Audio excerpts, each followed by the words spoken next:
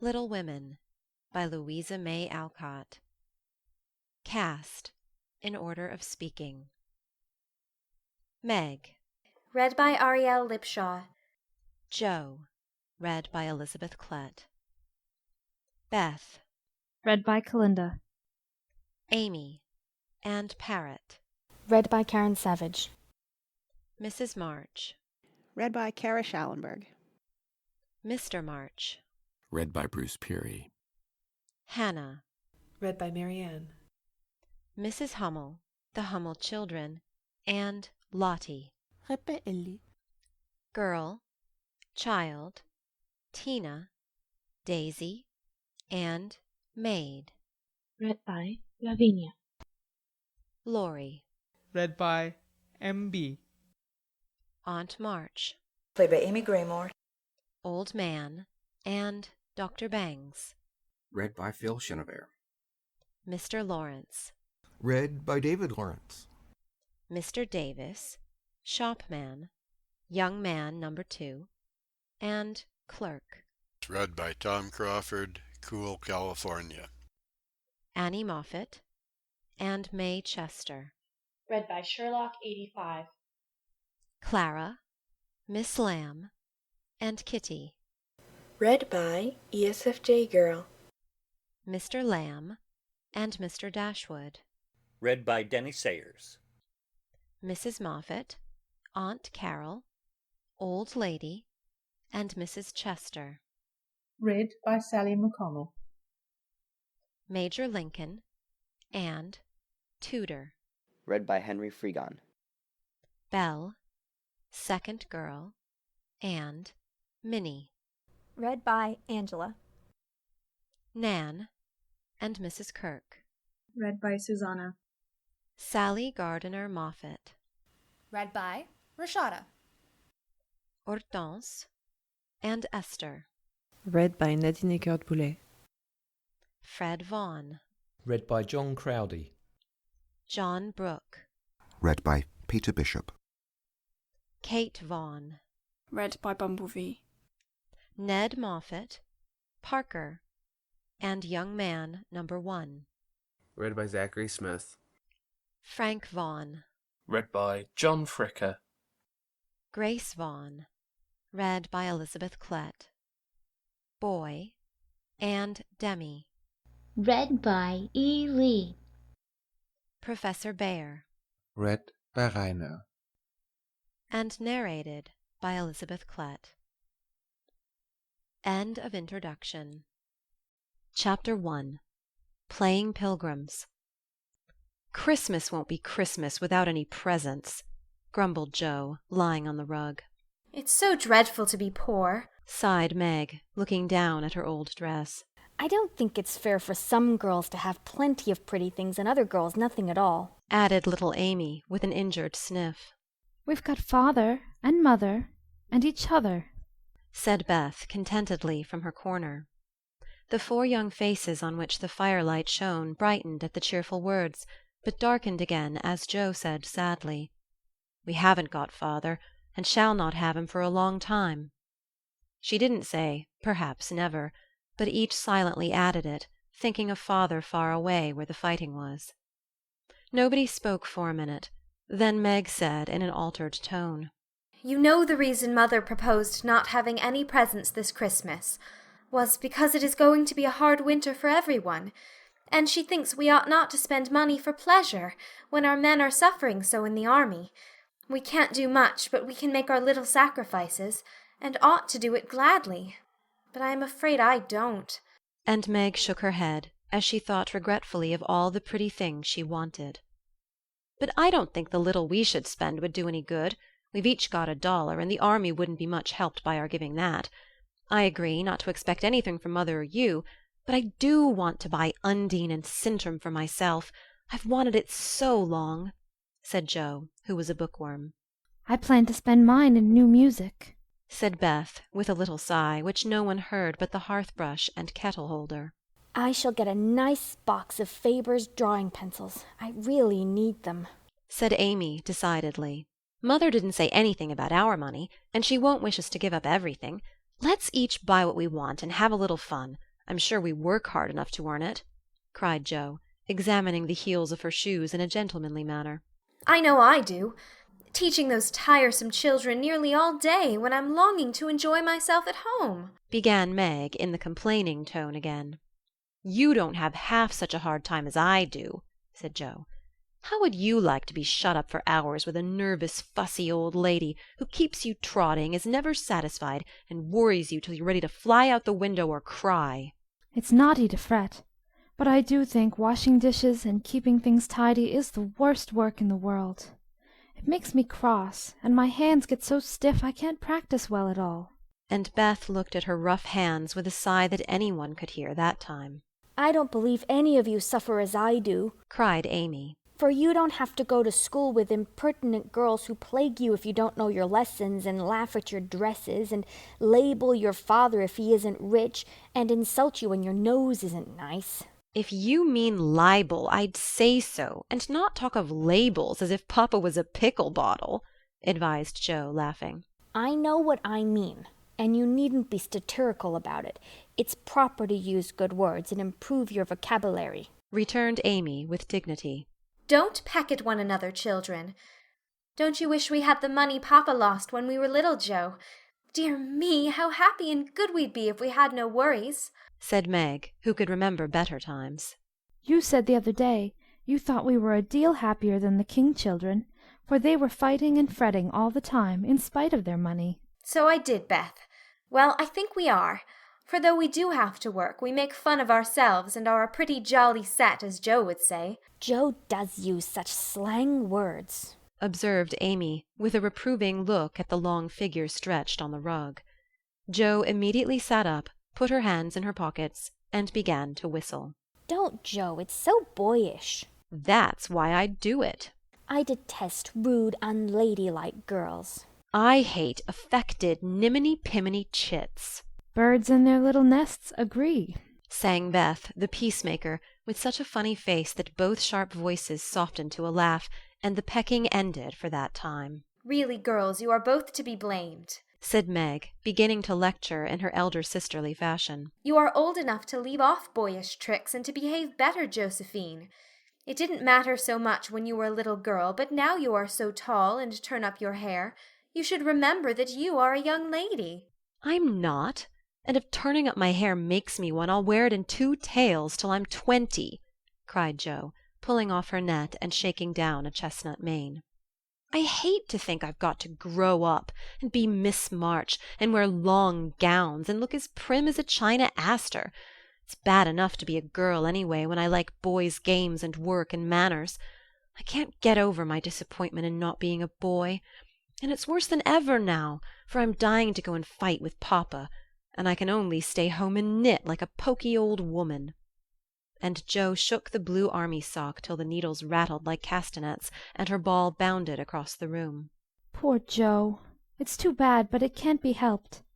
So you must try to be contented with making your name boyish, and playing brother to us girls, said Beth, stroking the rough head with a hand that all the dishwashing and dusting in the world could not make ungentle in its touch. As for you, Amy, continued Meg, you are altogether too particular and prim. Your airs are funny now, but you'll grow up an affected little goose if you don't take care. I like your nice manners and refined ways of speaking when you don't try to be elegant, but your absurd words are as bad as Joe's slang. If Joe is a tomboy, and Amy a goose, what am I, please? asked Beth, ready to share the lecture. You're a dear and nothing else, answered Meg warmly, and no one contradicted her, for the mouse was the pet of the family. As young readers like to know how people look, we will take this moment to give them a little sketch of the 4 sisters, who sat knitting away in the twilight, while the December snow fell quietly without, and the fire crackled cheerfully within. It was a comfortable room, though the carpet was faded and the furniture very plain, for a good picture or 2 hung on the walls, books filled the recesses, chrysanthemums and Christmas roses bloomed in the windows, and a pleasant atmosphere of home peace pervaded it. Margaret, the eldest of the 4, was 16, and very pretty, being plump and fair, with large eyes, plenty of soft brown hair, a sweet mouth, and white hands, of which she was rather vain. 15-year-old Jo was very tall, thin, and brown, and reminded one of a colt, for she never seemed to know what to do with her long limbs, which were very much in her way. She had a decided mouth, a comical nose, and sharp grey eyes, which appeared to see everything, and were by turns fierce, funny, or thoughtful. Her long, thick hair was her one beauty, but it was usually bundled into a net to be out of her way.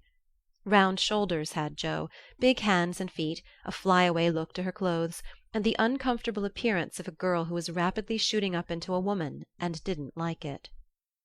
Elizabeth, or Beth, as everyone called her, was a rosy, smooth-haired, bright-eyed girl of 13, with a shy manner, a timid voice, and a peaceful expression which was seldom disturbed. Her father called her Little Miss Tranquillity, and the name suited her excellently, for she seemed to live in a happy world of her own, only venturing out to meet the few whom she trusted and loved. Amy, though the youngest, was a most important person, in her own opinion at least.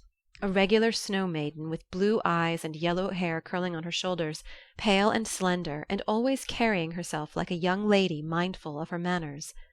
What the characters of the four sisters were we will leave to be found out. The clock struck 6, and having swept up the hearth, Beth put a pair of slippers down to warm. Somehow the sight of the old shoes had a good effect upon the girls, for mother was coming, and everyone brightened to welcome her. Meg stopped lecturing and lighted the lamp, Amy got out of the easy-chair without being asked, and Jo forgot how tired she was as she sat up to hold the slippers nearer to the blaze. "They are quite worn out. Marmee must have a new pair."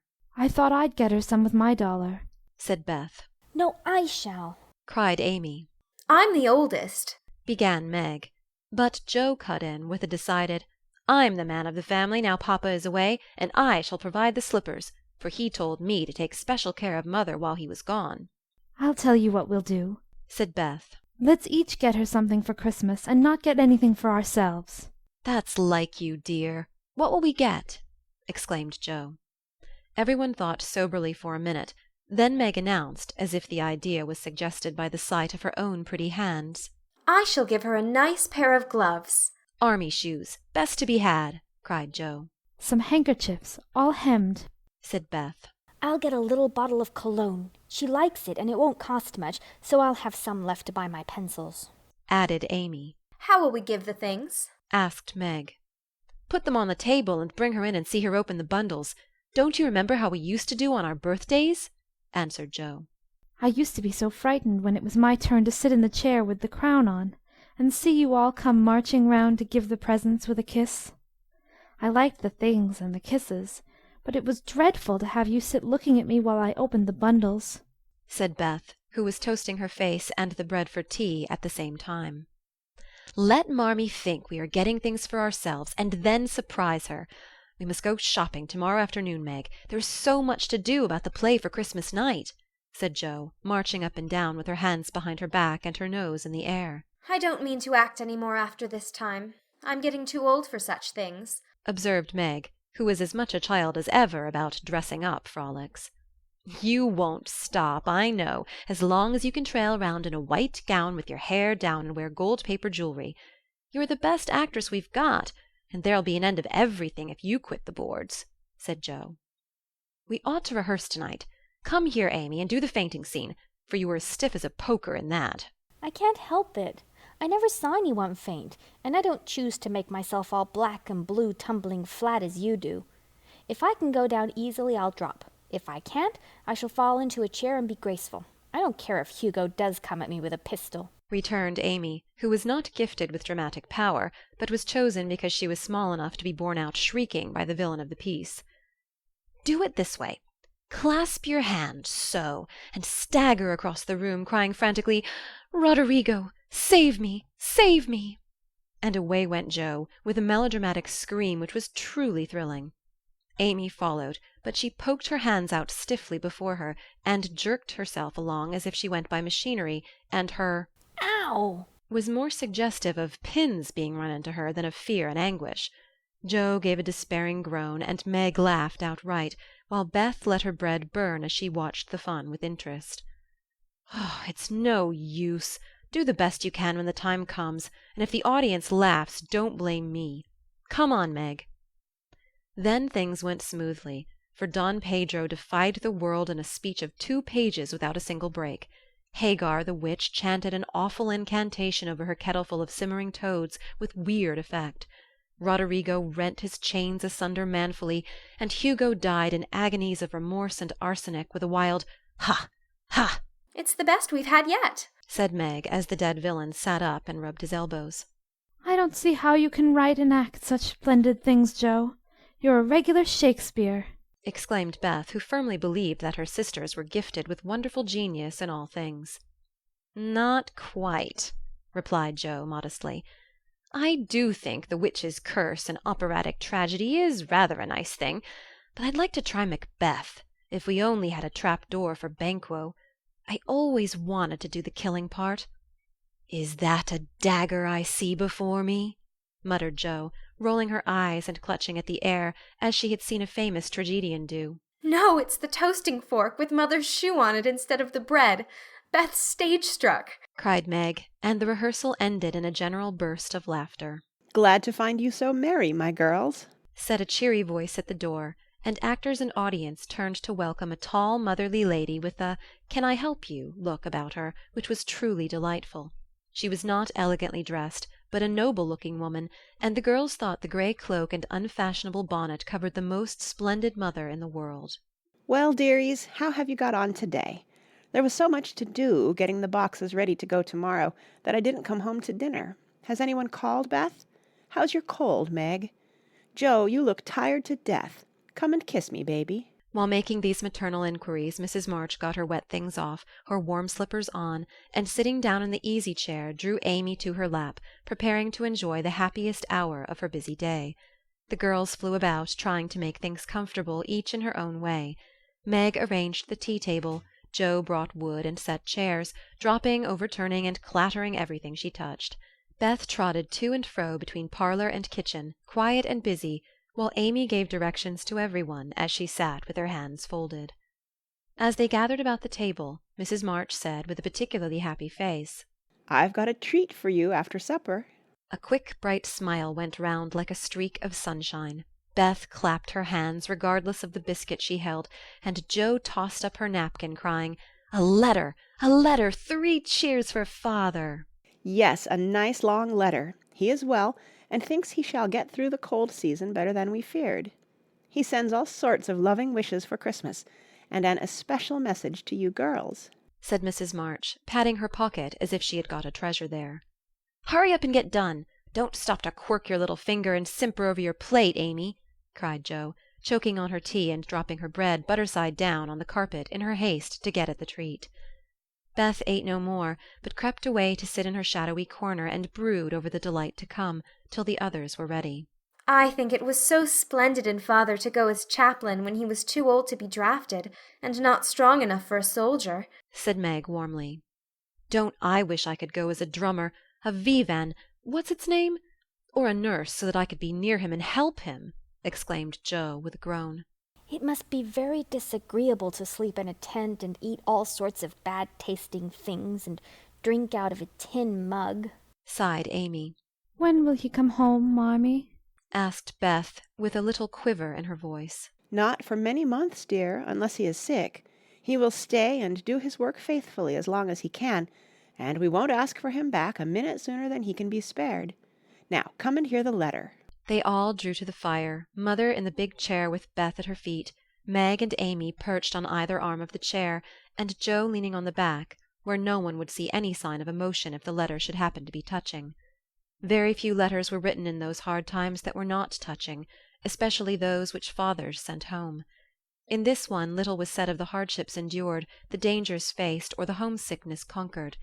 It was a cheerful, hopeful letter, full of lively descriptions of camp life, marches, and military news, and only at the end did the writer's heart overflow with fatherly love and longing for the little girls at home.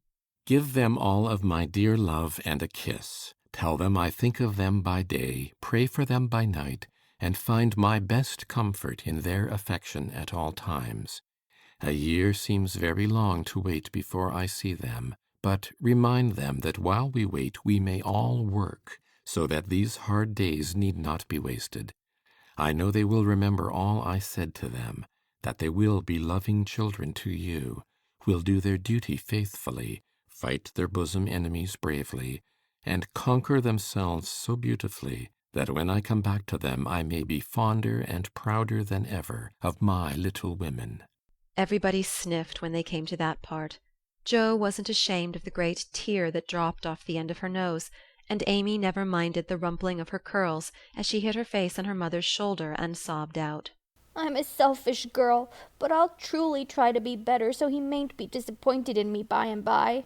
We all will, cried Meg. I think too much of my looks and hate to work, but won't any more if I can help it. I'll try and be what he loves to call me, a little woman, and not be rough and wild, but do my duty here instead of wanting to be somewhere else, said Jo, thinking that keeping her temper at home was a much harder task than facing a rebel or two down south. Beth said nothing, but wiped away her tears with the blue army sock and began to knit again with all her might, losing no time in doing the duty that lay nearest her, while she resolved in her quiet little soul to be all that father hoped to find her when the year brought round the happy coming home. Mrs. March broke the silence that followed Jo's words by saying in her cheery voice, Do you remember how you used to play Pilgrim's Progress when you were little things? Nothing delighted you more than to have me tie my piece bags on your backs for burdens, give you hats and sticks and rolls of paper, and let you travel through the house from the cellar, which was the city of destruction, up to the housetop, where you had all the lovely things you could collect to make a celestial city. What fun it was, especially going by the lions, fighting Apollyon, and passing through the valley where the hobgoblins were, said Jo. I liked the place where the bundles fell off and tumbled downstairs, said Meg. I don't remember much about it, except that I was afraid of the cellar and the dark entry, and always liked the cake and milk we had up at the top. If I wasn't too old for such things, I'd rather like to play it over again, said Amy, who began to talk of renouncing childish things at the mature age of 12. We never are too old for this, my dear, because it is a play we are playing all the time, in one way or another. Our burdens are here, our road is before us, and the longing for goodness and happiness is the guide that leads us through many troubles and mistakes to the peace which is a true celestial city. Now, my little pilgrims, suppose you begin again, not in play, but in earnest, and see how far on you can get before father comes home. Really, Mother? Where are our bundles? asked Amy, who was a very literal young lady. Each of you told what your burden was just now, except Beth. I rather think she hasn't got any, said her mother. Yes, I have. Mine is dishes and dusters, and envying girls with nice pianos, and being afraid of people. Beth's bundle was such a funny one that everybody wanted to laugh, but nobody did, for it would have hurt her feelings very much. Let us do it, said Meg thoughtfully. It is only another name for trying to be good, and the story may help us. For though we do want to be good, it's hard work, and we forget, and don't do our best. We were in the Slough of Despond tonight, and Mother came and pulled us out as Help did in the book. We ought to have our roll of directions, like Christian. What shall we do about that? asked Jo, delighted with the fancy which lent a little romance to the very dull task of doing her duty. Look under your pillows Christmas morning, and you will find your guidebook, replied Mrs. March. They talked over the new plan while old Hannah cleared the table, then out came the 4 little work-baskets, and the needles flew as the girls made sheets for Aunt March. It was uninteresting sewing, but tonight no one grumbled. They adopted Jo's plan of dividing the long seams into 4 parts, and calling the quarters Europe, Asia, Africa, and America, and in that way got on capitally, especially when they talked about the different countries as they stitched their way through them.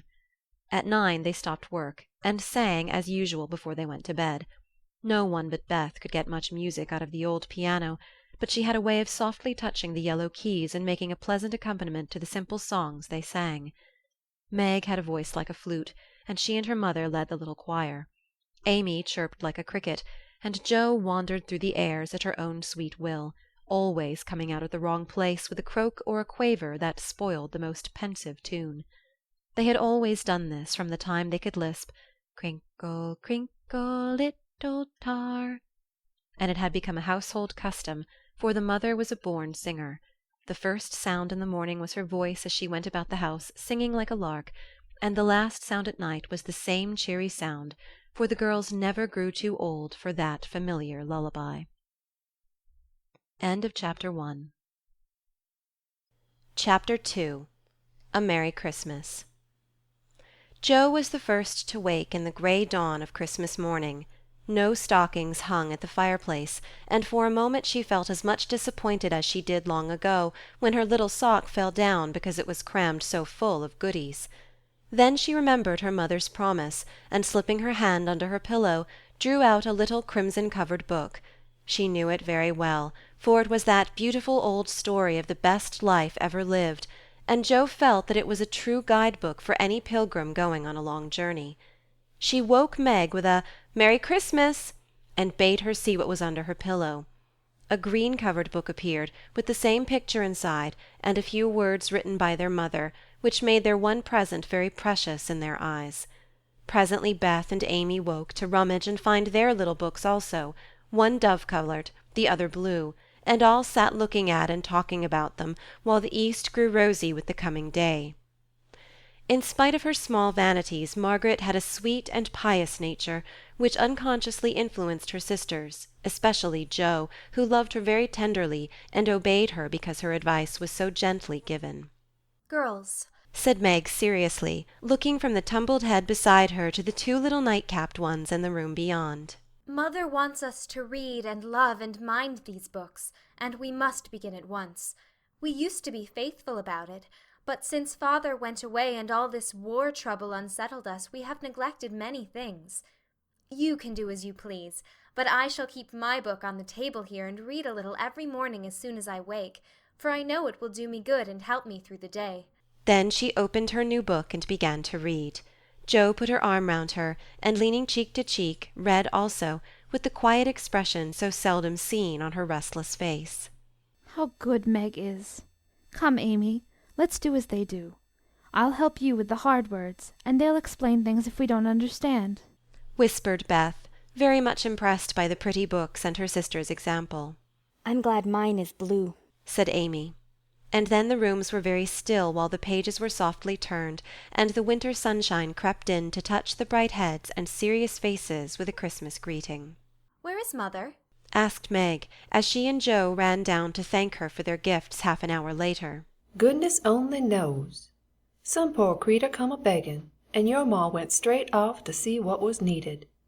There never was such a woman for giving away victuals and drink, clothes and firing," replied Hannah, who had lived with the family since Meg was born, and was considered by them all more as a friend than a servant. "She will be back soon, I think, so fry your cakes and have everything ready," said Meg, looking over the presents which were collected in a basket and kept under the sofa, ready to be produced at the proper time. "Why, where is Amy's bottle of cologne?" she added, as the little flask did not appear. "She took it out a minute ago, and went off with it to put a ribbon on it or some such notion," replied Jo, dancing about the room to take the first stiffness off the new army slippers. How nice my handkerchiefs look, don't they? Hannah washed and ironed them for me, and I marked them all myself, said Beth, looking proudly at the somewhat uneven letters which had cost her such labour. "Bless the child! She's gone and put Mother on them instead of M. March. How funny!" cried Jo, taking one up. "Isn't that right? I thought it was better to do it so, because Meg's initials are M.M., and I don't want anyone to use these but Marmee," said Beth, looking troubled. "It's all right, dear, and a very pretty idea. Quite sensible, too, for no one can ever mistake now. It will please her very much, I know," said Meg, with a frown for Jo and a smile for Beth. "There's Mother! Hide the basket, quick!" cried Jo, as a door slammed and steps sounded in the hall. Amy came in hastily, and looked rather abashed when she saw her sisters all waiting for her. "Where have you been, and what are you hiding behind you?" asked Meg, surprised to see by her hood and cloak that lazy Amy had been out so early. Don't laugh at me, Jo. I didn't mean anyone should know till the time came. I only meant to change the little bottle for a big one, and I gave all my money to get it, and I'm truly trying not to be selfish any more." As she spoke, Amy showed the handsome flask which replaced the cheap one, and looked so earnest and humble in her little effort to forget herself that Meg hugged her on the spot. Jo pronounced her a trump, while Beth ran to the window and picked her finest rose to ornament the stately bottle. You see, I felt ashamed of my present after reading and talking about being good this morning, so I ran round the corner and changed it the minute I was up, and I'm so glad, for mine is the handsomest now. Another bang of the street door sent the basket under the sofa, and the girls to the table, eager for breakfast. Merry Christmas, Marmee, many of them. Thank you for our books. We read some and mean to every day, they all cried in chorus. Merry Christmas, little daughters. I'm glad you began at once, and hope you'll keep on. But I want to say one word before we sit down. Not far away from here lies a poor woman with a little newborn baby. 6 children are huddled into one bed to keep from freezing, for they have no fire.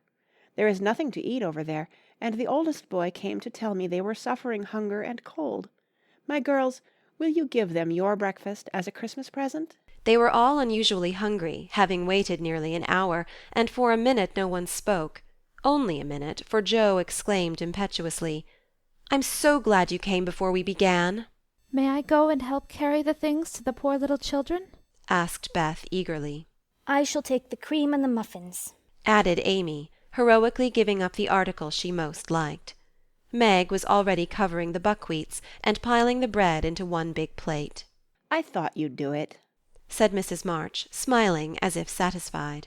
You shall all go and help me, and when we come back we will have bread and milk for breakfast, and make it up at dinner time. They were soon ready, and the procession set out. Fortunately it was early, and they went through the back streets, so few people saw them, and no one laughed at the queer party.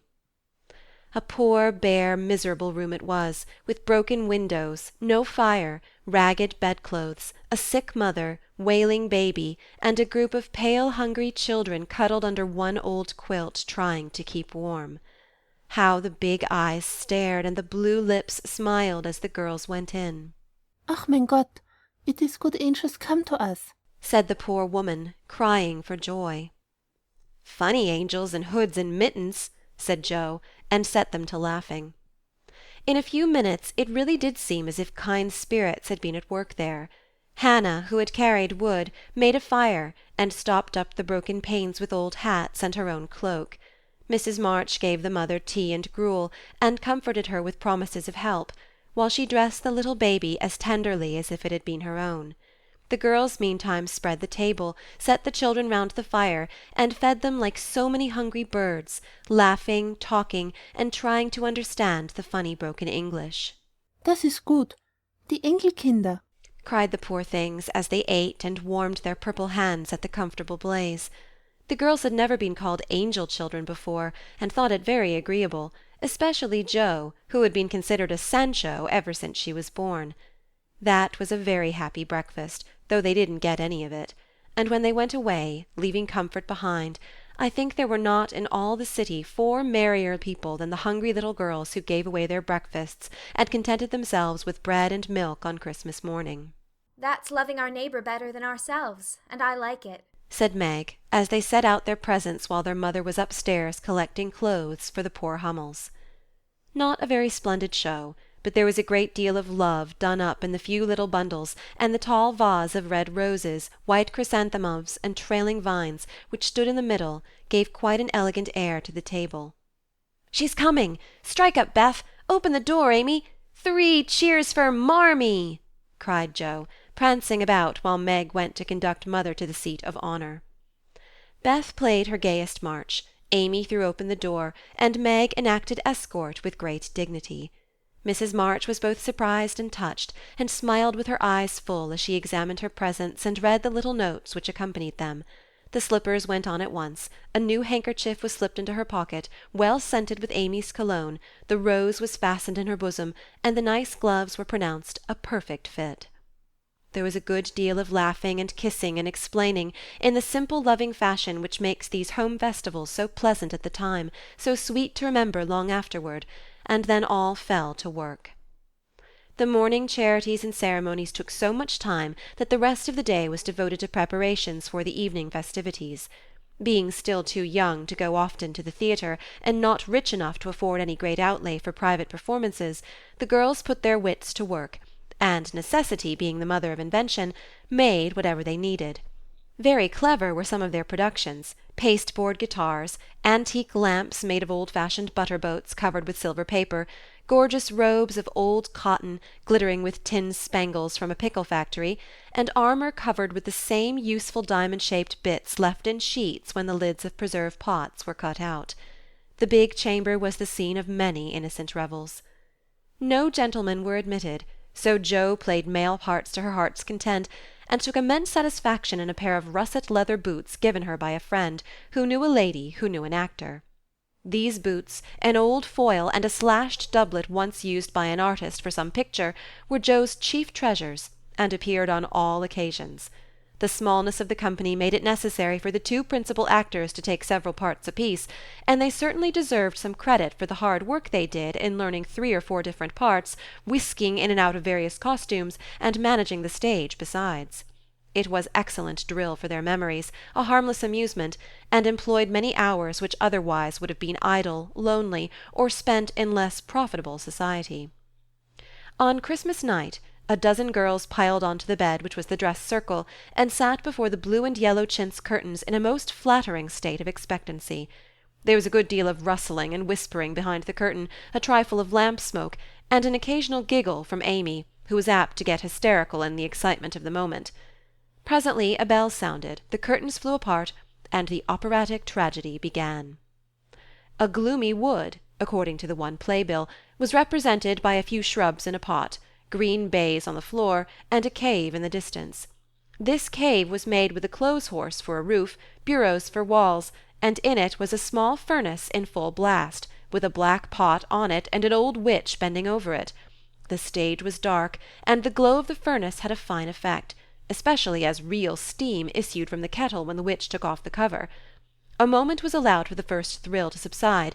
Then Hugo the villain stalked in with a clanking sword at his side, a slouching hat, black beard, mysterious cloak, and the boots.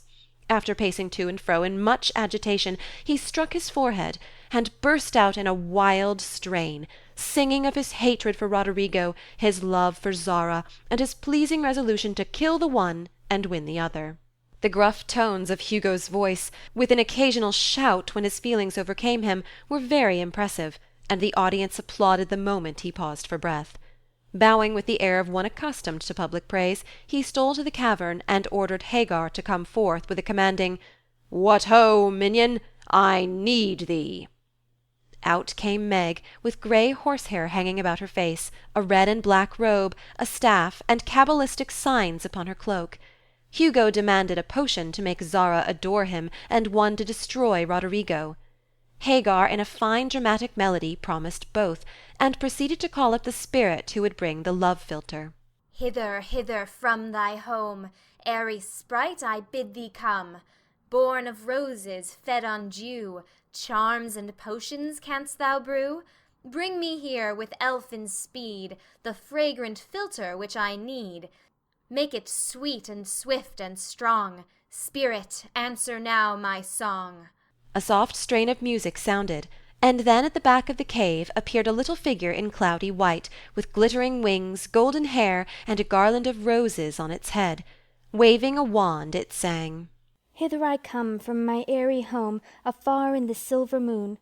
Take the magic spell and use it well, or its power will vanish soon."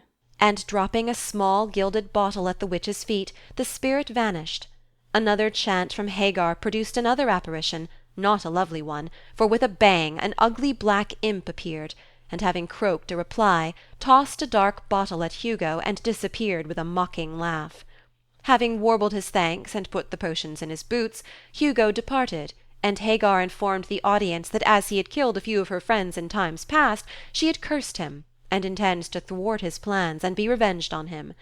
Then the curtain fell, and the audience reposed and ate candy while discussing the merits of the play. A good deal of hammering went on before the curtain rose again, but when it became evident what a masterpiece of stage carpentry had been got up, no one murmured at the delay. It was truly superb. A tower rose to the ceiling, half-way up appeared a window with a lamp burning in it, and behind the white curtain appeared Zara in a lovely blue and silver dress waiting for Roderigo. He came in gorgeous array, with plumed cap, red cloak, chestnut love-locks, a guitar, and the boots, of course. Kneeling at the foot of the tower, he sang a serenade in melting tones. Zara replied, and after a musical dialogue consented to fly. Then came the grand effect of the play. Roderigo produced a rope ladder with 5 steps to it, threw up one end, and invited Zara to descend. Timidly she crept from her lattice, put her hand on Roderigo's shoulder, and was about to leap gracefully down when, alas, alas for Zara, she forgot her train. It caught in the window, the tower tottered, leaned forward, fell with a crash, and buried the unhappy lovers in the ruins. A universal shriek arose as the russet boots waved wildly from the wreck, and a golden head emerged, exclaiming, "I told you so, I told you so." With wonderful presence of mind, Don Pedro, the cruel sire, rushed in, dragged out his daughter, with a hasty aside, "Don't laugh, act as if it was all right," and ordering Roderigo up, banished him from the kingdom with wrath and scorn. Though decidedly shaken by the fall from the tower upon him, Roderigo defied the old gentleman and refused to stir. This dauntless example fired Zara. She also defied her sire, and he ordered them both to the deepest dungeons of the castle. A stout little retainer came in with chains and led them away, looking very much frightened, and evidently forgetting the speech he ought to have made. Act third was the castle hall, and here Hagar appeared, having come to free the lovers and finish Hugo. She hears him coming and hides, sees him put the potion into 2 cups of wine, and bids the timid little servant, "Bear them to the captives in their cells, and tell them I shall come anon." The servant takes Hugo aside to tell him something, and Hagar changes the cups for 2 others, which are harmless. Ferdinando, the minion, carries them away, and Hagar puts back the cup which holds the poison meant for Roderigo. Hugo, getting thirsty after a long warble, drinks it, loses his wits, and after a good deal of clutching and stamping, falls flat and dies, while Hagar informs him what she has done in a song of exquisite power and melody. This was a truly thrilling scene, though some persons might have thought that the sudden tumbling down of a quantity of long red hair rather marred the effect of the villain's death. He was called before the curtain, and with great propriety appeared, leading Hagar, whose singing was considered more wonderful than all the rest of the performance put together. Act fourth displayed the despairing Roderigo on the point of stabbing himself because he has been told that Zara has deserted him. Just as the dagger is at his heart, a lovely song is sung under his window, informing him that Zara is true, but in danger, and he can save her if he will. A key is thrown in which unlocks the door, and in a spasm of rapture he tears off his chains and rushes away to find and rescue his lady love. Act fifth opened with a stormy scene between Zara and Don Pedro. He wishes her to go into a convent, but she won't hear of it, and after a touching appeal is about to faint when Roderigo dashes in and demands her hand. Don Pedro refuses because he is not rich. They shout and gesticulate tremendously, but cannot agree, and Roderigo is about to bear away the exhausted Zara, when the timid servant enters with a letter and a bag from Hagar, who has mysteriously disappeared. The latter informs the party that she bequeaths untold wealth to the young pair, and an awful doom to Don Pedro if he doesn't make them happy. The bag is opened, and several quarts of tin money shower down upon the stage, till it is quite glorified with the glitter. This entirely softens the stern sire. He consents without a murmur. All join in a joyful chorus, and the curtain falls upon the lovers kneeling to receive Don Pedro's blessing in attitudes of the most romantic grace. Tumultuous applause followed, but received an unexpected check, for the cot-bed on which the dress circle was built suddenly shut up and extinguished the enthusiastic audience. Roderigo and Don Pedro flew to the rescue, and all were taken out unhurt, though many were speechless with laughter. The excitement had hardly subsided when Hannah appeared with Mrs. March's compliments. And would the ladies walk down to supper? This was a surprise even to the actors, and when they saw the table they looked at one another in rapturous amazement. It was like Marmee to get up a little treat for them, but anything so fine as this was unheard of since the departed days of plenty. There was ice cream, actually 2 dishes of it, pink and white, and cake and fruit, and distracting French bonbons, and in the middle of the table 4 great bouquets of hothouse flowers. It quite took their breath away, and they stared first at the table and then at their mother, who looked as if she enjoyed it immensely. "Is it fairies?" asked Amy. "Santa Claus," said Beth. "Mother did it," And Meg smiled her sweetest, in spite of her grey beard and white eyebrows. "Aunt March had a good fit and sent the supper," cried Joe, with sudden inspiration. "All wrong. Old Mr. Laurence sent it," replied Mrs. March. The Laurence boy's grandfather? What in the world put such a thing into his head? We don't know him," exclaimed Meg. "Hannah told one of his servants about your breakfast party. He is an odd old gentleman, but that pleased him. He knew my father years ago, and he sent me a polite note this afternoon, saying he hoped I would allow him to express his friendly feeling toward my children by sending them a few trifles in honor of the day. I could not refuse, and so you have a little feast at night to make up for the bread and milk breakfast." "That boy put it into his head. I know he did. He's a capital fellow, and I wish we could get acquainted. He looks as if he'd like to know us, but he's bashful, and Meg is so prim she won't let me speak to him when we pass," said Joe, as the plates went round, and the ice began to melt out of sight, with oohs and ahs of satisfaction. You mean the people who live in the big house next door, don't you? asked one of the girls. My mother knows old Mr. Laurence, but says he's very proud and doesn't like to mix with his neighbors. He keeps his grandson shut up when he isn't riding or walking with his tutor, and makes him study very hard. We invited him to our party, but he didn't come. Mother says he's very nice, though he never speaks to us girls. Our cat ran away once, and he brought her back, and we talked over the fence, and were getting on capitally, all about cricket and so on, when he saw Meg coming and walked off. I mean to know him some day, for he needs fun, I'm sure he does," said Joe decidedly. "I like his manners, and he looks like a little gentleman, so I've no objection to your knowing him if a proper opportunity comes. He brought the flowers himself, and I should have asked him in if I had been sure what was going on upstairs. He looked so wistful as he went away, hearing the frolic and evidently having none of his own." "It's a mercy you didn't, mother," laughed Joe, looking at her boots. "But we'll have another play some time that he can see.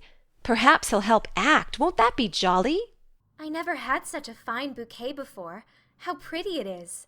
And Meg examined her flowers with great interest. "They are lovely, but Beth's roses are sweeter to me," said Mrs. March, smelling the half-dead posy in her belt. Beth nestled up to her and whispered softly, "I wish I could send my bunch to father. I'm afraid he isn't having such a Merry Christmas as we are." End of Chapter 2. Chapter 3. The Laurence Boy. "Joe! Joe, where are you?" cried Meg at the foot of the garret stairs. "Here," answered a husky voice from above, and running up, Meg found her sister eating apples and crying over the heir of Redcliffe, wrapped up in a comforter on an old three-legged sofa by the sunny window. This was Joe's favourite refuge, and here she loved to retire with half a dozen russets and a nice book, to enjoy the quiet and the society of a pet rat who lived near by and didn't mind her a particle. As Meg appeared, Scrabble whisked into his hole. Joe shook the tears off her cheeks and waited to hear the news. "Such fun! Only see! A regular note of invitation from Mrs. Gardner for tomorrow night," cried Meg, waving the precious paper and then proceeding to read it with girlish delight. "Mrs. Gardner would be happy to see Miss March and Miss Josephine at a little dance on New Year's Eve. Marmee is willing we should go. Now what shall we wear?" "What's the use of asking that, when you know we shall wear our poplins because we haven't got anything else?" answered Joe, with her mouth full. "If I only had a silk," sighed Meg. "Mother says I may when I'm 18, perhaps, but 2 years is an everlasting time to wait." "I'm sure our pops look like silk, and they are nice enough for us. Yours is as good as new, but I forgot the burn and the tear in mine. Whatever shall I do? The burn shows badly, and I can't take any out." "You must sit still all you can and keep your back out of sight. The front is all right. I shall have a new ribbon for my hair, and Marmee will lend me her little pearl pin, and my new slippers are lovely, and my gloves will do, though they aren't as nice as I'd like." "Mine are spoiled with lemonade, and I can't get any new ones, so I shall have to go without," said Joe, who never troubled herself much about dress. "You must have gloves, or I won't go," cried Meg decidedly. Gloves are more important than anything else. You can't dance without them, and if you don't, I should be so mortified. Then I'll stay still. I don't care much for company dancing. It's no fun to go sailing round. I like to fly about and cut capers. You can't ask Mother for new ones. They are so expensive, and you are so careless. She said when you spoiled the others that she shouldn't get you any more this winter. Can't you make them do? I can hold them crumpled up in my hand so no one will know how stained they are. That's all I can do. No, I'll tell you how we can manage. Each wear one good one and carry a bad one, don't you see? Your hands are bigger than mine, and you will stretch my glove dreadfully, began Meg, whose gloves were a tender point with her. Then I'll go without. I don't care what people say, cried Jo, taking up her book. You may have it, you may. Only don't stain it, and do behave nicely. Don't put your hands behind you, or stare, or say Christopher Columbus, will you? Don't worry about me. I'll be as prim as I can and not get into any scrapes if I can help it. Now go and answer your note, and let me finish this splendid story. So Meg went away to accept with thanks, look over her dress, and sing blithely as she did up her one real lace frill, while Jo finished her story, her 4 apples, and had a game of romps with Scrabble. On New Year's Eve the parlour was deserted, for the 2 younger girls played dressing-maids, and the 2 elder were absorbed in the all-important business of getting ready for the party. Simple as the toilets were, there was a great deal of running up and down, laughing and talking, and at one time a strong smell of burnt hair pervaded the house. Meg wanted a few curls about her face, and Jo undertook to pinch the papered locks with a pair of hot tongs. "Ought they to smoke like that?" asked Beth from her perch on the bed. "It's the dampness drying," replied Jo. "What a queer smell! It's like burnt feathers," observed Amy, smoothing her own pretty curls with a superior air. "There now, I'll take off the papers, and you'll see a cloud of little ringlets," said Jo, putting down the tongs. She did take off the papers, but no cloud of ringlets appeared, for the hair came with the papers, and the horrified hairdresser laid a row of little scorched bundles on the bureau before her victim. Oh, what have you done? I'm spoiled. I can't go. My hair! Oh, my hair! Wailed Meg, looking with despair at the uneven frizzle on her forehead. Oh, just my luck. You shouldn't have asked me to do it. I always spoil everything. I'm so sorry, but the tongs were too hot, and so I've made a mess, groaned poor Jo, regarding the little black pancakes with tears of regret. "It isn't spoiled. Just frizzle it and tie your ribbon so the ends come on your forehead a bit, and it will look like the last fashion. I've seen many girls do it so," said Amy consolingly. Serves me right for trying to be fine. I wish I'd let my hair alone, cried Meg petulantly. "So do I. It was so smooth and pretty. But it will soon grow out again," said Beth, coming to kiss and comfort the shorn sheep. After various lesser mishaps, Meg was finished at last, and by the united exertions of the entire family, Jo's hair was got up and her dress on.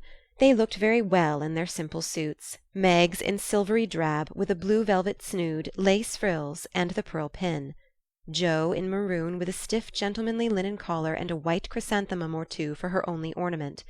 Each put on one nice light glove, and carried one soiled one, and all pronounced the effect quite easy and fine.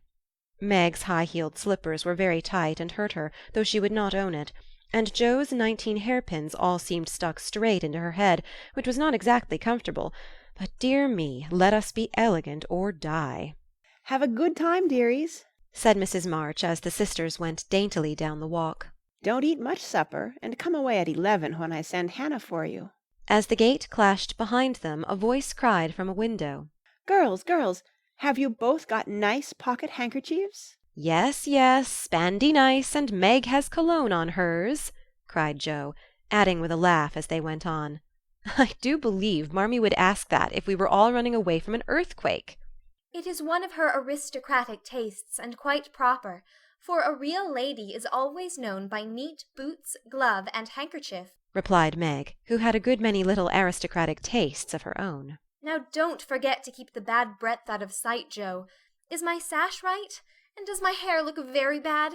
said Meg as she turned from the glass in Mrs. Gardiner's dressing-room after a prolonged prink. I know I shall forget. If you see me doing anything wrong, just remind me by a wink, will you?" returned Joe, giving her collar a twitch and her head a hasty brush. No, winking isn't ladylike. I'll lift my eyebrows if anything is wrong, and nod if you are all right. Now hold your shoulders straight and take short steps, and don't shake hands if you are introduced to anyone. It isn't the thing. How do you learn all the proper ways? I never can. Isn't that music gay? Down they went, feeling a trifle timid, for they seldom went to parties, and informal as this little gathering was, it was an event to them. Mrs. Gardiner, a stately old lady, greeted them kindly and handed them over to the eldest of her 6 daughters. Meg knew Sally and was at her ease very soon, but Jo, who didn't care much for girls or girlish gossip, stood about with her back carefully against the wall, and felt as much out of place as a colt in a flower garden. Half a dozen jovial lads were talking about skates in another part of the room, and she longed to go and join them, for skating was one of the joys of her life. She telegraphed her wish to Meg, but the eyebrows went up so alarmingly that she dared not stir. No one came to talk to her, and one by one the group dwindled away till she was left alone. She could not roam about and amuse herself, for the burned breath would show, so she stared at people rather forlornly till the dancing began. Meg was asked at once, and the tight slippers tripped about so briskly that none would have guessed the pain their wearer suffered smilingly. Jo saw a big red-headed youth approaching her corner, and fearing he meant to engage her, she slipped into a curtained recess, intending to peep and enjoy herself in peace. Unfortunately, another bashful person had chosen the same refuge, for as the curtain fell behind her, she found herself face to face with the Laurence Boy. Dear me, I didn't know anyone was here," stammered Jo, preparing to back out as speedily as she had bounced in. But the boy laughed and said pleasantly, though he looked a little startled, "Don't mind me. Stay if you like." "Shan't I disturb you?" "Not a bit. I only came here because I don't know many people and felt rather strange at first, you know." "So did I. Don't go away, please, unless you'd rather." The boy sat down again and looked at his pumps, till Jo said, trying to be polite and easy, "I think I've had the pleasure of seeing you before. You live near us, don't you?" "Next door." And he looked up and laughed outright, for Jo's prim manner was rather funny when he remembered how they had chatted about cricket when he brought the cat home. That put Jo at her ease, and she laughed too, as she said in her heartiest way, "We did have such a good time over your nice Christmas present." "Grandpa sent it." "But you put it into his head, didn't you now?" "How is your cat, Miss March?" asked the boy, trying to look sober while his black eyes shone with fun. "Nicely, thank you, Mr. Laurence, but I am not Miss March. I'm only Jo," returned the young lady. "I'm not Mr. Laurence. I'm only Laurie." "Laurie Lawrence? What an odd name." "My first name is Theodore, but I don't like it, for the fellows called me Dora, so I made them say Laurie instead." I hate my name too. So sentimental. I wish everyone would say Jo instead of Josephine. How did you make the boys stop calling you Dora?" "I thrashed them." "I can't thrash Aunt March, so I suppose I shall have to bear it." And Jo resigned herself with a sigh. "Don't you like to dance, Miss Jo?" asked Laurie, looking as if he thought the name suited her. "I like it well enough if there is plenty of room and everyone is lively. In a place like this I'm sure to upset something, tread on people's toes, or do something dreadful, so I keep out of mischief and let Meg sail about. Don't you dance?" "Sometimes. You see, I've been abroad a good many years and haven't been into company enough yet to know how you do things here." "Abroad!" cried Jo. "Oh, tell me about it. I love dearly to hear people describe their travels." Laurie didn't seem to know where to begin, but Jo's eager questions soon set him going, and he told her how he had been at school in Vevey, where the boys never wore hats, and had a fleet of boats on the lake, and for holiday fun went on walking trips about Switzerland with their teachers. "Don't I wish I'd been there!" cried Jo. "Did you go to Paris?" "We spent last winter there." "Can you talk French?" "We're not allowed to speak anything else at Vevey." "Oh, do say some. I can read it, but can't pronounce." "Quelle nomme cette jeune demoiselle en les pantoufles jolies?" "How nicely you do it! Let me see, you said, 'Who is the young lady in the pretty slippers?' Didn't you?" "Oui, mademoiselle." "It's my sister Margaret, and you knew it was. Do you think she's pretty?" "Yes, she makes me think of the German girls. She looks so fresh and quiet, and dances like a lady." Jo quite glowed with pleasure at this boyish praise of her sister, and started up to repeat to Meg. Both peeped and criticized and chatted till they felt like old acquaintances. Laurie's bashfulness soon wore off, for Jo's gentlemanly demeanour amused and set him at his ease, and Jo was her merry self again, because her dress was forgotten and nobody lifted their eyebrows at her. She liked the Laurence boy better than ever, and took several good looks at him, so that she might describe him to the girls, for they had no brothers, very few male cousins, and boys were almost unknown creatures to them. Curly black hair, brown skin, big black eyes, handsome nose, fine teeth, small hands and feet, taller than I am, very polite for a boy, and altogether jolly. Wonder how old he is. It was on the tip of Jo's tongue to ask, but she checked herself in time, and with unusual tact tried to find out in a roundabout way. I suppose you're going to college soon. I see you pegging away at your books. No, I mean studying hard. And Jo blushed at the dreadful pegging which had escaped her. Laurie smiled but didn't seem shocked, and answered with a shrug. Oh, not for a year or two. I won't go before 17 anyway.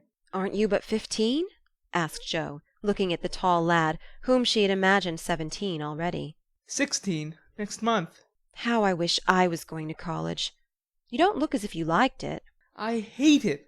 Nothing but grinding or skylarking. And I don't like the way fellows do either in this country. What do you like? To live in Italy and enjoy myself in my own way. Jo wanted very much to ask what his own way was, but his black brows looked rather threatening as he knit them, so she changed the subject by saying, as her foot kept time, "That's a splendid polka. Won't you go and try it?" If you will come too. He answered with a gallant little bow. "I can't, for I told Meg I wouldn't because—" There Jo stopped and looked undecided whether to tell or to laugh. Because what? You won't tell? Never. Well, I have a bad trick of standing before the fire, and so I burn my frocks, and I scorched this one, and though it's nicely mended, it shows, and Meg told me to keep still so no one would see it.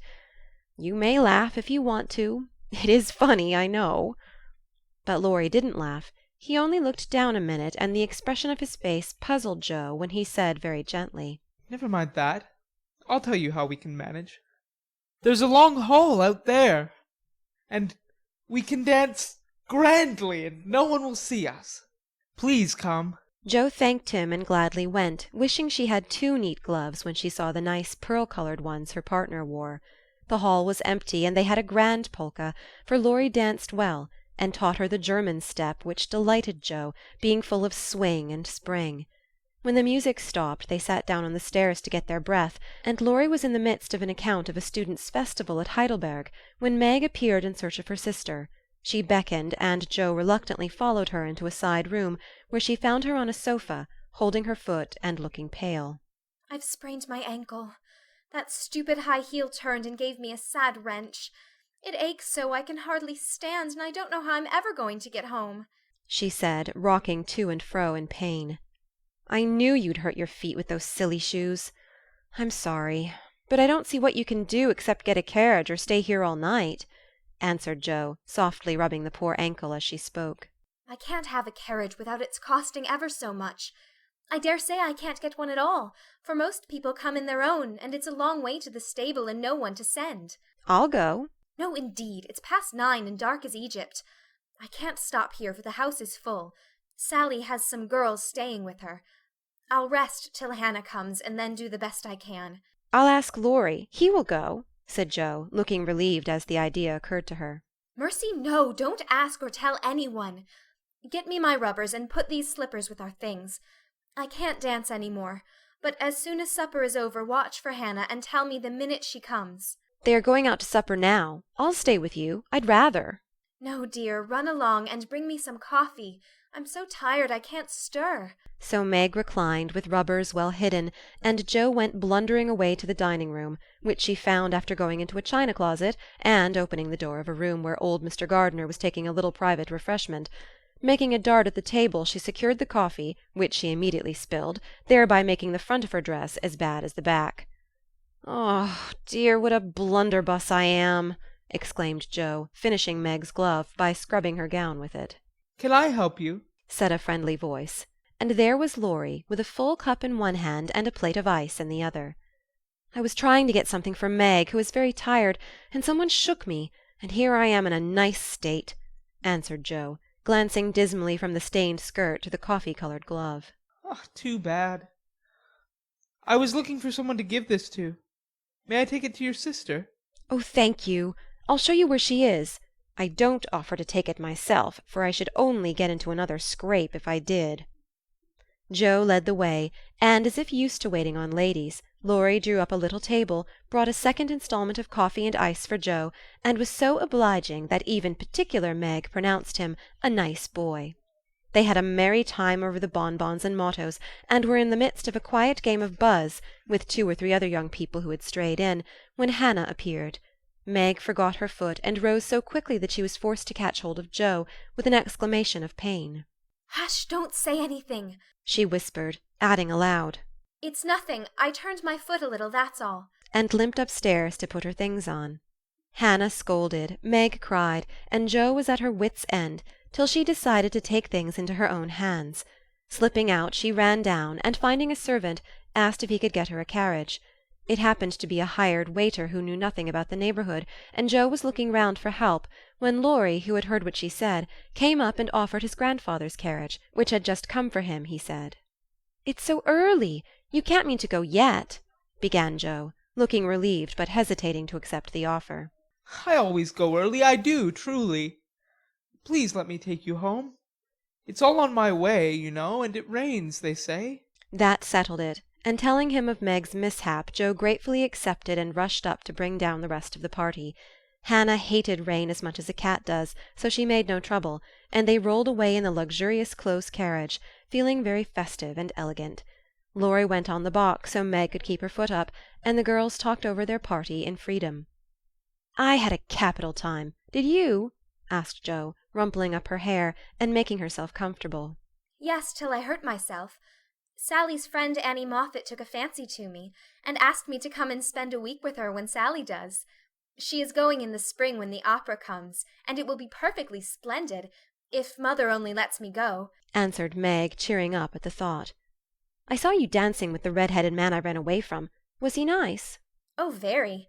His hair is auburn, not red, and he was very polite, and I had a delicious redowa with him." "He looked like a grasshopper in a fit when he did the new step. Laurie and I couldn't help laughing. Did you hear us?" "No, but it was very rude. What were you about all that time, hidden away there?" Joe told her adventures, and by the time she had finished they were at home. With many thanks they said good night and crept in, hoping to disturb no one, but the instant their door creaked, 2 little nightcaps bobbed up, and 2 sleepy but eager voices cried out. With what Meg called a great want of manners, Joe had saved some bonbons for the little girls, and they soon subsided after hearing the most thrilling events of the evening. "I declare, it really seems like being a fine young lady, to come home from the party in a carriage and sit in my dressing gown with a maid to wait on me," said Meg, as Joe bound up her foot with arnica and brushed her hair.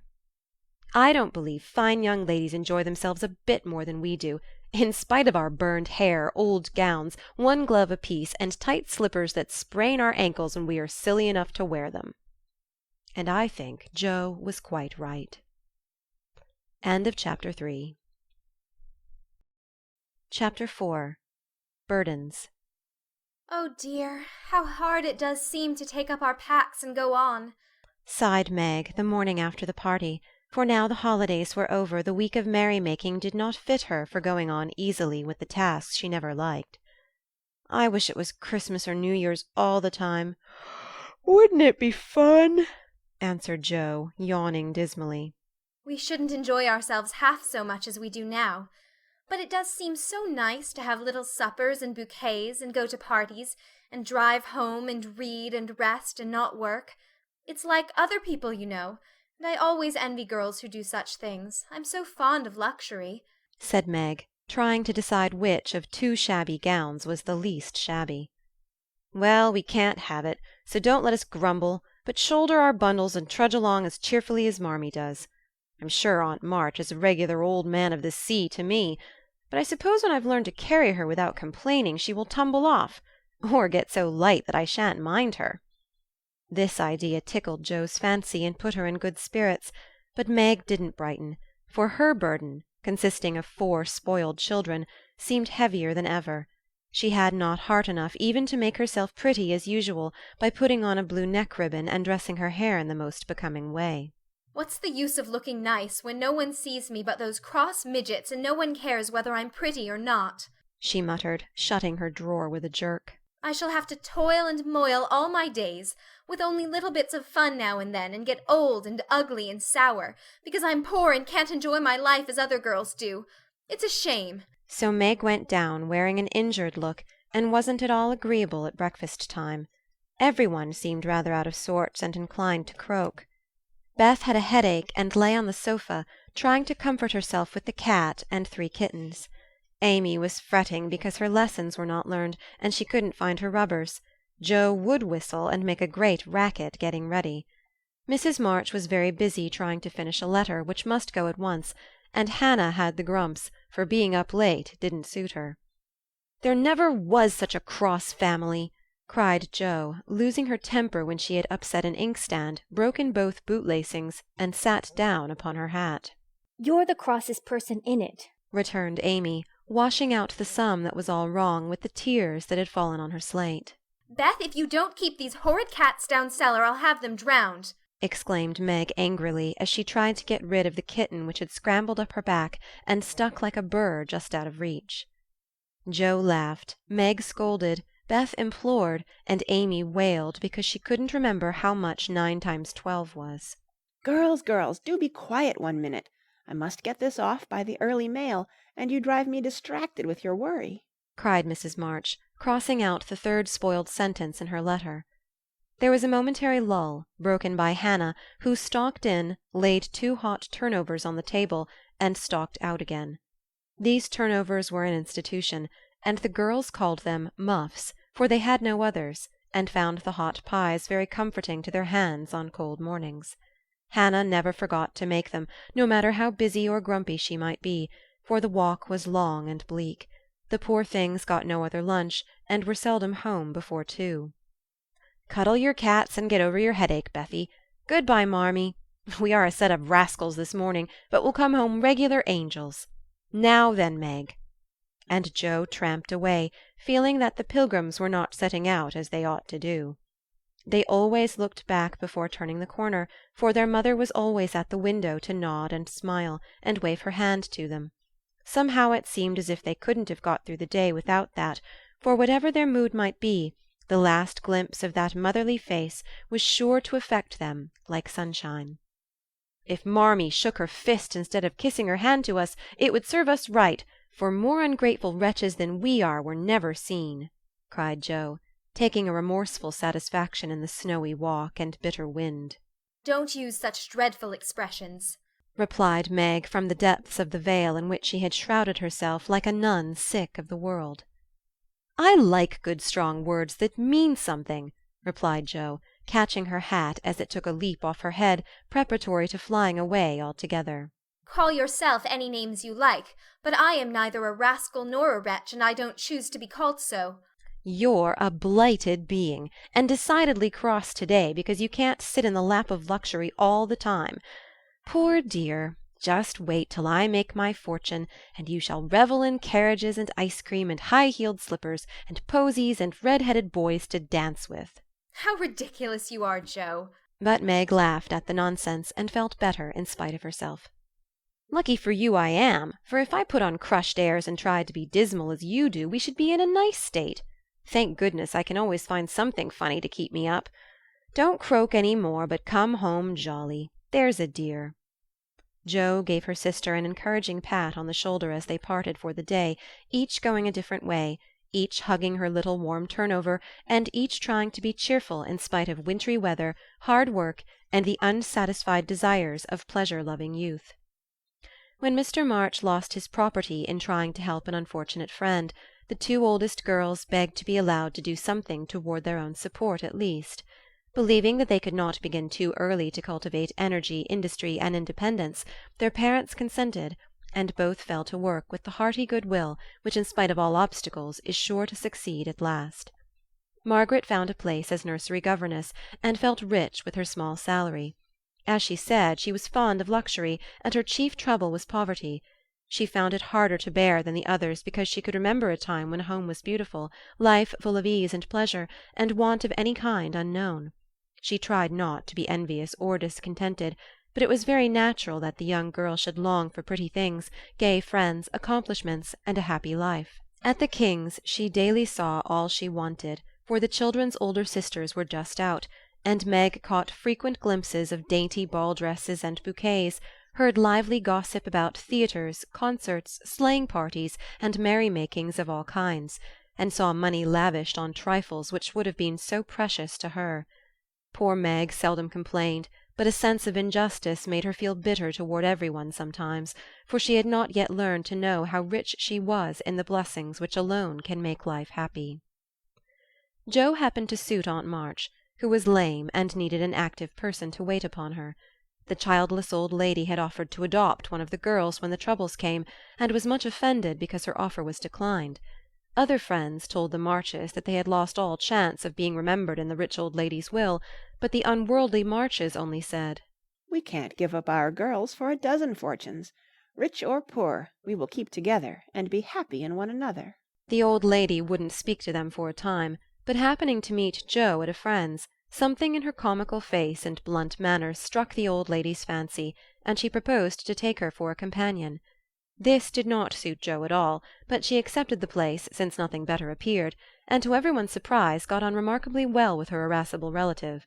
There was an occasional tempest, and once Jo marched home, declaring she couldn't bear it longer, but Aunt March always cleared up quickly, and sent for her to come back again with such urgency that she could not refuse, for in her heart she rather liked the peppery old lady.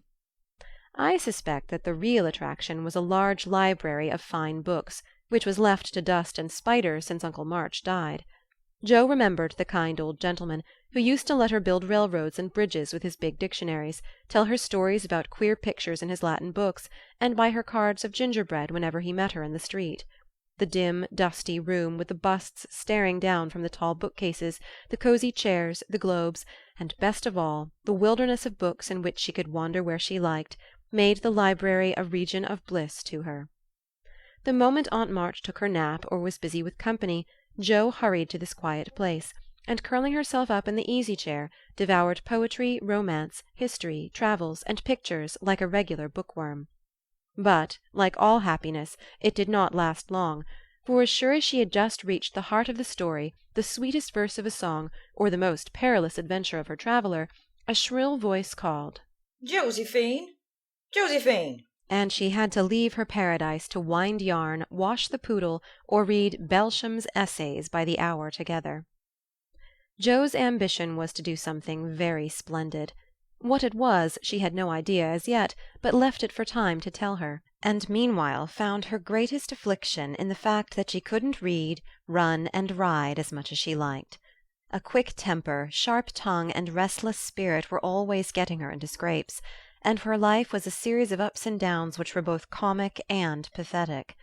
But the training she received at Aunt March's was just what she needed, and the thought that she was doing something to support herself made her happy in spite of the perpetual "Josephine!" Beth was too bashful to go to school. It had been tried, but she suffered so much that it was given up, and she did her lessons at home with her father. Even when he went away and her mother was called to devote her skill and energy to soldiers' aid societies, Beth went on faithfully by herself and did the best she could. She was a housewifely little creature, and helped Hannah keep home neat and comfortable for the workers, never thinking of any reward but to be loved. Long, quiet days she spent, not lonely nor idle, for her little world was peopled with imaginary friends, and she was by nature a busy bee. There were 6 dolls to be taken up and dressed every morning, for Beth was a child still, and loved her pets as well as ever. Not one whole or handsome among them. All were outcasts, till Beth took them in, for when her sisters outgrew these idols they passed to her, because Amy would have nothing old or ugly. Beth cherished them all the more tenderly for that very reason, and set up a hospital for infirm dolls.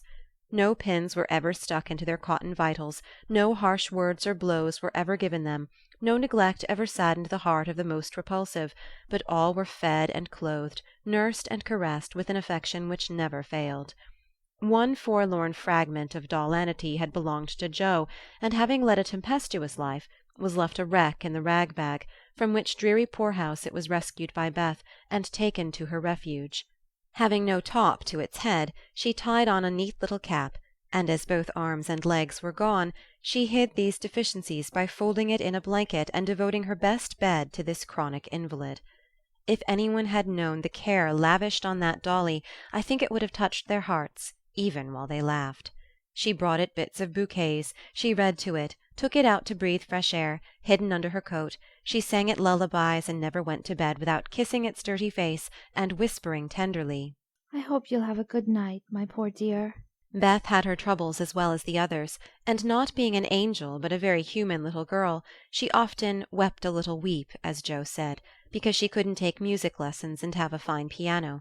She loved music so dearly, tried so hard to learn, and practiced away so patiently at the jingling old instrument, that it did seem as if someone, not to hint Aunt March, ought to help her. Nobody did, however, and nobody saw Beth wipe the tears off the yellow keys that wouldn't keep in tune when she was all alone.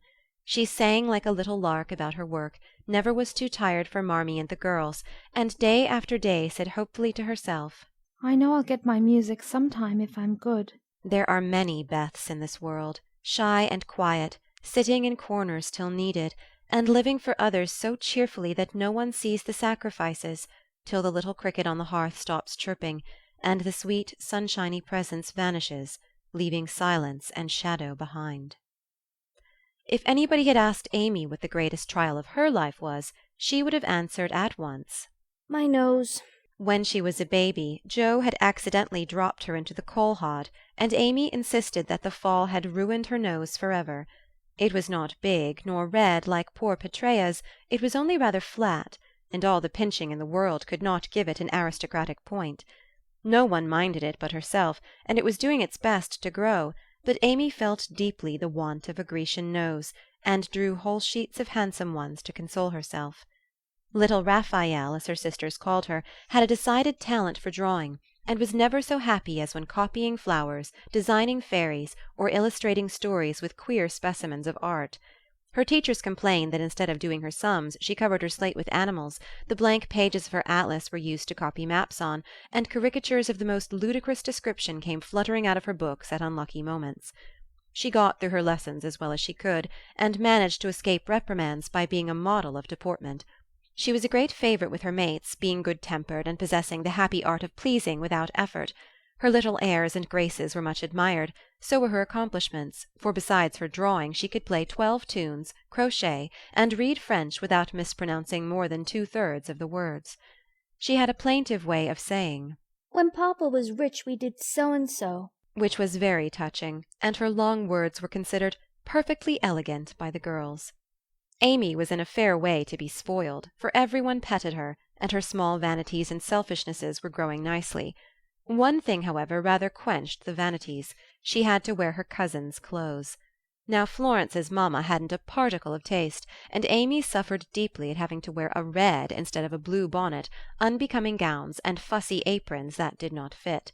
Everything was good, well made, and little worn, but Amy's artistic eyes were much afflicted, especially this winter, when her school dress was a dull purple with yellow dots and no trimming. My only comfort, she said to Meg with tears in her eyes, is that Mother doesn't take tucks in my dresses whenever I'm naughty, as Maria Perks's mother does. My dear, it's really dreadful, for sometimes she is so bad her frock is up to her knees, and she can't come to school. When I think of this degradation, I feel that I can bear even my flat nose and purple gown with yellow skyrockets on it. Meg was Amy's confidant and monitor, and by some strange attraction of opposites, Jo was gentle Beth's. To Jo alone did the shy child tell her thoughts, and over her big harum-scarum sister Beth unconsciously exercised more influence than any one in the family. The 2 older girls were a great deal to one another, but each took one of the younger sisters into her keeping and watched over her in her own way. Playing mother, they called it, and put their sisters in the places of discarded dolls with the maternal instinct of little women. Has anybody got anything to tell? It's been such a dismal day, I'm really dying for some amusement, said Meg as they sat sewing together that evening. I had a queer time with Aunt today, and as I got the best of it, I'll tell you about it. began Joe, who dearly loved to tell stories. "I was reading that everlasting Belsham, and droning away as I always do, for Aunt soon drops off, and then I take out some nice book and read like fury till she wakes up. I actually made myself sleepy, and before she began to nod I gave such a gape that she asked me what I meant by opening my mouth wide enough to take the whole book in at once. 'I wish I could and be done with it,' said I, trying not to be saucy. Then she gave me a long lecture on my sins, and told me to sit and think them over while she just lost herself for a moment. She never finds herself very soon, so the minute her cap began to bob like a top-heavy dahlia, I whipped the Vicar of Wakefield out of my pocket and read away, with one eye on him and one on Aunt. I just got to where they all tumbled into the water when I forgot and laughed out loud. Aunt woke up, and, being more good-natured after her nap, told me to read a bit and show what frivolous work I preferred to the worthy and instructive Belsham. I did my very best, and she liked it, though she only said, 'I don't understand what it's all about. Go back and begin it, child.' Back I went, and made the primroses as interesting as ever I could. Once I was wicked enough to stop in a thrilling place and say meekly, 'I am afraid it tires you, ma'am. Shan't I stop now?' She caught up her knitting, which had dropped out of her hands, gave me a sharp look through her specs, and said in her short way, 'Finish the chapter, and don't be impertinent, miss.' Did she own she liked it? asked Meg. Oh, bless you, no, but she let old Belsham rest, and when I ran back after my gloves this afternoon, there she was, so hard at the vicar that she didn't hear me laugh as I danced a jig in the hall because of the good time coming. What a pleasant life she might have if only she chose! I don't envy her much, in spite of her money, for after all rich people have about as many worries as poor ones, I think," added Joe. That reminds me, said Meg, that I've got something to tell. It isn't funny like Joe's story, but I thought about it a good deal as I came home. At the King's today I found everybody in a flurry, and one of the children said that her oldest brother had done something dreadful, and Papa had sent him away. I heard Mrs. King crying and Mr. King talking very loud, and Grace and Ellen turned away their faces when they passed me, so I shouldn't see how red and swollen their eyes were. I didn't ask any questions, of course, but I felt so sorry for them, and was rather glad I hadn't any wild brothers to do wicked things and disgrace the family. I think being disgraced in school is a great deal tryinger than anything bad boys can do, said Amy, shaking her head as if her experience of life had been a deep one. Susie Perkins came to school today with a lovely red carnelian ring. I wanted it dreadfully and wished I was her with all my might. Well, she drew a picture of Mr. Davis with a monstrous nose and a hump and the words, "Young ladies, my eye is upon you," coming out of his mouth in a balloon thing. We were laughing over it when all of a sudden his eye was on us, and he ordered Susie to bring up her slate. She was paralyzed with fright, but she went. And oh, what do you think he did? He took her by the ear. The ear! Just fancy how horrid! And led her to the recitation platform and made her stand there half an hour, holding the slate so everyone could see. Didn't the girls laugh at the picture? asked Joe, who relished the scrape. Laugh? Not one. They sat still as mice, and Susie cried quarts, I know she did. I didn't envy her then, for I felt that millions of carnelian rings wouldn't have made me happy after that. I never should have got over such a agonizing mortification. And Amy went on with her work in the proud consciousness of virtue and the successful utterance of 2 long words in a breath. I saw something I liked this morning, and I meant to tell it at dinner, but I forgot, said Beth, putting Joe's topsy-turvy basket in order as she talked. When I went to get some oysters for Hannah, Mr. Laurence was in the fish shop, but he didn't see me, for I kept behind the fish barrel, and he was busy with Mr. Cutter the fishman. A poor woman came in with a pail and a mop and asked Mr. Cutter if he would let her do some scrubbing for a bit of fish, because she hadn't any dinner for her children and had been disappointed of a day's work. Mr. Cutter was in a hurry and said no rather crossly, so she was going away, looking hungry and sorry, when Mr. Laurence hooked up a big fish with the crooked end of his cane and held it out to her. She was so glad and surprised she took it right into her arms and thanked him over and over. He told her to go along and cook it, and she hurried off so happy. Wasn't it good of him? Oh, she did look so funny, hugging the big slippery fish, and hoping Mr. Lawrence's bed in heaven would be easy. When they had laughed at Beth's story, they asked their mother for one, and after a moment's thought, she said soberly, As I sat cutting out blue flannel jackets to-day at the rooms, I felt very anxious about father, and thought how lonely and helpless we should be if anything happened to him. It was not a wise thing to do, but I kept on worrying till an old man came in with an order for some clothes. He sat down near me, and I began to talk to him, for he looked poor and tired and anxious. Have you sons in the army? I asked, for the note he brought was not to me. Yes, ma'am, I had 4, but 2 were killed. One is a prisoner, and I'm going to the other, who is very sick in the Washington hospital, he answered quietly.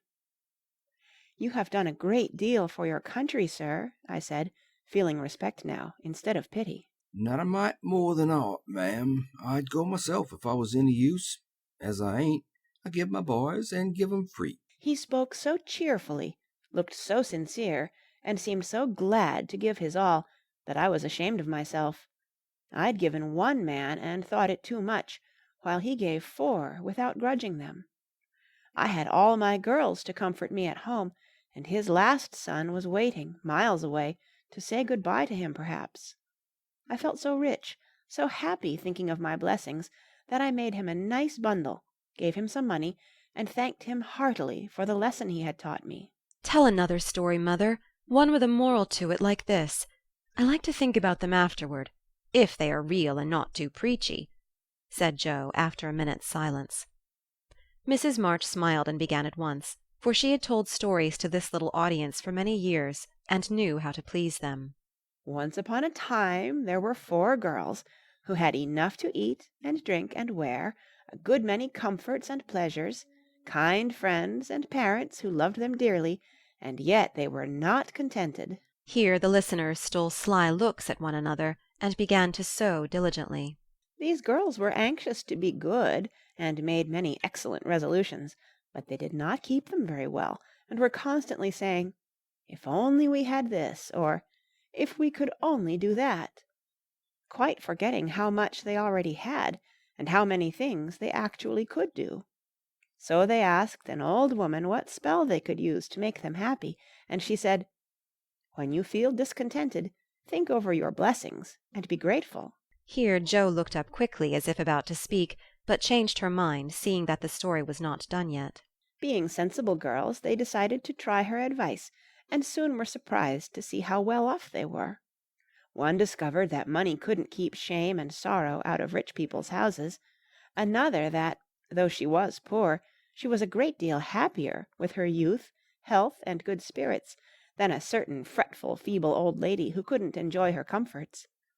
A third that, disagreeable as it was to help get dinner, it was harder still to go begging for it. And the fourth, that even carnelian rings were not so valuable as good behavior. So they agreed to stop complaining, to enjoy the blessings already possessed, and try to deserve them, lest they should be taken away entirely instead of increased, and I believe they were never disappointed or sorry that they took the old woman's advice. Now, Marmee, that is very cunning of you to turn our own stories against us and give us a sermon instead of a romance, cried Meg. I like that kind of sermon. It's the sort Father used to tell us, said Beth thoughtfully, putting the needles straight on Joe's cushion. I don't complain near as much as the others do, and I shall be more careful than ever now, for I've had warning from Susie's downfall, said Amy morally.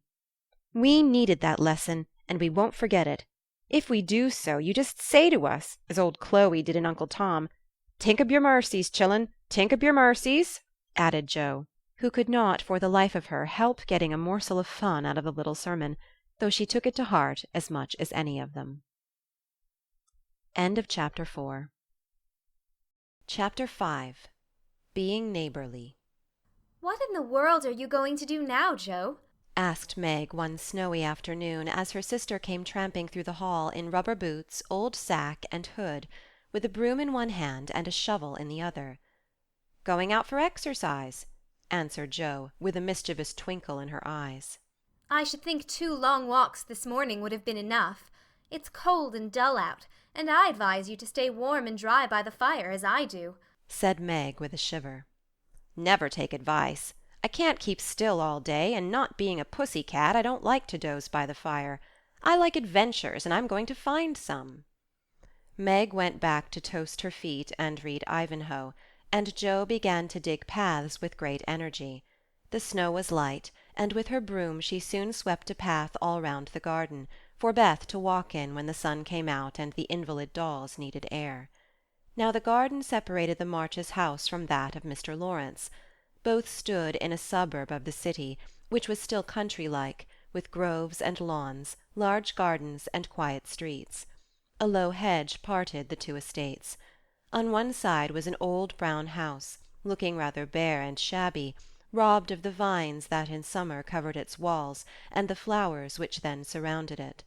On the other side was a stately stone mansion, plainly betokening every sort of comfort and luxury, from the big coach-house and well-kept grounds to the conservatory and the glimpses of lovely things one caught between the rich curtains. Yet it seemed a lonely, lifeless sort of house, for no children frolicked on the lawn, no motherly face ever smiled at the windows, and few people went in and out, except the old gentleman and his grandson. To Jo's lively fancy this fine house seemed a kind of enchanted palace, full of splendours and delights which no one enjoyed. She had long wanted to behold these hidden glories, and to know the Laurence boy, who looked as if he would like to be known, if he only knew how to begin. Since the party she had been more eager than ever, and had planned many ways of making friends with him, but he had not been seen lately, and Jo began to think he had gone away, when she one day spied a brown face at an upper window, looking wistfully down into their garden, where Beth and Amy were snowballing one another. "That boy is suffering for society and fun," she said to herself. "His grandpa does not know what's good for him, and keeps him shut up all alone. He needs a party of jolly boys to play with, or somebody young and lively. I've a great mind to go over and tell the old gentleman so." The idea amused Jo, who liked to do daring things and was always scandalizing Meg by her queer performances. The plan of going over was not forgotten, and when the snowy afternoon came, Jo resolved to try what could be done. She saw Mr. Laurence drive off, and then sallied out to dig her way down to the hedge, where she paused and took a survey. All quiet, curtains down at the lower windows, servants out of sight, and nothing human visible but a curly black head leaning on a thin hand at the upper window. "There he is," thought Jo. "Poor boy! All alone and sick this dismal day. It's a shame. I'll toss up a snowball and make him look out, and then say a kind word to him."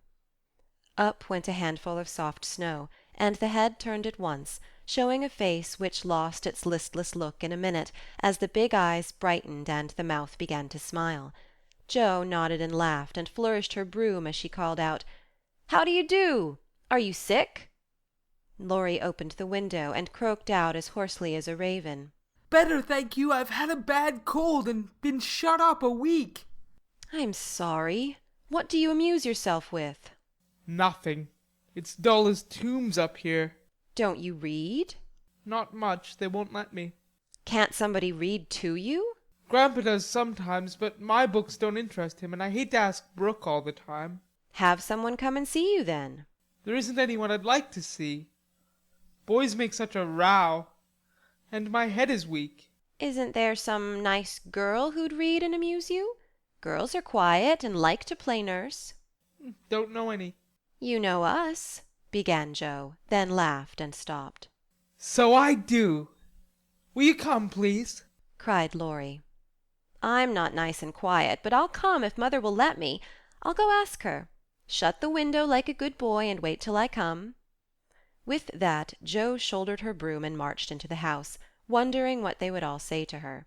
Laurie was in a flutter of excitement at the idea of having company, and flew about to get ready, for, as Mrs. March said, he was a little gentleman, and did honour to the coming guest by brushing his curly pate, putting on a fresh colour, and trying to tidy up the room, which, in spite of half a dozen servants, was anything but neat.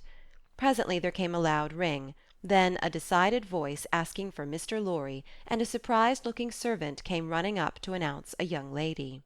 "All right, show her up. It's Miss Jo," said Laurie, going to the door of his little parlour to meet Jo, who appeared looking rosy and quite at her ease, with a covered dish in one hand and Beth's 3 kittens in the other. "Here I am, bag and baggage," she said briskly. "Mother sent her love and was glad if I could do anything for you. Meg wanted me to bring some of her blancmange. She makes it very nicely. And Beth thought her cats would be comforting. I knew you'd laugh at them, but I couldn't refuse. She was so anxious to do something." It so happened that Beth's funny loan was just the thing, for in laughing over the kits Laurie forgot his bashfulness and grew sociable at once. "That looks too pretty to eat," he said, smiling with pleasure as Joe uncovered the dish and showed the blancmange, surrounded by a garland of green leaves and the scarlet flowers of Amy's pet geranium. "It isn't anything, only they all felt kindly and wanted to show it. Tell the girl to put it away for your tea. It's so simple that you can eat it, and being soft, it will slip down without hurting your sore throat. What a cozy room this is!" "It might be if it was kept nice, but the maids are lazy, and I don't know how to make them mind. It worries me, though." "I'll write it up in 2 minutes, for it only needs to have the hearth brushed so, and the things made straight on the mantelpiece so, and the books put here, and the bottles there, and your sofa turned from the light, and the pillows plumped up a bit. Now then, you're fixed." And so he was, for as she laughed and talked, Joe had whisked things into place and given quite a different air to the room. Laurie watched her in respectful silence, and when she beckoned him to his sofa, he sat down with a sigh of satisfaction, saying gratefully, "How kind you are! Yes, that's what it wanted. Now please take the big chair, and let me do something to amuse my company." "No, I came to amuse you. Shall I read aloud?" And Joe looked affectionately toward some inviting books near by. "Thank you. I've read all those, and if you don't mind, I'd rather talk," answered Laurie. "Not a bit. I'll talk all day if you'll only set me going. Beth says I never know when to stop." "Is Beth the rosy one who stays at home a good deal and sometimes goes out with a little basket?" asked Laurie with interest. "Yes, that's Beth.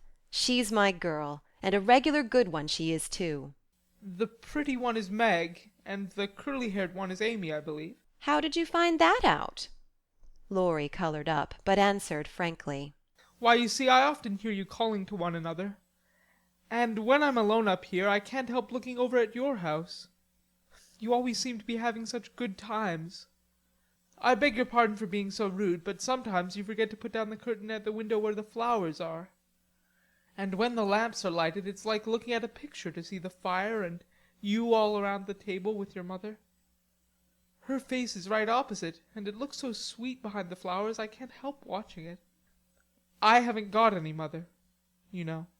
And Laurie poked the fire to hide a little twitching of the lips that he could not control. The solitary, hungry look in his eyes went straight to Joe's warm heart. She had been so simply taught that there was no nonsense in her head, and at 15 she was as innocent and frank as any child. Laurie was sick and lonely, and feeling how rich she was in home and happiness, she gladly tried to share it with him. Her face was very friendly, and her sharp voice unusually gentle as she said, "We'll never draw that curtain any more, and I give you leave to look as much as you like. I just wish, though, instead of peeping, you'd come over and see us. Mother is so splendid, she'd do you heaps of good, and Beth would sing to you if I begged her to, and Amy would dance. Meg and I would make you laugh over our funny stage properties, and we'd have jolly times. Wouldn't your grandpa let you?" "I think he would if your mother asked him. He's very kind, though he does not look so, and he lets me do what I like pretty much, only he's afraid I might be a bother to strangers," began Laurie, brightening more and more. "We are not strangers. We are neighbours, and you needn't think you'd be a bother. We want to know you, and I've been trying to do this ever so long. We haven't been here a great while, you know, but we've got acquainted with all our neighbours but you." "You see, Grandpa lives among his books and doesn't much mind what happens outside.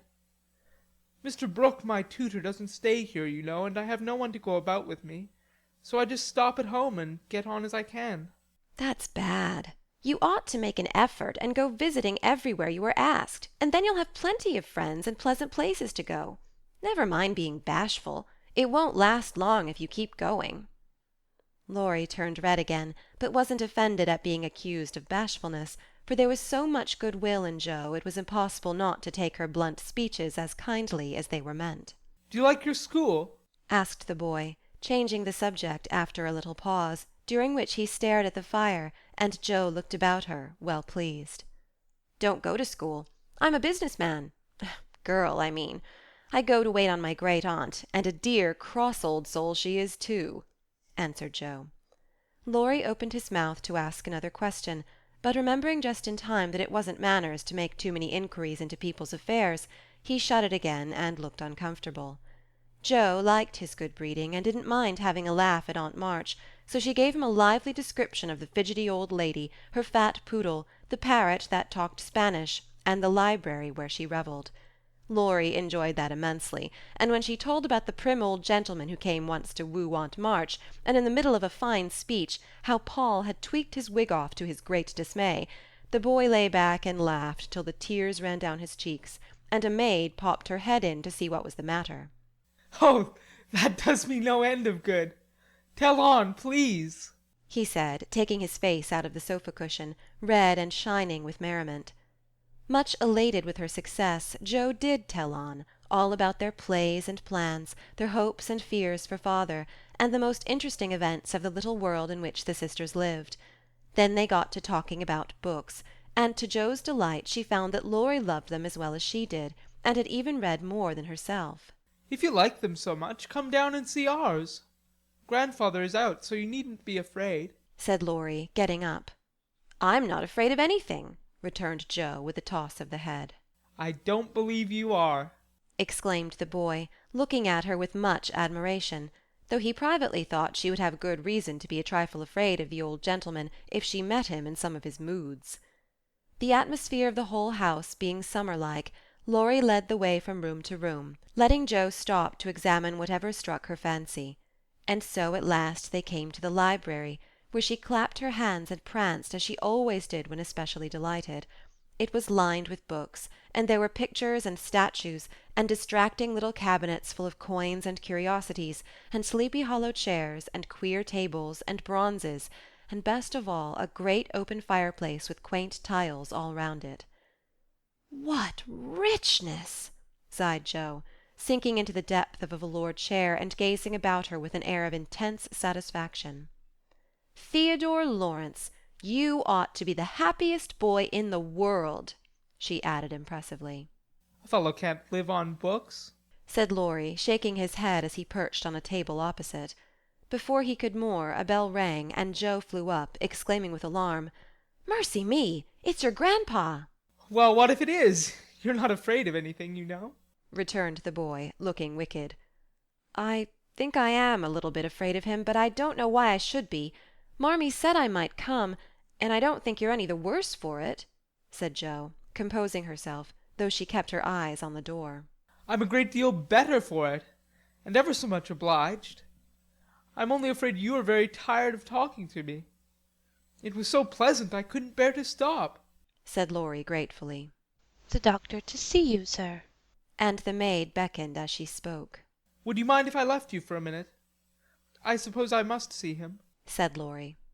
"Don't mind me. I'm as happy as a cricket here," answered Joe. Laurie went away, and his guest amused herself in her own way. She was standing before a fine portrait of the old gentleman when the door opened again, and without turning she said decidedly, "I'm sure now that I shouldn't be afraid of him, for he's got kind eyes, though his mouth is grim, and he looks as if he had a tremendous will of his own. He isn't as handsome as my grandfather, but I like him," Thank you, ma'am, said a gruff voice behind her, and there, to her great dismay, stood old Mr. Laurence. Poor Joe blushed till she couldn't blush any redder, and her heart began to beat uncomfortably fast as she thought what she had said.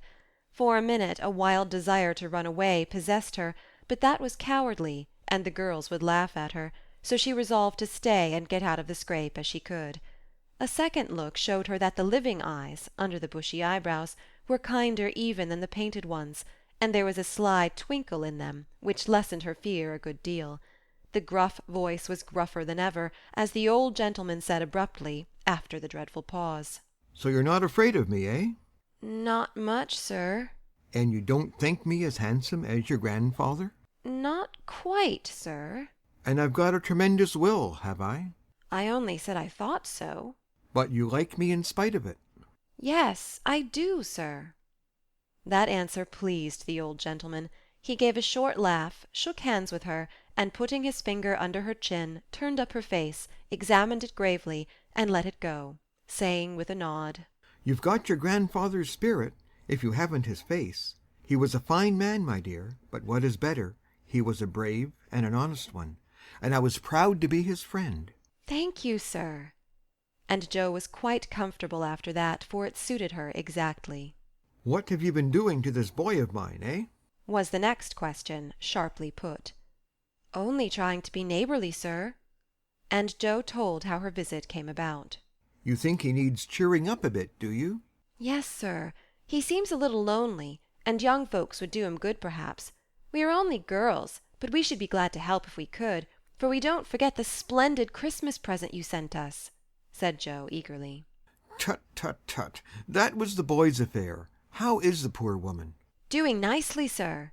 And off went Jo, talking very fast as she told all about the Hummels, in whom her mother had interested richer friends than they were. "Just her father's way of doing good. I shall come and see your mother some fine day. Tell her so. There's the tea bell. We have it early on the boy's account. Come down and go on being neighbourly." "If you'd like to have me, sir." "Shouldn't ask you if I didn't." And Mr. Laurence offered her his arm with old-fashioned courtesy. "What would Meg say to this?"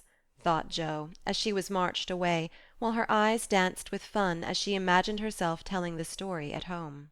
"Hey, why what the dickens has come to the fellow?" said the old gentleman, as Laurie came running downstairs and brought up with a start of surprise at the astounding sight of Jo arm in arm with his redoubtable grandfather. "I didn't know you'd come, sir," he began, as Jo gave him a triumphant little glance. "That's evident by the way you rack it downstairs. Come to your tea, sir, and behave like a gentleman." And having pulled the boy's hair by way of a caress, Mr. Laurence walked on, while Laurie went through a series of comic evolutions behind their backs, which nearly produced an explosion of laughter from Jo. The old gentleman did not say much as he drank his 4 cups of tea, but he watched the young people, who soon chatted away like old friends, and the change in his grandson did not escape him. There was colour, light, and life in the boy's face now, vivacity in his manner, and genuine merriment in his laugh. "She's right. The lad is lonely. I'll see what these little girls can do for him," thought Mr. Laurence, as he looked and listened. He liked Jo, for her odd, blunt ways suited him, and she seemed to understand the boy almost as well as if she had been one herself. If the Lawrences had been what Jo called prim and poky, she would not have got on at all, for such people always made her shy and awkward. But finding them free and easy, she was so herself, and made a good impression. When they rose, she proposed to go, but Laurie said he had something more to show her, and took her away to the conservatory which had been lighted for her benefit. It seemed quite fairy-like to Jo, as she went up and down the walks, enjoying the blooming walls on either side, the soft light, the damp, sweet air, and the wonderful vines and trees that hung about her, while her new friend cut the finest flowers till his hands were full. Then he tied them up, saying with the happy look Jo liked to see, "Please give these to your mother, and tell her I liked the medicine she sent me very much." They found Mr. Laurence standing before the fire in the great drawing-room, but Jo's attention was entirely absorbed by a grand piano which stood open. "Do you play?" she asked, turning to Laurie with a respectful expression. "Sometimes," he answered modestly. "Please do now. I want to hear it so I can tell Beth." "Won't you first?" "Don't know how. Too stupid to learn. But I love music dearly." So Laurie played and Jo listened, with her nose luxuriously buried in heliotrope and tea-roses. Her respect and regard for the Laurence boy increased very much, for he played remarkably well and didn't put on any airs. She wished Beth could hear him, but she did not say so, only praised him till he was quite abashed, and his grandfather came to his rescue. That will do, young lady. Too many sugar plums are not good for him. His music isn't bad, but I hope you will do as well in more important things. Going? Well, I'm much obliged to you, and I hope you'll come again. My respects to your mother. Good night, Dr. Joe." He shook hands kindly, but looked as if something did not please him. When they got into the hall, Jo asked Laurie if she had said something amiss. He shook his head. "No, it was me. He doesn't like to hear me play." "Why not?" I'll tell you some day. John is going home with you, as I can't. No need of that. I am not a young lady, and it's only a step. Take care of yourself, won't you? Yes, but you will come again, I hope. If you promise to come and see us after you are well. I will. Good night, Laurie. Good night, Joe. Good night. When all the afternoon's adventures had been told, the family felt inclined to go visiting in a body, for each found something very attractive in the big house on the other side of the hedge. Mrs. March wanted to talk of her father with the old man who had not forgotten him. Meg longed to walk in the conservatory, Beth sighed for the grand piano, and Amy was eager to see the fine pictures and statues. "Mother, why didn't Mr. Laurence like to have Laurie play?" asked Joe, who was of an inquiring disposition. I am not sure, but I think it was because his son, Laurie's father, married an Italian lady, a musician, which displeased the old man, who was very proud. The lady was good and lovely and accomplished, but he did not like her, and never saw his son after he married. They both died when Laurie was a little child, and then his grandfather took him home.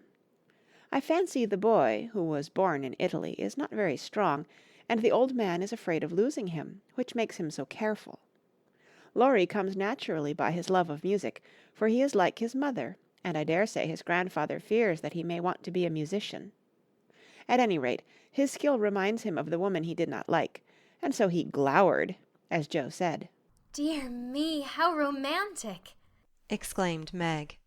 How silly, said Joe. Let him be a musician if he wants to, and not plague his life out sending him to college when he hates to go. That's why he has such handsome black eyes and pretty manners, I suppose. Italians are always nice, said Meg, who was a little sentimental. What do you know about his eyes and his manners? You never spoke to him hardly, cried Joe, who was not sentimental. I saw him at the party, and what you tell shows that he knows how to behave. That was a nice little speech about the medicine Mother sent him. He meant the blancmange, I suppose. How stupid you are, child. He meant you, of course. Did he? And Joe opened her eyes as if it had never occurred to her before. I never saw such a girl. You don't know a compliment when you get it, said Meg, with the air of a young lady who knew all about the matter. I think they are great nonsense, and I'll thank you not to be silly and spoil my fun. Laurie's a nice boy, and I like him, and I won't have any sentimental stuff about compliments and such rubbish. We'll all be good to him because he hasn't got any mother, and he may come over and see us, mayn't he, Marmee? Yes, Joe, your little friend is very welcome, and I hope Meg will remember that children should be children as long as they can. I don't call myself a child, and I'm not in my teens yet, observed Amy. What do you say, Beth? I was thinking about our Pilgrim's Progress, answered Beth, who had not heard a word. How we got out of the slough and through the wicket gate by resolving to be good, and up the steep hill by trying, and that maybe the house over there, full of splendid things, is going to be our Palace Beautiful. We've got to get by the lions first, said Joe, as if she rather liked the prospect. End of Chapter 5. Chapter 6. Beth finds the Palace Beautiful. The big house did prove a palace beautiful, though it took some time for all to get in, and Beth found it very hard to pass the lions. Old Mr. Laurence was the biggest one, but after he had called, said something funny or kind to each one of the girls, and talked over old times with their mother, nobody felt much afraid of him, except timid Beth. The other lion was the fact that they were poor and Laurie rich, for this made them shy of accepting favours which they could not return.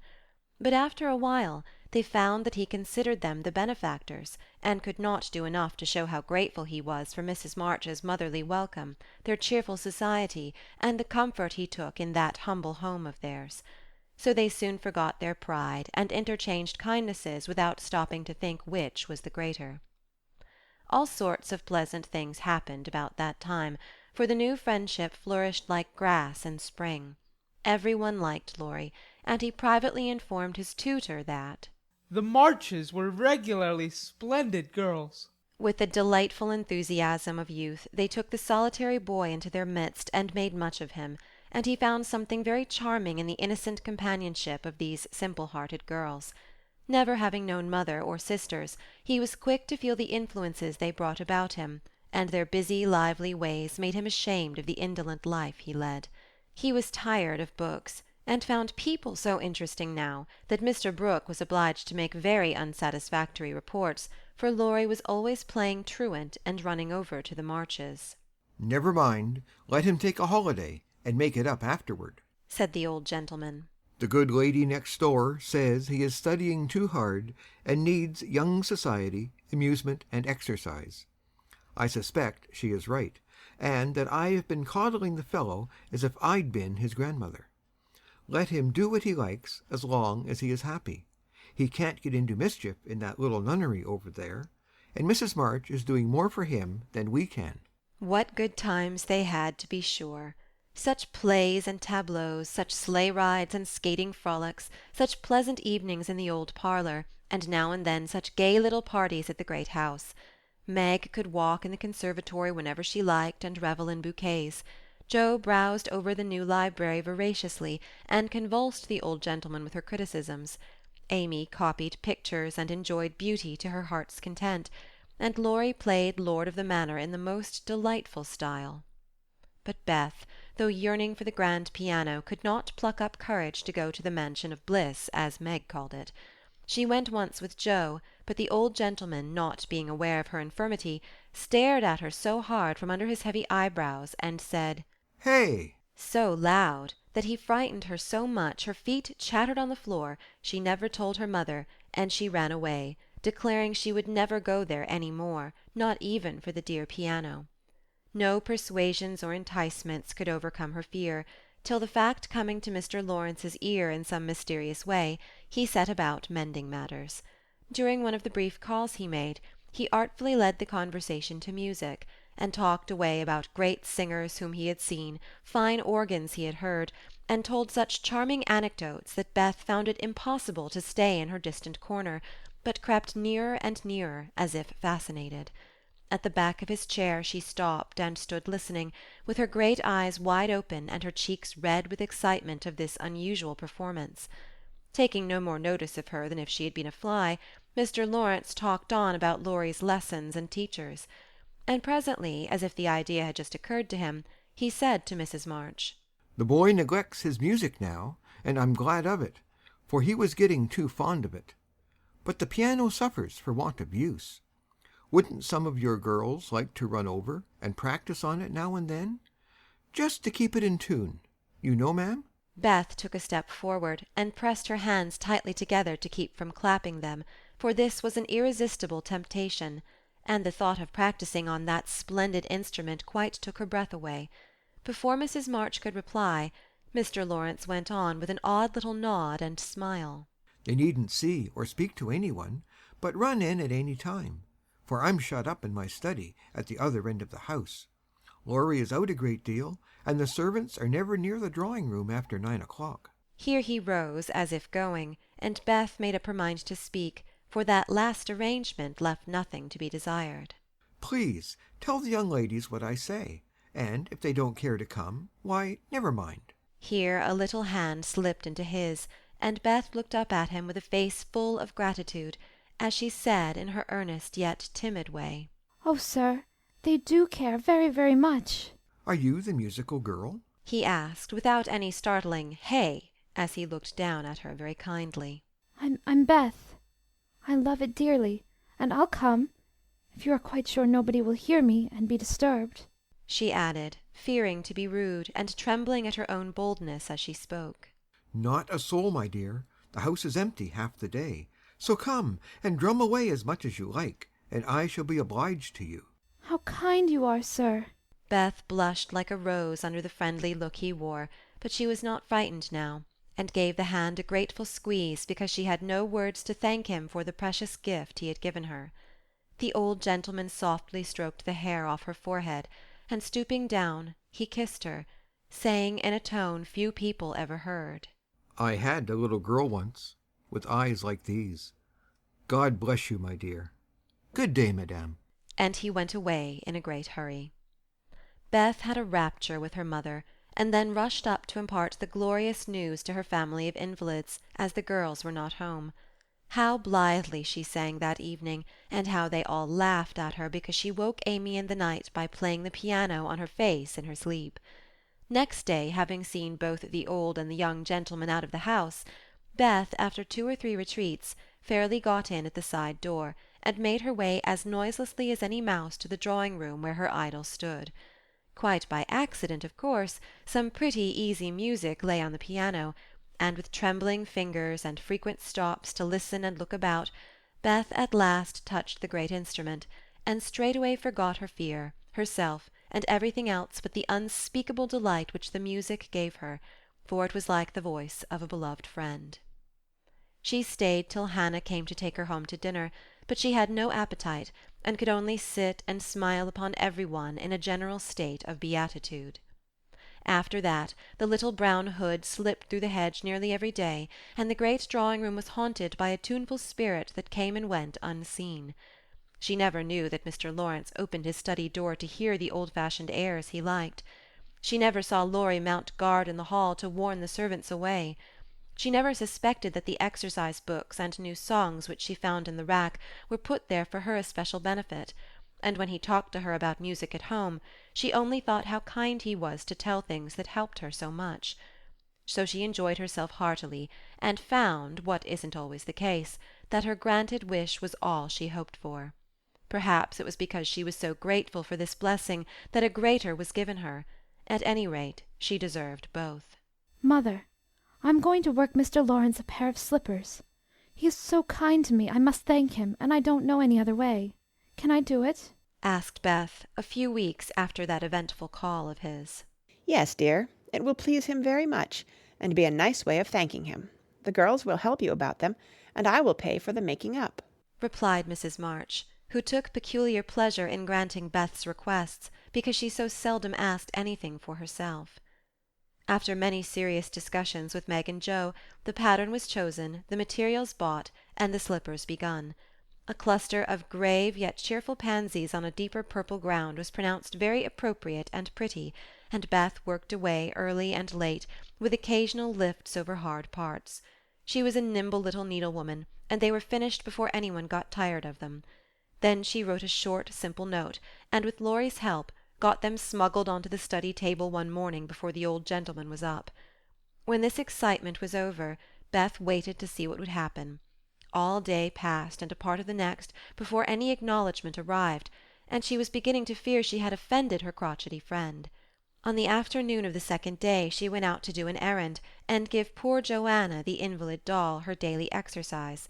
As she came up the street, on her return, she saw 3, yes, 4 heads popping in and out of the parlour windows, and the moment they saw her, several hands were waved, and several joyful voices screamed, "Here's a letter from the old gentleman. Come quick and read it." "Oh, Beth, he sent you," began Amy, gesticulating with unseemly energy, but she got no further, for Joe quenched her by slamming down the window. Beth hurried on in a flutter of suspense. At the door her sisters seized and bore her to the parlour in a triumphal procession, all pointing and saying at once, "Look there! Look there!" Beth did look, and turned pale with delight and surprise, for there stood a little cabinet piano, with a letter lying on the glossy lid, directed like a sign-board to Miss Elizabeth March. For me? Gasped Beth, holding on to Joe and feeling as if she should tumble down, it was such an overwhelming thing altogether. "Yes, all for you, my precious. Isn't it splendid of him? Don't you think he's the dearest old man in the world? Here's the key in the letter. We didn't open it. We are dying to know what he says," cried Joe, hugging her sister and offering the note. You read it. I can't. I feel so queer. Oh, it's too lovely. And Beth hid her face in Joe's apron, quite upset by her present.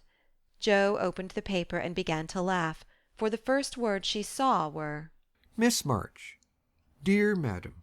"How nice it sounds. I wish someone would write to me so," said Amy, who thought the old-fashioned address very elegant. I have had many pairs of slippers in my life, but I never had any that suited me so well as yours, continued Joe. Heart's ease is my favorite flower, and these will always remind me of the gentle giver. I like to pay my debts, so I know you will allow the old gentleman to send you something which once belonged to the little granddaughter he lost. With hearty thanks and best wishes, I remain your faithful friend and humble servant, James Lawrence. There, Beth, that's an honor to be proud of, I'm sure. Laurie told me how fond Mr. Lawrence used to be of the child who died, and how he kept all her little things carefully. Just think, he's given you her piano. That comes of having big blue eyes and loving music, said Joe, trying to soothe Beth, who trembled and looked more excited than she had ever been before. See the cunning brackets to hold candles, and the nice green silk puckered up with the gold rose in the middle, and the pretty rack and stool all complete, added Meg, opening the instrument and displaying its beauties. Your humble servant, James Lawrence. Only think of his writing that to you. I'll tell the girls. They'll think it's splendid, said Amy, much impressed by the note. Try it, honey. Let's hear the sound of the baby piano, said Hannah, who always took a share in the family joys and sorrows. So Beth tried it, and everyone pronounced it the most remarkable piano ever heard. It had evidently been newly tuned and put in apple pie order, but perfect as it was, I think the real charm lay in the happiest of all happy faces which leaned over it, as Beth lovingly touched the beautiful black and white keys and pressed the bright pedals. "You'll have to go and thank him," said Joe, by way of a joke, for the idea of the child's really going never entered her head. Yes, I mean to. I guess I'll go now, before I get frightened thinking about it. And to the utter amazement of the assembled family, Beth walked deliberately down the garden, through the hedge, and in at the Lawrences' door. Well, I wish I may die if it ain't the queerest thing I ever see. The piano has turned her head. She'd never have gone in her right mind, cried Hannah, staring after her, while the girls were rendered quite speechless by the miracle. They would have been still more amazed if they had seen what Beth did afterward. If you will believe me, she went and knocked at the study door before she gave herself time to think, and when a gruff voice called out, "Come in," she did go in, right up to Mr. Lawrence, who looked quite taken aback, and held out her hand, saying with only a small quaver in her voice, I came to thank you, sir, for—" But she didn't finish, for he looked so friendly that she forgot her speech, and only remembering that he had lost the little girl he loved, she put both arms round his neck and kissed him. If the roof of the house had suddenly flown off, the old gentleman wouldn't have been more astonished. But he liked it. Oh dear, yes, he liked it amazingly, and was so touched and pleased by that confiding little kiss that all his crustiness vanished, and he just set her on his knee and laid his wrinkled cheek against her rosy one, feeling as if he had got his own little granddaughter back again. Beth ceased to fear him from that moment, and sat there talking to him as cosily as if she had known him all her life, for love casts out fear, and gratitude can conquer pride. When she went home, he walked with her to her own gate, shook hands cordially, and touched his hat as he marched back again, looking very stately and erect, like a handsome, soldierly old gentleman, as he was. When the girls saw that performance, Jo began to dance a jig, by way of expressing her satisfaction. Amy nearly fell out of the window in her surprise, and Meg exclaimed, with uplifted hands, "Well, I do believe the world is coming to an end." End of Chapter 6. Chapter 7. Amy's Valley of Humiliation. That boy is a perfect cyclops, isn't he? Said Amy one day, as Laurie clattered by on horseback, with a flourish of his whip as he passed. "How dare you say so, when he's got both his eyes, and very handsome ones they are, too," cried Jo, who resented any slighting remarks about her friend. I didn't say anything about his eyes, and I don't see why you need to fire up when I admire his riding. Oh, my goodness, that little goose means a centaur, and she called him a cyclops, exclaimed Jo, with a burst of laughter. You needn't be so rude. It's only a lapse of lingy, as Mr. Davis says, retorted Amy, finishing Jo with her Latin. I just wish I had a little of the money Laurie spends on that horse, she added, as if to herself, yet hoping her sisters would hear. Why?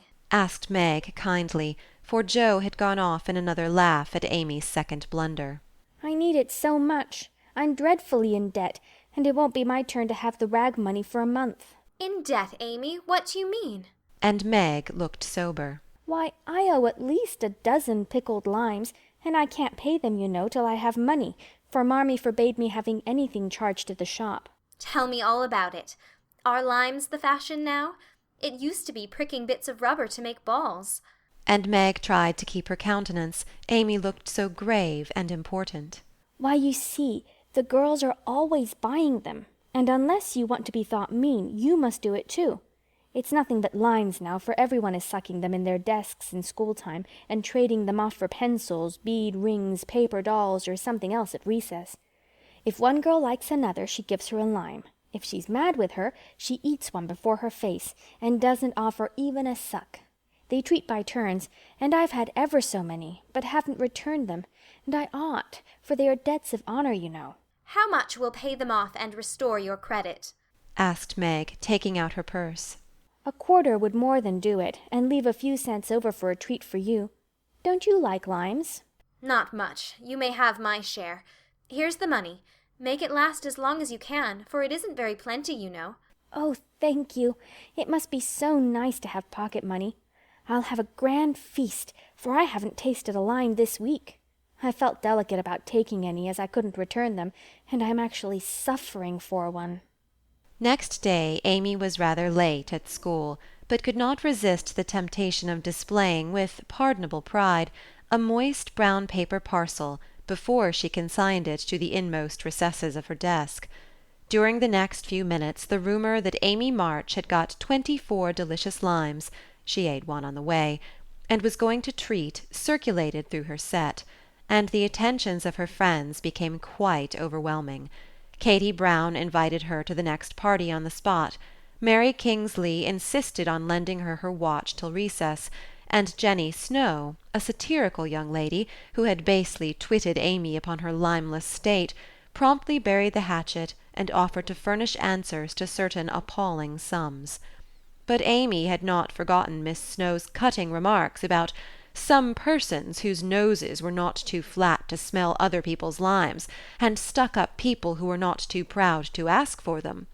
And she instantly crushed that Snow girl's hopes by the withering telegram. You needn't be so polite all of a sudden, for you won't get any. A distinguished personage happened to visit the school that morning, and Amy's beautifully drawn maps received praise, which honour to her foe rankled in the soul of Miss Snow, and caused Miss March to assume the airs of a studious young peacock. But, alas, alas! Pride goes before a fall, and the revengeful Snow turned the tables with disastrous success. No sooner had the guest paid the usual stale compliments and bowed himself out, than Jenny, under pretence of asking an important question, informed Mr. Davis, the teacher, that Amy March had pickled limes in her desk. Now Mr. Davis had declared limes a contraband article, and solemnly vowed to publicly ferule the first person who was found breaking the law. This much-enduring man had succeeded in banishing chewing-gum after a long and stormy war, had made a bonfire of the confiscated novels and newspapers, had suppressed a private post-office, had forbidden distortions of the face, nicknames and caricatures, and done all that one man could do to keep 100 rebellious girls in order. Boys are trying enough to human patience, goodness knows, but girls are infinitely more so, especially to nervous gentlemen with tyrannical tempers and no more talent for teaching than Dr. Blimber. Mr. Davis knew any quantity of Greek, Latin, algebra, and ologies of all sorts, so he was called a fine teacher, and manners, morals, feelings, and examples were not considered of any particular importance. It was a most unfortunate moment for denouncing Amy, and Jenny knew it. Mr. Davis had evidently taken his coffee too strong that morning, there was an east wind, which always affected his neuralgia, and his pupils had not done him the credit which he felt he deserved. Therefore, to use the expressive, if not elegant, language of a schoolgirl, he was as nervous as a witch and as cross as a bear. The word limes was like a fire to powder, his yellow face flushed, and he rapped on his desk with an energy which made Jenny skip to her seat with unusual rapidity. Young ladies, attention, if you please. At the stern order the buzz ceased, and 50 pairs of blue, black, grey, and brown eyes were obediently fixed upon his awful countenance. Miss March, come to the desk. Amy rose to comply with outward composure, but a secret fear oppressed her, for the limes weighed upon her conscience. Bring with you the limes you have in your desk, was the unexpected command which arrested her before she got out of her seat. Don't take all, whispered her neighbour, a young lady of great presence of mind. Amy hastily shook out half a dozen and laid the rest down before Mr. Davis, feeling that any man possessing a human heart would relent when that delicious perfume met his nose. Unfortunately, Mr. Davis particularly detested the odour of the fashionable pickle, and disgust added to his wrath. Is that all? Not quite, stammered Amy. Bring the rest immediately. With a despairing glance at her set, she obeyed. You are sure there are no more? I never lie, sir. So I see. Now take these disgusting things 2 by 2 and throw them out of the window. There was a simultaneous sigh which created quite a little gust, as the last hope fled, and the treat was ravished from their longing lips. Scarlet with shame and anger, Amy went to and fro 6 dreadful times, and as each doomed couple, looking oh so plump and juicy, fell from her reluctant hands, a shout from the street completed the anguish of the girls, for it told them that their feast was being exulted over by the little Irish children who were their sworn foes. This was too much. All flashed indignant or appealing glances at the inexorable Davis, and one passionate lime-lover burst into tears. As Amy returned from her last trip, Mr. Davis gave a portentous and said in his most impressive manner, Young ladies, you remember what I said to you a week ago. I am sorry this has happened, but I never allow my rules to be infringed, and I never break my word. Miss March, hold out your hand. Amy started, and put both hands behind her, turning on him an imploring look which pleaded for her better than the words she could not utter. She was rather a favourite with "old Davis," as of course he was called, and it's my private belief that he would have broken his word if the indignation of one irrepressible young lady had not found vent in a hiss. That hiss, faint as it was, irritated the irascible gentleman, and sealed the culprit's fate. Your hand, Miss March, was the only answer her mute appeal received, and too proud to cry or beseech, Amy set her teeth, threw back her head defiantly, and bore without flinching several tingling blows on her little palm. They were neither many nor heavy, but that made no difference to her. For the first time in her life she had been struck, and the disgrace, in her eyes, was as deep as if he had knocked her down. You will now stand on the platform till recess, said Mr. Davis, resolved to do the thing thoroughly since he had begun. That was dreadful. It would have been bad enough to go to her seat and see the pitying faces of her friends, or the satisfied ones of her few enemies, but to face the whole school, with that shame fresh upon her, seemed impossible, and for a second she felt as if she could only drop down where she stood, and break her heart with crying. A bitter sense of wrong, and the thought of Jenny Snow helped her to bear it, and taking the ignominious place, she fixed her eyes on the stove funnel above what now seemed a sea of faces, and stood there, so motionless and white that the girls found it hard to study with that pathetic figure before them. During the 15 minutes that followed, the proud and sensitive little girl suffered a shame and pain which she never forgot. To others it might seem a ludicrous or trivial affair, but to her it was a hard experience, for during the 12 years of her life she had been governed by love alone, and a blow of that sort had never touched her before. The smart of her hand and the ache of her heart were forgotten in the sting of the thought. I shall have to tell it home, and they will be so disappointed in me. The 15 minutes seemed an hour, but they came to an end at last, and the word recess had never seemed so welcome to her before. You can go, Miss March, said Mr. Davis, looking, as he felt, uncomfortable. He did not soon forget the reproachful glance Amy gave him as she went, without a word to any one, straight into the ante-room, snatched her things, and left the place forever, as she passionately declared to herself. She was in a sad state when she got home, and when the older girls arrived some time later, an indignation meeting was held at once. Mrs. March did not say much, but looked disturbed, and comforted her afflicted little daughter in her tenderest manner. Meg bathed the insulted hand with glycerin and tears. Beth felt that even her beloved kittens would fail as a balm for griefs like this. Joe wrathfully proposed that Mr. Davis be arrested without delay, and Hannah shook her fist at the villain, and pounded potatoes for dinner as if she had him under her pestle. No notice was taken of Amy's flight except by her mates, but the sharp-eyed demoiselle discovered that Mr. Davis was quite benignant in the afternoon, also unusually nervous. Just before school closed, Jo appeared, wearing a grim expression as she stalked up to the desk and delivered a letter from her mother, then collected Amy's property and departed, carefully scraping the mud from her boots on the doormat, as if she shook the dust of the place off her feet. Yes, you can have a vacation from school, but I want you to study a little every day with Beth, said Mrs. March that evening. I don't approve of corporal punishment, especially for girls. I dislike Mr. Davis's manner of teaching, and don't think the girls you associate with are doing you any good, so I shall ask your father's advice before I send you anywhere else. That's good. I wish all the girls would leave and spoil his old school.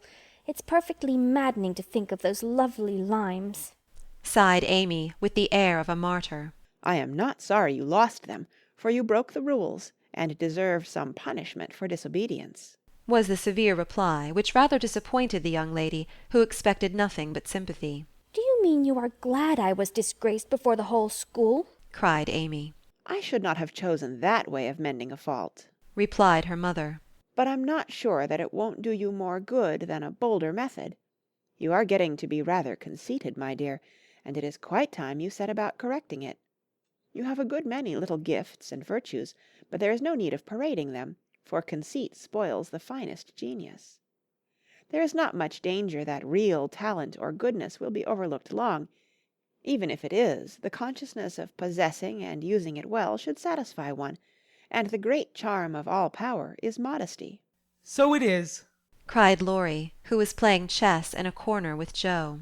I knew a girl once who had a really remarkable talent for music, and she didn't know it, never guessed what sweet little things she composed when she was alone, and wouldn't have believed it if anyone had told her. I wish I'd known that nice girl.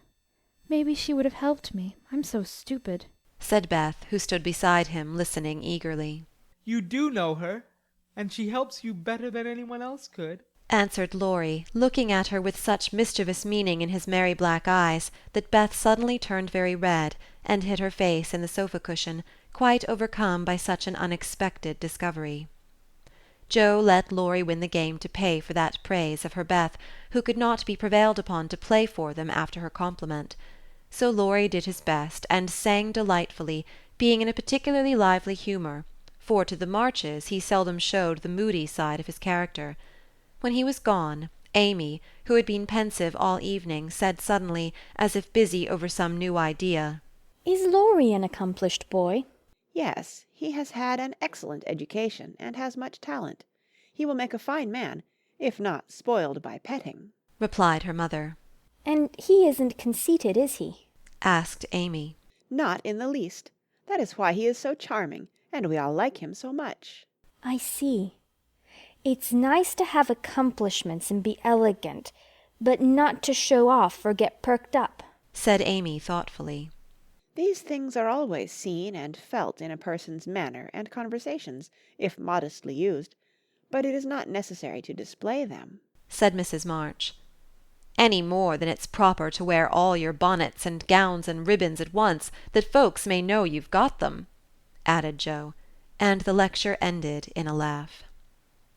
End of Chapter 7. Chapter 8. Jo Meets Apollyon.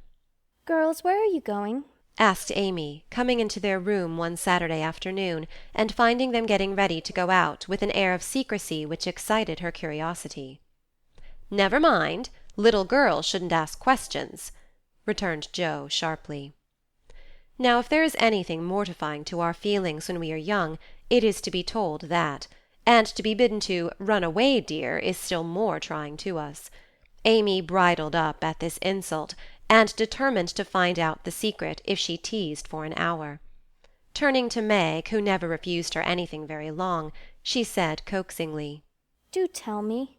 I should think you might let me go too, for Beth is fussing over her piano, and I haven't got anything to do, and I'm so lonely." I can't, dear, because you aren't invited, began Meg, but Joe broke in impatiently. Now, Meg, be quiet, or you will spoil it all. You can't go, Amy, so don't be a baby and whine about it. "You're going somewhere with Laurie, I know you are. You were whispering and laughing together on the sofa last night, and you stopped when I came in. Aren't you going with him?" Yes, we are. Now do be still and stop bothering. Amy held her tongue, but used her eyes, and saw Meg slip a fan into her pocket.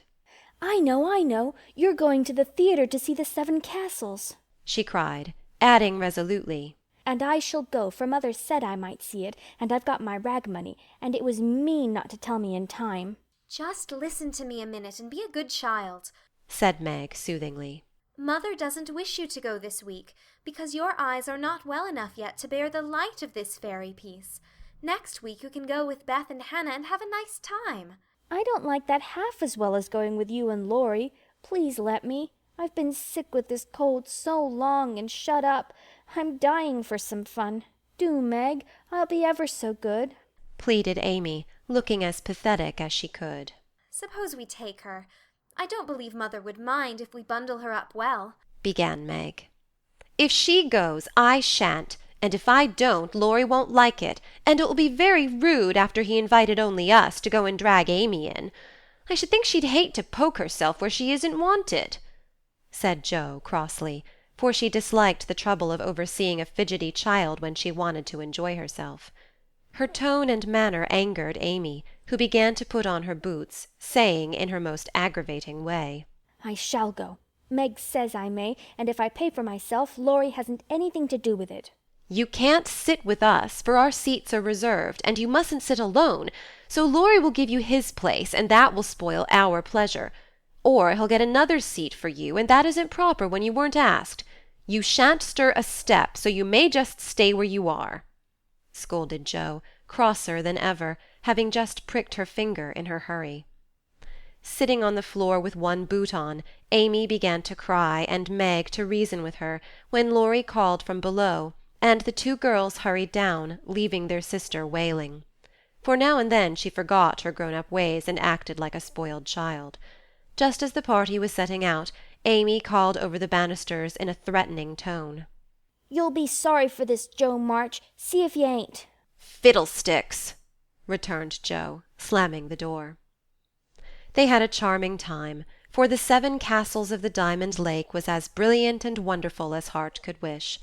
But in spite of the comical red imps, sparkling elves, and the gorgeous princes and princesses, Jo's pleasure had a drop of bitterness in it. The fairy queen's yellow curls reminded her of Amy, and between the acts she amused herself with wondering what her sister would do to make her sorry for it. She and Amy had had many lively skirmishes in the course of their lives, for both had quick tempers and were apt to be violent when fairly roused. Amy teased Jo, and Jo irritated Amy, and semi-occasional explosions occurred, of which both were much ashamed afterward. Although the oldest, Jo had the least self-control, and had hard times trying to curb the fiery spirit which was continually getting her into trouble. Her anger never lasted long, and having humbly confessed her fault, she sincerely repented and tried to do better. Her sisters used to say that they rather liked to get Jo into a fury, because she was such an angel afterward. Poor Jo tried desperately to be good, but her bosom enemy was always ready to flame up and defeat her, and it took years of patient effort to subdue it. When they got home they found Amy reading in the parlour. She assumed an injured air as they came in, never lifted her eyes from her book or asked a single question. Perhaps curiosity might have conquered resentment, if Beth had not been there to inquire and receive a glowing description of the play. On going up to put away her best hat, Jo's first look was toward the bureau, for in their last quarrel Amy had soothed her feelings by turning Jo's top drawer upside down on the floor. Everything was in its place, however, and after a hasty glance into her various closets, bags, and boxes, Jo decided that Amy had forgiven and forgotten her wrongs. There Jo was mistaken, for next day she made a discovery which produced a tempest. Meg, Beth, and Amy were sitting together late in the afternoon when Jo burst into the room, looking excited and demanding breathlessly, "Has anyone taken my book?" Meg and Beth said, No. No. at once, and looked surprised. Amy poked the fire and said nothing. Jo saw her colour rise and was down upon her in a minute. "Amy, you've got it." No, I haven't. "You know where it is, then?" No, I don't. "That's a fib," cried Jo, taking her by the shoulders and looking fierce enough to frighten a much braver child than Amy. It isn't. I haven't got it, don't know where it is now, and don't care. "You know something about it, and you'd better tell at once, or I'll make you."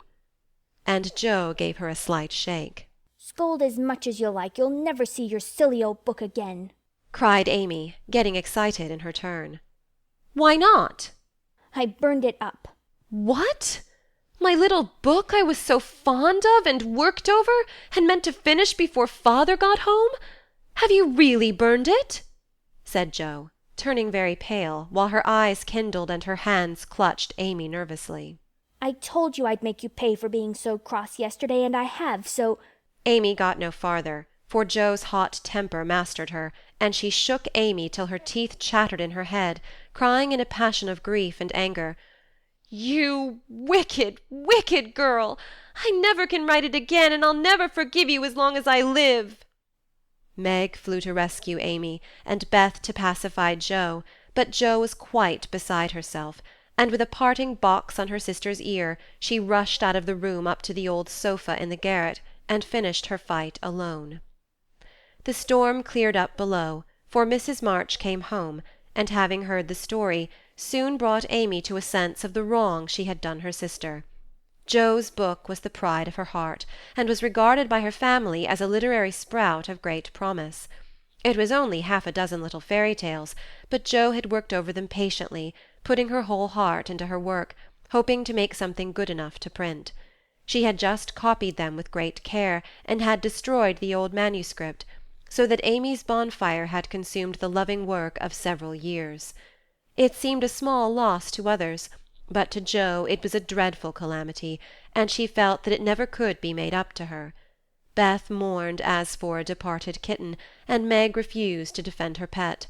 Mrs. March looked grave and grieved, and Amy felt that no one would love her till she had asked pardon for the act which she now regretted more than any of them.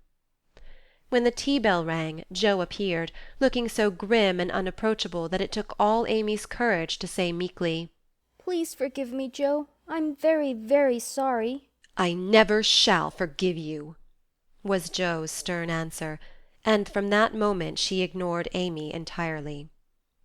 No one spoke of the great trouble, not even Mrs. March, for all had learned by experience that when Jo was in that mood words were wasted, and the wisest course was to wait till some little accident, or her own generous nature, softened Jo's resentment and healed the breach.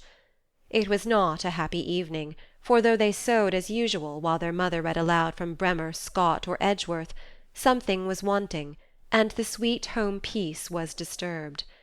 They felt this most when singing time came, for Beth could only play, Jo stood dumb as a stone, and Amy broke down, so Meg and mother sang alone. But in spite of their efforts to be as cheery as larks, the flute-like voices did not seem to chord as well as usual, and all felt out of tune. As Jo received her good-night kiss, Mrs. March whispered gently, "My dear, don't let the sun go down upon your anger. Forgive each other, help each other, and begin again tomorrow."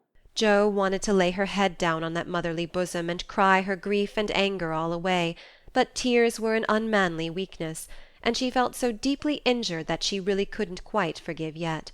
So she winked hard, shook her head, and said gruffly, because Amy was listening, "It was an abominable thing, and she doesn't deserve to be forgiven."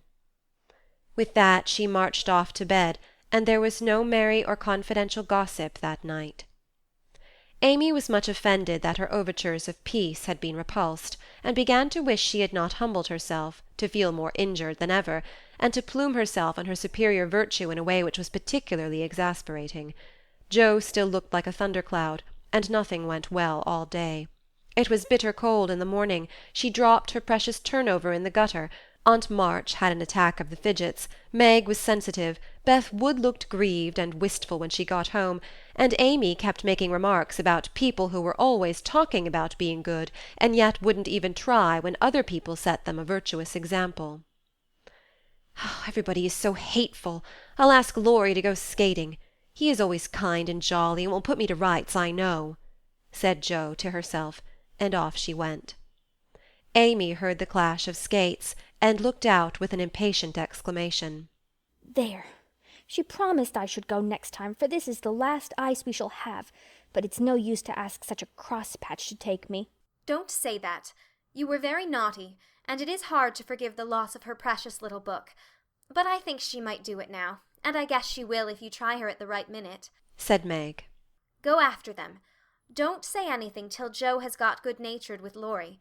Then take a quiet minute and just kiss her or do some kind thing, and I'm sure she'll be friends again with all her heart. I'll try, said Amy, for the advice suited her, and after a flurry to get ready, she ran after the friends, who were just disappearing over the hill. It was not far to the river, but both were ready before Amy reached them. Jo saw her coming and turned her back.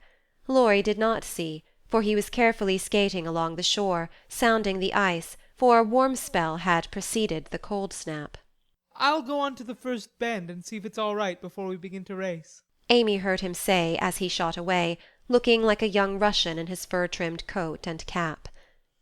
Jo heard Amy panting after her run, stamping her feet and blowing on her fingers as she tried to put her skates on, but Jo never turned, and went slowly zigzagging down the river, taking a bitter, unhappy sort of satisfaction in her sister's troubles. She had cherished her anger till it grew strong and took possession of her, as evil thoughts and feelings always do unless cast out at once. As Laurie turned the bend, he shouted back, "Keep near the shore! It isn't safe in the middle!" Jo heard, but Amy was struggling to her feet and did not catch a word. Jo glanced over her shoulder, and the little demon she was harboring said in her ear, "No matter whether she heard or not, let her take care of herself." Laurie had vanished round the bend, Jo was just at the turn, and Amy, far behind, striking out toward the smoother ice in the middle of the river. For a minute Jo stood still with a strange feeling in her heart. Then she resolved to go on, but something held and turned her round, just in time to see Amy throw up her hands and go down, with a sudden crash of rotten ice, the splash of water, and a cry that made Jo's heart stand still with fear. She tried to call Laurie, but her voice was gone. She tried to rush forward, but her feet seemed to have no strength in them, and for a second she could only stand motionless, staring with a terror-stricken face at the little blue hood above the black water. Something rushed swiftly by her, and Laurie's voice cried out, "Bring a rail!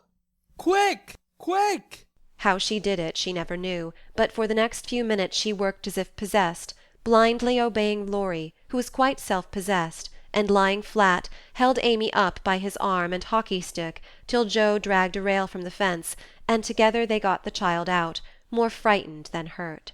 "Now then we must walk her home as fast as we can. Pile our things on her while I get off these confounded skates," cried Laurie, wrapping his coat round Amy, and tugging away at the straps which never seemed so intricate before. Shivering, dripping, and crying, they got Amy home, and after an exciting time of it, she fell asleep, rolled in blankets before a hot fire. During the bustle Jo had scarcely spoken, but flown about, looking pale and wild, with her things half off, her dress torn, and her hands cut and bruised by ice and rails and refractory buckles.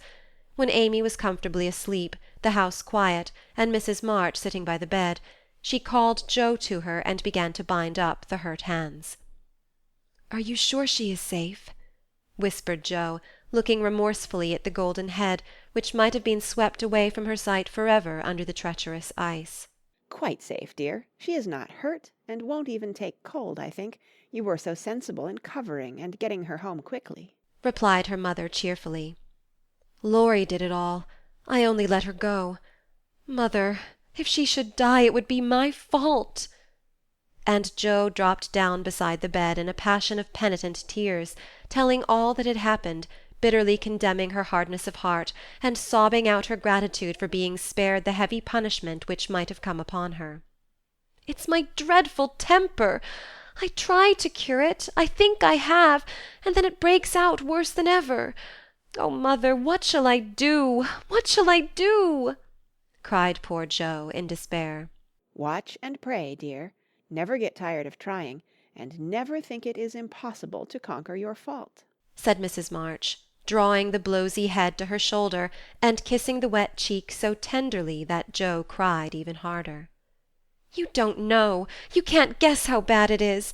It seems as if I could do anything when I'm in a passion. I get so savage I could hurt anyone and enjoy it. I'm afraid I shall do something dreadful some day and spoil my life and make everybody hate me. Oh, mother, help me, do help me." "I will, my child, I will.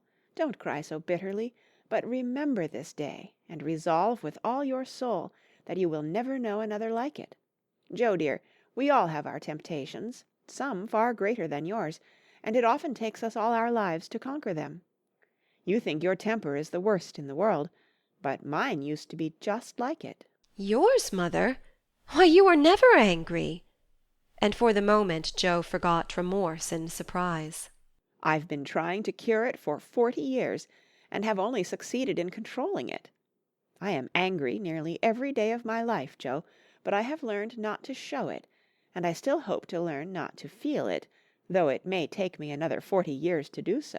The patience and humility of the face she loved so well was a better lesson to Jo than the wisest lecture, the sharpest reproof. She felt comforted at once by the sympathy and confidence given her. The knowledge that her mother had a fault like hers, and tried to mend it, made her own easier to bear, and strengthened her resolution to cure it, though 40 years seemed rather a long time to watch and pray to a girl of 15. "Mother, are you angry when you fold your lips tight together and go out of the room sometimes, when Aunt March scolds you or people worry you?" asked Jo, feeling nearer and dearer to her mother than ever before.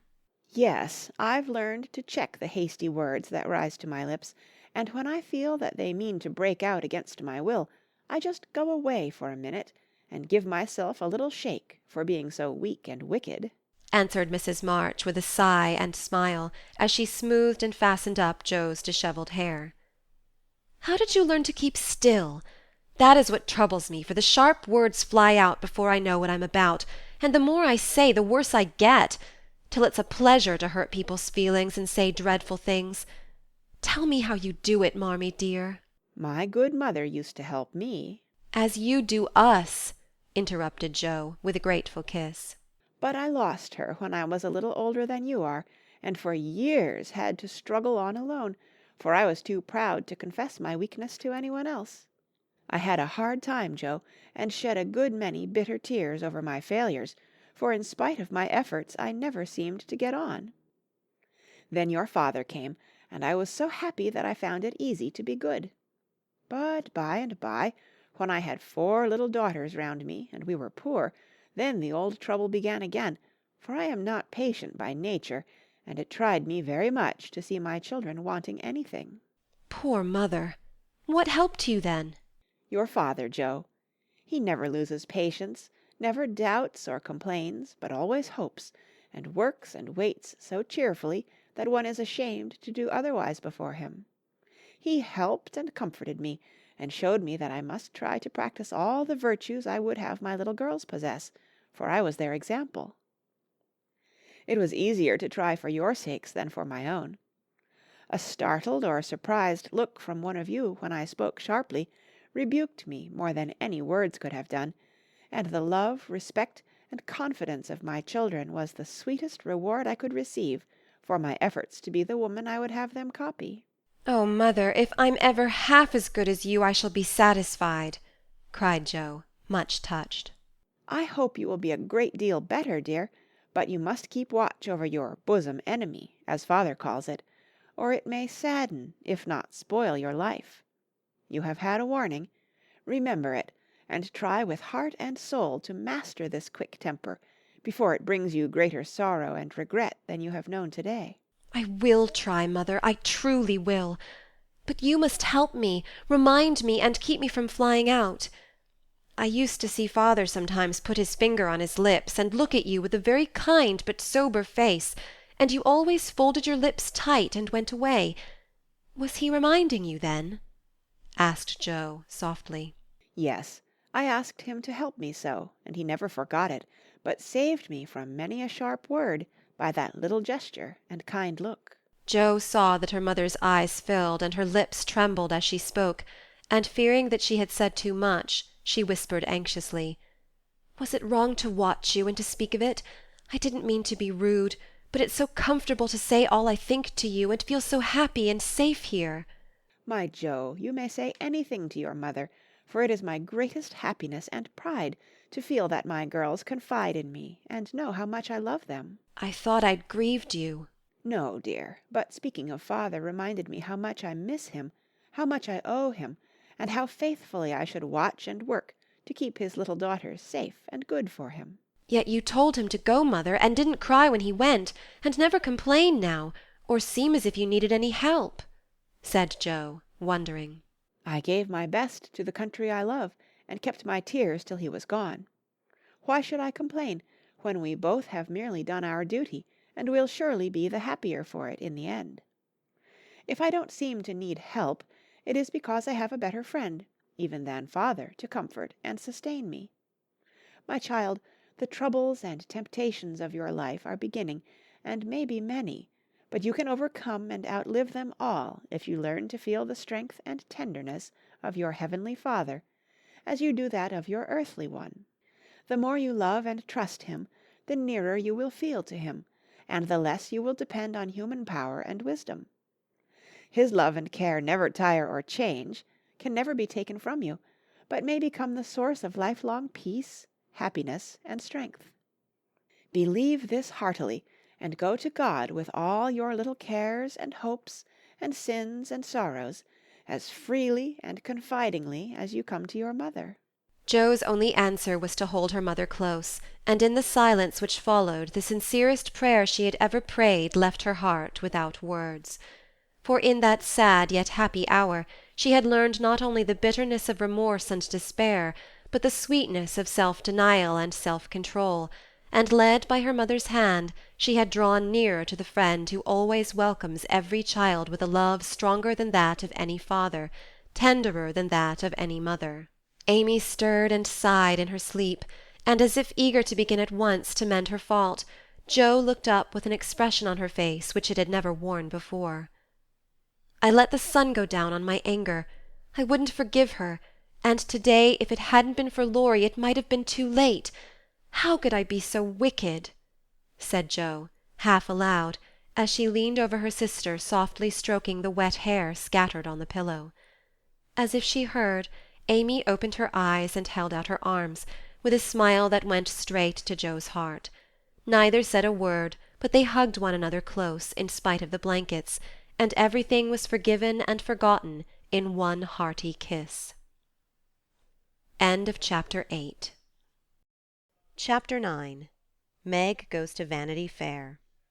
I do think it was the most fortunate thing in the world that those children should have the measles just now, said Meg one April day, as she stood packing the go-abroady trunk in her room, surrounded by her sisters. "And so nice of Annie Moffat not to forget her promise. A whole fortnight of fun will be regularly splendid," replied Jo, looking like a windmill as she folded skirts with her long arms. "And such lovely weather. I'm so glad of that," added Beth, tidily sorting neck and hair ribbons in her best box, lent for the great occasion. "I wish I was going to have a fine time and wear all these nice things," said Amy, with her mouth full of pins, as she artistically replenished her sister's cushion. I wish you were all going, but as you can't, I shall keep my adventures to tell you when I come back. I'm sure it's the least I can do when you have been so kind, lending me things and helping me get ready," said Meg, glancing round the room at the very simple outfit, which seemed nearly perfect in their eyes. "What did Mother give you out of the treasure box?" asked Amy, who had not been present at the opening of a certain cedar chest in which Mrs. March kept a few relics of past splendour as gifts for her girls when the proper time came. "A pair of silk stockings, that pretty carved fan, and a lovely blue sash. I wanted the violet silk, but there isn't time to make it over, so I must be contented with my old tarlatan. It will look nice over my new muslin skirt, and the sash will set it off beautifully. I wish I hadn't smashed my coral bracelet, for you might have had it," said Jo, who loved to give and lend, but whose possessions were usually too dilapidated to be of much use. There is a lovely old-fashioned pearl set in the treasure chest, but Mother said real flowers were the prettiest ornament for a young girl, and Laurie promised to send me all I want, replied Meg.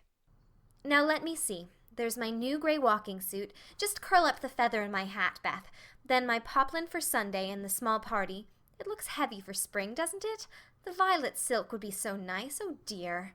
Never mind, you've got the tarlatan for the big party, and you always look like an angel in white, said Amy, brooding over the little store of finery in which her soul delighted.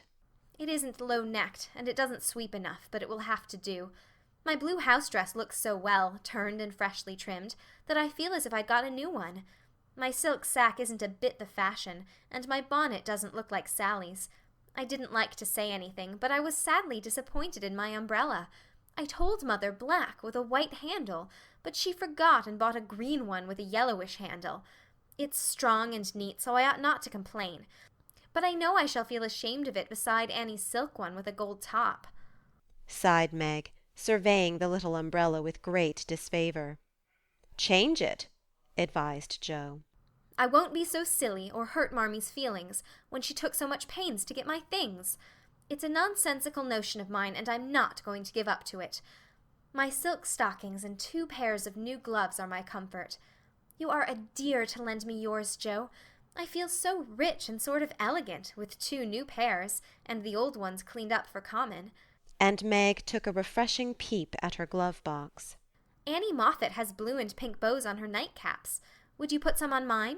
She asked, as Beth brought up a pile of snowy muslins, fresh from Hannah's hands. No, I wouldn't, for the smart caps won't match the plain gowns without any trimming on them. Poor folks shouldn't rig, said Jo decidedly. I wonder if I shall ever be happy enough to have real lace on my clothes and bows on my caps, said Meg impatiently. You said the other day that you'd be perfectly happy if you could only go to Annie Moffat's, observed Beth in her quiet way. So I did. Well, I am happy, and I won't fret. But it does seem as if the more one gets, the more one wants, doesn't it? There now, the trays are ready, and everything in but my ball dress, which I shall leave for Mother to pack, said Meg, cheering up as she glanced from the half-filled trunk to the many times pressed and mended white tarlatan, which she called her ball dress with an important air. The next day was fine, and Meg departed in style for a fortnight of novelty and pleasure. Mrs. March had consented to the visit rather reluctantly, fearing that Margaret would come back more discontented than she went. But she begged so hard, and Sally had promised to take good care of her, and a little pleasure seemed so delightful after a winter of irksome work, that the mother yielded, and the daughter went to take her first taste of fashionable life. The Moffats were very fashionable, and simple Meg was rather daunted, at first, by the splendour of the house and the elegance of its occupants. But they were kindly people, in spite of the frivolous life they led, and soon put their guest at her ease. Perhaps Meg felt, without understanding why, that they were not particularly cultivated or intelligent people, and that all their gilding could not quite conceal the ordinary material of which they were made. It certainly was agreeable to fare sumptuously, drive in a fine carriage, wear her best frock every day, and do nothing but enjoy herself. It suited her exactly, and soon she began to imitate the manners and conversation of those about her, to put on little airs and graces, use French phrases, crimp her hair, take in her dresses, and talk about the fashions as well as she could. The more she saw of Annie Moffat's pretty things, the more she envied her and sighed to be rich. Home now looked bare and dismal as she thought of it. Work grew harder than ever, and she felt that she was a very destitute and much injured girl, in spite of the new gloves and silk stockings. She had not much time for repining, however, for the 3 young girls were busily employed in having a good time. They shopped, walked, rode, and called all day, went to theatres and operas, or frolicked at home in the evening, for Annie had many friends and knew how to entertain them. Her older sisters were very fine young ladies, and one was engaged, which was extremely interesting and romantic, Meg thought. Mr. Moffatt was a fat, jolly old gentleman who knew her father, and Mrs. Moffatt a fat, jolly old lady, who took as great a fancy to Meg as her daughter had done. Every one petted her, and Daisy, as they called her, was in a fair way to have her head turned. When the evening for the small party came, she found that the poplin wouldn't do at all, for the other girls were putting on thin dresses and making themselves very fine indeed. So out came the tarletan, looking older, limper, and shabbier than ever beside Sally's crisp new one. Meg saw the girls glance at it, and then at one another, and her cheeks began to burn, for with all her gentleness she was very proud. No one said a word about it, but Sally offered to dress her hair, and Annie to tie her sash, and Belle, the engaged sister, praised her white arms. But in their kindness Meg saw only pity for her poverty, and her heart felt very heavy as she stood by herself, while the others laughed, chattered, and flew about like gauzy butterflies. The hard, bitter feeling was getting pretty bad when the maid brought in a box of flowers. Before she could speak, Annie had the cover off, and all were exclaiming at the lovely roses, heath, and fern within. "It's for Belle, of course. George always sends her some. But these are altogether ravishing," cried Annie, with a great sniff. "They are for Miss March, the men said. And here's a note," put in the maid, holding it to Meg. "What fun! Who are they from? Didn't know you had a lover," cried the girls, fluttering about Meg in a high state of curiosity and surprise. "The note is from Mother, and the flowers from Laurie," said Meg simply, yet much gratified that he had not forgotten her. "Oh, indeed," said Annie, with a funny look, as Meg slipped the note into her pocket as a sort of talisman against envy, vanity, and false pride, for the few loving words had done her good, and the flowers cheered her up by their beauty. Feeling almost happy again, she laid by a few ferns and roses for herself, and quickly made up the rest in dainty bouquets for the breasts, hair, or skirts of her friends, offering them so prettily that Clara, the elder sister, told her she was the sweetest little thing she ever saw, and they looked quite charmed with her small attention. Somehow the kind act finished her despondency, and when all the rest went to show themselves to Mrs. Moffatt, she saw a happy, bright-eyed face in the mirror as she laid her ferns against her rippling hair and fastened the roses in the dress that didn't strike her as so very shabby now. She enjoyed herself very much that evening, for she danced to her heart's content. Everyone was very kind, and she had 3 compliments. Annie made her sing, and someone said she had a remarkably fine voice. Major Lincoln asked who "The fresh little girl with the beautiful eyes" was, and Mr. Moffatt insisted on dancing with her because she "didn't dawdle, but had some spring in her," as he gracefully expressed it. So altogether she had a very nice time, till she overheard a bit of conversation which disturbed her extremely. She was sitting just inside the conservatory, waiting for her partner to bring her an ice, when she heard a voice ask on the other side of the flowery wall, "How old is he?" 16 or 17, I should say," replied another voice. "It would be a grand thing for one of those girls, wouldn't it? Sally says they are very intimate now, and the old man quite dotes on them." "Mrs. M. has made her plans, I dare say, and will play her cards well, early as it is. The girl evidently doesn't think of it yet," said Mrs. Moffatt. She told that fib about her mamma as if she did know, and coloured up when the flowers came quite prettily. Poor thing! She'd be so nice if she was only got up in style. Do you think she'd be offended if we offered to lend her a dress for Thursday?" asked another voice. "She's proud, but I don't think she'd mind, for that dowdy tarletan is all she's got. She may tear it tonight, and that will be a good excuse for offering a decent one." Here Meg's partner appeared, to find her looking much flushed and rather agitated. She was proud, and her pride was useful just then, for it helped her hide her mortification, anger, and disgust at what she had just heard. For innocent and unsuspicious as she was, she could not help understanding the gossip of her friends. She tried to forget it, but could not, and kept repeating to herself, "Mrs. M. has made her plans, that fib about her mamma, and dowdy tarletan, till she was ready to cry and rush home to tell her troubles and ask for advice. As that was impossible, she did her best to seem gay, and being rather excited, she succeeded so well that no one dreamed what an effort she was making. She was very glad when it was all over and she was quiet in her bed, where she could think and wonder and fume till her head ached and her hot cheeks were cooled by a few natural tears. Those foolish yet well-meant words had opened a new world to Meg, and much disturbed the peace of the old one in which till now she had lived as happily as a child. Her innocent friendship with Laurie was spoiled by the silly speeches she had overheard. Her faith in her mother was a little shaken by the worldly plans attributed to her by Mrs. Moffat, who judged others by herself, and the sensible resolution to be contented with the simple wardrobe which suited a poor man's daughter was weakened by the unnecessary pity of girls who thought a shabby dress one of the greatest calamities under heaven. Poor Meg had a restless night, and got up heavy-eyed, unhappy, half resentful toward her friends, and half ashamed of herself for not speaking out frankly and setting everything right. Everybody dawdled that morning, and it was noon before the girls found energy enough even to take up their worsted work. Something in the manner of her friends struck Meg at once. They treated her with more respect, she thought, took quite a tender interest in what she said, and looked at her with eyes that plainly betrayed curiosity.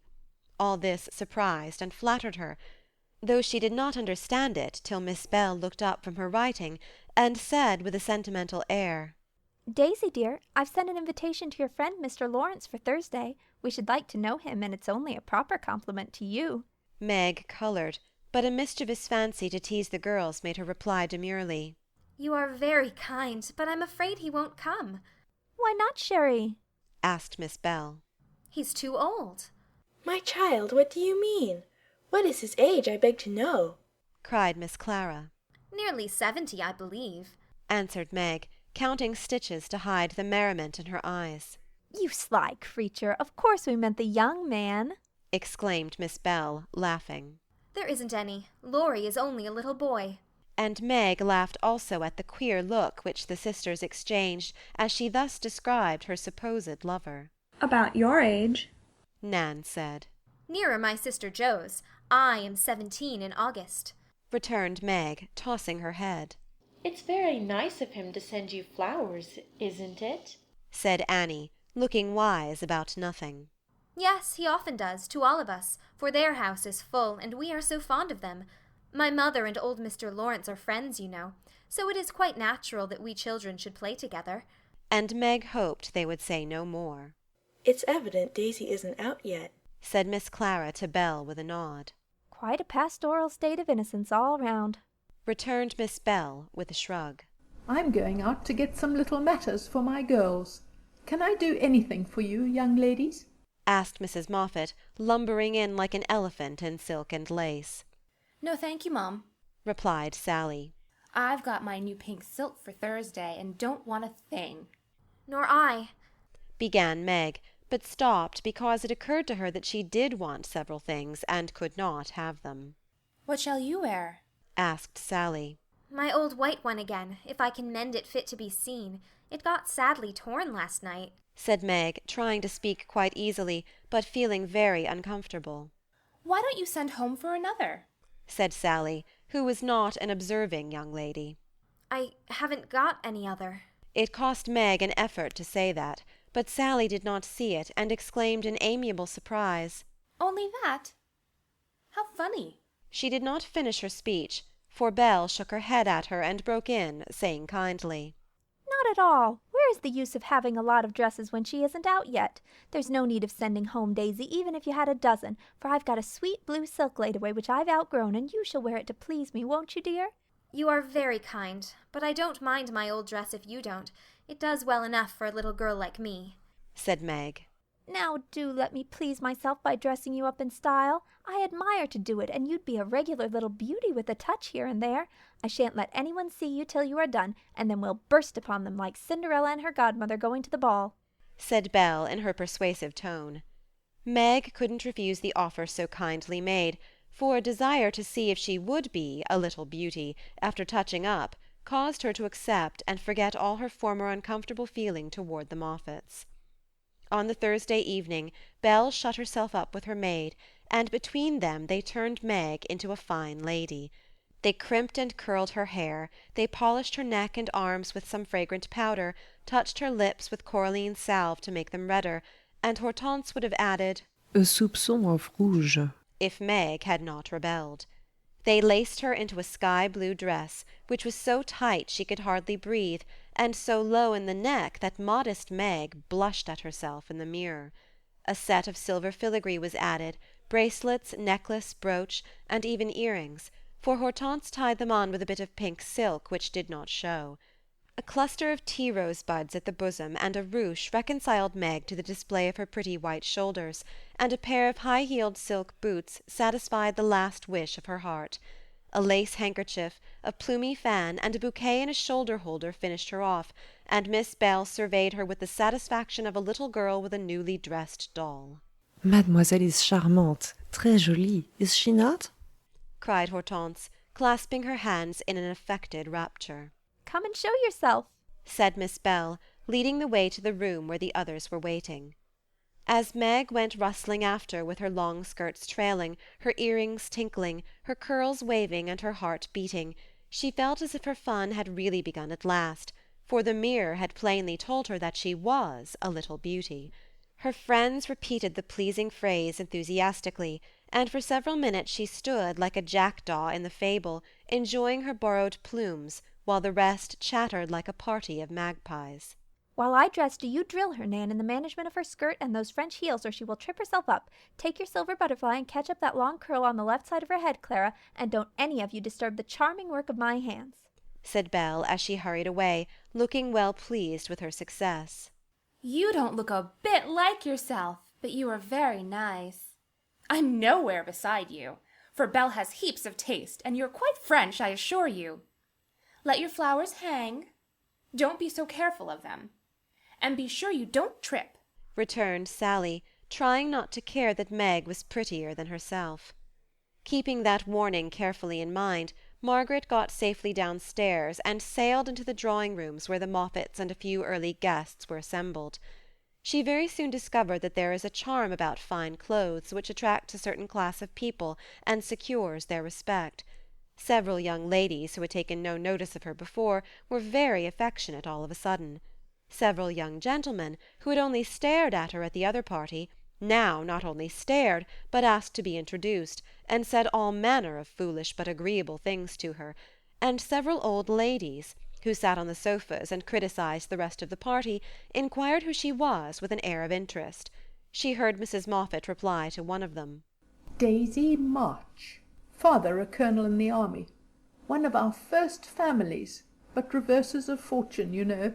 Intimate friends of the Lawrences. Sweet creature, I assure you. My Ned is quite wild about her. Dear me, said the old lady, putting up her glass for another observation of Meg, who tried to look as if she had not heard and been rather shocked at Mrs. Moffat's fibs. The queer feeling did not pass away, but she imagined herself acting the new part of fine lady, and so got on pretty well, though the tight dress gave her a side-ache, the train kept getting under her feet, and she was in constant fear lest her earrings should fly off and get lost or broken.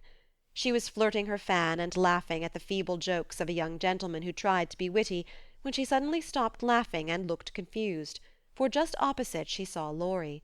He was staring at her with undisguised surprise, and disapproval also, she thought, for though he bowed and smiled, yet something in his honest eyes made her blush and wish she had her old dress on. To complete her confusion she saw Belle nudge Annie, and both glance from her to Laurie, who, she was happy to see, looked unusually boyish and shy.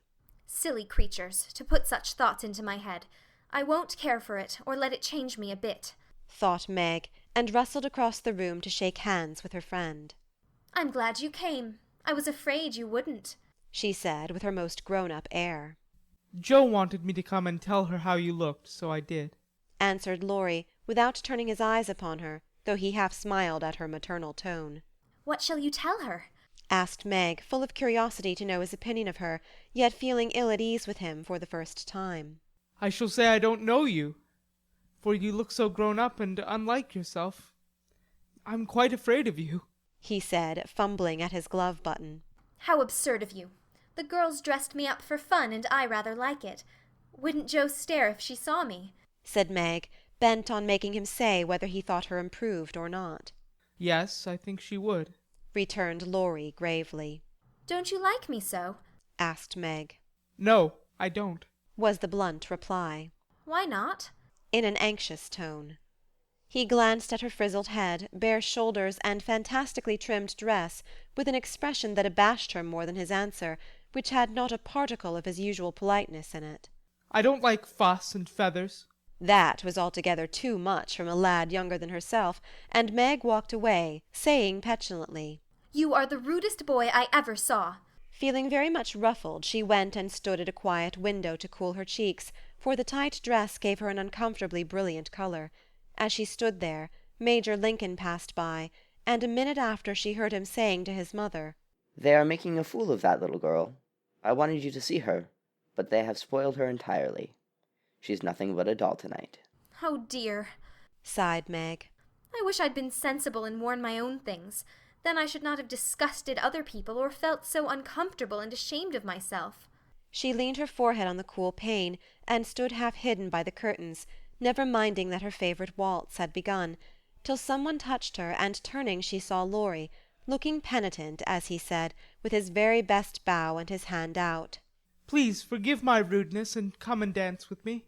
I'm afraid it will be too disagreeable to you, said Meg, trying to look offended and failing utterly.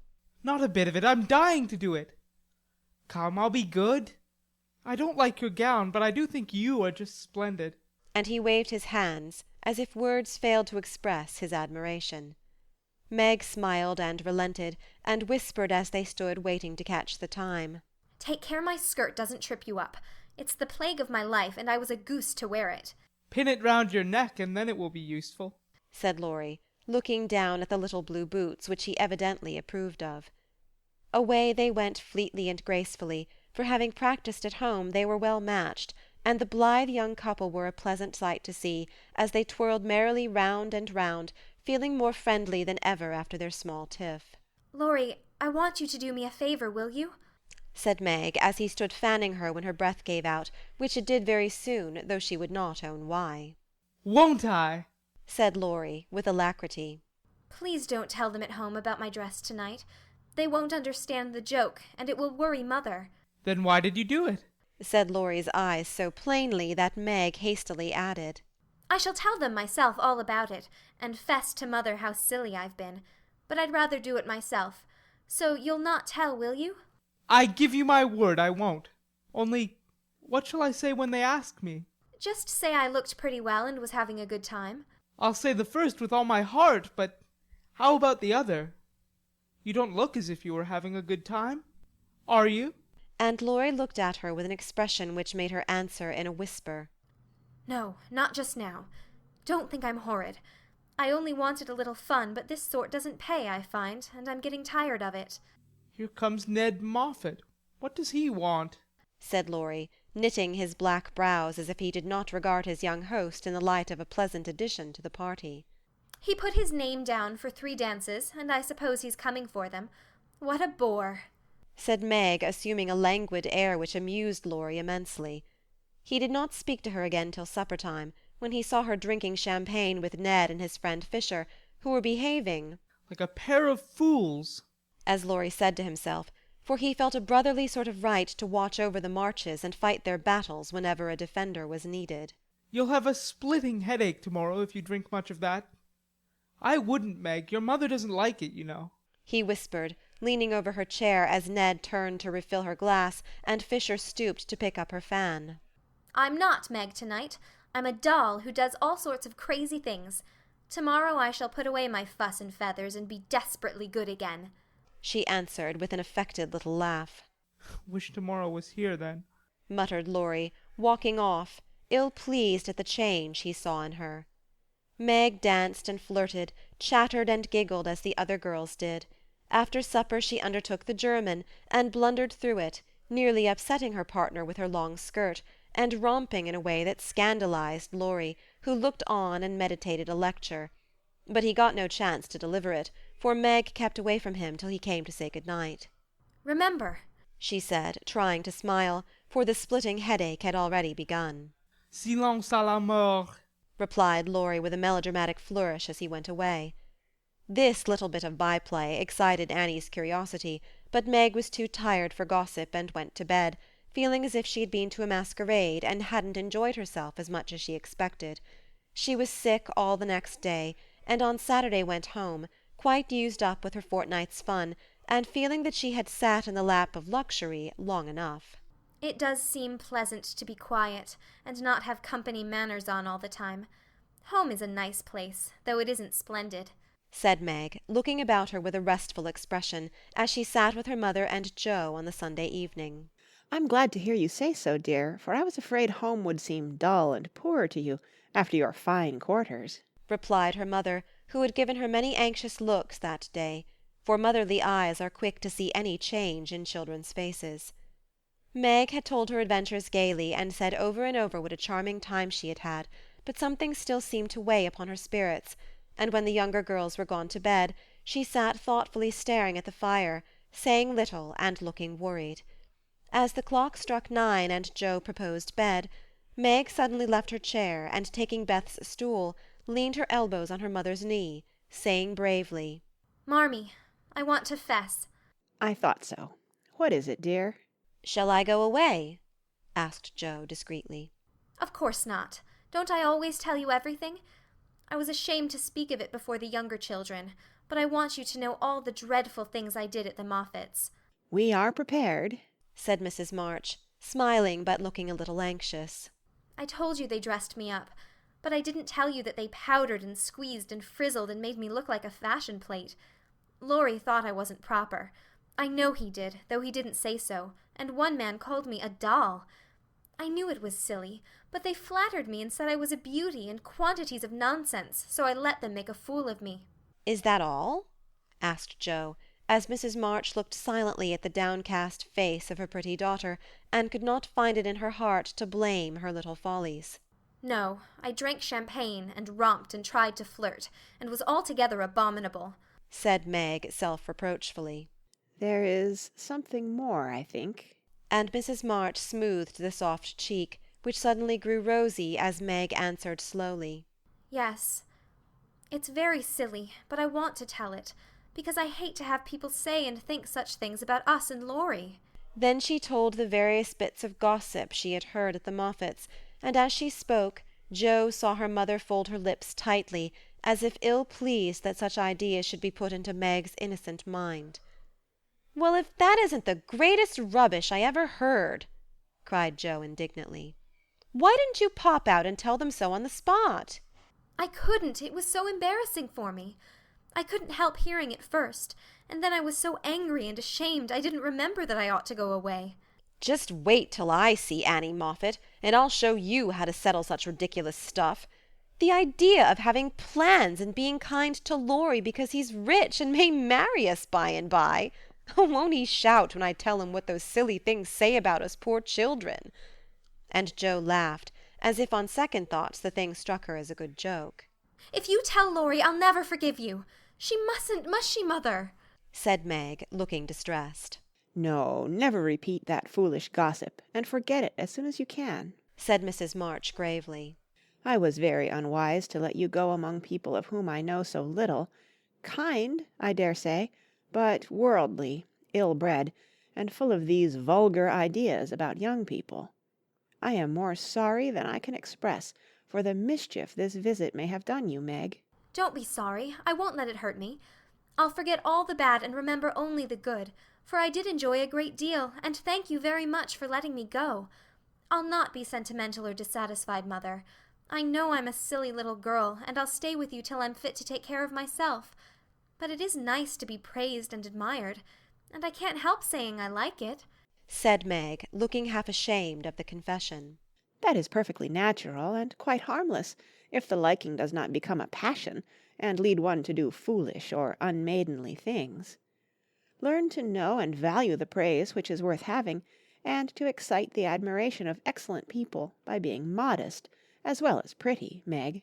Margaret sat thinking a moment, while Jo stood with her hands behind her, looking both interested and a little perplexed, for it was a new thing to see Meg blushing and talking about admiration, lovers, and things of that sort.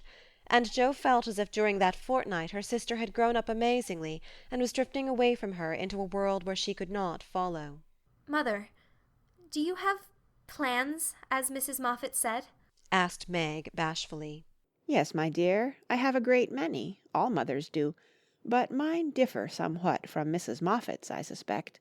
I will tell you some of them, for the time has come when a word may set this romantic little head and heart of yours right on a very serious subject. You are young, Meg, but not too young to understand me, and mother's lips are the fittest to speak of such things to girls like you. Jo, your turn will come in time, perhaps, so listen to my plans, and help me carry them out, if they are good. Jo went and sat on one arm of the chair, looking as if she thought they were about to join in some very solemn affair. Holding a hand of each and watching the two young faces wistfully, Mrs. March said in her serious yet cheery way, I want my daughters to be beautiful, accomplished, and good, to be admired, loved, and respected, to have a happy youth, to be well and wisely married, and to lead useful, pleasant lives, with as little care and sorrow to try them as God sees fit to send. To be loved and chosen by a good man is the best and sweetest thing which can happen to a woman, and I sincerely hope my girls may know this beautiful experience. It is natural to think of it, Meg, right to hope and wait for it, and wise to prepare for it, so that when the happy time comes you may feel ready for the duties and worthy of the joy. My dear girls, I am ambitious for you, but not to have you make a dash in the world, marry rich men merely because they are rich, or have splendid houses, which are not homes, because love is wanting. Money is a needful and precious thing, and when well used a noble thing, but I never want you to think it is the first or only prize to strive for. I'd rather see you poor men's wives, if you are happy, beloved, contented, than queens on thrones, without self-respect and peace. Poor girls don't stand any chance, Belle says, unless they put themselves forward, sighed Meg. Then we'll be old maids, said Jo stoutly. Right, Jo. Better be happy old maids than unhappy wives, or unmaidenly girls, running about to find husbands, said Mrs. March decidedly. Don't be troubled, Meg. Poverty seldom daunts a sincere lover. Some of the best and most honored women I know were poor girls, but so love-worthy that they were not allowed to be old maids. Leave these things to time. Make this home happy, so that you may be fit for homes of your own, if they are offered you, and contented here if they are not. One thing remember, my girls. Mother is always ready to be your confidant, father to be your friend, and both of us hope and trust that our daughters, whether married or single, will be the pride and comfort of our lives. We will, Marmee, we will, cried both, with all their hearts, as she bade them good night. End of Chapter 9. Chapter 10. The P.C. and P.O. As spring came on, a new set of amusements became the fashion, and the lengthening days gave long afternoons for work and play of all sorts. The garden had to be put in order, and each sister had a quarter of the little plot to do what she liked with. Hannah used to say, I'd know which each of them gardings belonged to if I see 'em in Chiney. And so she might, for the girls' tastes differed as much as their characters. Meg's had roses and heliotrope, myrtle, and a little orange tree in it. Jo's bed was never alike 2 seasons, for she was always trying experiments. This year it was to be a plantation of sunflowers, the seeds of which cheerful, land-aspiring plant were to feed Aunt Cockletop and her family of chicks. Beth had old-fashioned fragrant flowers in her garden, sweet peas and mignonette, larkspur, pinks, pansies, and southernwood, with chickweed for the birds and catnip for the pussies. Amy had a bower in hers, rather small and earwiggy, but very pretty to look at, with honeysuckle and morning-glories hanging their coloured horns and bells in graceful wreaths all over it, tall white lilies, delicate ferns, and as many brilliant picturesque plants as would consent to blossom there. Gardening, walks, rows on the river, and flower hunts employed the fine days, and for rainy ones they had house diversions, some old, some new, all more or less original. One of these was the P.C., for as secret societies were the fashion, it was thought proper to have one, and as all of the girls admired Dickens, they called themselves the Pickwick Club. With a few interruptions they had kept this up for a year, and met every Saturday evening in the big garret, on which occasions the ceremonies were as follows. 3 chairs were arranged in a row before a table on which was a lamp, also 4 white badges with a big P.C. in different colours on each, and the weekly newspaper called the Pickwick Portfolio, to which all contributed something, while Joe, who revelled in pens and ink, was the editor. At 7 o'clock the 4 members ascended to the club-room, tied their badges round their heads, and took their seats with great solemnity. Meg, as the eldest, was Samuel Pickwick, Joe, being of a literary turn, Augustus Snodgrass, Beth, because she was round and rosy, Tracy Tupman, and Amy, who was always trying to do what she couldn't, was Nathaniel Winkle. Pickwick, the president, read the paper, which was filled with original tales, poetry, local news, funny advertisements, and hints in which they good-naturedly reminded each other of their faults and shortcomings. On one occasion Mr. Pickwick put on a pair of spectacles without any glass, rapped upon the table, hemmed, and having stared hard at Mr. Snodgrass, who was tilting back in his chair, till he arranged himself properly, began to read. The Pickwick Portfolio, May 20th, 18 Poet's Corner, Anniversary Ode. Again we meet to celebrate, with badge and solemn rite, our 52nd anniversary in Pickwick Hall to-night. We all are here in perfect health, none gone from our small band. Again we see each well-known face, and press each friendly hand. Our Pickwick, always at his post, with reverence we greet, as spectacles on nose he reads our well-filled weekly sheet. Although he suffers from a cold, we joy to hear him speak, for words of wisdom from him fall, in spite of croak or squeak. Old 6-foot Snodgrass looms on high, with elephantine grace, and beams upon the company with brown and jovial face. Poetic fire lights up his eye, he struggles 'gainst his lot. Behold ambition on his brow, and on his nose a blot. Next our peaceful Tupman comes, so rosy, plump, and sweet, who chokes with laughter at the puns, and tumbles off his seat.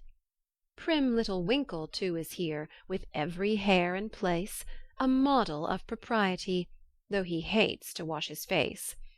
The year is gone, we still unite to joke and laugh and read, and tread the path of literature that doth to glory lead. Long may our paper prosper well, our club unbroken be, and coming years their blessings pour on the useful, gay P.C. A. Snodgrass. The Masked Marriage, A Tale of Venice. Gondola after gondola swept up to the marble steps, and left its lovely load to swell the brilliant throng that filled the stately halls of Count Adelon. Knights and ladies, elves and pages, monks and flower-girls, all mingled gaily in the dance. Sweet voices and rich melody filled the air, and so with mirth and music the masquerade went on. "Has your Highness seen the Lady Viola to-night?"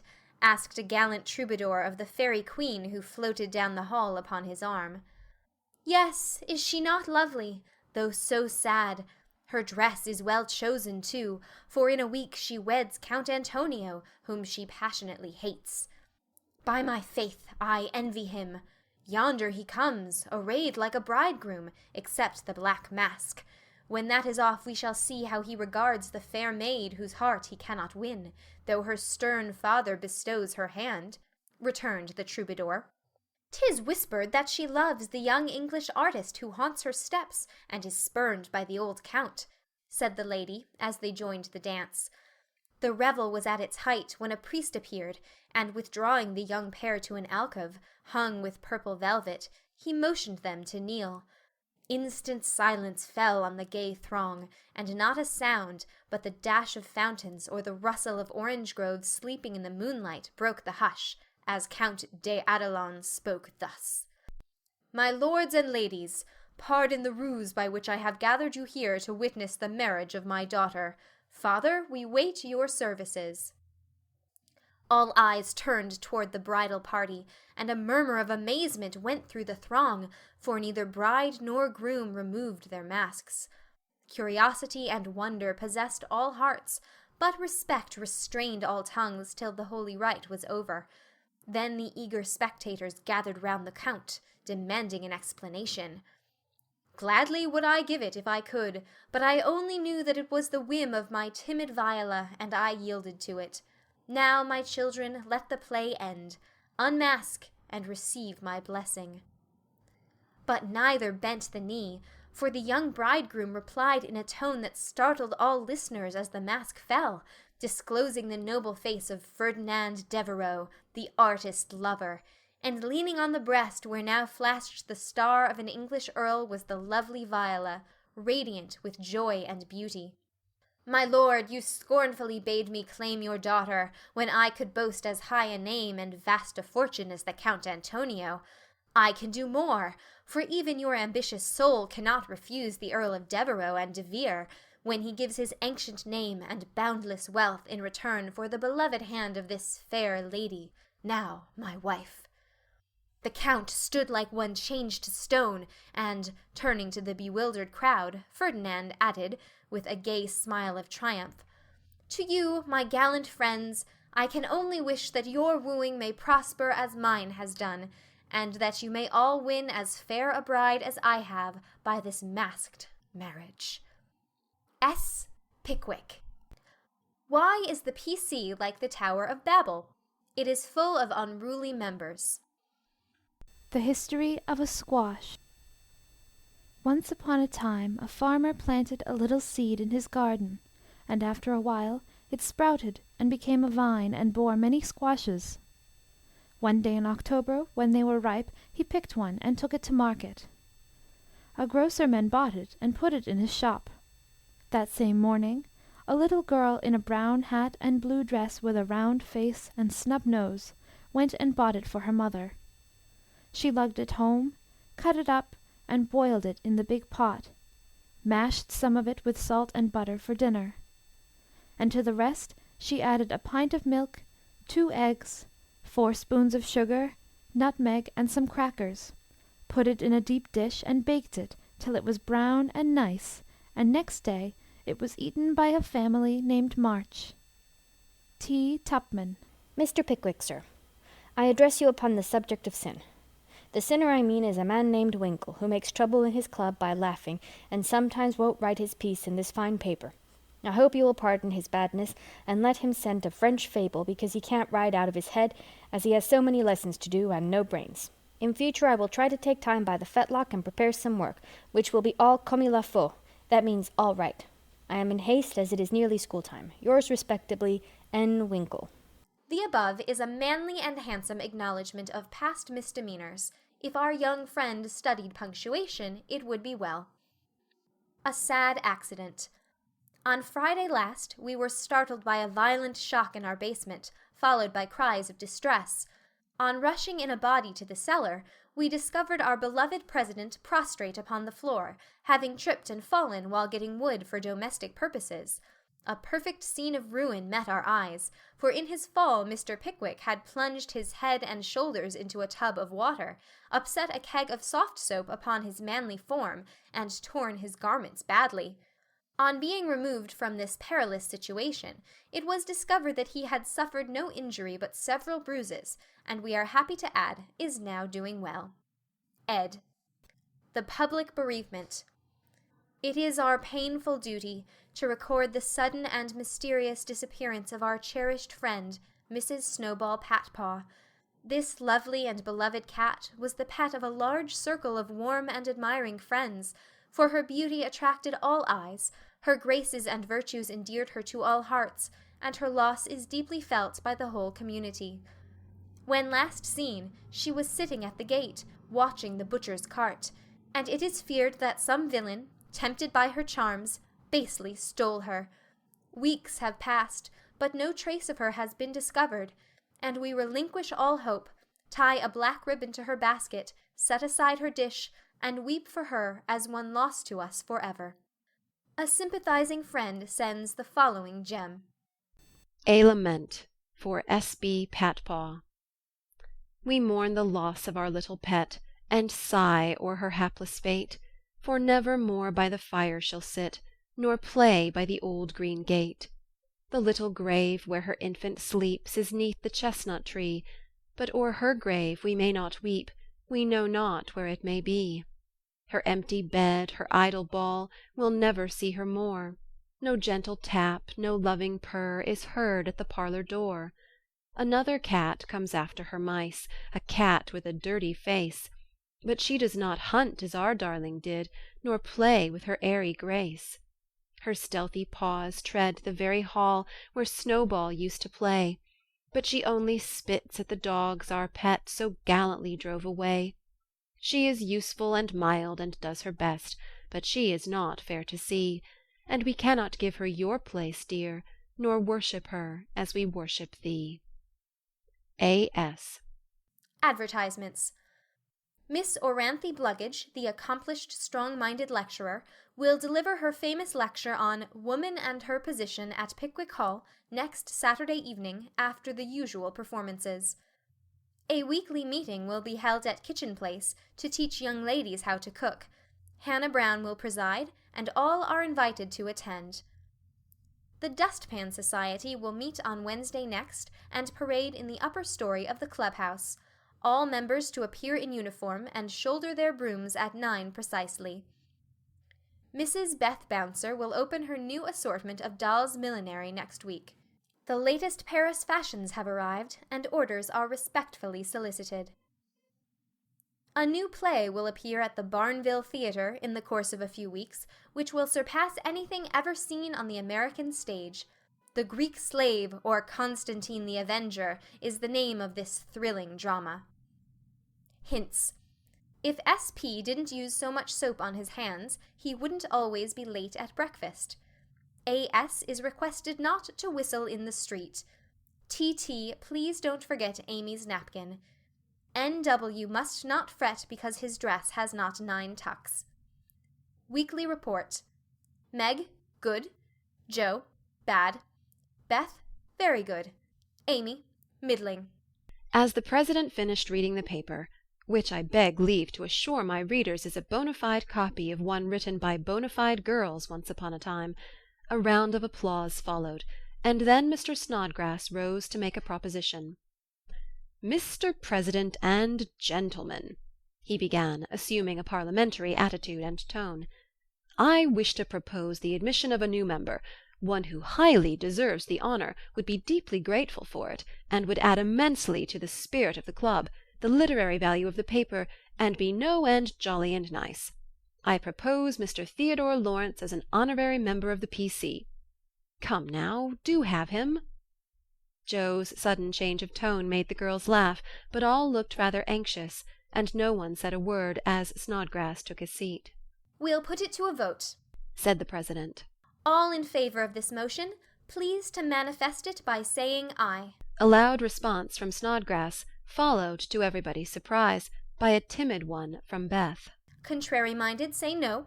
Meg and Amy were contrary-minded, and Mr. Winkle rose to say with great elegance, "We don't wish any boys. They only joke and bounce about. This is a ladies' club, and we wish to be private and proper."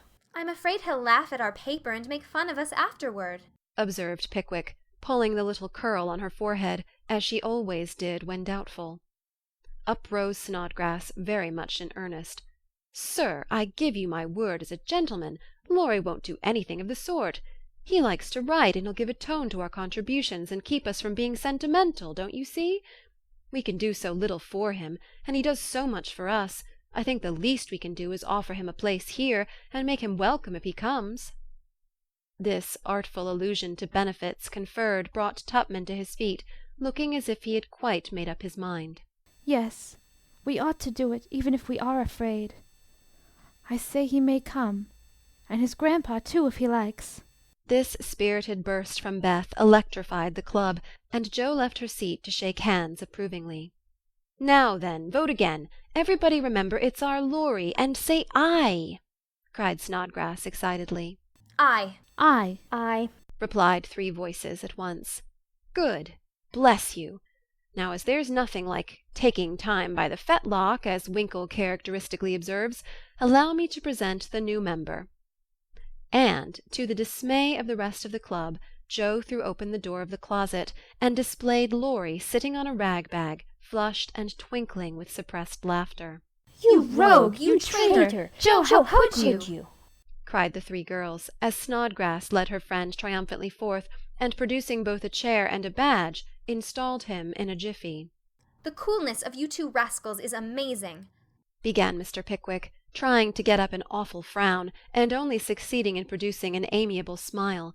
But the new member was equal to the occasion, and rising with a grateful salutation to the chair, said in the most engaging manner, "Mr. President, and ladies, I beg pardon, gentlemen, allow me to introduce myself as Sam Weller, the very humble servant of the club."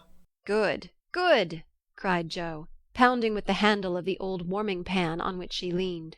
"My faithful friend and noble patron," continued Laurie with a wave of the hand, "who has so flatteringly presented me, is not to be blamed for the base stratagem of tonight. I planned it, and she only gave in after lots of teasing." "Come, now, don't lay it all on yourself. You know I proposed the cupboard," broke in Snodgrass, who was enjoying the joke amazingly. "Never mind what she says. I'm the wretch that did it, sir," said the new member, with a Weller-esque nod to Mr. Pickwick. "But on my honor I never will do so again, and henceforth devote myself to the interest of this immortal club." "Hear, hear!" cried Jo, clashing the lid of the warming-pan like a cymbal.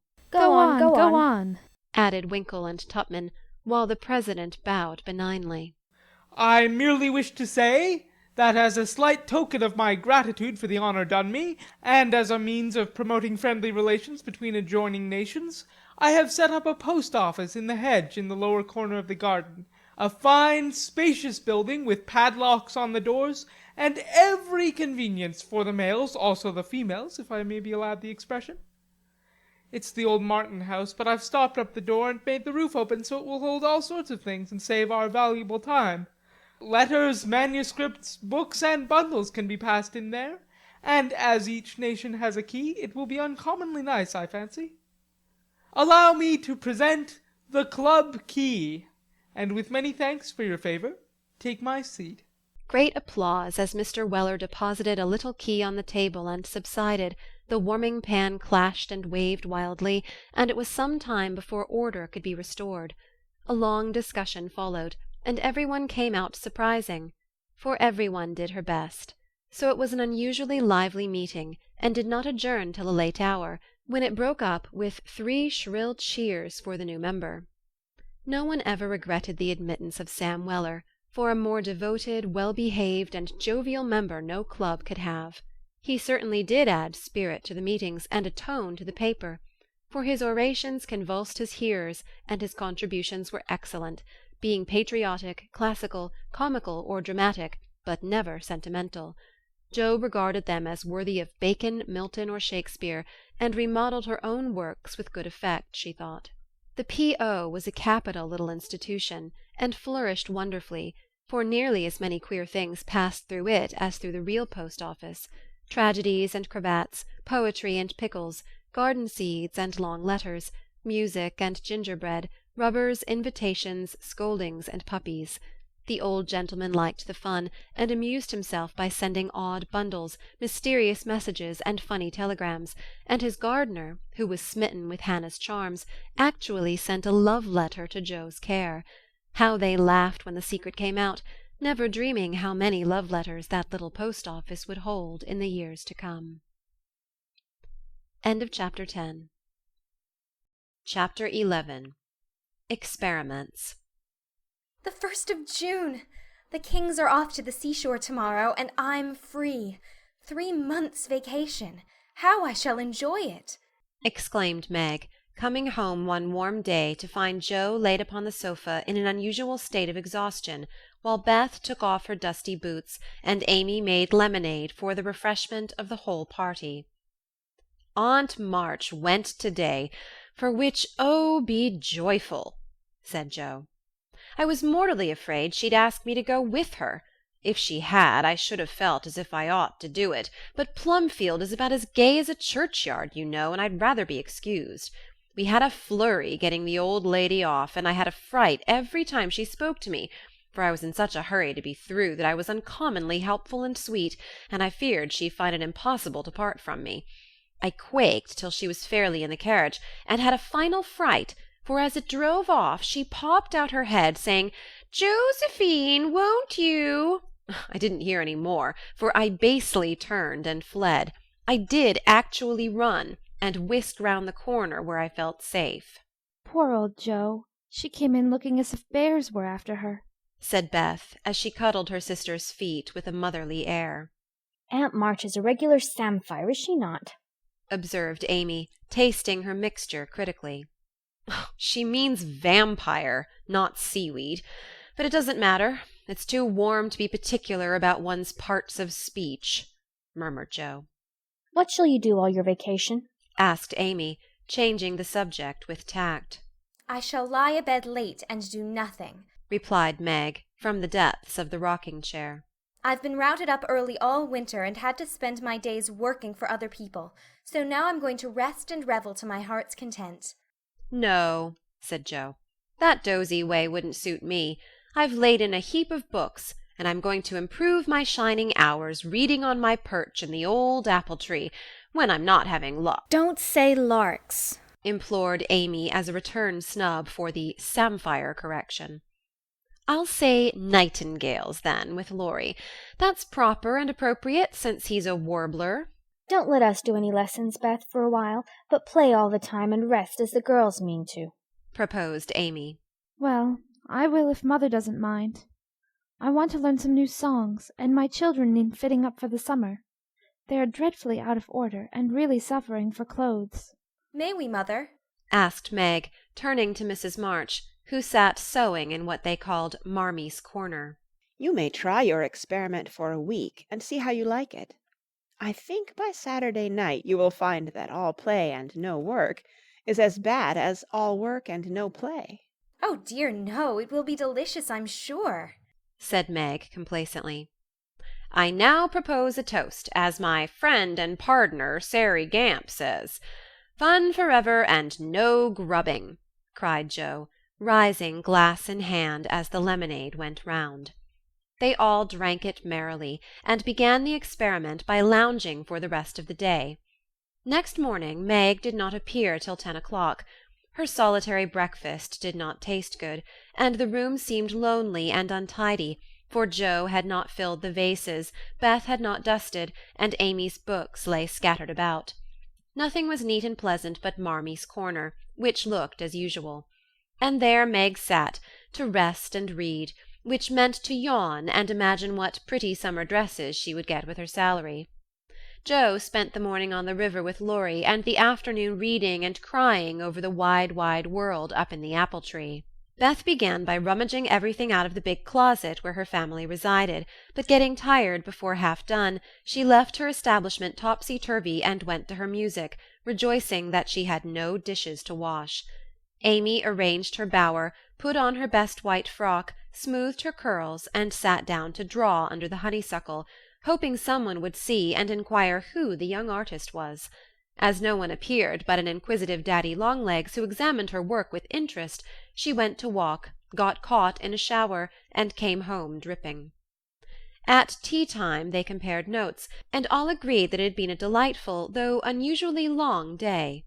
Meg, who went shopping in the afternoon and got a sweet blue muslin, had discovered, after she had cut the breadths off, that it wouldn't wash, which mishap made her slightly cross. Joe had burned the skin off her nose boating, and got a raging headache by reading too long. Beth was worried by the confusion of her closet, and the difficulty of learning 3 or 4 songs at once, and Amy deeply regretted the damage done her frock, for Katy Brown's party was to be the next day, and now, like Flora McFlimsy, she had nothing to wear. But these were mere trifles, and they assured their mother that the experiment was working finely.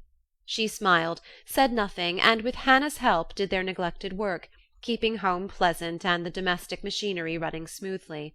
It was astonishing what a peculiar and uncomfortable state of things was produced by the resting and revelling process.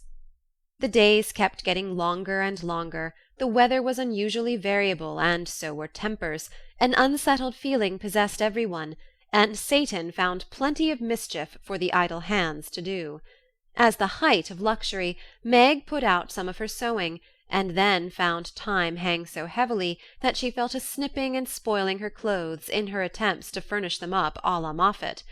Jo read till her eyes gave out and she was sick of books, got so fidgety that even good-natured Laurie had a quarrel with her, and so reduced in spirits that she desperately wished she had gone with Aunt March.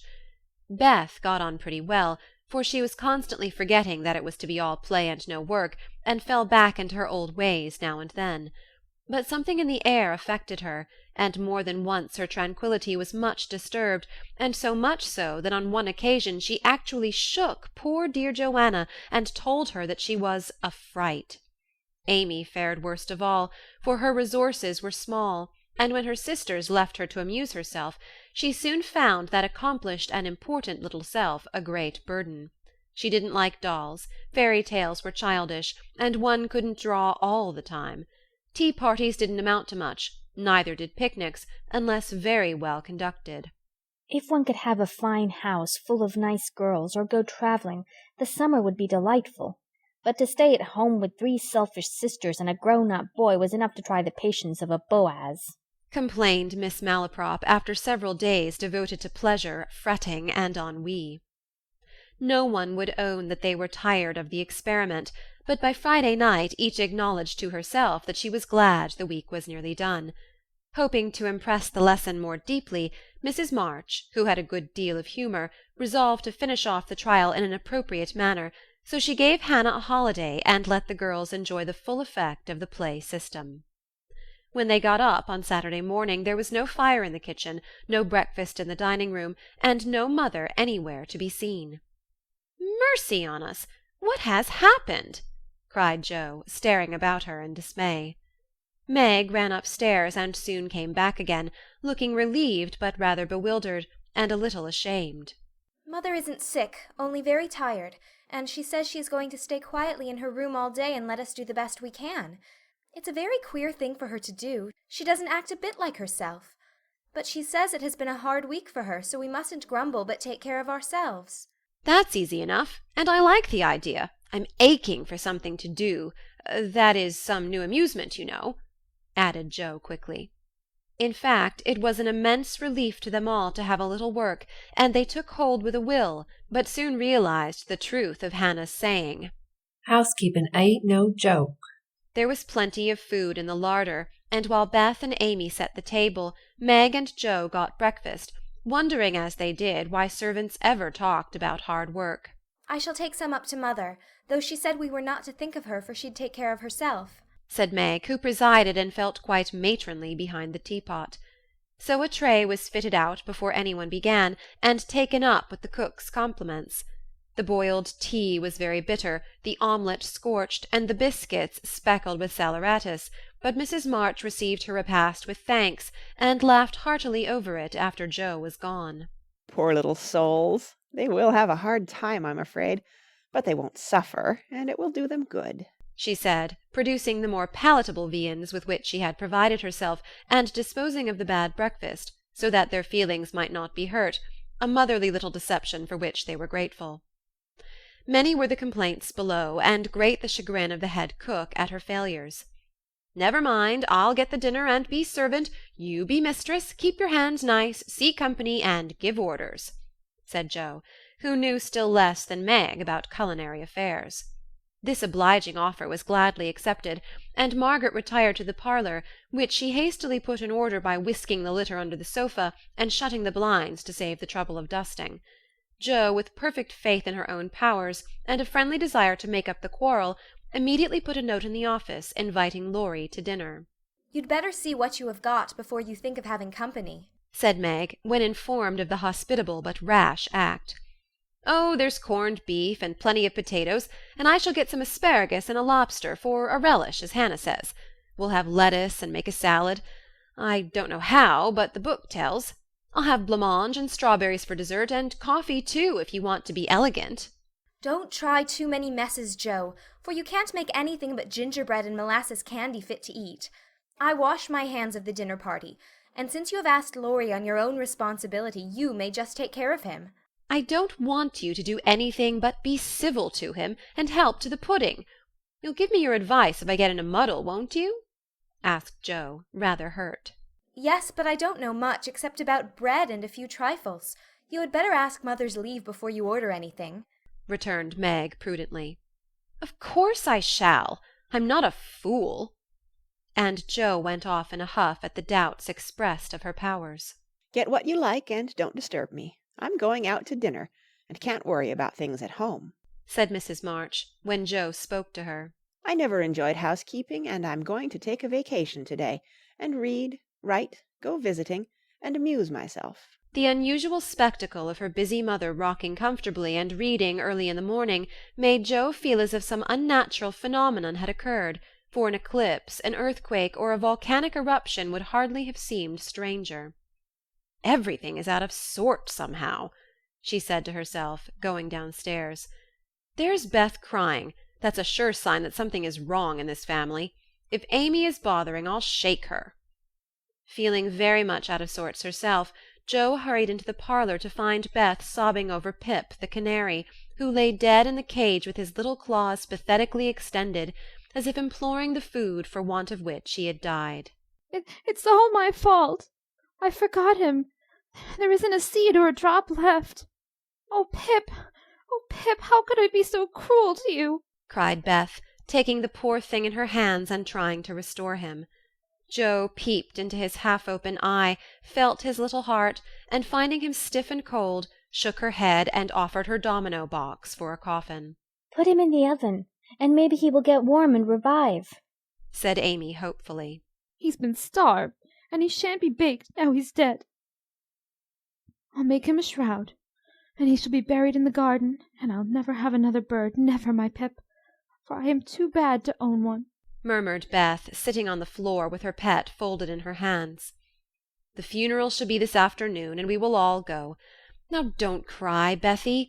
It's a pity, but nothing goes right this week, and Pip has had the worst of the experiment.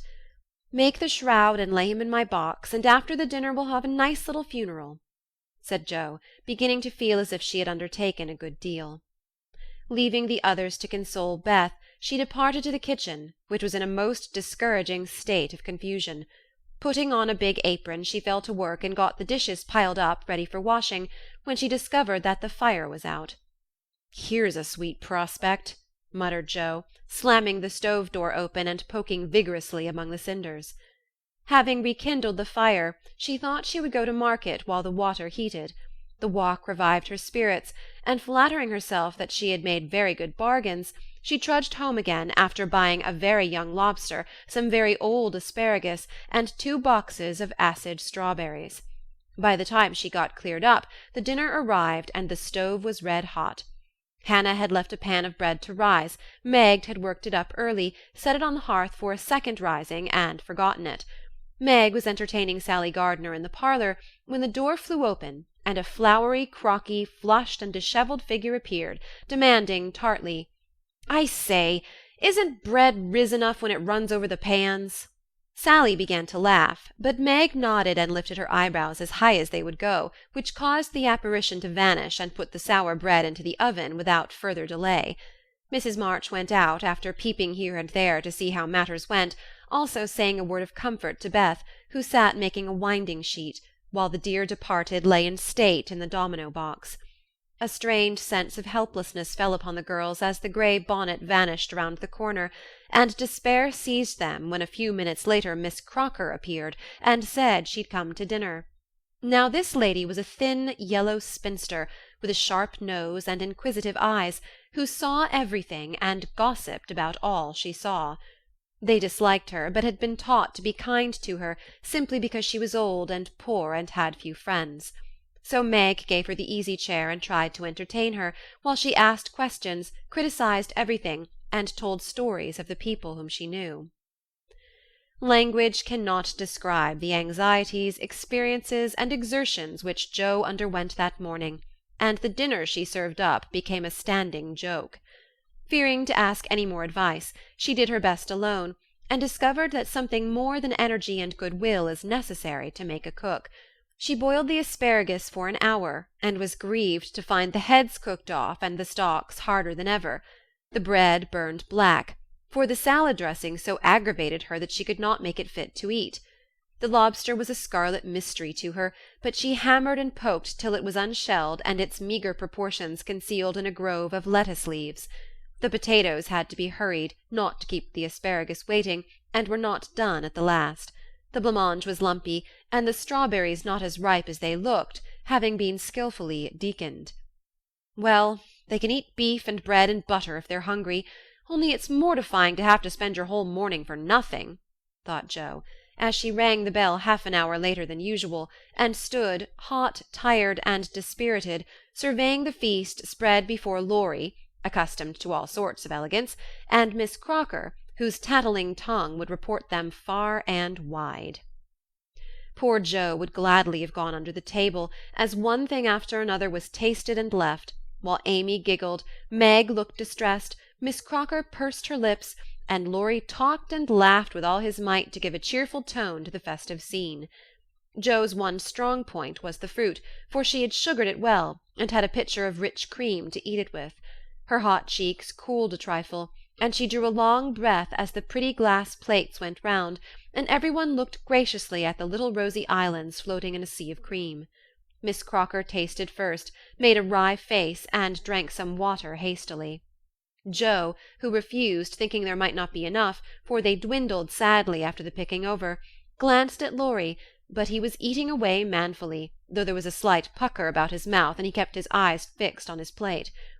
Amy, who was fond of delicate fare, took a heaping spoonful, choked, hid her face in her napkin, and left the table precipitately. "Oh, what is it?" exclaimed Jo, trembling.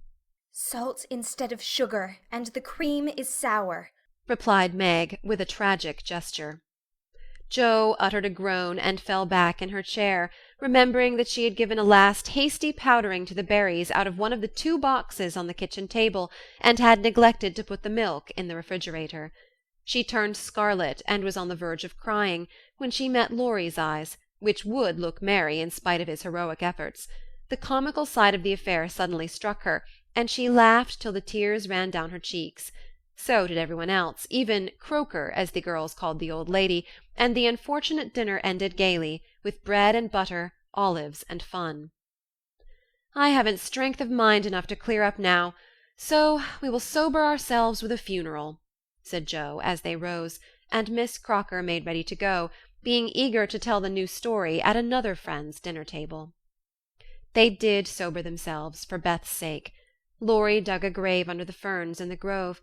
Little Pip was laid in, with many tears by his tender-hearted mistress, and covered with moss, while a wreath of violets and chickweed was hung on the stone which bore his epitaph, composed by Jo while she struggled with the dinner. Here lies Pip March, who died the 7th of June, loved and lamented sore, and not forgotten soon. At the conclusion of the ceremonies, Beth retired to her room, overcome with emotion and lobster, but there was no place of repose, for the beds were not made, and she found her grief much assuaged by beating up the pillows and putting things in order. Meg helped Jo clear away the remains of the feast, which took half the afternoon, and left them so tired that they agreed to be contented with tea and toast for supper. Laurie took Amy to drive, which was a deed of charity, for the sour cream seemed to have had a bad effect upon her temper. Mrs. March came home to find the 3 older girls hard at work in the middle of the afternoon, and a glance at the closet gave her an idea of the success of one part of the experiment. Before the housewives could rest, several people called, and there was a scramble to get ready to see them. Then tea must be got, errands done, and 1 or 2 necessary bits of sewing neglected until the last minute. As twilight fell, dewy and still, One by one they gathered on the porch where the June roses were budding beautifully, and each groaned or sighed as she sat down, as if tired or troubled. "What a dreadful day this has been!" began Joe, usually the first to speak. "It has seemed shorter than usual, but so uncomfortable," said Meg. "Not a bit like home," added Amy. "It can't seem so without Marmee and little Pip," sighed Beth, glancing with full eyes at the empty cage above her head. "Here's Mother, dear, and you shall have another bird tomorrow if you want it." As she spoke, Mrs. March came and took her place among them, looking as if her holiday had not been much pleasanter than theirs. "Are you satisfied with your experiment, girls, or do you want another week of it?" she asked, as Beth nestled up to her, and the rest turned toward her with brightening faces, as flowers turn toward the sun. "I don't," cried Joe decidedly. "Nor I." "Nor I." "Nor I," echoed the others. "You think, then, that it is better to have a few duties, and live a little for others, do you?" "Lounging and larking doesn't pay," observed Joe, shaking her head. "I'm tired of it, and mean to go to work at something right off." "Suppose you learn plain cooking. That's a useful accomplishment which no woman should be without," said Mrs. March, laughing inaudibly at the recollection of Joe's dinner party, for she had met Miss Crocker and heard her account of it. "Mother, did you go away and let everything be just to see how we'd get on?" cried Meg, who had had suspicions all day. "Yes, I wanted you to see how the comfort of all depends on each doing her share faithfully. While Hannah and I did your work, you got on pretty well, though I don't think you were very happy or amiable. So I thought, as a little lesson, I would show you what happens when everyone thinks only of herself. Don't you feel that it is pleasanter to help one another, to have daily duties which make leisure sweet when it comes, and to bear and forbear, that home may be comfortable and lovely to us all?" We do, Mother, we do, cried the girls. "Then let me advise you to take up your little burdens again, for though they seem heavy sometimes, they are good for us, and lighten as we learn to carry them. Work is wholesome, and there is plenty for everyone. It keeps us from ennui and mischief, is good for health and spirits, and gives us a sense of power and independence, better than money or fashion." "We'll work like bees, and love it too. See if we don't," said Joe. "I'll learn plain cooking for my holiday task, and the next dinner party I have shall be a success." "I'll make the set of shirts for Father, instead of letting you do it, Marmee. I can and I will, though I'm not fond of sewing. That will be better than fussing over my own things, which are plenty nice enough as they are," said Meg. "I'll do my lessons every day, and not spend so much time with my music and dolls. I'm a stupid thing and ought to be studying, not playing," was Beth's resolution, while Amy followed their example by heroically declaring, "I shall learn to make buttonholes, and attend to my parts of speech." "Very good. Then I am quite satisfied with the experiment, and fancy that we shall not have to repeat it. Only don't go to the other extreme and delve like slaves. Have regular hours for work and play. Make each day both useful and pleasant, and prove that you understand the worth of time by employing it well. Then youth will be delightful, old age will bring few regrets, and life become a beautiful success in spite of poverty." "We'll remember, Mother." And they did. End of Chapter 11. Chapter 12. Camp Laurence. Beth was postmistress, for being most at home she could attend to it regularly, and dearly liked the daily task of unlocking the little door and distributing the mail. One July day she came in with her hands full, and went about the house leaving letters and parcels like the penny post. "Here's your posy, Mother. Laurie never forgets that," she said, putting the fresh nosegay in the vase that stood in Marmee's corner and was kept supplied by the affectionate boy. "Miss Meg March, 1 letter, and a glove," continued Beth, delivering the articles to her sister, who sat near her mother stitching wristbands. "Why, I left a pair over there, and here is only one," said Meg, looking at the grey cotton glove. "Didn't you drop the other in the garden?" "No, I'm sure I didn't, for there was only one in the office." "I hate to have odd gloves. Never mind, the other may be found. My letter is only a translation of the German song I wanted. I think Mr. Brooke did it, for this isn't Laurie's writing. Mrs. March glanced at Meg, who was looking very pretty in her gingham morning gown, with the little curls blowing about her forehead, and very womanly, as she sat sewing at her little work-table, full of tidy white rolls, so unconscious of the thought in her mother's mind as she sewed and sang, while her fingers flew and her thoughts were busied with girlish fancies as innocent and fresh as the pansies in her belt, that Mrs. March smiled and was satisfied. 2 letters for Dr. Joe, a book, and a funny old hat, which covered the whole post office and stuck outside, said Beth, laughing as she went into the study where Joe sat writing. What a sly fellow Laurie is! I said I wished bigger hats were the fashion, because I burn my face every hot day. He said, why mind the fashion? Wear a big hat and be comfortable. I said I would if I had one, and he has sent me this to try me. I'll wear it for fun, and show him I don't care for the fashion. And hanging the antique broad brim on a bust of Plato, Jo read her letters. One from her mother made her cheeks glow and her eyes fill, for it said to her, My dear, I write a little word to tell you with how much satisfaction I watch your efforts to control your temper. You say nothing about your trials, failures, or successes, and think perhaps that no one sees them but the friend whose help you daily ask, if I may trust the well-worn cover of your guide-book. I, too, have seen them all, and heartily believe in the sincerity of your resolution, since it begins to bear fruit. Go on, dear, patiently and bravely, and always believe that no one sympathizes more tenderly with you than your loving mother. That does me good. That's worth millions of money and pecks of praise. Oh, Marmee, I do try. I will keep on trying and not get tired, since I have you to help me.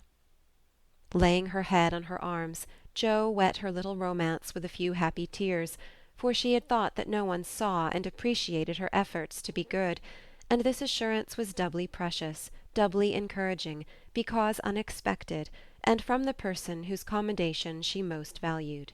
Feeling stronger than ever to meet and subdue her Apollyon, she pinned the note inside her frock, as a shield and reminder, lest she be taken unaware, and proceeding to open her other letter, quite ready for either good or bad news.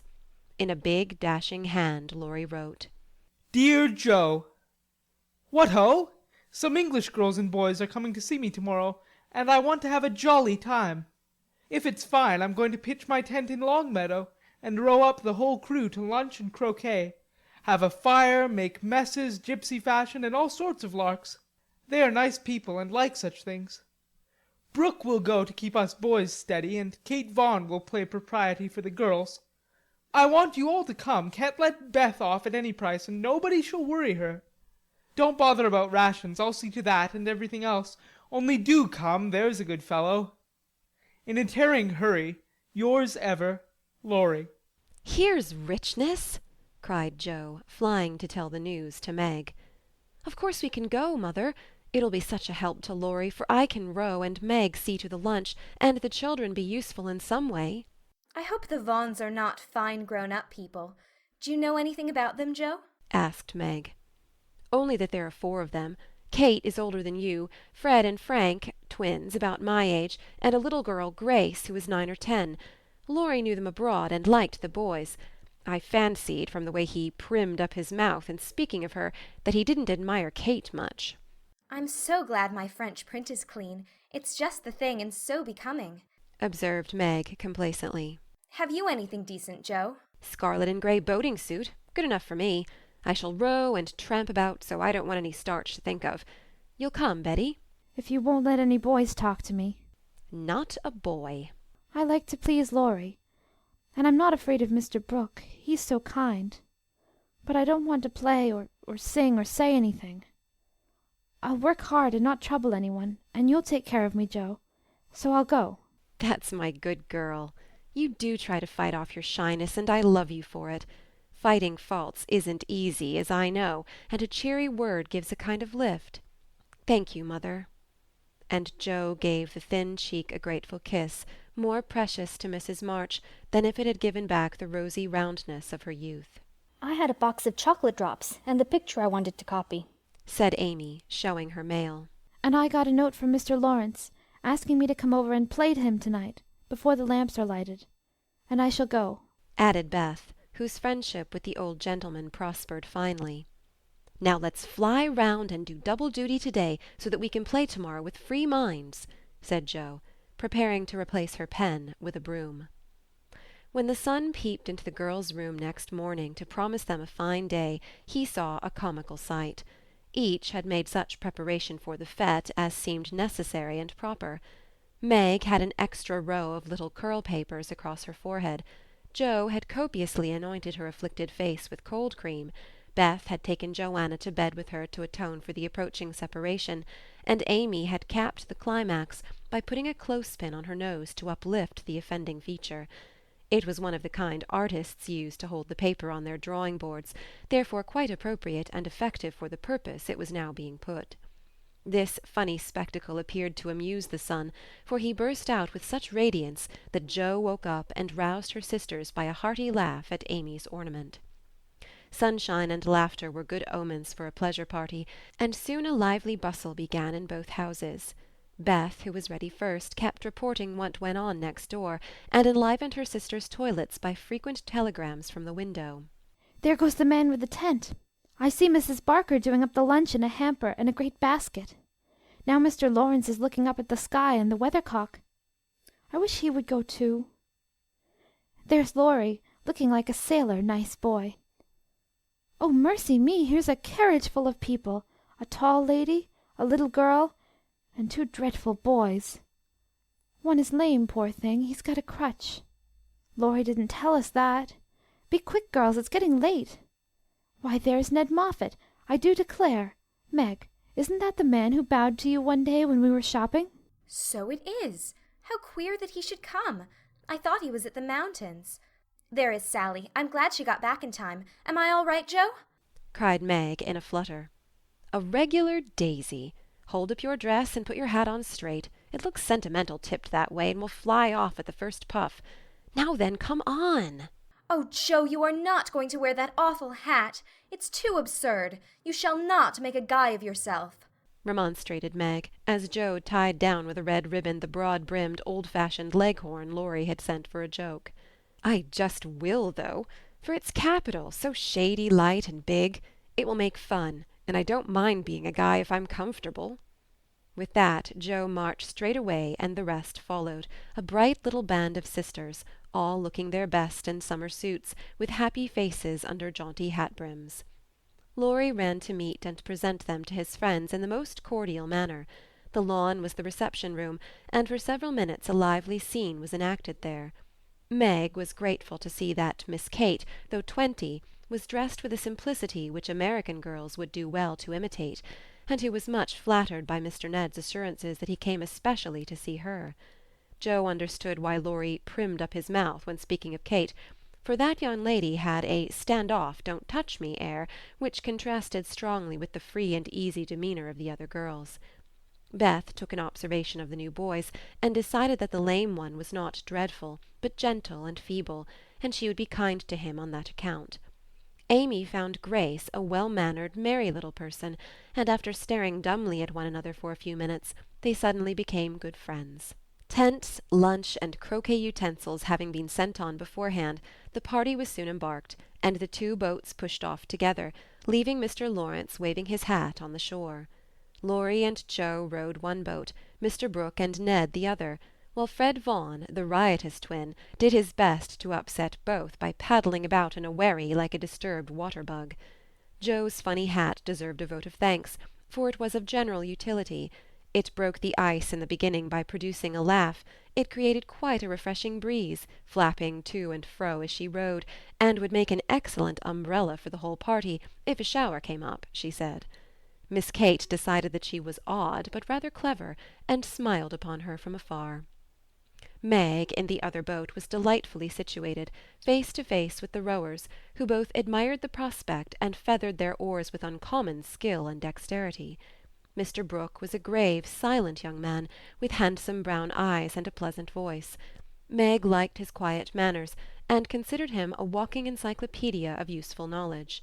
He never talked to her much, but he looked at her a good deal, and she felt sure that he did not regard her with aversion. Ned, being in college, of course put on all the airs which freshmen think it their bounden duty to assume. He was not very wise, but very good-natured, and altogether an excellent person to carry on a picnic. Sally Gardner was absorbed in keeping her white piqué dress clean, and chattering with the ubiquitous Fred, who kept Beth in constant terror by his pranks. It was not far to Longmeadow, but the tent was pitched and the wickets down by the time they arrived. A pleasant green field with 3 wide-spreading oaks in the middle, and a smooth strip of turf for croquet. "Welcome to Camp Laurence," said the young host, as they landed with exclamations of delight. "Brooke is commander-in-chief, I am commissary general, the other fellows are staff officers, and you, ladies, are company. The tent is for your especial benefit, and that oak is your drawing-room. This is the mess-room, and the third is the camp kitchen. Now let's have a game before it gets hot, and then we'll see about dinner." Frank, Beth, Amy, and Grace sat down to watch the game played by the other 8. Mr. Brooke chose Meg, Kate, and Fred. Laurie took Sally, Joe, and Ned. The English played well, but the Americans played better, and contested every inch of the ground as strongly as if the spirit of '76 inspired them. Joe and Fred had several skirmishes, and once narrowly escaped high words. Joe was through the last wicket and had missed the stroke, which failure ruffled her a good deal. Fred was close behind her, and his turn came before hers. He gave a stroke, his ball hit the wicket, and stopped an inch on the wrong side.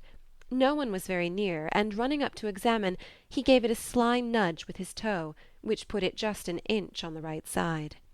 "I'm through. Now, Miss Joe, I'll settle you and get him first," cried the young gentleman, swinging his mallet for another blow. "You pushed it. I saw you. It's my turn now," said Joe sharply.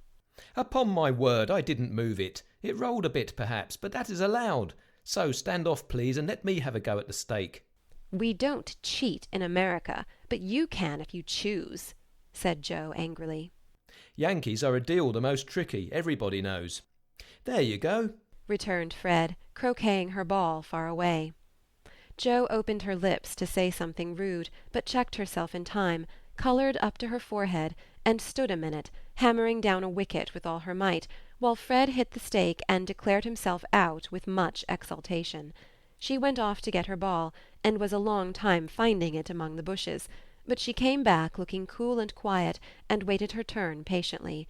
It took several strokes to regain the place she had lost, and when she got there the other side had nearly won, for Kate's ball was the last but one, and lay near the stake. "By George, it's all up with us. Goodbye, Kate. Miss Joe owes me one, so you are finished," cried Fred excitedly, as they all drew near to see the finish. "Yankees have a trick of being generous to their enemies," said Joe, with a look that made the lad redden. "Especially when they beat them," she added, as, leaving Kate's ball untouched, she won the game by a clever stroke. Laurie threw up his hat, then remembered that it wouldn't do to exult over the defeat of his guests, and stopped in the middle of the cheer to whisper to his friend. "Good for you, Joe. He did cheat, I saw him. We can't tell him so, but he won't do it again, take my word for it." Meg drew her aside, under pretence of pinning up a loose braid, and said approvingly, "It was dreadfully provoking, but you kept your temper, and I'm so glad, Joe." "Don't praise me, Meg, for I could box his ears this minute. I should certainly have boiled over if I hadn't stayed among the nettles till I got my rage under control enough to hold my tongue.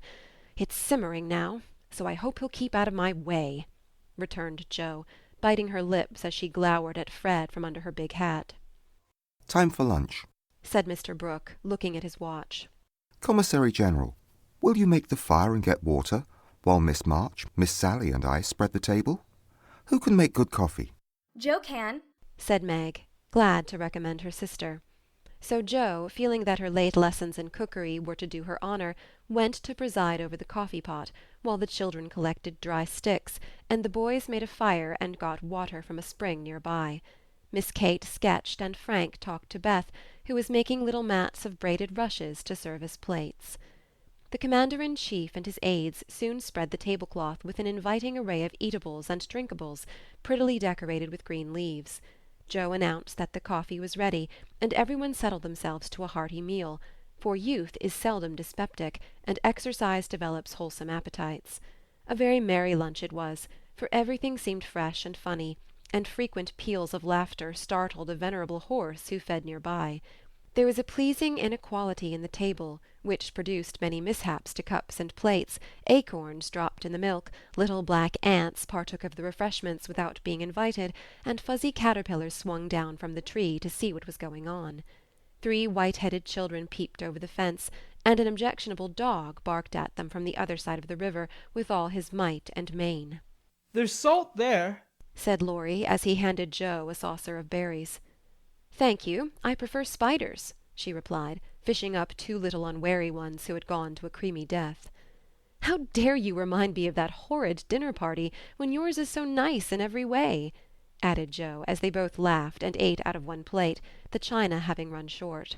I had an uncommonly good time that day, and haven't got over it yet. This is no credit to me, you know. I don't do anything. It's you and Meg and Brooke who make it all go, and I'm no end obliged to you. What shall we do when we can't eat any more?" asked Laurie, feeling that his trump card had been played when lunch was over. "Have games till it's cooler. I brought authors, and I dare say Miss Kate knows something new and nice. Go ask her. She's company, and you ought to stay with her more." Aren't you company too?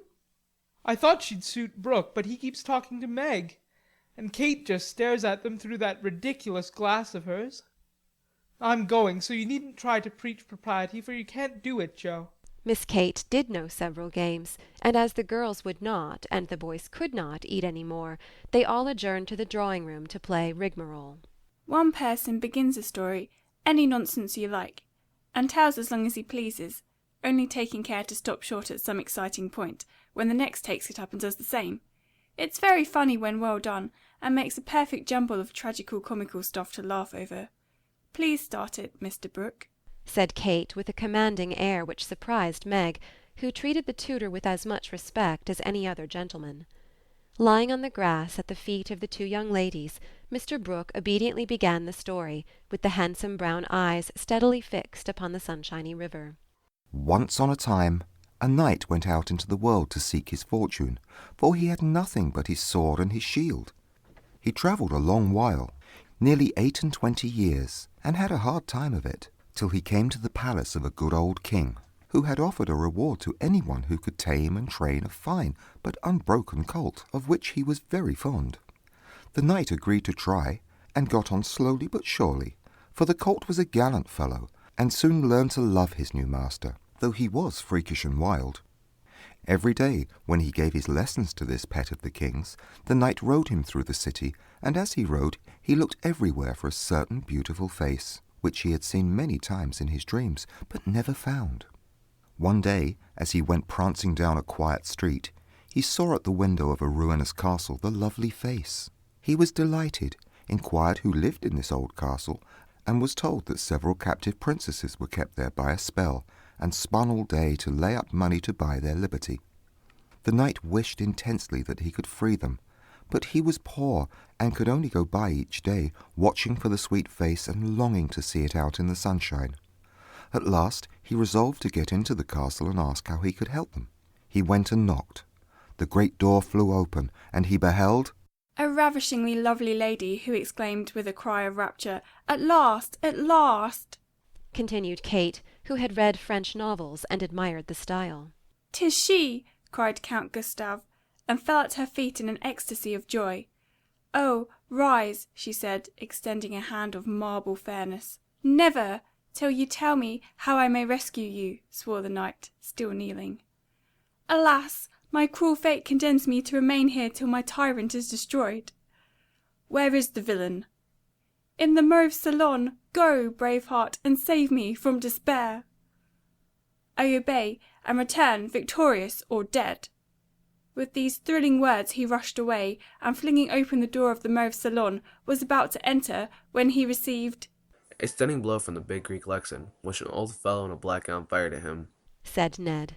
Instantly, Sir What's-His-Name recovered himself, pitched the tyrant out of the window, and turned to join the lady, victorious, but with a bump on his brow, found the door locked, tore up the curtains, made a rope ladder, got halfway down when the ladder broke, and he went headfirst into the moat, 60 feet below, could swim like a duck, paddled around the castle till he came to a little door guarded by 2 stout fellers, knocked their heads together till they cracked like a couple of nuts. Then, by a trifling exertion of his prodigious strength, he smashed in the door, went up a pair of stone steps covered with a dust a foot thick, toes as big as your fist, and spiders that would frighten you into hysterics, Miss March.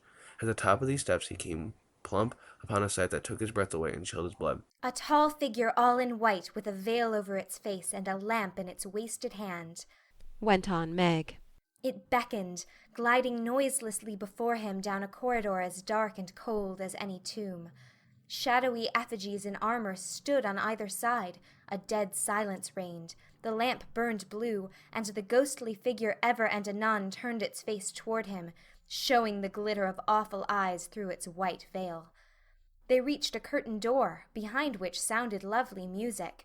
He sprang forward to enter, but the spectre plucked him back, and waved threateningly before him a snuff-box, said Joe, in a sepulchral tone which convulsed the audience. Thank'ee, said the knight politely, as he took a pinch and sneezed 7 times so violently that his head fell off. Ha! Ha! laughed the ghost, and having peeped through the keyhole at the princess's spinning away for dear life, the evil spirit picked up her victim and put him in a large tin box, where there were 11 other knights packed together without their heads, like sardines, who all rose and began to dance a hornpipe, cut in Fred, as Joe paused for breath. And as they danced, the rubbishy old castle turned to a man-of-war in full sail. Up with the jib, reef the topsail halyards, helm hard a-lee, and man the guns, roared the captain, as a Portuguese pirate hove in sight, with a flag black as ink flying from her foremast. Go in and win, my hearties, says the captain, and a tremendous fight began. Of course the British beat, they always do. No, they don't, cried Joe aside. Having taken the pirate captain prisoner, sailed slap over the schooner whose decks were piled high with dead, and whose lee scuppers ran blood, for the order had been cut lasses and die hard. Boatswain's mate, take a bite of the flying jib sheet, and start this villain if he doesn't confess his sins double quick, said the British captain. The Portuguese held his tongue like a brick and walked the plank, while the jolly tars cheered like mad. But the sly dog dived, came up under the man-of-war, scuttled her, and down she went with all sails set, to the bottom of the sea, where... Oh, gracious! What shall I say? cried Sally, as Fred ended his rigmarole, in which he had jumbled together pell-mell nautical phrases and facts out of one of his favourite books. Well, they went to the bottom, and a nice mermaid welcomed them, but was much grieved on finding the box of headless knights, and kindly pickled them in brine, hoping to discover the mystery about them, for, being a woman, she was curious. By and by, a diver came down, and the mermaid said, I'll give you a box of pearls if you take it up, for she wanted to restore the poor things to life, and couldn't raise the heavy load herself. So the diver hoisted it up, and was much disappointed on opening it to find no pearls. He left it in a great lonely field, where it was found by a little goose girl who kept 100 fat geese in the field, said Amy, when Sally's invention gave out. The little girl was sorry for them, and asked an old woman what she should do to help them. Your geese will tell you. They know everything, said the old woman. So she asked what she should use for new heads, since the old ones were lost, and all the geese opened their 100 mouths and screamed, Cabbages, continued Laurie promptly.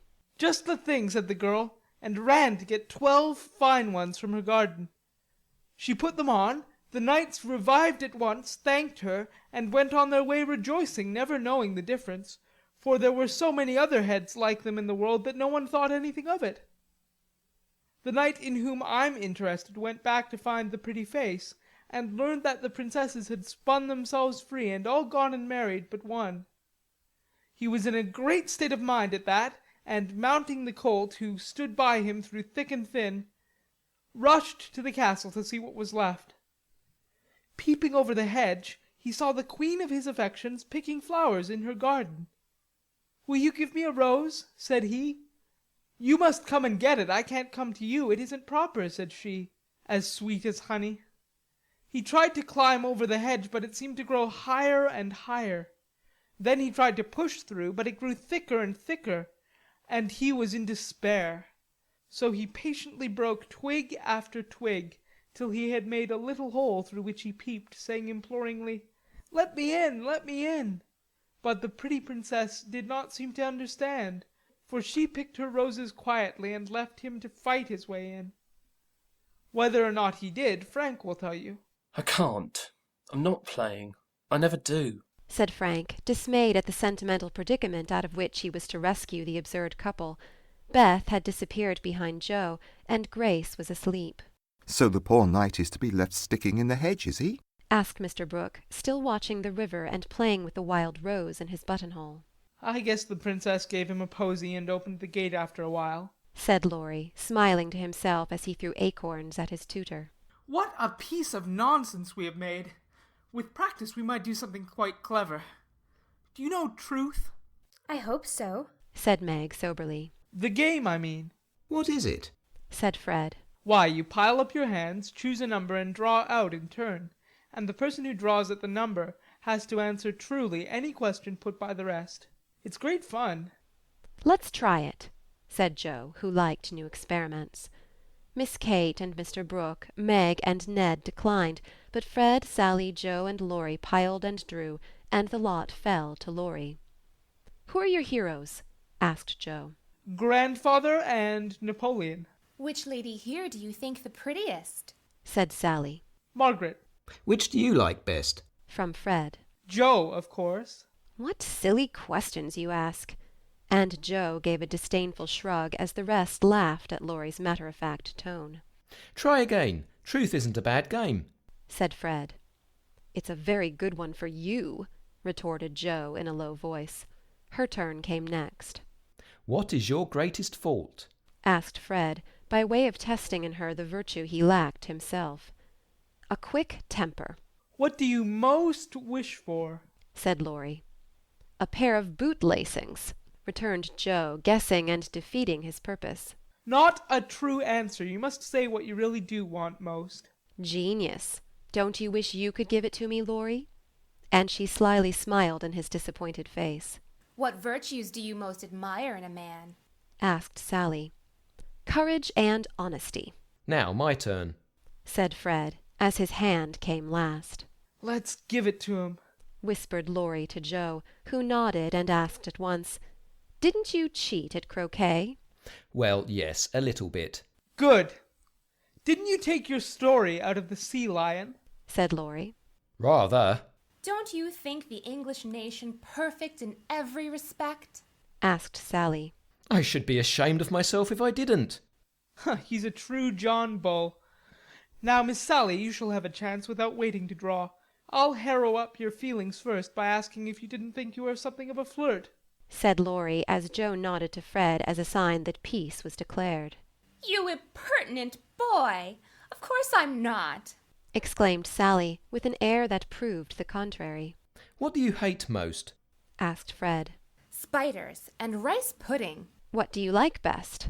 asked Joe. Dancing and French gloves. Well, I think Truth is a very silly play. Let's have a sensible game of authors to refresh our minds, proposed Joe. Ned, Frank, and the little girls joined in this, and while it went on, the three elders sat apart talking. Miss Kate took out her sketch again, and Margaret watched her, while Mr. Brooke lay on the grass with a book which he did not read. How beautifully you do it. I wish I could draw, said Meg, with mingled admiration and regret in her voice. Why don't you learn? I should think you had taste and talent for it, replied Miss Kate graciously. I haven't time. Your mamma prefers other accomplishments, I fancy. So did mine, but I proved to her that I had talent by taking a few lessons privately, and then she was quite willing I should go on. Can't you do the same with your governess? I have none. I forgot young ladies in America go to school more than with us. Very fine schools they are too, papa says.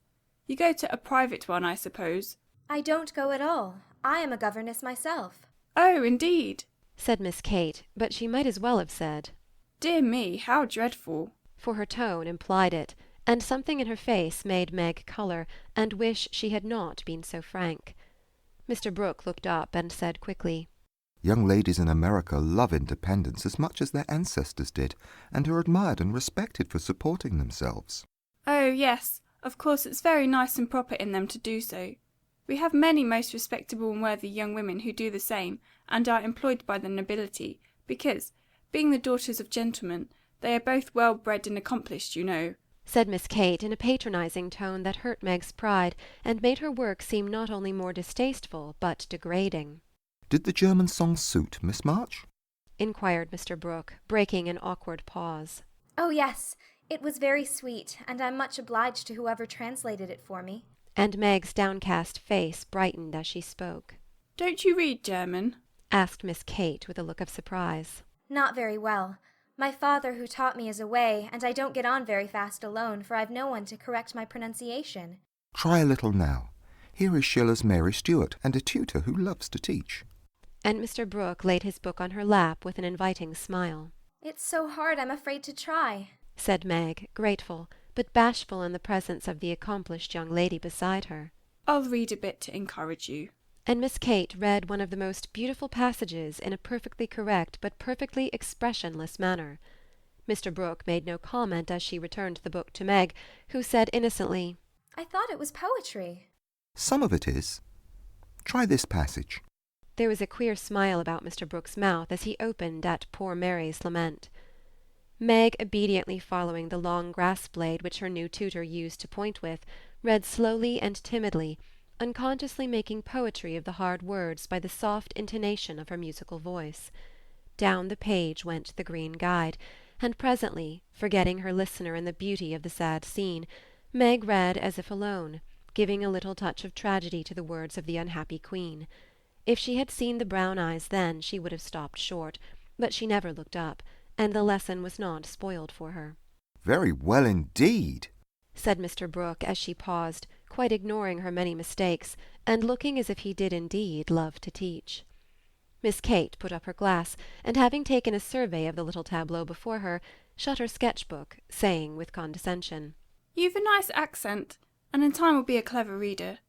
I advise you to learn, for German is a valuable accomplishment to teachers. Oh, I must look after Grace, she is romping." And Miss Kate strolled away, adding to herself with a shrug, "I didn't come to chaperone a governess, though she is young and pretty. What odd people these Yankees are! I'm afraid Laurie will be quite spoiled among them." I forgot that English people rather turn up their noses at governesses and don't treat them as we do, said Meg, looking after the retreating figure with an annoyed expression.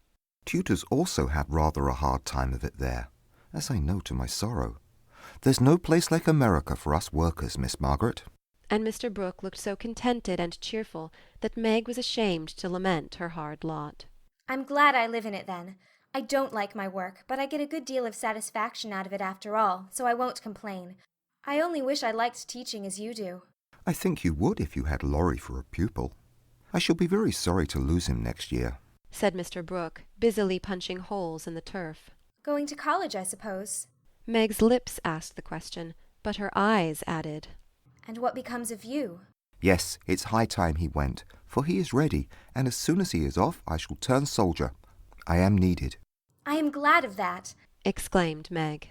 I should think every young man would want to go, though it is hard for the mothers and sisters who stay at home, she added sorrowfully.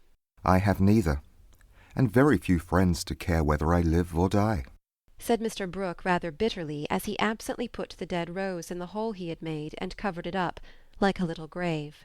Laurie and his grandfather would care a great deal, and we should all be very sorry to have any harm happen to you, said Meg heartily.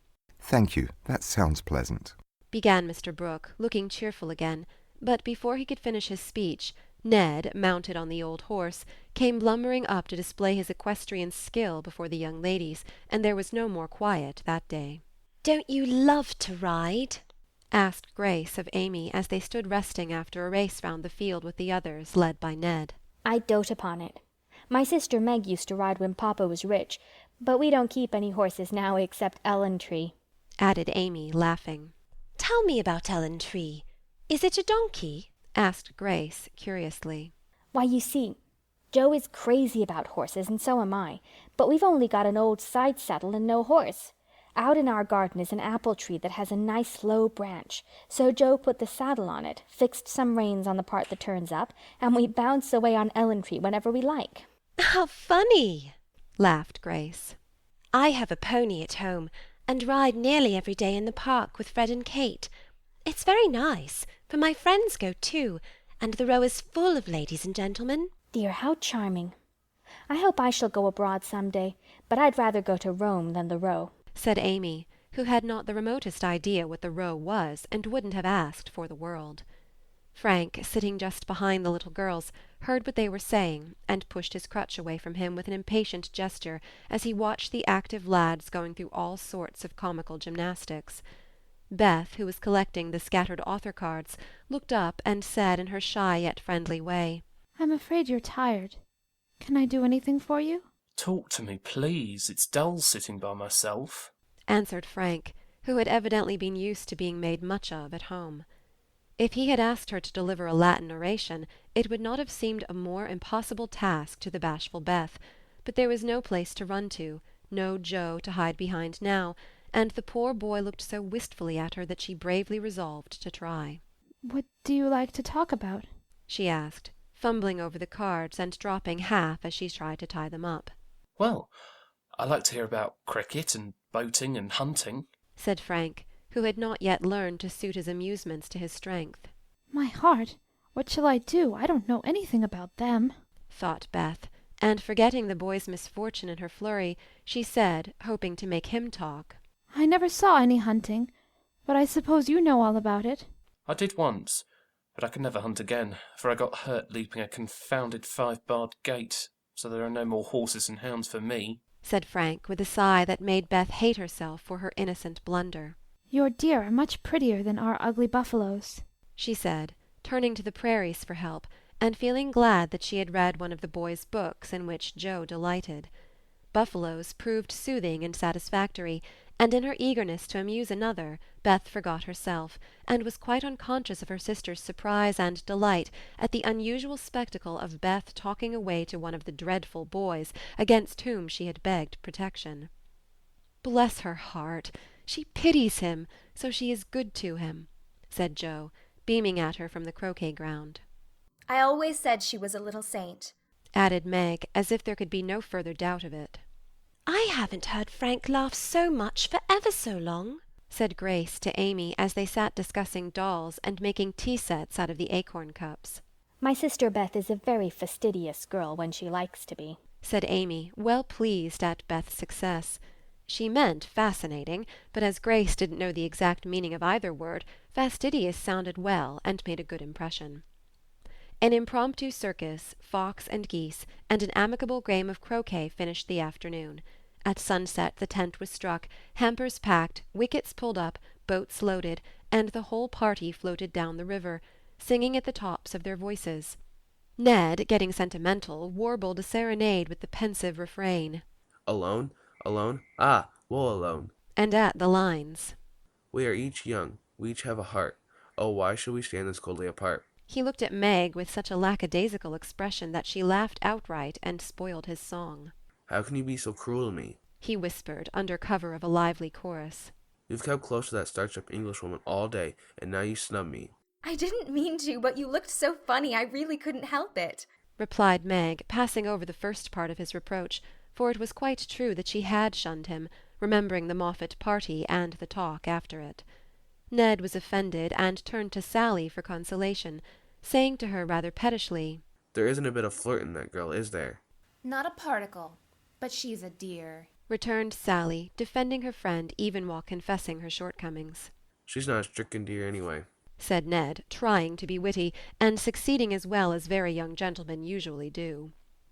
On the lawn where it had gathered, the little party separated with cordial good-nights and good-byes, for the Vaughans were going to Canada.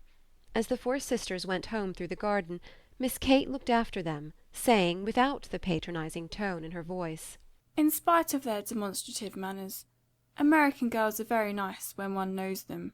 "I quite agree with you," said Mr. Brooke. End of Chapter 12. Chapter 13. Castles in the Air. Laurie lay luxuriously swinging to and fro in his hammock one warm September afternoon, wondering what his neighbours were about, but too lazy to go and find out. He was in one of his moods, for the day had been both unprofitable and unsatisfactory, and he was wishing he could live it over again. The hot weather made him indolent, and he had shirked his studies, tried Mr. Brooke's patience to the utmost, displeased his grandfather by practising half the afternoon, frightened the maidservants half out of their wits by mischievously hinting that one of his dogs was going mad, and after high words with the stableman about some fancied neglect of his horse, he had flung himself into his hammock to fume over the stupidity of the world in general, till the peace of the lovely day quieted him in spite of himself. Staring up into the green gloom of the horse-chestnut trees above him, he dreamed dreams of all sorts, and was just imagining himself tossing on the ocean in a voyage round the world, when the sound of voices brought him ashore in a flash. Peeping through the meshes of the hammock, he saw the Marches coming out, as if bound on some expedition. What in the world are those girls about now? Thought Laurie, opening his sleepy eyes to take a good look, for there was something rather peculiar in the appearance of his neighbours. Each wore a large flapping hat, a brown linen pouch slung over one shoulder, and carried a long staff. Meg had a cushion, Joe a book, Beth a basket, and Amy a portfolio. All walked quietly through the garden, out at the little back gate, and began to climb the hill that lay between the house and the river. Well, that's cool, said Laurie to himself. To have a picnic and never ask me. They can't be going in the boat, for they haven't got the key. Perhaps they forgot it. I'll take it to them and see what's going on. Though possessed of half a dozen hats, it took him some time to find one. Then there was a hunt for the key, which was at last discovered in his pocket, so that the girls were quite out of sight when he leaped the fence and ran after them. Taking the shortest way to the boat-house, he waited for them to appear, but no one came, and he went up the hill to take an observation. A grove of pines covered one part of it, and from the heart of this green spot came a clearer sound than the soft sigh of the pines or the drowsy chirp of the crickets. Here's a landscape, thought Laurie, peeping through the bushes, and looking wide awake and good-natured already. It was a rather pretty little picture, for the sisters sat together in the shady nook, with sun and shadow flickering over them, the aromatic wind lifting their hair and cooling their hot cheeks, and all the little wood people going on with their affairs as if these were no strangers but old friends. Meg sat upon her cushion, sewing daintily with her white hands, and looking as fresh and sweet as a rose in her pink dress among the green. Beth was sorting the cones that lay thick under the hemlock near by, for she made pretty things with them. Amy was sketching a group of ferns, and Jo was knitting as she read aloud. A shadow passed over the boy's face as he watched them, feeling that he ought to go away because uninvited, yet lingering because home seemed very lonely, and this quiet party in the woods most attractive to his restless spirit. He stood so still that a squirrel, busy with its harvesting, ran down a pine close beside him, saw him suddenly, and skipped back, scolding so shrilly that Beth looked up, espied the wistful face behind the birches, and beckoned with a reassuring smile. May I come in, please? Or shall I be a bother? He asked, advancing slowly. Meg lifted her eyebrows, but Jo scowled at her defiantly, and said at once, "Of course you may. We should have asked you before, only we thought you wouldn't care for such a girl's game as this." I always like your games. But if Meg doesn't want me, I'll go away. I've no objection, if you do something. It's against the rules to be idle here, replied Meg gravely but graciously. Much obliged. I'll do anything if you'll let me stop for a bit, for it's dull as the desert of Sahara down there. Shall I sew, read, cone, draw, or do all at once? Bring on your bears, I'm ready. And Laurie sat down with a submissive expression delightful to behold. Finish this story while I set my heel, said Jo, handing him the book. Yes'm, was the meek answer, as he began, doing his best to prove his gratitude for the favour of admission into the Busy Bee Society. The story was not a long one, and when it was finished, he ventured to ask a few questions as a reward of merit. Please, ma'am, could I inquire if this highly instructive and charming institution is a new one? Would you tell him? Asked Meg of her sisters. He'll laugh, said Amy warningly. Who cares? Said Jo. I guess he'll like it, added Beth. Of course I shall. I give you my word I won't laugh. Tell away, Jo, and don't be afraid. The idea of being afraid of you! Well, you see we used to play Pilgrim's Progress, and we have been going on with it in earnest all winter and summer. Yes, I know, said Laurie, nodding wisely. Who told you? Demanded Jo. Spirits. No, I did. I wanted to amuse him one night when you were all away, and he was rather dismal. He did like it, so don't scold, Joe," said Beth meekly. You can't keep a secret. Never mind, it saves trouble now. Go on, please, said Laurie, as Jo became absorbed in her work, looking a trifle displeased. Oh, didn't she tell you about this new plan of ours? Well, we have tried not to waste our holiday, but each has had a task and worked at it with a will. The vacation is nearly over, the stints are all done, and we are ever so glad that we didn't dawdle. Yes, I should think so. And Laurie thought regretfully of his own idle days. Mother likes to have us out of doors as much as possible, so we bring our work here and have nice times. For the fun of it, we bring our things in these bags, wear the old hats, use poles to climb the hill, and play Pilgrims as we used to do years ago.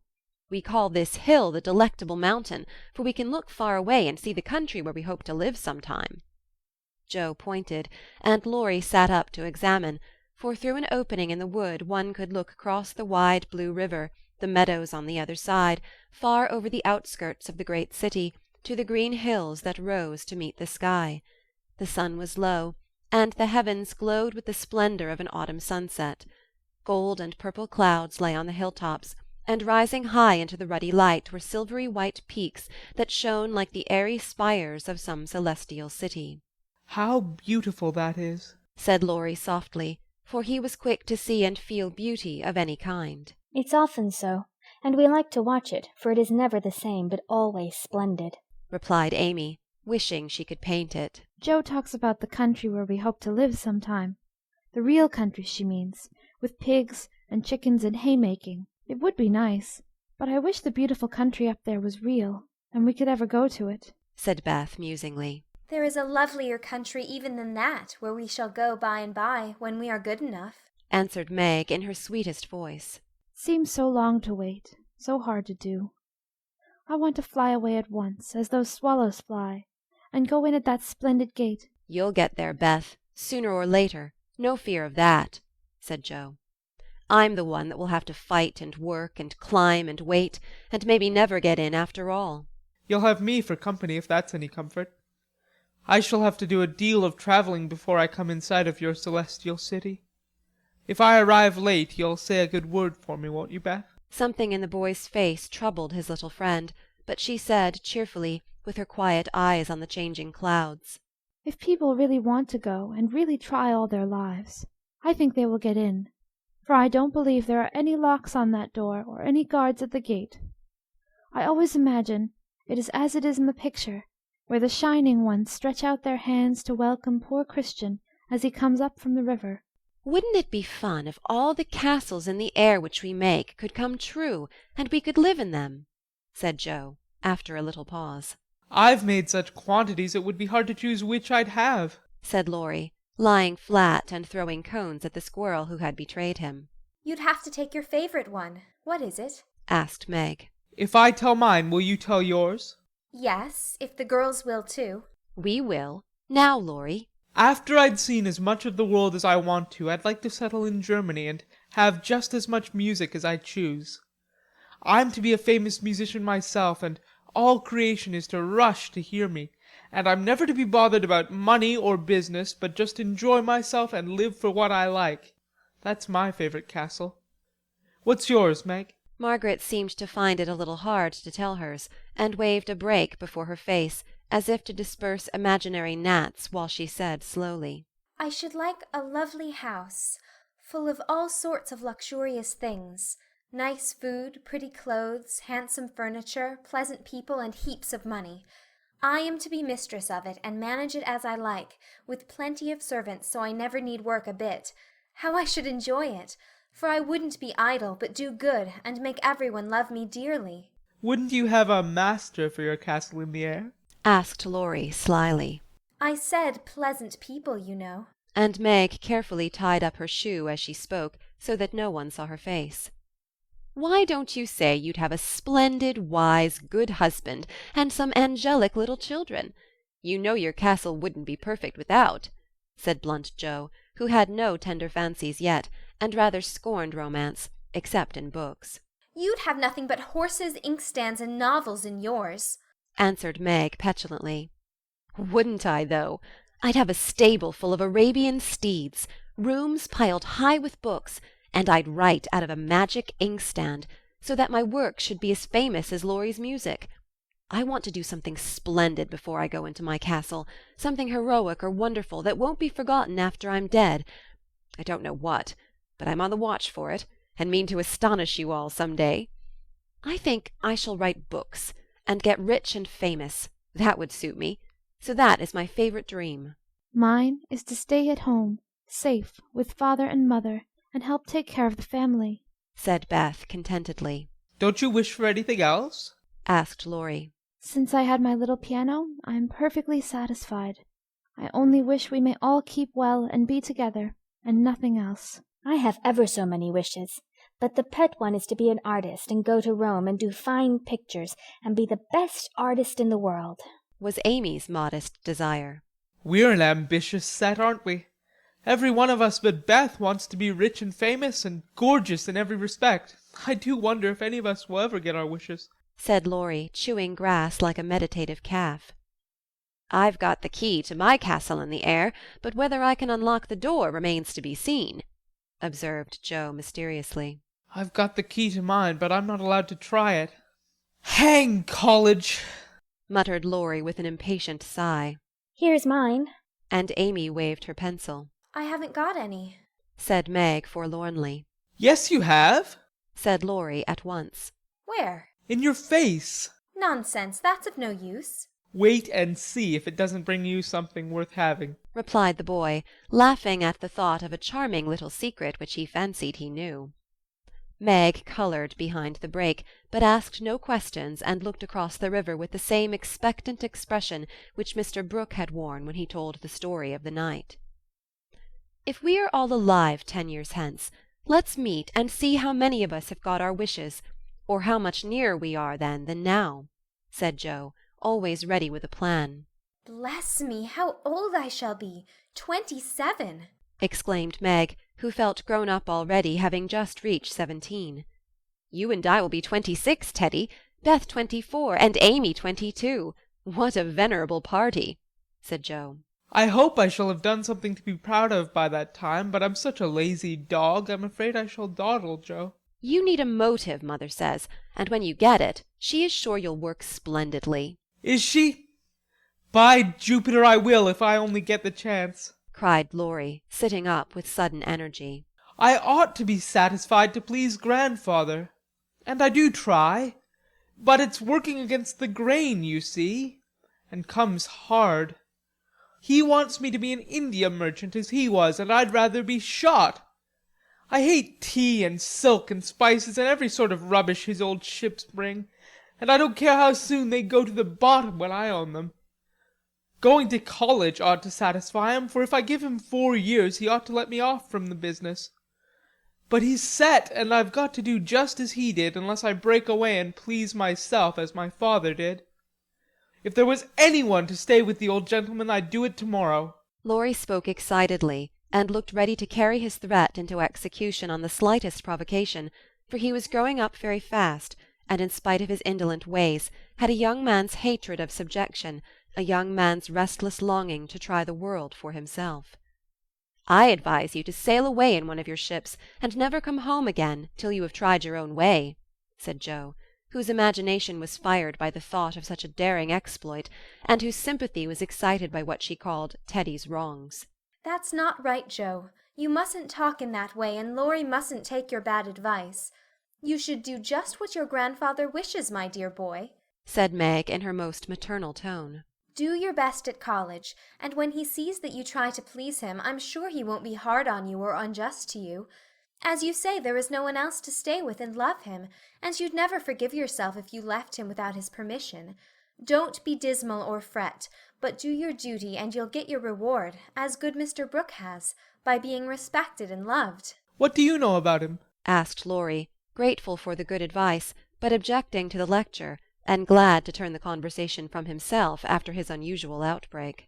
Only what your grandpa told us about him, how he took good care of his own mother till she died, and wouldn't go abroad as tutor to some nice person because he wouldn't leave her, And how he provides now for an old woman who nursed his mother, and never tells anyone, but is just as generous and patient and good as he can be. So he is, dear old fellow, said Laurie heartily, as Meg paused, looking flushed and earnest with her story. It's like Grandpa to find out all about him without letting him know, and to tell all his goodness to others, so that they might like him. Brooke couldn't understand why your mother was so kind to him, asking him over with me and treating her in her beautiful friendly way. He thought she was just perfect, and talked about it for days and days, and went on about you all in flaming style. If ever I do get my wish, you'll see what I'll do for Brooke. Begin to do something now by not plaguing his life out, said Meg sharply. I can always tell by his face when he goes away. If you have been good, he looks satisfied and walks briskly.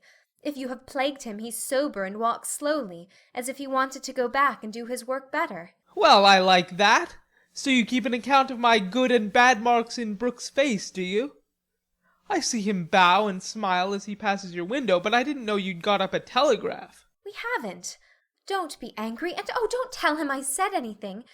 It was only to show that I cared how you get on, and what is said here is said in confidence, you know, cried Meg, much alarmed at the thought of what might follow from her careless speech. I don't tell tales, replied Laurie, with his high and mighty air, as Joe called a certain expression which he occasionally wore. Only if Brooke is going to be a thermometer, I must mind and have fair weather for him to report. Please don't be offended. I didn't mean to preach or tell tales or be silly. I only thought Joe was encouraging you in a feeling which you'd be sorry for by and by. You are so kind to us. We feel as if you were our brother and say just what we think. Forgive me. I meant it kindly. And Meg offered her hand with a gesture both affectionate and timid. Ashamed of his momentary pique, Laurie squeezed the kind little hand, and said frankly, I'm the one to be forgiven. I'm cross and have been out of sorts all day. I like to have you tell me my faults and be sisterly, so don't mind if I'm grumpy sometimes.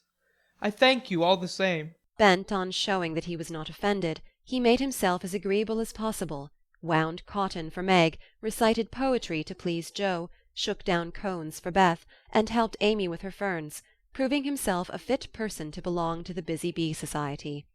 In the midst of an animated discussion on the domestic habits of turtles, one of those amiable creatures having strolled up from the river, the faint sound of a bell warned them that Hannah had put the tea to draw, and they would just have time to get home to supper.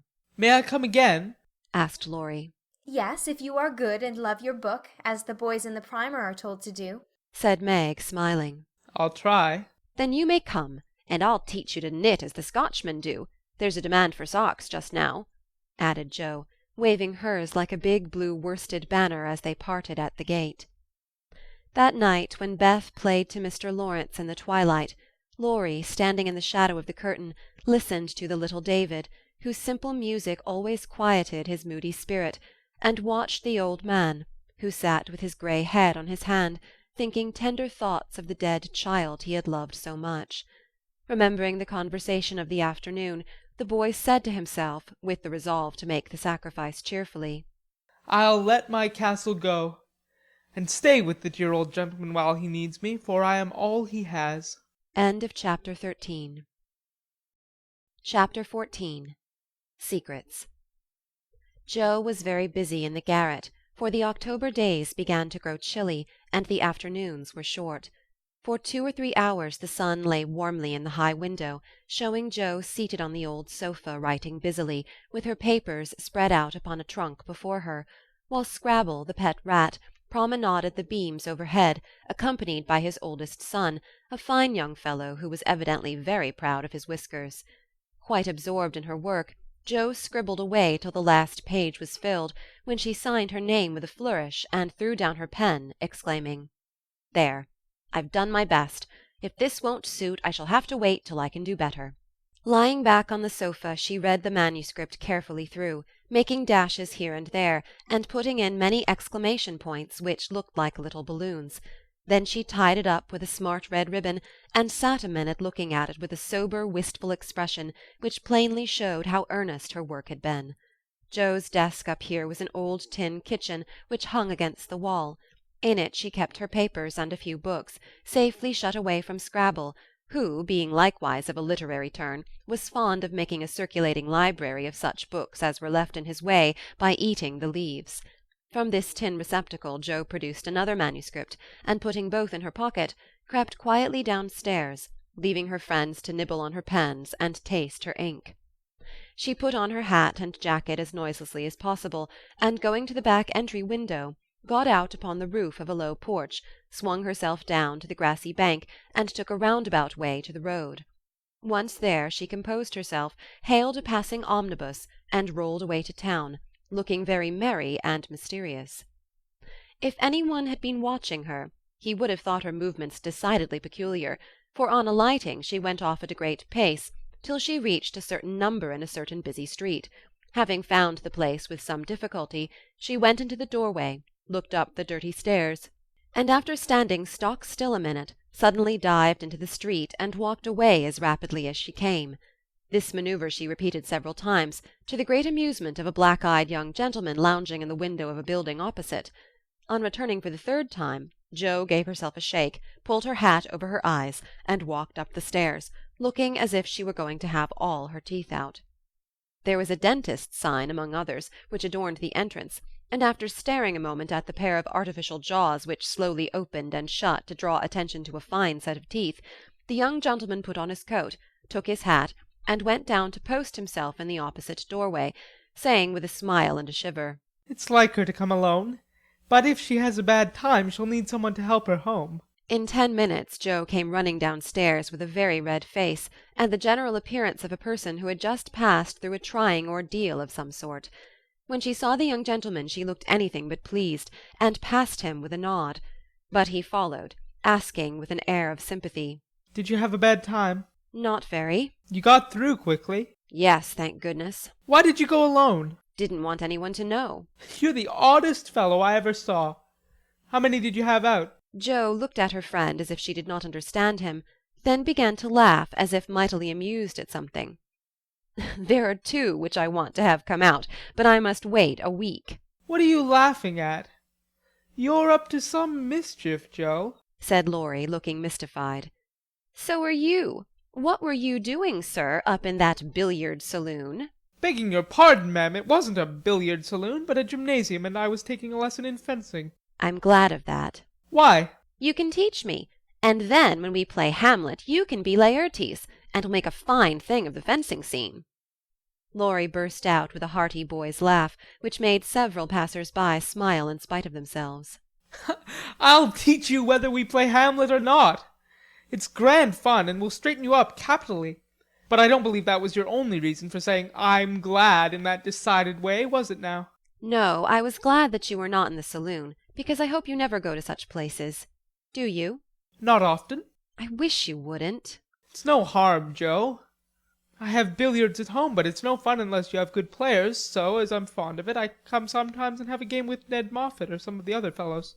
"Oh dear, I'm so sorry, for you'll get to liking it better and better, and will waste time and money and grow like those dreadful boys.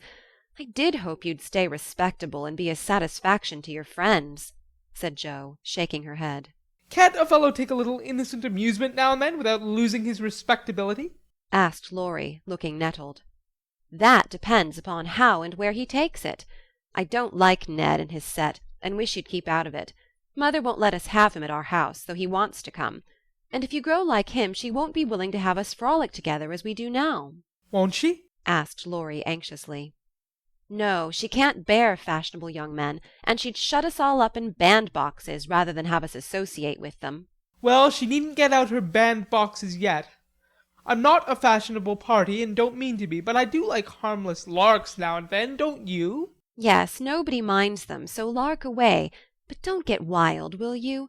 Or there'll be an end of all of our good times." "I'll be a double-distilled saint." "I can't bear saints. Just be a simple, honest, respectable boy, and we'll never desert you. I don't know what I should do if you acted like Mr. King's son. He had plenty of money, but didn't know how to spend it, and got tipsy, and gambled, and ran away, and forged his father's name, I believe, and was altogether horrid." "You think I'm likely to do the same? Much obliged." "No, I don't. Oh dear, no. But I hear people talking about money being such a temptation. And I sometimes wish you were poor. I shouldn't worry then." Do you worry about me, Joe? "A little, when you look moody and discontented as you sometimes do.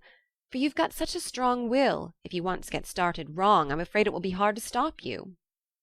Laurie walked in silence a few minutes, and Joe watched him, wishing she had held her tongue, for his eyes looked angry, though his lips smiled as if at her warnings. Are you going to deliver lectures all the way home? He asked presently. "Of course not. Why?" Because if you are, I'll take a bus.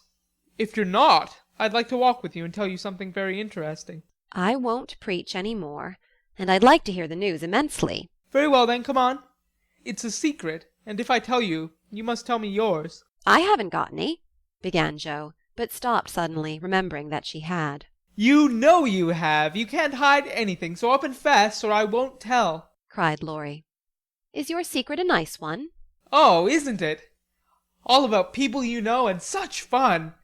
You ought to hear it, and I've been aching to tell it this long time. Come, you begin." "You'll not say anything about it at home, will you?" "Not a word." "And you won't tease me in private?" "I never tease." "Yes, you do. You get everything you want out of people. I don't know how you do it, but you are a born wheedler." "Thank you. Fire away." "Well, I've left 2 stories with a newspaper man, and he's to give his answer next week," whispered Joe in her confidant's ear. "Hurrah for Miss March, the celebrated American authoress!" cried Laurie, throwing up his hat and catching it again, to the great delight of 2 ducks, 4 cats, 5 hens, and half a dozen Irish children, for they were out of the city now. "Hush! It won't come to anything, I dare say, but I couldn't rest till I had tried, and I said nothing about it because I didn't want anyone else to be disappointed." "It won't fail. Why, Joe, your stories are works of Shakespeare compared to half the rubbish that is published every day. Won't it be fun to see them in print, and shan't we feel proud of our authoress?" Joe's eyes sparkled, for it is always pleasant to be believed in, and a friend's praise is always sweeter than a dozen newspaper puffs. "Where's your secret? Play fair, Teddy, or I'll never believe you again," she said, trying to extinguish the brilliant hopes that blazed up at a word of encouragement. "I may get into a scrape for telling, but I didn't promise not to, so I will. For I never feel easy in my mind till I've told you any plummy bit of news I get. I know where Meg's glove is." "Is that all?" said Joe, looking disappointed, as Laurie nodded and twinkled with a face full of mysterious intelligence. "It's quite enough for the present, as you'll agree when I tell you where it is." "Tell, then." Laurie bent and whispered 3 words in Joe's ear, which produced a comical change. She stood and stared at him for a minute, looking both surprised and displeased, then walked on, saying sharply, "How do you know?" "Saw it." "Where?" "Pocket." "All this time?" "Yes, isn't that romantic?" "No, it's horrid." "Don't you like it?" "Of course I don't. It's ridiculous. It won't be allowed. My patience, what would Meg say?" "You're not to tell anyone, mind that." "I didn't promise." "That was understood, and I trusted you." "Well, I won't for the present, anyway. But I'm disgusted and wish you hadn't told me." "I thought you'd be pleased." "At the idea of anybody coming to take Meg away? No, thank you." "You'll feel better about it when somebody comes to take you away." "I'd like to see anyone try it," cried Joe fiercely. "So should I." And Laurie chuckled at the idea. "I don't think secrets agree with me. I feel rumpled up in my mind since you told me that," said Joe rather ungratefully. "Race down this hill with me and you'll be all right," suggested Laurie. No one was in sight. The smooth road sloped invitingly before her, and finding the temptation irresistible, Joe darted away, soon leaving hat and comb behind her and scattering hairpins as she ran. Laurie reached the goal first and was quite satisfied with the success of his treatment, for his Atalanta came panting up with flying hair, bright eyes, ruddy cheeks, and no signs of dissatisfaction in her face. "Oh, I wish I was a horse. Then I could run for miles in this splendid air and not lose my breath. Oh, it was capital, but see what a guy it's made me. Go pick up my things like a cherub as you are," said Joe, dropping down under a maple tree, which was carpeting the bank with crimson leaves. Laurie leisurely departed to recover the lost property, and Joe bundled up her braids, hoping no one would pass by till she was tidy again. But some one did pass, and who should it be but Meg, looking particularly ladylike in her state and festival suit, for she had been making calls. What in the world are you doing here? She asked, regarding her dishevelled sister with well-bred surprise. Getting leaves, meekly answered Jo, sorting the rosy handful she had just swept up. And hairpins, added Laurie, throwing half a dozen into Jo's lap. They grow on this road, Meg. So do combs and brown straw hats. You have been running, Jo. How could you? When will you stop such romping ways? Said Meg reprovingly, as she settled her cuffs and smoothed her hair, with which the wind had taken liberties. Never till I'm stiff and old and have to use a crutch. Don't try to make me grow up before my time, Meg. It's hard enough to have you change all of a sudden. Let me be a little girl as long as I can. As she spoke, Jo bent over the leaves to hide the trembling of her lips, for lately she had felt that Margaret was fast getting to be a woman, and Laurie's secret made her dread the separation which must surely come some time, and now seemed very near. He saw the trouble in her face, and drew Meg's attention from it by asking quickly, Where have you been calling all so fine? At the gardener's, and Sally has been telling me all about Belle Moffat's wedding.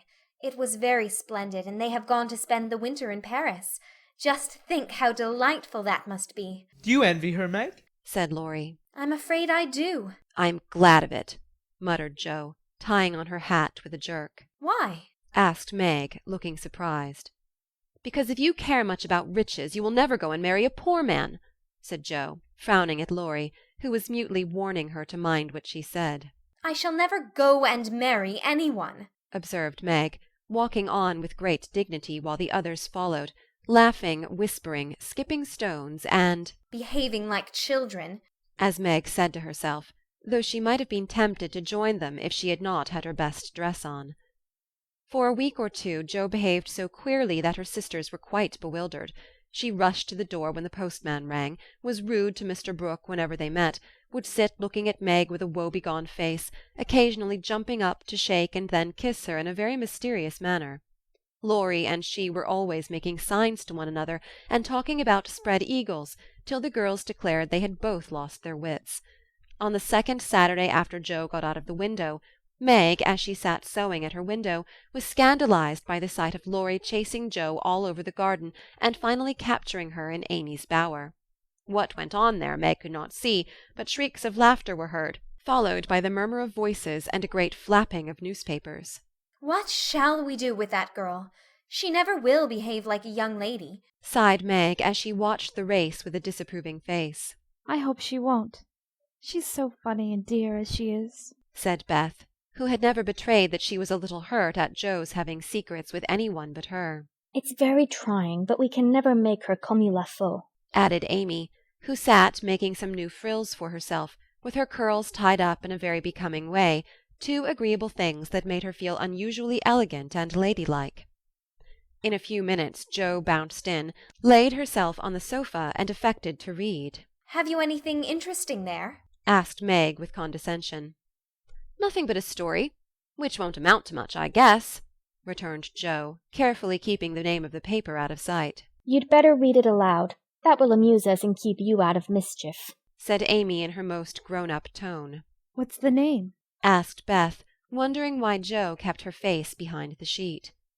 The Rival Painters. That sounds well. Read it, said Meg. With a loud "Ahem!" and a long breath, Jo began to read very fast. The girls listened with interest, for the tale was romantic and somewhat pathetic, as most of the characters died in the end. I like that about the splendid picture, was Amy's approving remark as Jo paused. I prefer the lovering part. Viola and Angelo are two of our favorite names. Isn't that queer? Said Meg, wiping her eyes, for the lovering part was tragical. Who wrote it? Asked Beth, who had caught a glimpse of Jo's face. The reader suddenly sat up, cast away the paper, displaying a flushed countenance, and with a funny mixture of solemnity and excitement replied in a loud voice, Your sister. You? Cried Meg, dropping her work. It's very good, said Amy critically. I knew it! I knew it! Oh, my Jo, I am so proud! And Beth ran to hug her sister and exult over this splendid success. Dear me, how delighted they all were, to be sure. How Meg wouldn't believe it till she saw the words Miss Josephine March actually printed in the paper, How graciously Amy criticized the artistic parts of the story, and offered hints for a sequel, which unfortunately couldn't be carried out as the hero and heroine were dead. How Beth got excited and skipped and sang with joy. How Hannah came in to exclaim, "Sakes alive!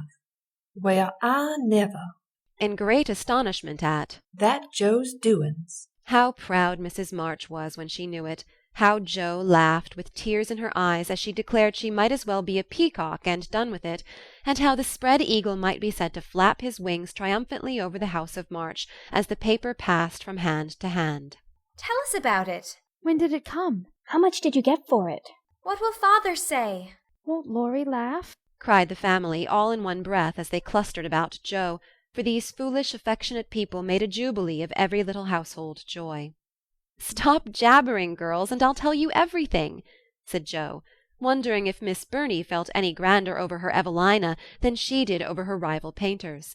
Having told how she disposed of her tales, Jo added, "And when I went to get my answer, the man said that he liked them both, but didn't pay beginners, only let them print in his paper and noticed the stories. It was good practice, he said, and when the beginners improved, anyone would pay. So I let him have the 2 stories, and today this was sent to me, and Laurie caught me with it and insisted on seeing it, so I let him. And he said it was good, and I shall write more, and he's going to get the next paid for, and I am so happy, for in time I may be able to support myself and help the girls."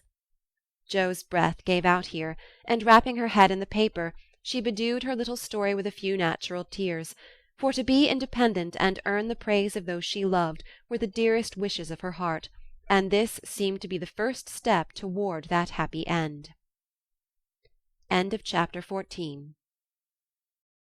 Chapter 15. A Telegram. November is the most disagreeable month in the whole year, said Margaret, standing at the window one dull afternoon, looking out at the frost-bitten garden. "That's the reason I was born in it," observed Jo pensively, quite unconscious of the blot on her nose.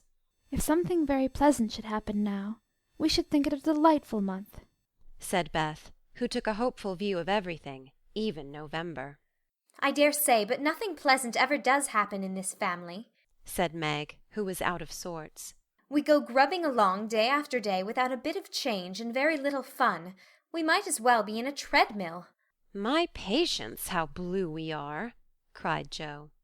I don't much wonder, poor dear, for you see other girls having splendid times, while you grind, year in and year out. Oh, don't I wish I could manage things for you as I do for my heroines? You're pretty enough and good enough already, so I'd have some rich relation leave you a fortune unexpectedly.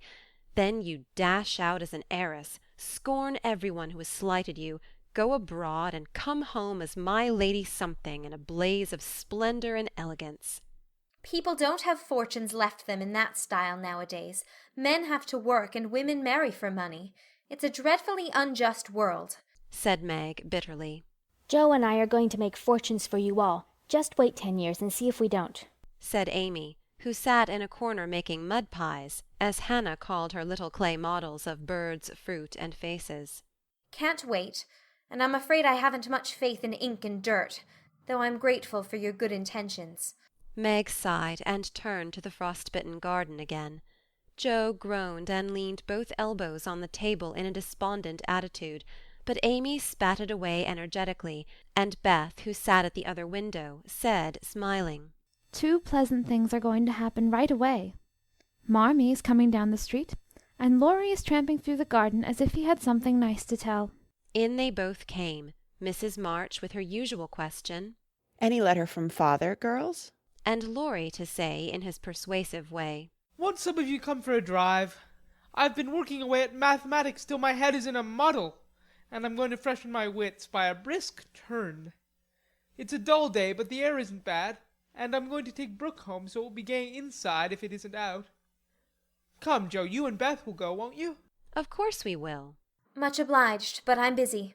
And Meg whisked out her work-basket, for she had agreed with her mother that it was best, for her at least, not to drive too often with the young gentleman. We 3 will be ready in a minute, cried Amy, running away to wash her hands. Can I do anything for you, Madam Mother? asked Laurie, leaning over Mrs. March's chair with the affectionate look and tone he always gave her. No, thank you, except call at the office, if you'll be so kind, dear. It's our day for a letter, and the postman hasn't been. Father is as regular as the sun, but there's some delay on the way, perhaps."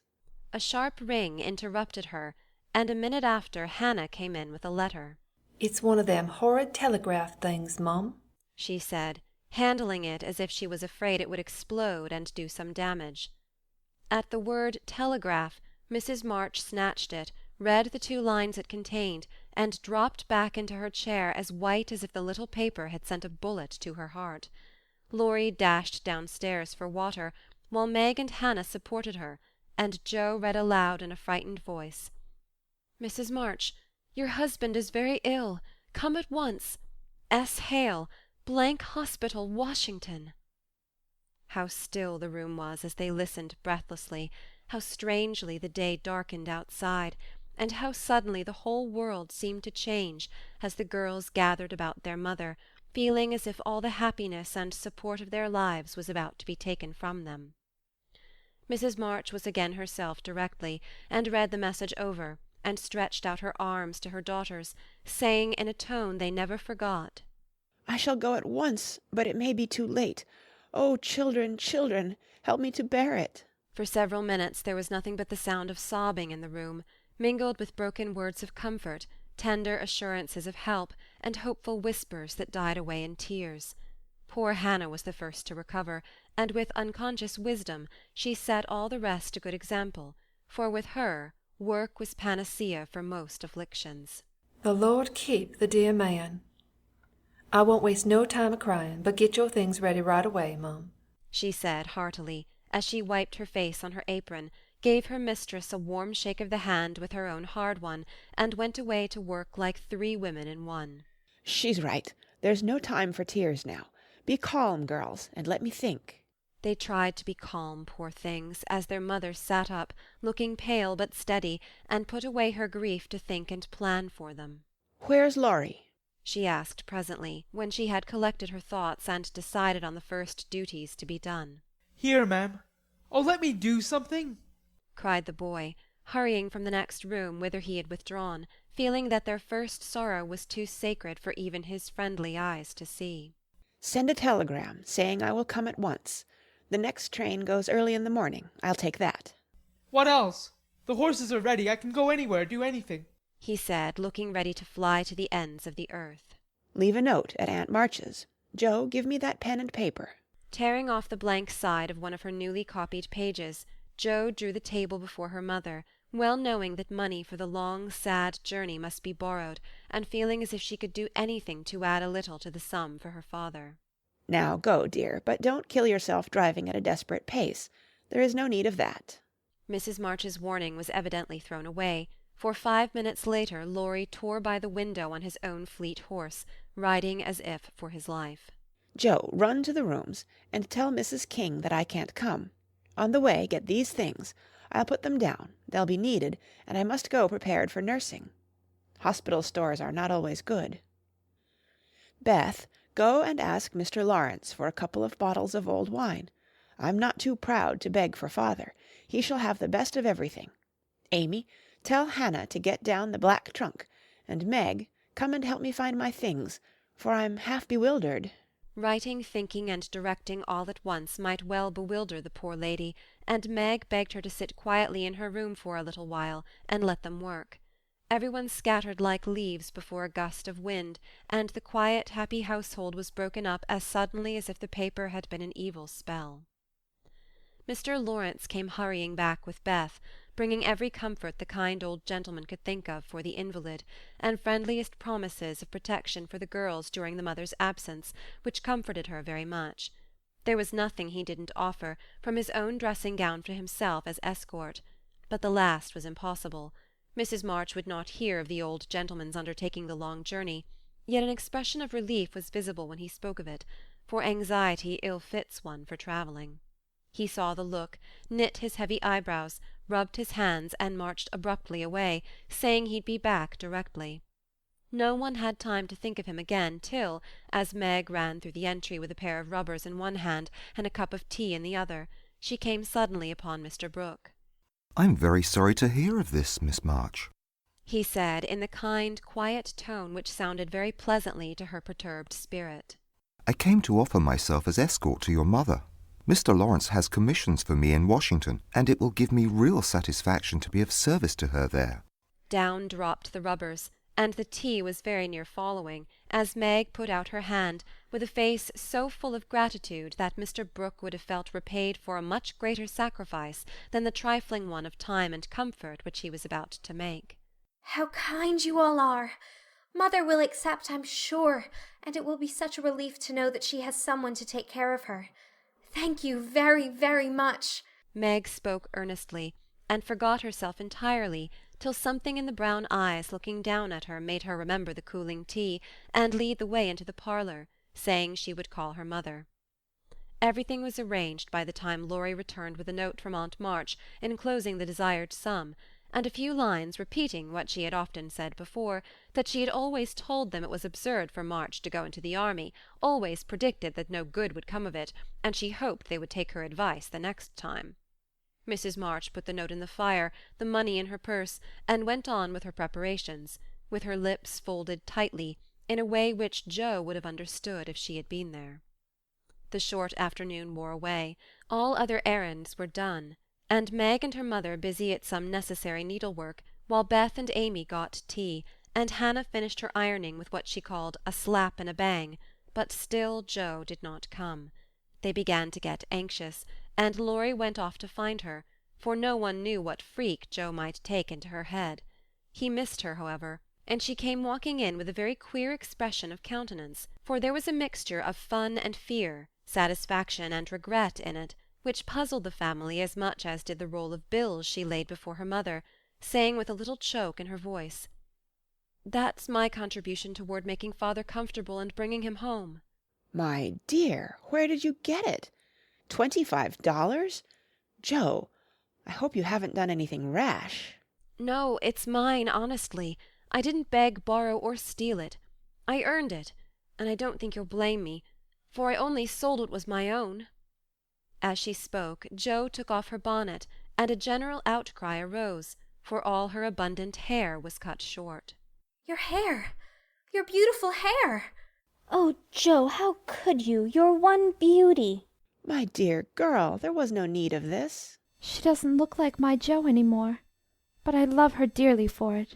As everyone exclaimed and Beth hugged the cropped head tenderly, Joe assumed an indifferent air, which did not deceive anyone a particle, and said, rumpling up the brown bush and trying to look as if she liked it, "It doesn't affect the fate of the nation, so don't wail, Beth. It will be good for my vanity. I was getting too proud of my wig. It will do my brains good to have that mop taken off. My head feels deliciously light and cool, and the barber said I could soon have a curly crop, which will be boyish, becoming, and easy to keep in order. I'm satisfied, so please take the money and let's have supper." Tell me all about it, Joe. I am not quite satisfied, but I can't blame you, for I know how willingly you sacrificed your vanity, as you call it, to your love. But, my dear, it was not necessary, and I'm afraid you will regret it one of these days," said Mrs. March. "No, I won't," returned Joe stoutly, feeling much relieved that her prank was not entirely condemned. What made you do it? asked Amy, who would as soon have thought of cutting off her head as her pretty hair. "Well, I was wild to do something for father," replied Joe as they gathered about the table, for healthy young people can eat even in the midst of trouble. "I hate to borrow as much as mother does, and I knew Aunt March would croak. She always does, if you ask for a ninepence. Meg gave all her quarterly salary toward the rent, and I only got some clothes with mine, so I felt wicked and was bound to have some money, if I sold the nose off my face to get it." "You needn't feel wicked, my child. You had no winter things, and got the simplest with your own hard earnings," said Mrs. March, with a look that warmed Joe's heart. "I hadn't the least idea of selling my hair at first, but as I went along I kept thinking what I could do, and feeling as if I'd like to dive into some of the rich stores and help myself. In a barber's window I saw tails of hair with the prices marked, and one black tail, not so thick as mine, was $40. It came to me all of a sudden that I had one thing to make money out of, and without stopping to think I walked in, asked if they bought hair, and what they would give for mine. I don't see how you dared to do it, said Beth in a tone of awe. Oh, he was a little man who looked as if he merely lived to oil his hair. He rather stared at first, as if he wasn't used to having girls bounce into his shop and ask him to buy their hair. He said he didn't care about mine, it wasn't the fashionable colour, and he never paid much for it in the first place. The work put into it made it dear, and so on. It was getting late, and I was afraid if it wasn't done right away, then I shouldn't have it done at all, and you know when I start to do a thing, I hate to give it up. So I begged him to take it, and told him why I was in such a hurry. It was silly, I dare say, but it changed his mind, for I got rather excited, and told the story in my topsy-turvy way, and his wife heard, and said so kindly, "Take it, Thomas, and oblige the young lady. I'd do as much for our Jimmy any day if I had a spire of hair worth selling." Who is Jimmy? asked Amy, who liked to have things explained as they went along. Her son, she said, who was in the army. How friendly such things make strangers feel, don't they? She talked away all the time the man clipped, and diverted my mind nicely. Didn't you feel dreadfully when the first cut came? asked Meg with a shiver. I took a last look at my hair while the man got his things, and that was the end of it. I never snivel over trifles like that. I will confess, though, I felt queer when I saw the dear old hair laid on the table, and felt only the rough short ends on my head. It almost seemed as if I'd an arm or leg off. The woman saw me look at it, and picked out a long lock for me to keep. I'll give it to you, Marmee, just to remember past glories by, for a crop is so comfortable I don't think I shall ever have a mane again. Mrs. March folded the wavy chestnut lock, and laid it away with a short grey one in her desk. She only said, "Thank you, dearie." But something in her face made the girls change the subject, and talk as cheerfully as they could about Mr. Brooke's kindness, the prospect of a fine day tomorrow, and the happy times they would have when father came home to be nursed.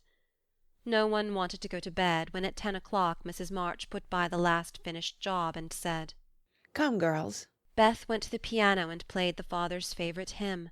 All began bravely, but broke down one by one, till Beth was left alone, singing with all her heart, for to her music was always a sweet consoler. "Go to bed, and don't talk, for we must be up early, and shall need all the sleep we can get. Good night, my darlings," said Mrs. March as the hymn ended, for no one cared to try another. They kissed her quietly, and went to bed as silently as if the dear invalid lay in the next room. Beth and Amy soon fell asleep in spite of the great trouble, but Meg lay awake, thinking the most serious thoughts she had ever known in her short life. Jo lay motionless, and her sister fancied that she was asleep, till a stifled sob made her exclaim as she touched a wet cheek. "Jo, dear, what is it? Are you crying about father?" "No, not now." "What then?" My hair!" burst out poor Jo, vainly trying to smother her emotion in the pillow. It did not seem at all comical to Meg, who kissed and caressed the afflicted heroine in the tenderest manner. "I'm not sorry," protested Jo with a choke. "I'd do it again tomorrow if I could. It's only the vain part of me that goes and cries in this silly way. Don't tell anyone. It's all over now. I thought you were asleep, so I just made a little private moan for my one beauty. How came you to be awake?" "I can't sleep. I'm so anxious," said Meg. "Think about something pleasant, and you'll soon drop off." "I tried it, but felt wider awake than ever." "What did you think of?" "Handsome faces. Eyes particularly," answered Meg, smiling to herself in the dark. "What colour do you like best?" "Brown. That is, sometimes. Blue are lovely." Jo laughed, and Meg sharply ordered her not to talk, then amiably promised to make her hair curl, and fell asleep to dream of living in her castle in the air. The clocks were striking midnight, and the rooms were very still, as a figure glided quietly from bed to bed, smoothing a coverlet here, settling a pillow there, and pausing to look long and tenderly at each unconscious face, to kiss each with lips that mutely blessed, and to pray the fervent prayers which only mothers utter. As she lifted the curtain to look out into the dreary night, the moon broke suddenly from behind the clouds and shone upon her like a bright benignant face, which seemed to whisper in the silence, "Be comforted, dear soul, there is always light behind the clouds." End of chapter 15. Chapter 16 Letters In the cold grey dawn the sisters lit their lamp and read their chapter with an earnestness never felt before. For now the shadow of a real trouble had come, the little books were full of help and comfort, and as they dressed they agreed to say good-bye cheerfully and hopefully, and send their mother on her anxious journey unsaddened by tears or complaints from them. Everything seemed very strange when they went down, so dim and still outside, so full of light and bustle within. Breakfast at that early hour seemed odd, and even Hannah's familiar face looked unnatural as she flew about her kitchen with her nightcap on. The big trunk stood ready in the hall, Mother's cloak and bonnet lay on the sofa, and Mother herself sat trying to eat, but looking so pale and worn with sleeplessness and anxiety that the girls found it very hard to keep their resolution. Meg's eyes kept filling in spite of herself, Jo was obliged to hide her face in the kitchen roller more than once, and the little girls wore a grave, troubled expression, as if sorrow was a new experience to them. Nobody talked much, but as the time drew very near and they sat waiting for the carriage, Mrs. March said to the girls, who were all busied about her, one folding her shawl, another smoothing out the strings of her bonnet, a third putting on her overshoes, and a fourth fastening up her travelling bag. Children, I leave you to Hannah's care and Mr. Lawrence's protection. Hannah is faithfulness itself, and our good neighbour will guard you as if you were his own. I have no fears for you, yet I am anxious that you should take this trouble rightly. Don't grieve and fret when I am gone, or think that you can be idle and comfort yourselves by being idle and trying to forget. Go on with your work as usual, for work is a blessed solace. Hope and keep busy, and whatever happens, remember that you can never be fatherless. Yes, Mother. Meg, dear, be prudent. Watch over your sisters. Consult Hannah, and in any perplexity, go to Mr. Laurence. Be patient, Jo. Don't get despondent or do rash things. Write to me often, and be my brave girl, ready to help and cheer all. Beth, comfort yourself with your music, and be faithful to the little home duties. And you, Amy, help all you can, be obedient, and keep Happy safe at home. We will, Mother, we will. The rattle of an approaching carriage made them all start and listen. That was the hard minute, but the girls stood it well.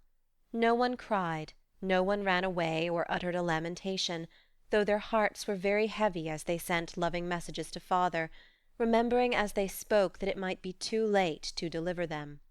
They kissed their mother quietly, clung about her tenderly, and tried to wave their hands cheerfully when she drove away. Laurie and his grandfather came over to see her off, and Mr. Brooke looked so strong and sensible and kind that the girls christened him Mr. Greatheart on the spot.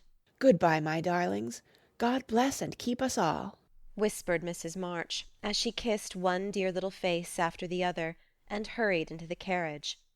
As she rolled away the sun came out, and looking back she saw it shining on the group at the gate like a good omen. They saw it also, and smiled and waved their hands, and the last thing she beheld as she turned the corner was the 4 bright faces, and behind them, like a bodyguard, old Mr. Lawrence, faithful Hannah, and devoted Laurie. How kind everyone is to us, she said, turning to find fresh proof of it in the respectful sympathy of the young man's face. I don't see how they can help it, returned Mr. Brooke, laughing so infectiously that Mrs. March could not help smiling. And so the journey began with the good omens of sunshine, smiles, and cheerful words. I feel as if there had been an earthquake, said Jo, as their neighbours went home to breakfast, leaving them to rest and refresh themselves.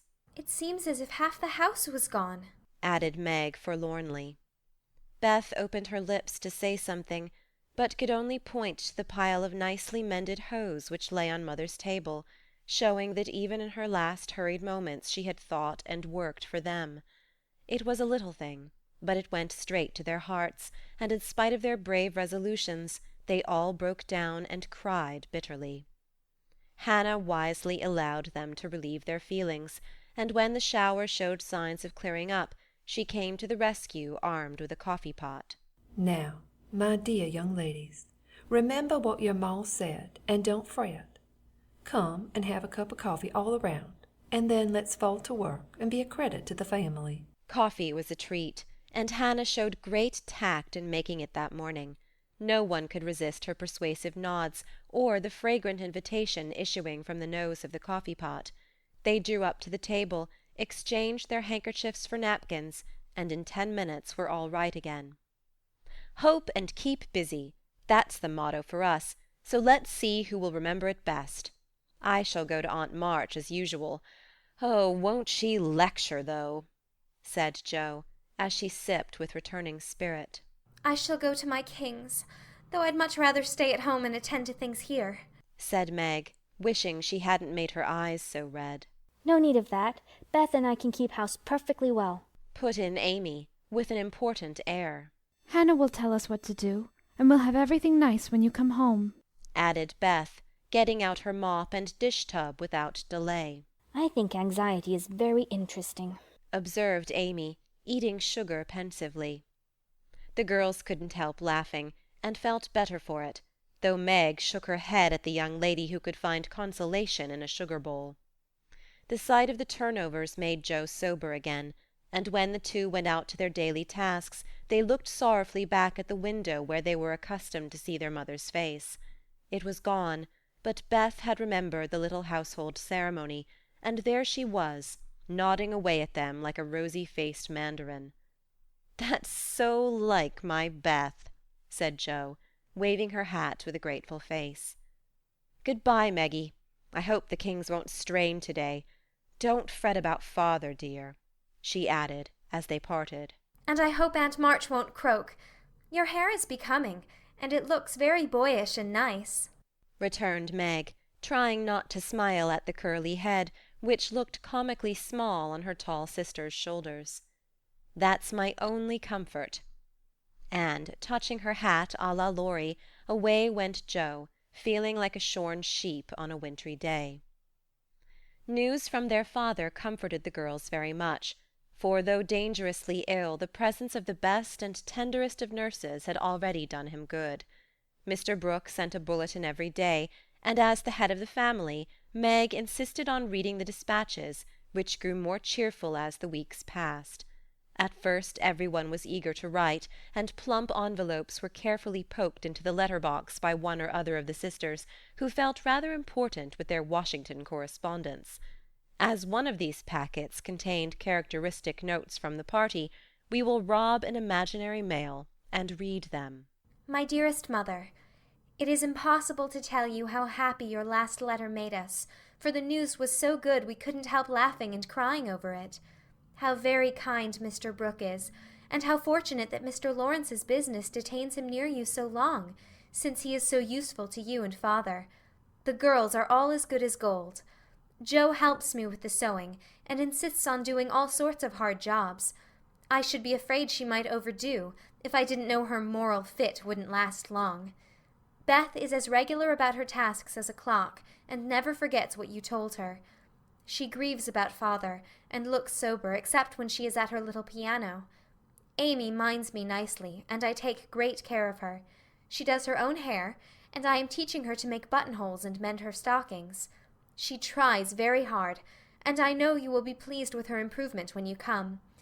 Mr. Lawrence watches over us like a motherly old hen, as Jo says, and Laurie is very kind and neighborly. He and Jo keep us merry, for we get pretty blue sometimes, and feel like orphans, with you so far away. Hannah is a perfect saint. She does not scold at all, and always calls me Miss Margaret, which is quite proper, you know, and treats me with respect. We are all well and busy, but we long day and night to have you back. Give my dearest love to father, and believe me, ever your own, Meg. This note, prettily written on scented paper, was a great contrast to the next, which was scribbled on a big sheet of thin foreign paper, ornamented with blots and all manner of flourishes and curly-tailed letters. My precious Marmee, 3 cheers for dear father. Brooke was a trump to telegraph right off and let us know the minute he was better. I rushed up garret when the letter came, and tried to thank God for being so good to us, but I could only cry and say, I'm glad, I'm glad. Didn't that do as well as a regular prayer? For I felt a great many in my heart. We have such funny times, and now I can enjoy them, for everyone is so desperately good it's like living in a nest of turtle-doves. You'd laugh to see Meg head the table and try to be motherish. She gets prettier every day, and I'm in love with her sometimes. The children are regular archangels, and well, I'm Jo and never shall be anything else. Oh, I must tell you that I came near having a quarrel with Laurie. I freed my mind about a silly little thing, and he was offended.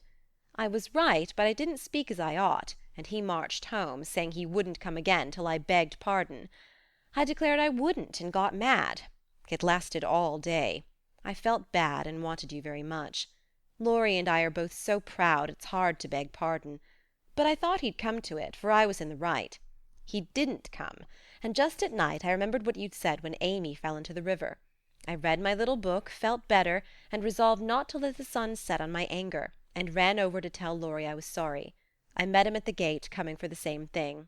We both laughed, begged each other's pardon, and felt all good and comfortable again. I made a poem yesterday when I was helping Hannah wash, and as father likes my silly little things, I put it in to amuse him. Give him my lovingest hug that ever was, and kiss yourself a dozen times for your topsy-turvy Jo. A Song from the Suds. Queen of my tub, I merrily sing, while the white foam rises high, and sturdily wash and rinse and wring, and fasten the clothes to dry. Then out in the free, fresh air they swing, under the sunny sky. I wish we could wash from our hearts and souls the stains of the week away, and let water and air by their magic make ourselves as pure as they. Then on the earth there would be indeed a glorious washing day. Along the path of a useful life will heartsease ever bloom. The busy mind has no time to think of sorrow or care or gloom, and anxious thoughts may be swept away as we bravely wield a broom. I am glad a task to me is given, to labor at day by day, for it brings me health and strength and hope, and I cheerfully learn to say, head you may think, heart you may feel, but hand you shall work alway. Dear Mother, there is only room for me to send my love, and some pressed pansies from the root I have been keeping safe in the house for Father to see. I read every morning, try to be good all day, and sing myself to sleep with Father's tune. I can't sing Land of the Leal now, it makes me cry. Everyone is very kind, and we are as happy as we can be without you. Amy wants the rest of the page, so I must stop. I didn't forget to cover the holders, and I wind the clock and air the rooms every day. Kiss dear Father on the cheek he calls mine. Oh, do come soon to your loving little Beth. Ma chère maman, we are all well. I do my lessons always and never corroborate the girls. Meg says I mean contradict, so I put in both words and you can take the properest. Meg is a great comfort to me and lets me have jelly every night at tea. It's so good for me, Jo says, because it keeps me sweet-tempered.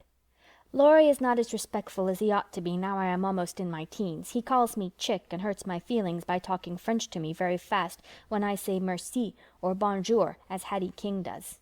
The sleeves of my blue dress were all worn out, and Meg put in new ones, but the full front came wrong, and they are more blue than the dress. I felt bad, but did not fret. I bear my troubles well, but I do wish Hannah would put more starch in my aprons and have buckwheats every day. Can't she? Didn't I make that interrogation point nice? Meg says my punctuation and spelling are disgraceful, and I am mortified, but dear me, I have so many things to do. I can't stop. Adieu. I send heaps of love to Papa. Your affectionate daughter, Amy Curtis March.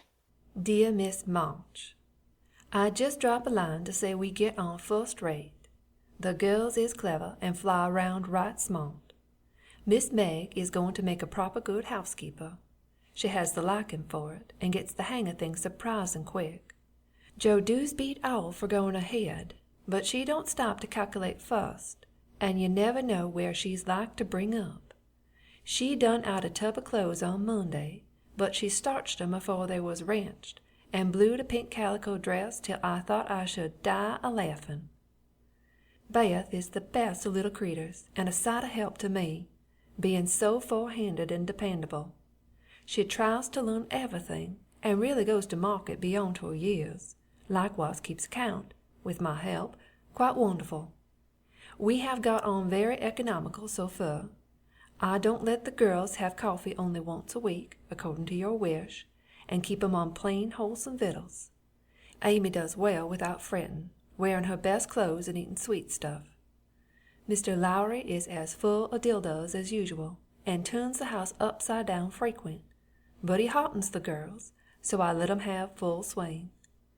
The old gentleman sends heaps of things, and is rather wearing, but means well, and it ain't my place to say nothing. My bread is rise, so no more at this time. I send my duty to Mr. March, and hope he's seen the last of his pneumonia. Yours respectful, Hannah Mullet. Head nurse of Ward No. 2. All serene on the Rappahannock. Troops in fine condition.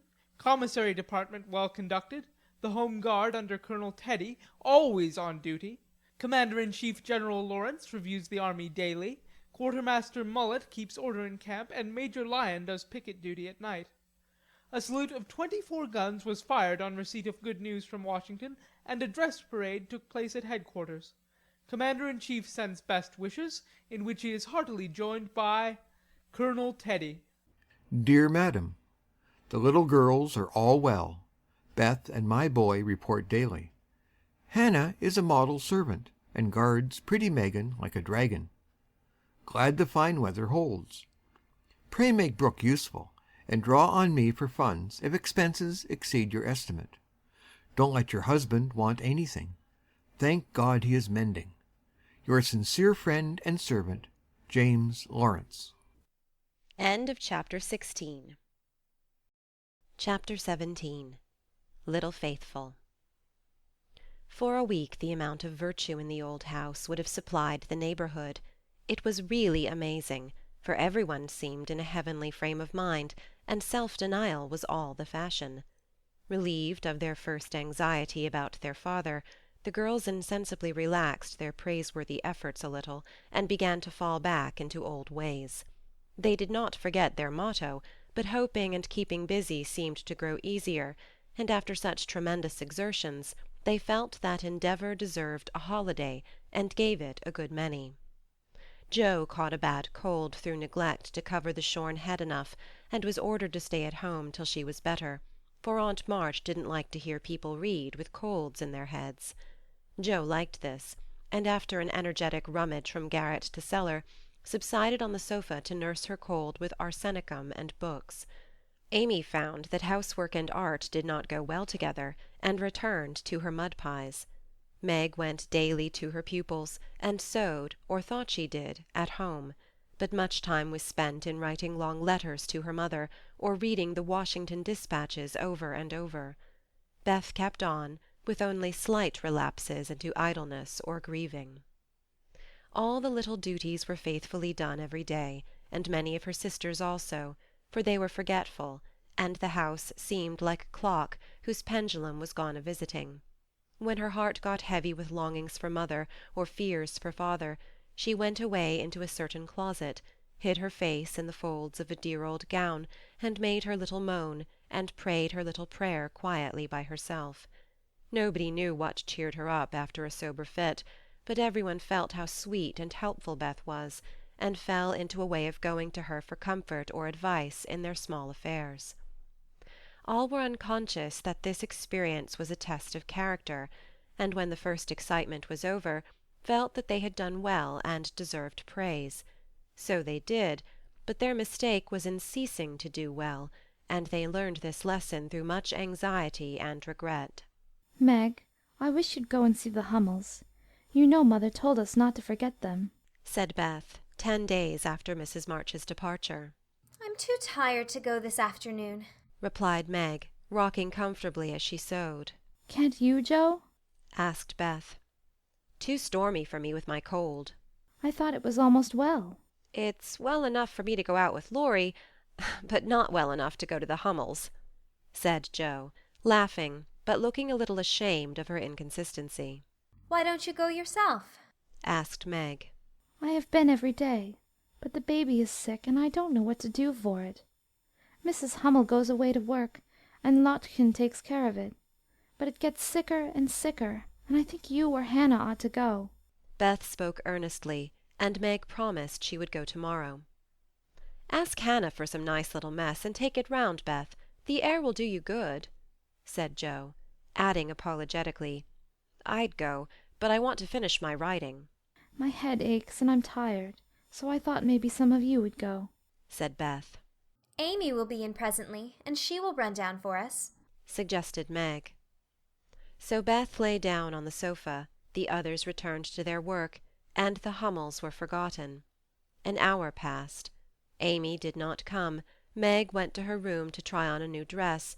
Jo was absorbed in her story, and Hannah was sound asleep before the kitchen fire, when Beth quietly put on her hood, filled her basket with odds and ends for the poor children, and went out into the chilly air with a heavy head and a grieved look in her patient eyes.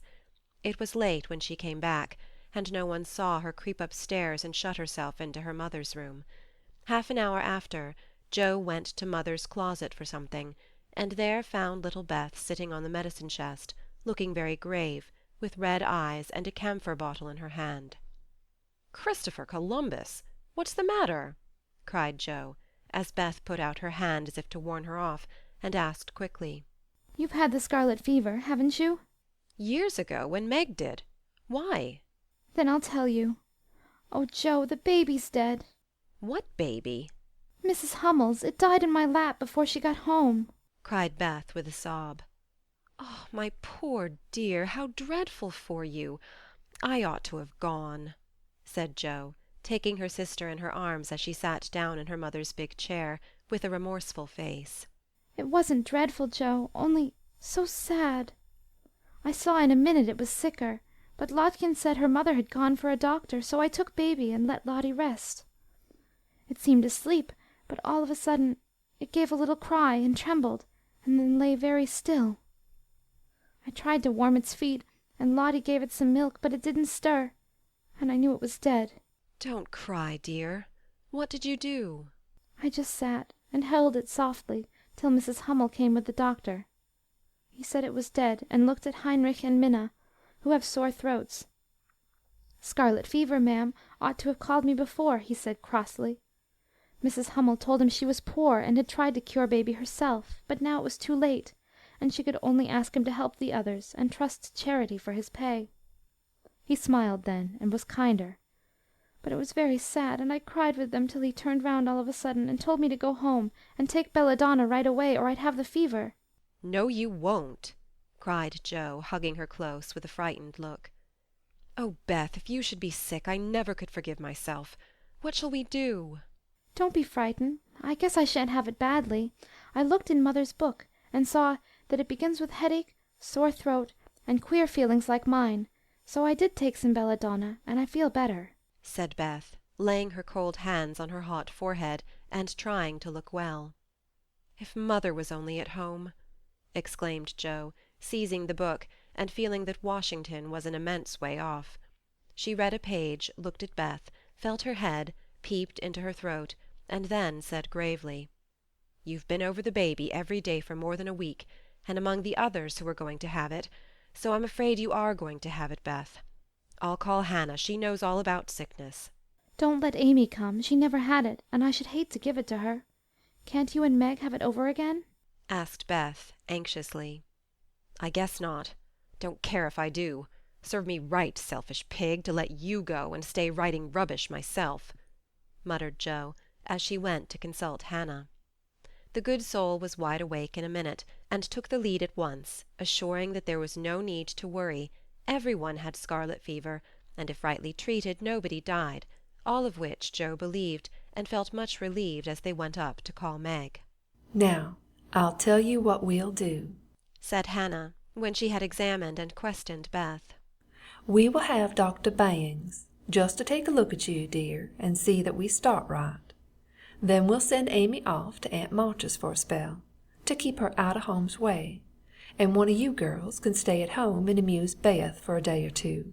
I shall stay, of course. I'm oldest, began Meg, looking anxious and self-reproachful. "I shall, because it's my fault she's sick. I told Mother I'd do the errands, and I haven't," said Jo decidedly. "Which will you have, Beth? There ain't no need of but one, said Hannah. Joe, please. And Beth leaned her head against her sister with a contented look, which effectually settled that point. I'll go and tell Amy, said Meg, feeling a little hurt, yet rather relieved on the whole, for she did not like nursing, and Joe did. Amy rebelled outright, and passionately declared that she had rather have the fever than go to Aunt March. Meg reasoned, pleaded, and commanded, all in vain. Amy protested that she would not go, and Meg left her in despair to ask Hannah what should be done. Before she came back, Laurie walked into the parlour to find Amy sobbing with her head in the sofa-cushions.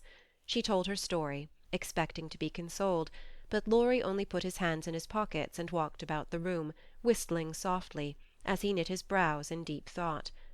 Presently he sat down beside her, and said in his most wheedlesome tone, "Now be a sensible little woman and do as they say.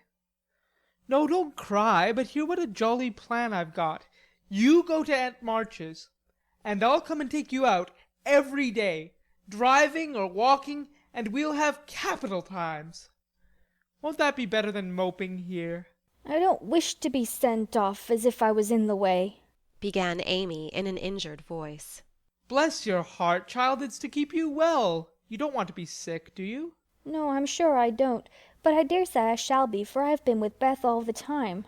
That's the very reason you ought to go away at once, so that you may escape it. Change of air and care will keep you well, I dare say, or if it does not entirely, you will have the fever more lightly. I advise you to be off as soon as you can, for scarlet fever is no joke, miss. But it's dull at Aunt March's, and she's so cross, said Amy, looking rather frightened.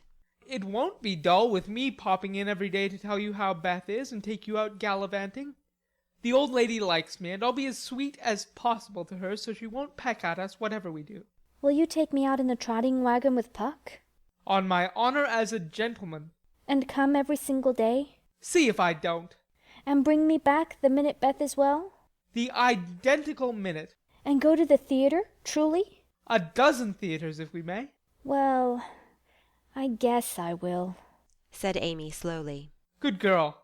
Call Meg and tell her you'll give in, said Laurie, with an approving pat, which annoyed Amy more than the giving in. Meg and Joe came running down to behold the miracle which had been wrought, and Amy, feeling very precious and self-sacrificing, promised to go if the doctor said Beth was going to be ill. How is the little dear? Asked Laurie, for Beth was his especial pet, and he felt more anxious about her than he liked to show. She is lying down on Mother's bed and feels better. The baby's death troubled her, but I dare say she has only got cold. Hannah says she thinks so, but she looks worried, and that makes me fidgety, answered Meg. What a trying world it is, said Joe, rumpling up her hair in a fretful way. No sooner do we get out of one trouble than down comes another. There doesn't seem to be anything to hold on to when Mother's gone, so I'm all at sea. Well, don't make a porcupine of yourself. It isn't becoming. Settle your wig, Joe, and tell me if I shall telegraph to your mother or do anything, asked Laurie, who had never been reconciled to the loss of his friend's one beauty. That is what troubles me, said Meg. I think we ought to tell her if Beth is really ill, but Hannah says we mustn't, for Mother can't leave Father and it will only make them anxious. Beth won't be sick long, and Hannah knows just what to do, and Mother said we were to mind her, so I suppose we must, but it doesn't seem quite right to me. Well, I can't say. Suppose you ask Grandfather after the doctor has been. We will. Joe, go and get Dr. Bangs at once, commanded Meg. We can't decide anything till he has been. Stay where you are, Joe. I'm errand boy to this establishment, said Laurie, taking up his cap. I'm afraid you are busy, began Meg. No, I've done my lessons for the day. Do you study in vacation time? Asked Joe. I follow the good example my neighbors set me, was Laurie's answer as he swung himself out of the room. I have great hopes for my boy, observed Joe, watching him fly over the fence with an approving smile. He does very well, for a boy, was Meg's somewhat ungracious answer, for the subject did not interest her. Dr. Bangs came, said Beth had symptoms of the fever, but he thought she would have it lightly, though he looked sober over the Hummel story. Amy was ordered off at once, and provided with something to ward off danger. She departed in great state, with Joe and Laurie as escort. Aunt March received them with her usual hospitality. "What do you want now?" she asked, looking sharply over her spectacles, while the parrot, sitting on the back of her chair, called out, "Go away. No boys allowed here." Laurie retired to the window, and Jo told her story. "No more than I expected. You're allowed to go poking about among poor folks. Amy can stay and make herself useful, if she isn't sick, which I've no doubts she will be. Looks like it now. Don't cry, child. It worries me to hear people sniff." Amy was on the point of crying, but Laurie slyly pulled the parrot's tail, which caused Polly to utter an astonished croak and call out, "Wah! Bless my boots!" in such a funny way that she laughed instead. "What do you hear from your mother?" asked the old lady gruffly. "Father is much better," replied Jo, trying to keep sober. "Oh, is he? Well, that won't last long, I fancy. March never had any stamina," was the cheerful reply. "Ah! Never say die. Take a pinch of snuff. Goodbye, goodbye," squalled Polly, dancing on her perch, and clawing at the old lady's cap as Laurie tweaked him in the rear. "Hold your tongue, you disrespectful old bird. And Joe, you'd better go at once. It isn't proper to be gadding about so late with a rattle-pated boy like—" "Hold your tongue, you disrespectful old bird," cried Polly, tumbling off the chair with a bounce, and running to peck the rattle-pated boy, who was shaking with laughter at the last speech. "I don't think I can bear it, but I'll try," thought Amy, as she was left alone with Aunt March. "Get along, you fright!" screamed Polly, and at that rude speech Amy could not restrain a sniff. End of Chapter 17. Chapter 18. Dark Days. Beth did have the fever, and was much sicker than anyone but Hannah and the doctor suspected. The girls knew nothing about illness, and Mr. Laurence was not allowed to see her, so Hannah had everything her own way, and busy Dr. Bangs did his best, but left a good deal to the excellent nurse. Meg stayed at home lest she should infect the Kings, and kept house, feeling very anxious and a little guilty when she wrote letters in which no mention was made of Beth's illness. She could not think it right to deceive her mother, but she had been bidden to mind Hannah, and Hannah wouldn't hear of Mrs. March being told and worried for such a trifle. Jo devoted herself to Beth day and night, not a hard task, for Beth was very patient, and bore her pain uncomplainingly as long as she could control herself. But there came a time when during the fever fits she began to talk in a hoarse, broken voice, to play on the coverlet as if on her beloved little piano, and try to sing with a throat so swollen that there was no music left, a time when she did not know the familiar faces around her, but addressed them by wrong names, and called imploringly for her mother. Then Jo grew frightened. Meg begged to be allowed to write the truth, and even Hannah said she would think of it, though there was no danger yet. A letter from Washington added to their trouble, for Mr. March had had a relapse, and could not think of coming home for a long while. How dark the days seemed now, how sad and lonely the house, and how heavy were the hearts of the sisters as they worked and waited, while the shadow of death hovered over the once happy home. Then it was that Margaret, sitting alone with tears dropping often on her work, felt how rich she had been in things more precious than any luxuries money could buy, in love, protection, peace, and health, the real blessings of life. Then it was that Jo, living in the darkened room, with that suffering little sister always before her eyes, and that pathetic voice sounding in her ears, learned to see the beauty and the sweetness of Beth's nature, to feel how deep and tender a place she filled in all hearts, and to acknowledge the worth of Beth's unselfish ambition to live for others, and make home happy by that exercise of those simple virtues which all may possess, and which all should love and value more than talent, wealth, or beauty. And Amy, in her exile, longed eagerly to be at home, that she might work for Beth, feeling now that no service would be hard or irksome, and remembering with regretful grief how many neglected tasks those willing hands had done for her. Laurie haunted the house like a restless ghost, and Mr. Laurence locked the grand piano, because he could not bear to be reminded of the young neighbour who used to make the twilight pleasant for him. Everyone missed Beth. The milkman, baker, grocer, and butcher inquired how she did. Poor Mrs. Hummel came to beg pardon for her thoughtlessness, and to get a shroud for Minna. The neighbours sent all sorts of comforts and good wishes, and even those who knew her best were surprised to find how many friends shy little Beth had made. Meanwhile she lay on her bed with old Joanna at her side, for even in her wanderings she did not forget her forlorn protégée. She longed for her cats, but would not have them brought lest they should get sick, and in her quiet hours she was full of anxiety about Joe. She sent loving messages to Amy, bade them tell her mother that she would write soon, and often begged for pencil and paper to try to say a word, that father might not think she had neglected him. But soon even these intervals of consciousness ended, and she lay hour after hour, tossing to and fro, with incoherent words on her lips, or sank into a heavy sleep which brought her no refreshment. Dr. Bangs came twice a day, Hannah sat up at night, Meg kept a telegram in her desk all ready to send off at any minute, and Joe never stirred from Beth's side. The 1st of December was a wintry day indeed to them, for a bitter wind blew, snow fell fast, and the year seemed getting ready for its death. When Dr. Bangs came that morning, he looked long at Beth, held the hot hand in both his own for a minute, and laid it gently down, saying in a low voice to Hannah, "If Mrs. Marsh can leave her husband, she'd better be sent for." Hannah nodded without speaking, for her lips twitched nervously. Meg dropped down into a chair as the strength seemed to go out of her limbs at the sound of those words, and Joe, standing with a pale face for a minute, ran to the parlour, snatched up the telegram, and throwing on her things rushed out into the storm. She was soon back, and while noiselessly taking off her cloak, Laurie came in with a letter, saying that Mr. March was mending again. Joe read it thankfully, but the heavy weight did not seem lifted off her heart, and her face was so full of misery that Laurie asked quickly, "What is it? Is Beth worse?" "I've sent for Mother," said Joe, tugging at her rubber boots with a tragic expression. "Good for you, Joe.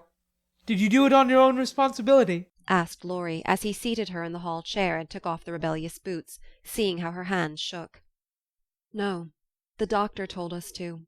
"Oh, Joe, it's not so bad as that!" cried Laurie with a startled face. "Yes, it is. She doesn't know us. She doesn't even talk about the flocks of green doves, as she calls the vine leaves on the wall. She doesn't look like my Beth, and there's nobody to help us bear it. Father and Mother both gone, and God seems so far away I can't find him." As the tears streamed fast down poor Joe's cheeks, she stretched out her hand in a helpless sort of way, as if groping in the dark, and Laurie took it in his, whispering as well as he could with a lump in his throat. "I'm here.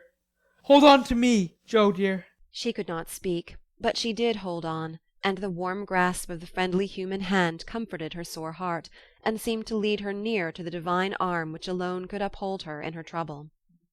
Laurie longed to say something tender and comfortable, but no fitting words came to him, so he stood silent, gently stroking her bent head as her mother used to do. It was the best thing he could have done, far more soothing than the most eloquent words, for Joe felt the unspoken sympathy, and in the silence learned the sweet solace which affection administers to sorrow. Soon she dried the tears which had relieved her, and looked up with a grateful face. "Thank you, Teddy. I'm better now. I don't feel so forlorn, and will try to bear it if it comes." "Keep hoping for the best. That will help you, Joe. Soon your mother will be here, and then everything will be all right." "I'm so glad Father is better. Now she won't feel so bad about leaving him. Oh, me! It does seem as if all the troubles came in a heap, and I got the heaviest part on my shoulders," sighed Joe, spreading her wet handkerchief over her knees to dry. "Doesn't Meg pull fair?" asked Laurie, looking indignant. "Oh, yes, she tries to, but she can't love Bethy as I do, and she won't miss her as I shall. Beth is my conscience, and I can't give her up.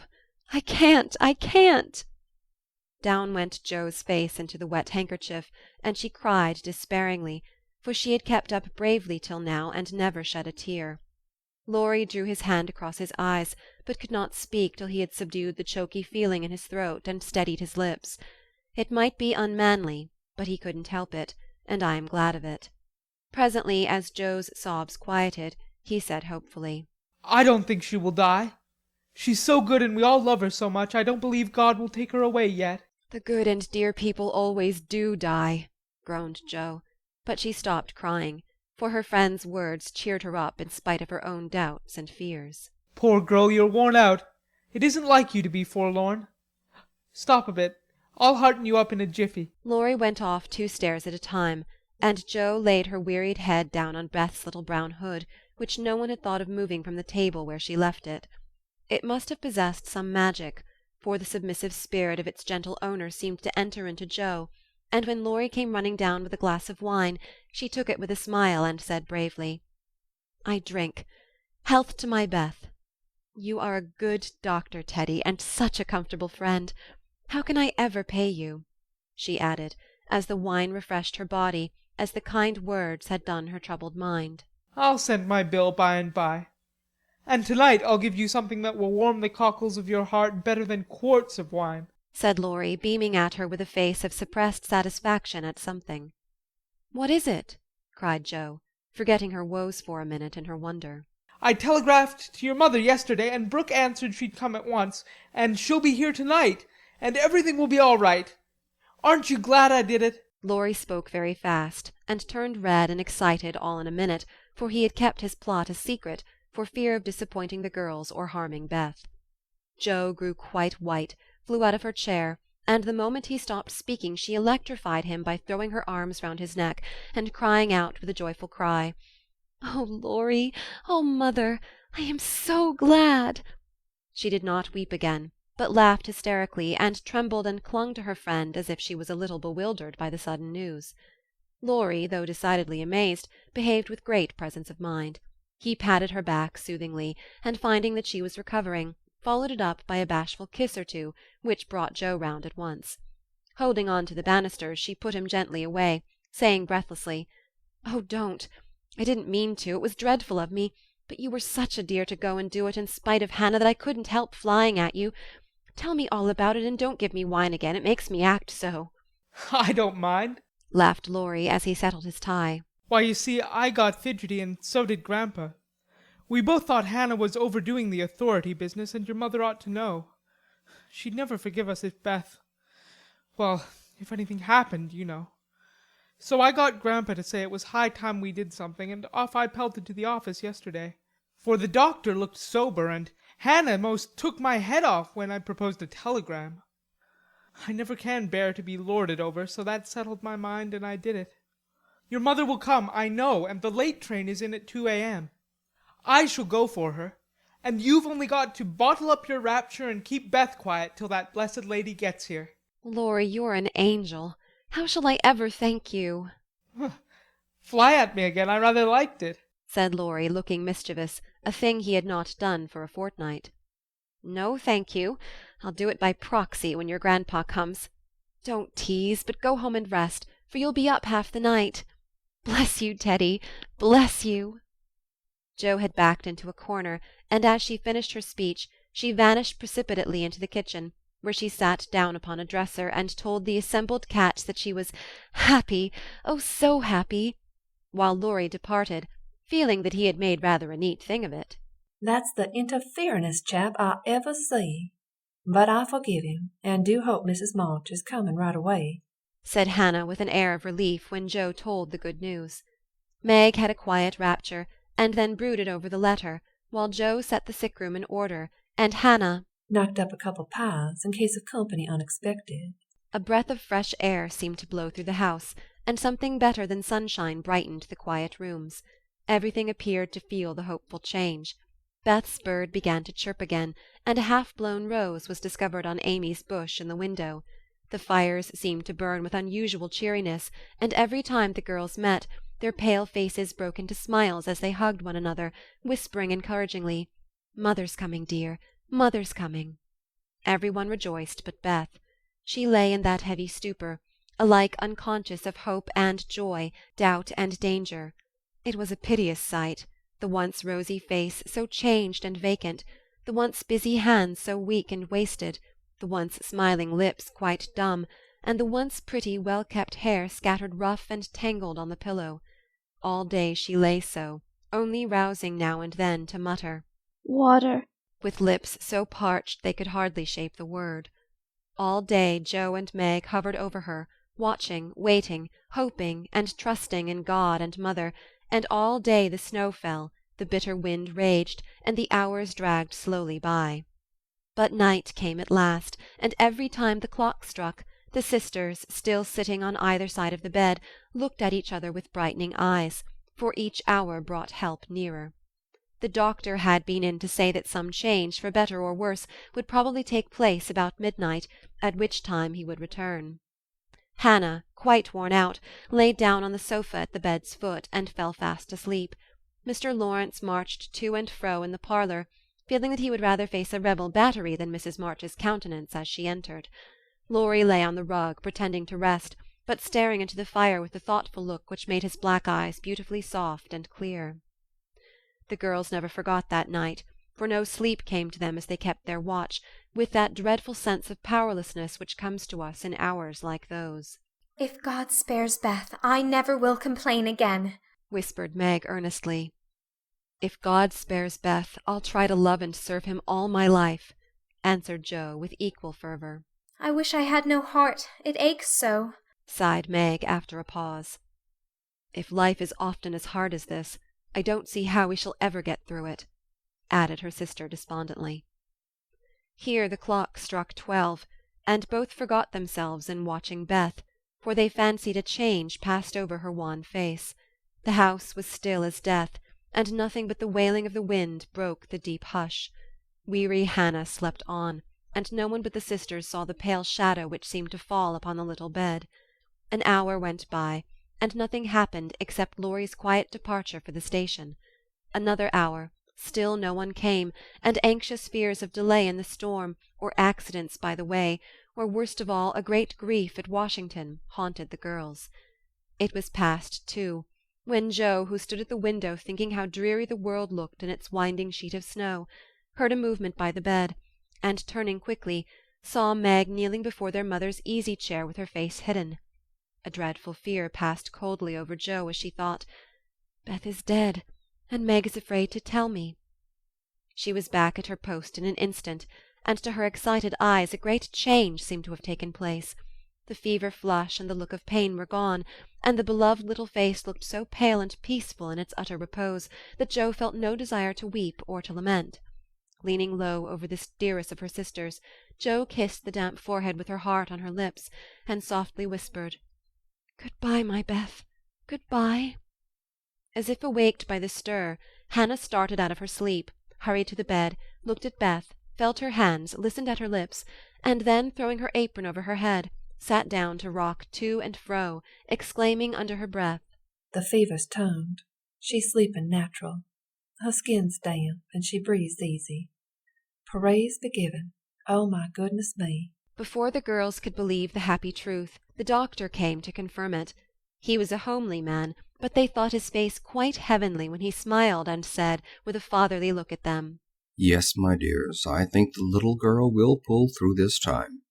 Keep the house quiet, let her sleep, and when she wakes, give her—" What they were to give, neither heard, for both crept into the dark hall, and sitting on the stairs held each other close, rejoicing with hearts too full for words. When they went back to be kissed and cuddled by faithful Hannah, they found Beth lying as she used to, with her cheek pillowed on her hand, the dreadful pallor gone, and breathing quietly, as if just fallen asleep. "If Mother would only come now," said Joe, as the winter night began to wane. "See," said Meg, coming up with a white half-opened rose. "I thought this would hardly be ready to lay in Beth's hand tomorrow if she went away from us. But it has blossomed in the night, and now I mean to put it in my vase here, so that when the darling wakes, the first thing she sees will be the little rose and Mother's face." Never had the sun risen so beautifully, and never had the world seemed so lovely as it did to the heavy eyes of Meg and Joe as they looked out in the early morning, when their long, sad vigil was done. "It looks like a fairy world," said Meg, smiling to herself as she stood behind the curtain, watching the dazzling sight. "Hark!" said Joe, starting to her feet. Yes, there was a sound of bells at the door below, a cry from Hannah, and then Laurie's voice saying in a joyful whisper, "Girls, she's come! She's come!" End of Chapter 18. Chapter 19. Amy's Will. While these things were happening at home, Amy was having a hard time at Aunt March's. She felt her exile deeply, and for the first time in her life realized how much she was beloved and petted at home. Aunt March never petted any one. She did not approve of it, but she meant to be kind, for the well-behaved little girl pleased her very much, and Aunt March had a soft place in her old heart for her nephew's children, though she didn't think it proper to confess it. She really did her best to make Amy happy, but, dear me, what mistakes she made! Some old people keep young at heart in spite of wrinkles and grey hairs, can sympathize with children's little cares and joys, make them feel at home, and can hide wise lessons under pleasant plays, giving and receiving friendship in the sweetest way. But Aunt March had not this gift, and she worried Amy very much with her rules and orders, her prim ways and long prosy talks. Finding the child more docile and amiable than her sister, the old lady felt it her duty to try and counteract, as far as possible, the bad effects of home freedom and indulgence. So she took Amy by the hand, and taught her as she herself had been taught 60 years ago, a process which carried dismay to Amy's soul, and made her feel like a fly in the web of a very strict spider. She had to wash the cups every morning and polish up the old-fashioned spoons, the fat silver teapot, and the glasses till they shone. Then she must dust the room, and what a trying job that was! Not a speck escaped Aunt March's eye, and all the furniture had claw legs and much carving, which was never dusted to suit. Then Polly had to be fed, the lap-dog combed, and a dozen trips upstairs and down to get things or deliver orders, for the old lady was very lame and seldom left her big chair. After these tiresome labours she must do her lessons, which was a daily trial of every virtue she possessed. Then she was allowed 1 hour for exercise or play, and didn't she enjoy it! Laurie came every day and wheedled Aunt March till Amy was allowed to go out with him, when they walked and rode and had capital times. After dinner she had to read aloud and sit still while the old lady slept, which she usually did for an hour, as she dropped off over the first page.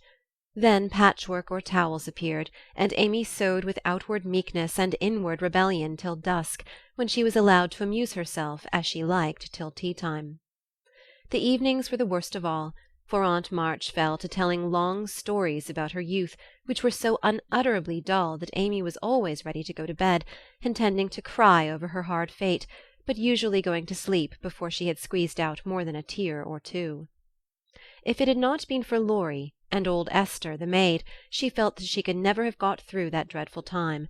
The parrot alone was enough to drive her distracted, for he soon felt that she did not admire him, and revenged himself by being as mischievous as possible.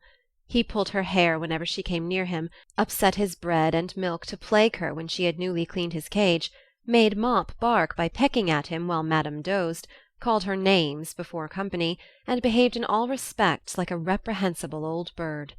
Then she could not endure the dog, a fat, cross beast who snarled and yelped at her when she made his toilet, and who lay on his back with all his legs in the air and a most idiotic expression of countenance when he wanted something to eat, which was about a dozen times a day. The cook was bad-tempered, the old coachman was deaf, and Esther the only one who ever took any notice of the young lady. Esther was a Frenchwoman, who had lived with Madame, as she called her mistress, for many years, and who rather tyrannized over the old lady, who could not get along without her. Her real name was Estelle, but Aunt March ordered her to change it, and she obeyed, on condition that she was never asked to change her religion. She took a fancy to Mademoiselle, and amused her very much with odd stories of her life in France, when Amy sat with her while she got up Madame's laces. She also allowed her to roam about the great house, and examine the curious and pretty things stored away in the big wardrobes and ancient chests, for Aunt March hoarded like a magpie. Amy's chief delight was an Indian cabinet full of queer drawers, little pigeonholes, and secret places, in which were kept all sorts of ornaments, some precious, some merely curious, all more or less antique. To examine and arrange these things gave Amy great satisfaction, especially the jewel cases, in which, on velvet cushions, reposed the ornaments which had adorned a belle 40 years ago. There was the garnet set which Aunt March wore when she came out, the pearls her father gave her on her wedding day, her lover's diamonds, the jet mourning rings and pins, the queer lockets with portraits of dead friends and weeping willows made of hair inside, the baby bracelets her one little daughter had worn, Uncle March's big watch, with the red seal so many childish hands had played with, and in a box all by itself lay Aunt March's wedding ring, too small now for her fat finger, but carefully put away like the most precious jewel of them all. "Which would mademoiselle choose if she had her will?"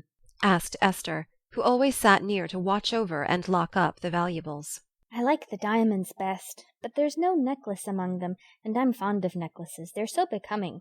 I should choose this, if I might, replied Amy, looking with great admiration at a string of gold and ebony beads from which hung a heavy cross of the same. "I, too, covet that, but not as a necklace. Ah, no! To me it is a rosary, and as such I should use it like a good Catholic," said Esther, eyeing the handsome thing wistfully. Is it meant to use as you use the string of good-smelling wooden beads hanging over your glass? asked Amy. "Truly, yes, to pray with. It would be pleasing to the saints if one used so fine a rosary as this, instead of wearing it as a vain bijou." You seem to take a great deal of comfort in your prayers, Esther, and always come down looking quiet and satisfied. I wish I could. "If mademoiselle was a Catholic, she would find true comfort. But as that is not to be, it would be well if you went apart each day to meditate and pray, as did the good mistress whom I served before Madame. She had a little chapel, and in it found solacement for much trouble." Would it be right for me to do so? asked Amy, who in her loneliness felt the need of help of some sort, and found that she was apt to forget her little book, now that Beth was not there to remind her of it. "It would be excellent and charming, and I shall gladly arrange the little dressing-room for you if you like it. Say nothing to Madame, but when she sleeps, go you and sit alone a while, to think good thoughts, and pray the dear God preserve your sister." Esther was truly pious, and quite sincere in her advice, for she had an affectionate heart, and felt much for the sisters in their anxiety.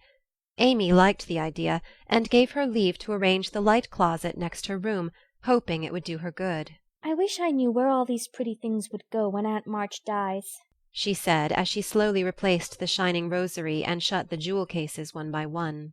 "To you and your sisters. I know it. Madame confides in me. I witnessed her will, and it is to be so," whispered Esther, smiling. How nice. But I wish she'd let us have them now. Procrastination is not agreeable, observed Amy, taking a last look at the diamonds. "It is too soon yet for the young ladies to wear these things. The first one who is affianced will have the pearls. Madame has said it, and I have a fancy that the little turquoise ring will be given to you when you go, for Madame approves your good behavior and charming manners." Do you think so? Oh, I'll be a lamb if I can only have that lovely ring. It's ever so much prettier than Kitty Bryant's. I do like Aunt March after all. And Amy tried on the blue ring with a delighted face and a firm resolve to earn it. From that day she was a model of obedience, and the old lady complacently admired the success of her training. Esther fitted up the closet with a little table, placed a footstool before it, and over it a picture taken from one of the shut-up rooms. She thought it was of no great value, but being appropriate she borrowed it, well knowing that Madame would never know it, nor care if she did. It was, however, a very valuable copy of one of the famous pictures of the world, and Amy's beauty-loving eyes were never tired of looking up at the sweet face of the Divine Mother, while her tender thoughts of her own were busy at her heart. On the table she laid her little testament and hymn-book, kept a vase always full of the best flowers Laurie brought her, and came every day to sit alone thinking good thoughts, and praying the dear God to preserve her sister. Esther had given her a rosary of black beads with a silver cross, but Amy hung it up and did not use it, feeling doubtful as to its fitness for Protestant prayers. The little girl was very sincere in all this, for being left alone outside the safe home nest, she felt the need of some kind hand to hold by so sorely that she instinctively turned to the strong and tender friend whose fatherly love most closely surrounds his little children. She missed her mother's help to understand and rule herself, but having been taught where to look, she did her best to find the way and walk in it confidingly. But Amy was a young pilgrim, and just now her burden seemed very heavy. She tried to forget herself, to keep cheerful, and be satisfied with doing right, though no one saw or praised her for it. In her first effort at being very, very good, she decided to make her will as Aunt March had done, so that if she did fall ill and die, her possessions might be justly and generously divided. It cost her a pang even to think of giving up the little treasures which in her eyes were as precious as the old lady's jewels. During one of her play hours she wrote out the important document as well as she could, with some help from Esther as to certain legal terms, and when the good-natured Frenchwoman had signed her name, Amy felt relieved and laid it by to show Laurie, whom she wanted as a second witness. As it was a rainy day, she went upstairs to amuse herself in one of the large chambers, and took Polly with her for company. In this room there was a wardrobe full of old-fashioned costumes with which Esther allowed her to play, and it was her favourite amusement to array herself in the faded brocades and parade up and down before the long mirror, making stately curtsies, and sweeping her train about with a rustle which delighted her ears. So busy was she on this day that she did not hear Laurie's ring, nor see his face peeping in at her as she gravely promenaded to and fro, flirting her fan and tossing her head, on which she wore a great pink turban, contrasting oddly with her blue brocade dress and yellow quilted petticoat. She was obliged to walk carefully, for she had on high-heeled shoes, and, as Laurie told Joe afterward, it was comical to see her mince along in her gay suit, with Polly sidling and bridling just behind her, imitating her as well as he could, and occasionally stopping to laugh or exclaim, "Ain't we fine? Get along, you fright. Hold your tongue. Kiss me, dear. Ha ha!" Having with difficulty restrained an explosion of merriment, lest it should offend Her Majesty, Laurie tapped and was graciously received. "Sit down and rest while I put these things away. Then I want to consult you about a very serious matter," said Amy when she had shown her splendor and driven Polly into a corner. "That bird is the trial of my life," she continued, removing the pink mountain from her head, while Laurie seated himself astride a chair. "Yesterday, when Aunt was asleep and I was trying to be as still as a mouse, Polly began to squall and flap about in his cage. So I went to let him out and found a big spider there. I poked it out, and it ran under the bookcase. Polly marched straight after it, stooped down and peeped under the bookcase, saying in his funny way with a cock of his eye, 'Come out and take a walk, my dear.'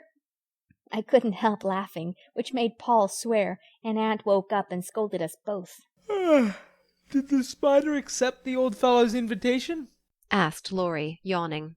"Yes, out it came, and away ran Polly, frightened to death, and scrambled up on Aunt's chair, calling out, 'Catch her, catch her, catch her,' as I chased the spider." "That's a lie. Oh, Lor!" cried the parrot, pecking at Laurie's toes. "I'd wring your neck if you were mine, you old torment!" cried Laurie, shaking his fist at the bird, who put his head on one side and gravely croaked. "Alleluia! Bless your buttons, dear." "Now I'm ready," said Amy, shutting the wardrobe and taking a piece of paper out of her pocket. "I want you to read that, please, and tell me if it is legal and right.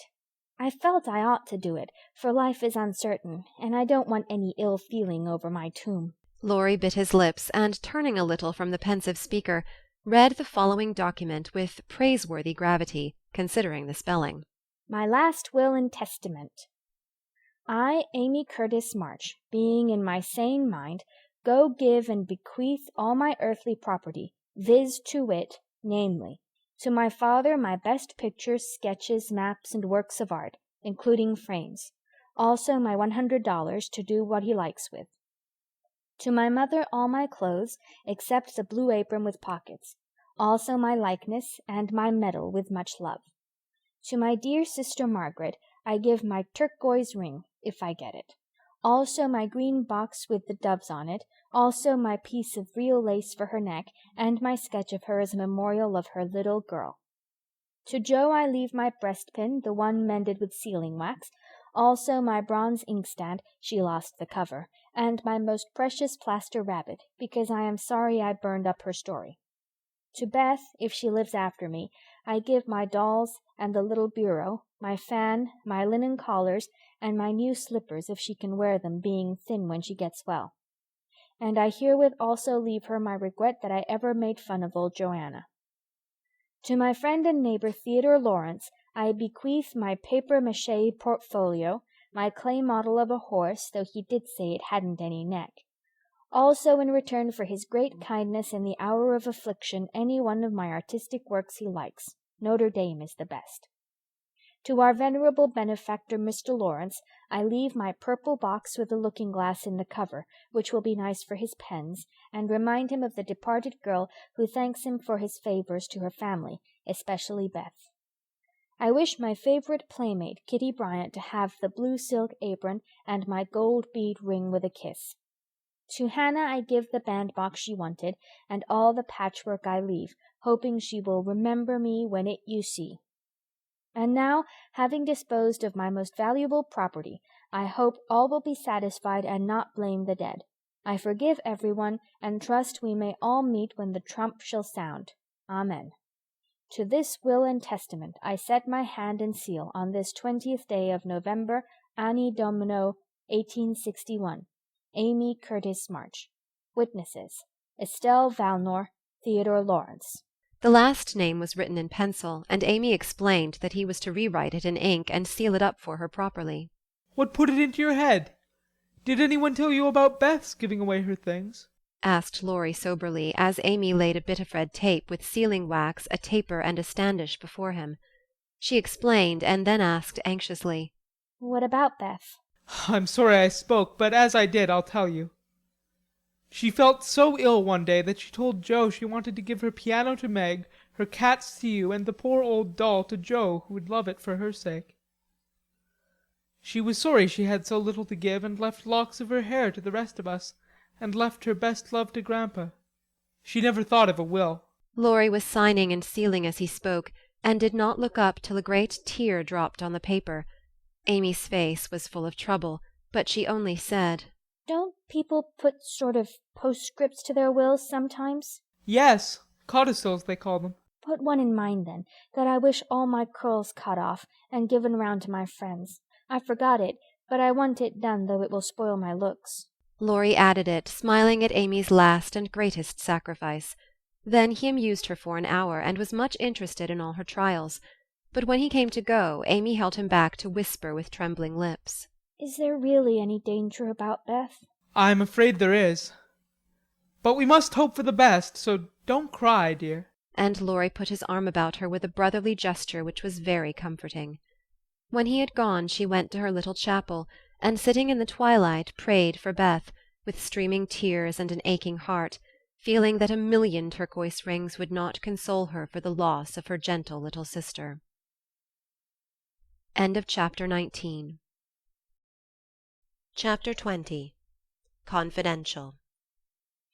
I don't think I have any words in which to tell the meeting of the mother and daughters. Such hours are beautiful to live, but very hard to describe, so I will leave it to the imagination of my readers, merely saying that the house was full of genuine happiness, and that Meg's tender hope was realized, for when Beth woke from that long healing sleep, the first objects on which her eyes fell were the little rose and mother's face. Too weak to wonder at anything, she only smiled and nestled close in the loving arms about her, feeling that the hungry longing was satisfied at last. Then she slept again, and the girls waited upon their mother, for she would not unclasp the thin hand which clung to hers, even in sleep. Hannah had dished up an astonishing breakfast for the traveller, finding it impossible to vent her excitement in any other way, and Meg and Joe fed their mother like dutiful young storks, while they listened to her whispered account of father's state, Mr. Brooks' promise to stay and nurse him, the delays which the storm occasioned on the homeward journey, and the unspeakable comfort Laurie's hopeful face had given her when she arrived, worn out with fatigue, anxiety, and cold. What a strange yet pleasant day that was, so brilliant and gay without, for all the world seemed abroad to welcome the first snow, so quiet and reposeful within, for everyone slept, spent with watching, and a Sabbath stillness reigned through the house, while nodding Hannah mounted guard at the door. With a blissful sense of burdens lifted off, Meg and Joe closed their weary eyes, and lay at rest, like storm-beaten boats safe at anchor in a quiet harbour. Mrs. March would not leave Beth's side, but rested in the big chair, waking often to look at, touch, and brood over her child, like a miser over some recovered treasure. Laurie meanwhile posted off to comfort Amy, and told his story so well that Aunt March actually sniffed herself, and never once said, "I told you so." Amy came out so strong on this occasion that I think the good thoughts in the little chapel really began to bear fruit. She dried her tears quickly, restrained her impatience to see her mother, and never even thought of the turquoise ring, when the old lady heartily agreed in Laurie's opinion that she behaved like a capital little woman. Even Polly seemed impressed, for he called her a good girl, blessed her buttons, and begged her to "Come and take a walk, dear," in his most affable tone.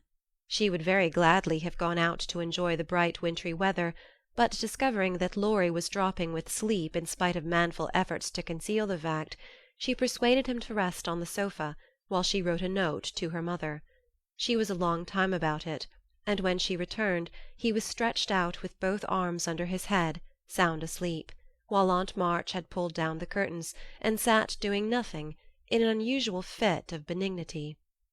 After a while they began to think he was not going to wake up till night, and I'm not sure that he would, had he not been effectually roused by Amy's cry of joy at sight of her mother. There probably were a good many happy little girls in and about the city that day, but it is my private opinion that Amy was the happiest of all, when she sat in her mother's lap and told her trials, receiving consolation and compensation in the shape of approving smiles and fond caresses. They were alone together in the chapel, to which her mother did not object when its purpose was explained to her. On the contrary, I like it very much, dear. Looking from the dusty rosary to the well-worn little book, and the lovely picture with its garland of evergreen. It is an excellent plan to have some place where we can go to be quiet when things vex or grieve us. There are a good many hard times in this life of ours, but we can always bear them if we ask help in the right way. I think my little girl is learning this. Yes, Mother. And when I go home I mean to have a corner in the big closet to put my books and the copy of that picture which I've tried to make. The woman's face is not good. It's too beautiful for me to draw, but the baby has done better, and I love it very much. I like to think he was a little child once, for then I don't seem so far away, and that helps me. As Amy pointed to the smiling Christ-child on his mother's knee, Mrs. March saw something on the lifted hand that made her smile. She said nothing, but Amy understood the look, and after a minute's pause she added gravely, I wanted to speak to you about this, but I forgot it. Aunt gave me the ring today. She called me to her and kissed me and put it on my finger and said I was a credit to her, and she'd like to keep me always. She gave that funny guard to keep the turquoise on, as it's too big. I'd like to wear them, Mother. Can I? They are very pretty, but I think you're rather too young for such ornaments, Amy, said Mrs. March, looking at the plump little hand with the band of sky-blue stones on the forefinger, and the quaint guard formed of two tiny golden hands clasped together. I'll try not to be vain, said Amy. I don't think I like it only because it's so pretty, but I want to wear it as the girl in the story wore her bracelet, to remind me of something. Do you mean Aunt March? asked her mother, laughing. No, to remind me not to be selfish. Amy looked so earnest and sincere about it that her mother stopped laughing and listened respectfully to the little plan. I've thought a great deal lately about my bundle of naughties, and being selfish is the largest one in it, so I'm going to try hard to cure it, if I can. Beth isn't selfish, and that's the reason everyone loves her and feels so bad at the thoughts of losing her. People wouldn't feel so bad about me if I was sick, and I don't deserve to have them, but I'd like to be loved and missed by a great many friends, so I'm going to try and be like Beth all I can. I'm apt to forget my resolutions, but if I had something always about me to remind me, I guess I should do better. May we try this way? Yes, but I have more faith in the corner of the big closet. Wear your ring, dear, and do your best. I think you will prosper, for the sincere wish to be good is half the battle. Now I must go back to Beth. Keep up your heart, little daughter, and we will soon have you home again. That evening, while Meg was writing to her father to report the traveller's safe arrival, Jo slipped upstairs to Beth's room, and finding her mother in her usual place, stood a minute twisting her fingers in her hair with a worried gesture and an undecided look. What is it, dearie? asked Mrs. March, holding out her hand, with a face which invited confidence. I want to tell you something, Mother. About Meg? How quickly you guessed. Yes, it's about her, and though it's a little thing, it fidgets me. Beth is asleep, Speak low and tell me all about it. That Muffet hasn't been here, I hope?" asked Mrs. March rather sharply. "No, I should have shut the door in his face if he had," said Jo, settling herself on the floor at her mother's feet. Last summer Meg left a pair of gloves over at the Lawrences', and only one was returned. We forgot about it till Teddy told me that Mr. Brooke owned that he liked Meg but didn't dare say so, she was so young and he so poor. Now isn't it a dreadful state of things? "Do you think Meg cares for him?" asked Mrs. March, with an anxious look. "Mercy me! I don't know anything about love and such nonsense," cried Jo, with a funny mixture of interest and contempt. "In novels the girls show it by starting and blushing, fainting away, growing thin, and acting like fools. Now Meg does not do anything of the sort. She eats and drinks and sleeps like a sensible creature.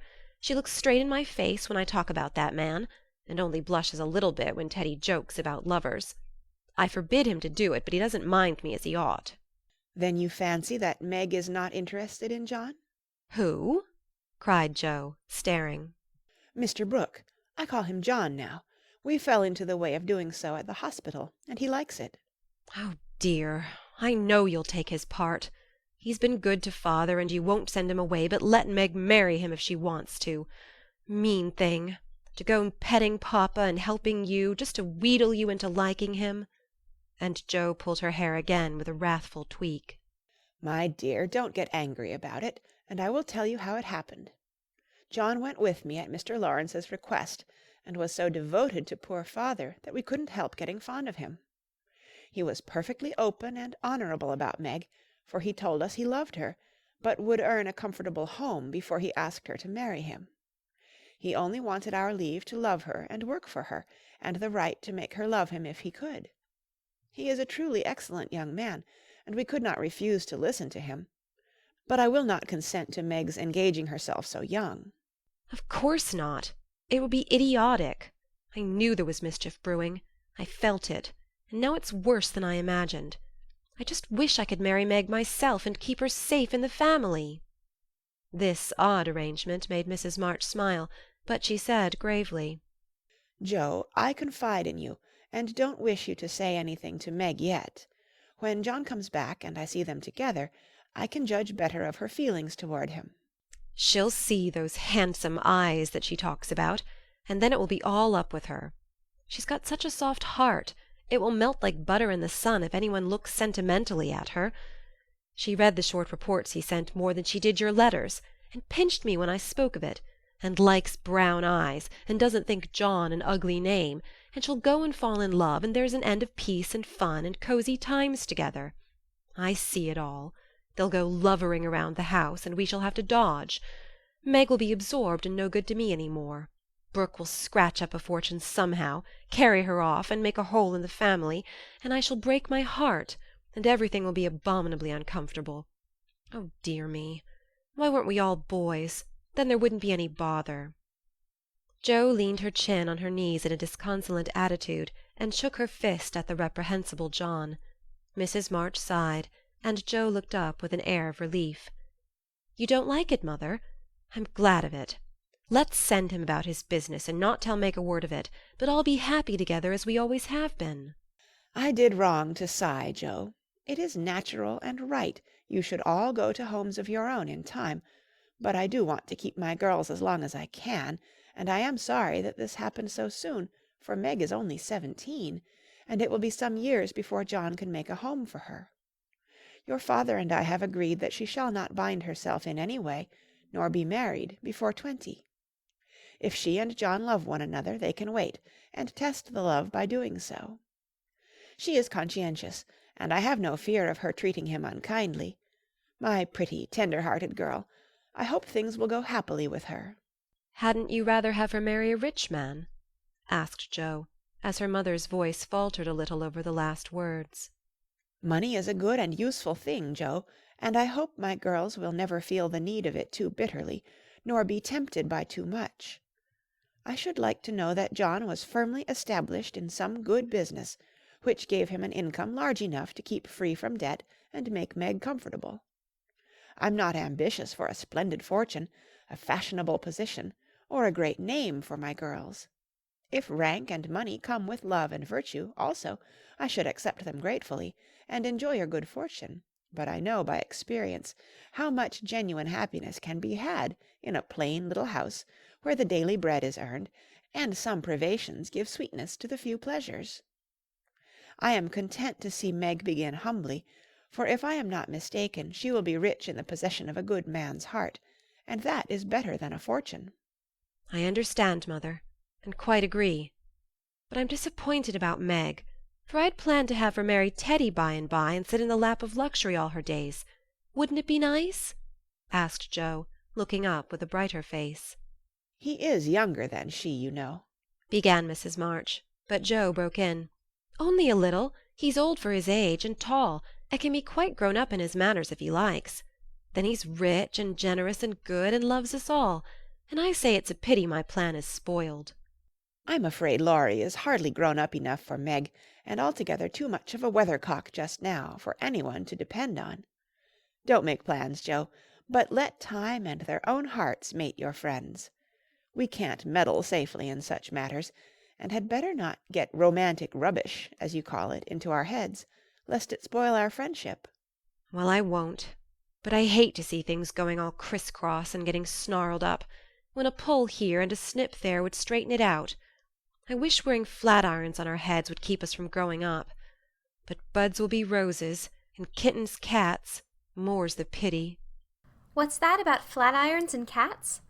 asked Meg, as she crept into the room with the finished letter in her hand. "Only one of my stupid speeches. I'm going to bed. Come, Peggy," said Joe, unfolding herself like an animated puzzle. "Quite right, and beautifully written. Please add that I send my love to John," said Mrs. March, as she glanced over the letter and gave it back. Do you call him John? asked Meg, smiling, with her innocent eyes looking down into her mother's. "Yes, he has been like a son to us, and we are very fond of him," replied Mrs. March, returning the look with a keen one. I'm glad of that. He is so lonely. Good night, mother dear. It is so inexpressibly comfortable to have you here," was Meg's answer. The kiss her mother gave her was a very tender one, and as she went away, Mrs. March said with a mixture of satisfaction and regret, "She does not love John yet, but will soon learn to." End of Chapter 20. Chapter 21. Laurie makes mischief, and Joe makes peace. Joe's face was a study next day, for the secret rather weighed upon her, and she found it hard not to look mysterious and important. Meg observed it, but did not trouble herself to make inquiries, for she had learned that the best way to manage Joe was by the law of contraries, so she felt sure of being told everything if she did not ask. She was rather surprised, therefore, when the silence remained unbroken, and Joe assumed a patronizing air, which decidedly aggravated Meg, who in turn assumed an air of dignified reserve and devoted herself to her mother. This left Joe to her own devices, for Mrs. March had taken her place as nurse, and bade her rest, exercise, and amuse herself after her long confinement. Amy being gone, Laurie was her only refuge, and much as she enjoyed his society, she rather dreaded him just then, for he was an incorrigible tease, and she feared he would coax the secret from her. She was quite right, for the mischief-loving lad no sooner suspected a mystery than he set himself to find it out, and led Joe a trying life of it. He wheedled, bribed, ridiculed, threatened, and scolded, affected indifference that he might surprise the truth from her, declared he knew, then that he didn't care, and at last, by dint of perseverance, he satisfied himself that it concerned Meg and Mr. Brooke. Feeling indignant that he was not taken into his tutor's confidence, he set his wits to work to devise some proper retaliation for the slight. Meg, meanwhile, had apparently forgotten the matter, and was absorbed in preparations for her father's return. But all of a sudden a change seemed to come over her, and for a day or two she was quite unlike herself. She started when spoken to, blushed when looked at, was very quiet, and sat over her sewing with a timid, troubled look on her face. To her mother's inquiries she answered that she was quite well, and Joe's she silenced by begging to be let alone. "She feels it in the air. Love, I mean, and he's going very fast. She's got most of the symptoms, is twittery and cross, doesn't eat, lies awake, and mopes in corners. I caught her singing that song he gave her, and once she said John, as you do, and then turned red as a poppy. Whatever shall we do?" said Joe, looking ready for any measures, however violent. Nothing but wait. Let her alone, be kind and patient, and father's coming will settle everything, replied her mother. "Here's a note to you, Meg, all sealed up. How odd! Teddy never seals mine," said Joe next day, as she distributed the contents of the little post-office. Mrs. March and Joe were deep in their own affairs, when a sound from Meg made them look up to see her staring at her note with a frightened face. "My child, what is it?" cried her mother, running to her while Joe tried to take the paper which had done the mischief. "It's all a mistake. He didn't send it. Oh, Joe, how could you do it?" And Meg hid her face in her hands, crying as if her heart were quite broken. "Me? I've done nothing. What's she talking about?" cried Joe, bewildered. Meg's mild eyes kindled with anger as she pulled a crumpled note from her pocket and threw it at Joe, saying reproachfully, "You wrote it, and that bad boy helped you. How could you be so rude, so mean and cruel to us both?" Joe hardly heard her, for she and her mother were reading the note, which was written in a peculiar hand. My dearest Margaret, I can no longer restrain my passion, and must know my fate before I return. I dare not tell your parents yet, but I think they would consent if they knew that we adored one another. Mr. Laurence will help me to some good place, and then, my sweet girl, you will make me happy. I implore you to say nothing to your family yet, but to send one word of hope through Laurie to your devoted John. Oh, the little villain! That's the way he meant to pay me for keeping my word to mother. I'll give him a hearty scolding and bring him over to beg pardon, cried Joe, burning to execute immediate justice, but her mother held her back, saying with a look she seldom wore, "Stop, Joe. You must clear yourself first. You have played so many pranks that I am afraid you have had a hand in this." "On my word, mother, I haven't. I never saw that note before, and don't know anything about it as true as I live," said Joe, so earnestly that they believed her. "If I had taken part in it, I'd have done it better than this, and have written a sensible note. I should think you'd have known Mr. Brooke wouldn't write such stuff as that," she said, scornfully tossing down the paper. "It's like his writing," faltered Meg, comparing it with the note in her hand. "Oh, Meg, you didn't answer it," cried Mrs. March quickly. "Yes, I did." And Meg hid her face again, overcome with shame. "Here's a scrape. Do let me bring that wicked boy over to explain and be lectured. I can't rest till I get hold of him." And Joe made for the door again. "Hush! Let me handle this, for it is worse than I thought. Margaret, tell me the whole story," commanded Mrs. March, sitting down by Meg, yet keeping hold of Joe lest she should fly off. "I received the first letter from Laurie, who didn't look as if he knew anything about it," began Meg without looking up. "I was worried at first and meant to tell you. Then I remembered how you liked Mr. Brooke, so I thought you wouldn't mind if I kept my little secret for a few days. I'm so silly that I like to think no one knew, and while I was deciding what to say, I felt like the girls in books who have such things to do. Forgive me, Mother. I'm paid for my silliness now. I never can look him in the face again." "What did you say to him?" asked Mrs. March. "I only said I was too young to do anything about it yet, that I didn't wish to have secrets from you and he must speak to Father.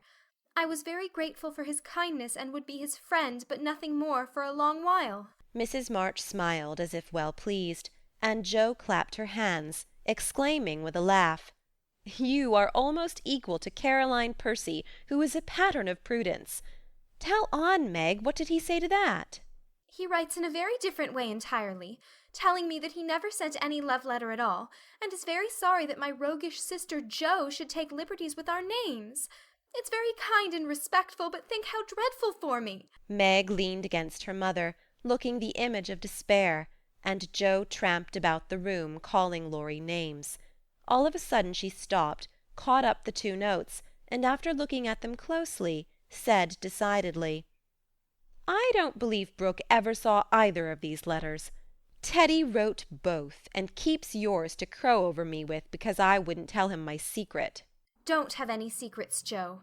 Tell it to Mother and keep out of trouble, as I should have done, said Meg warningly. Bless you, child, Mother told me. That will do, Joe. I'll comfort Meg while you go and get Laurie. I shall sift the matter to the bottom and put a stop to such pranks at once. Away ran Joe, and Mrs. March gently told Meg Mr. Brooke's real feelings. Now, dear, what are your own? Do you love him enough to wait till he can make a home for you, or will you keep yourself quite free for the present? I've been so scared and worried. I don't want to have anything to do with lovers for a long while, perhaps never, answered Meg petulantly. If John doesn't know anything about this nonsense, don't tell him, and make Joe and Laurie hold their tongues. I won't be deceived and plagued and made a fool of. It's a shame.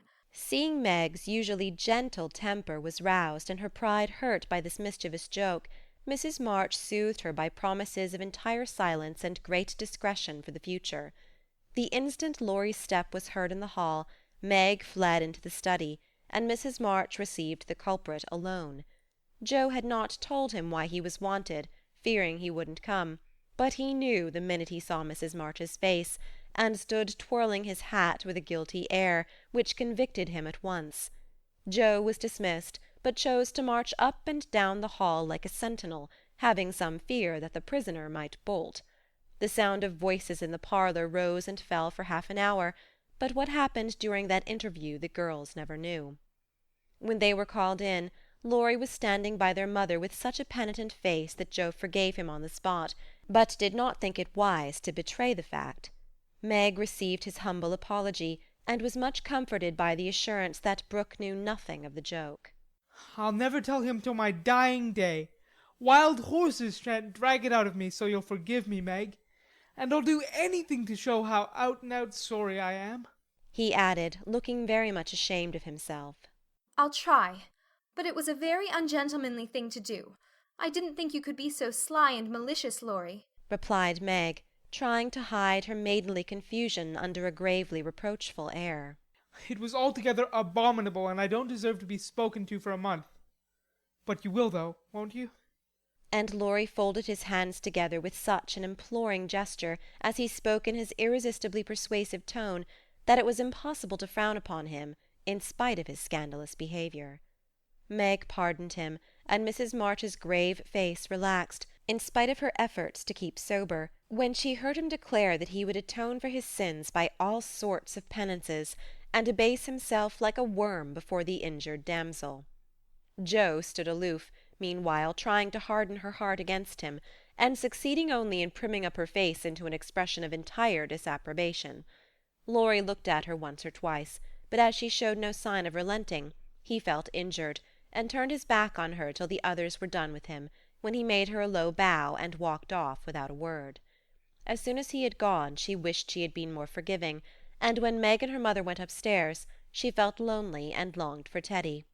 After resisting for some time, she yielded to the impulse, and armed with a book to return, went over to the big house.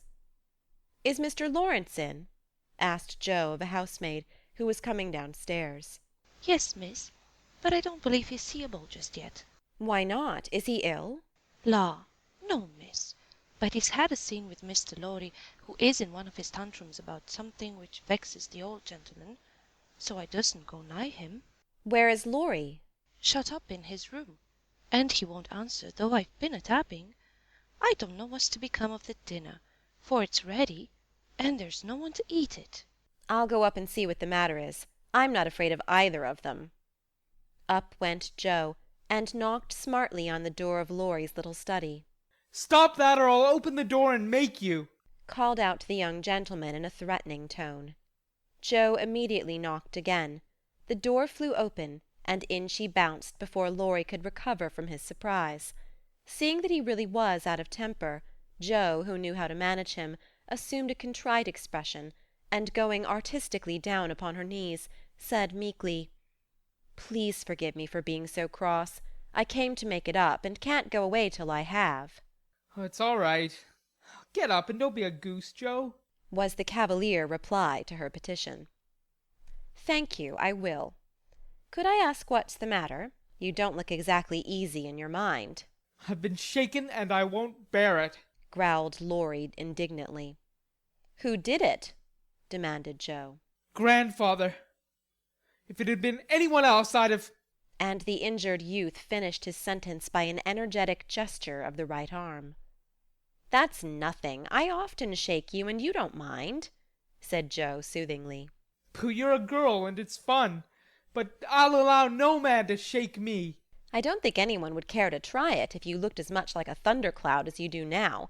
Why were you treated so? Just because I wouldn't say what your mother wanted me for. I'd promised not to tell, and of course I wasn't going to break my word. Couldn't you satisfy your grandpa in any other way? No, he would have the truth, the whole truth, and nothing but the truth.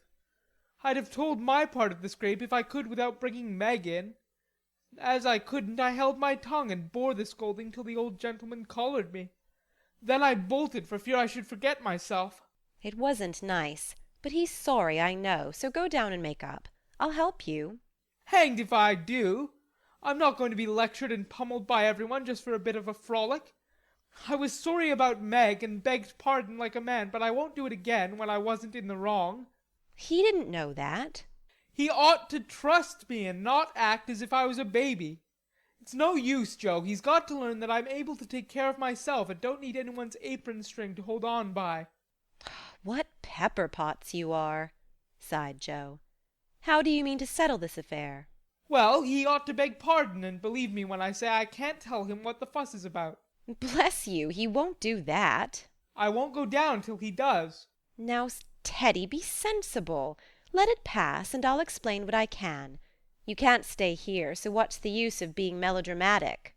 I don't intend to stay here long anyway. I'll slip off and take a journey somewhere, and when Grandpa misses me, he'll come round fast enough. I dare say, but you ought not to go and worry him. Don't preach. I'll go to Washington and see Brooke. It's gay there, and I'll enjoy myself after the troubles. Ah, what fun you'd have. I wish I could run off too, said Joe, forgetting her part of mentor in lively visions of martial life at the Capitol. Oh, come on, then. Why not? You go and surprise your father, and I'll stir up old Brooke. It would be a glorious joke. Let's do it, Joe. We'll leave a letter saying we are all right and trot off at once. I've got money enough. It will do you good and no harm as you go to your father. For a moment Joe looked as if she would agree, for wild as the plan was, it just suited her. She was tired of care and confinement, longed for change, and thoughts of her father blended temptingly with the novel charms of camps and hospitals, liberty and fun. Her eyes kindled as they turned wistfully toward the window, but they fell on the old house opposite, and she shook her head with sorrowful decision. If I was a boy, we'd run away together and have a capital time, but as I'm a miserable girl, I must be proper and stop at home. Don't tempt me, Teddy. It's a crazy plan. That's the fun of it, began Laurie, who had got a wilful fit on him and was possessed to break out of bounds in some way. Hold your tongue, cried Joe, covering her ears. Prunes and prisms are my doom, and I may as well make up my mind to it. I came here to moralize, not to hear things that make me skip to think of. I know Meg would wet blanket such a proposal, but I thought you had more spirit, began Laurie insinuatingly. Bad boy, be quiet.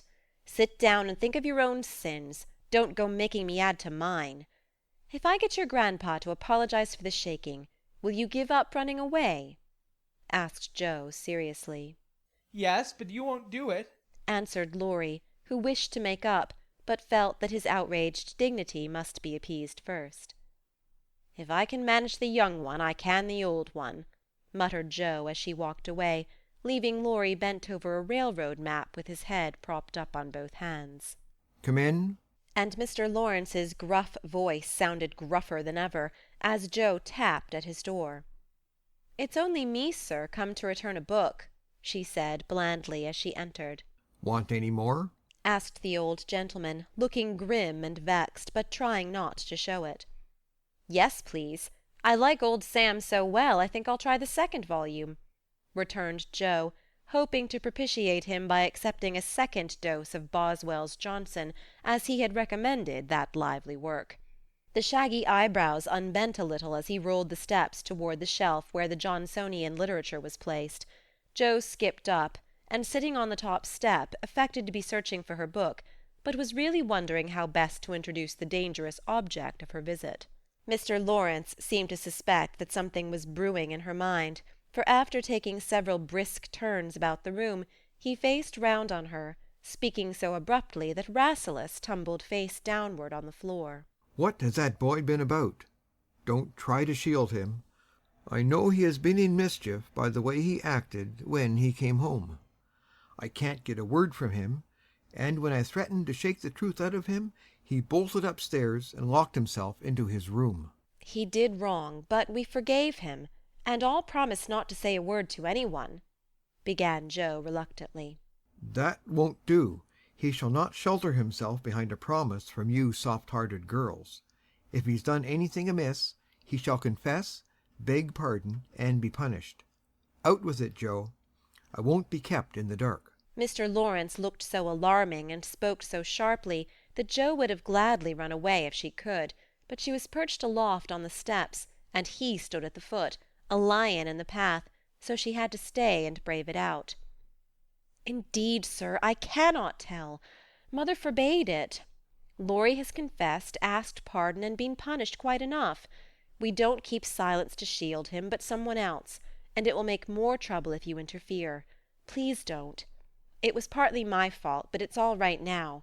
So let's forget it and talk about the Rambler or something pleasant. Hang the Rambler. Come down and give me your word that this harum-scarum boy of mine hasn't done anything ungrateful or impertinent. If he has, after all your kindness to him, I'll thrash him with my own hands. The threat sounded awful, but did not alarm Jo, for she knew the irascible old gentleman would never lift a finger against his grandson, whatever he might say to the contrary. She obediently descended, and made as light of the prank as she could without betraying Meg or forgetting the truth. Well, if the boy held his tongue because he promised, and not from obstinacy, I'll forgive him.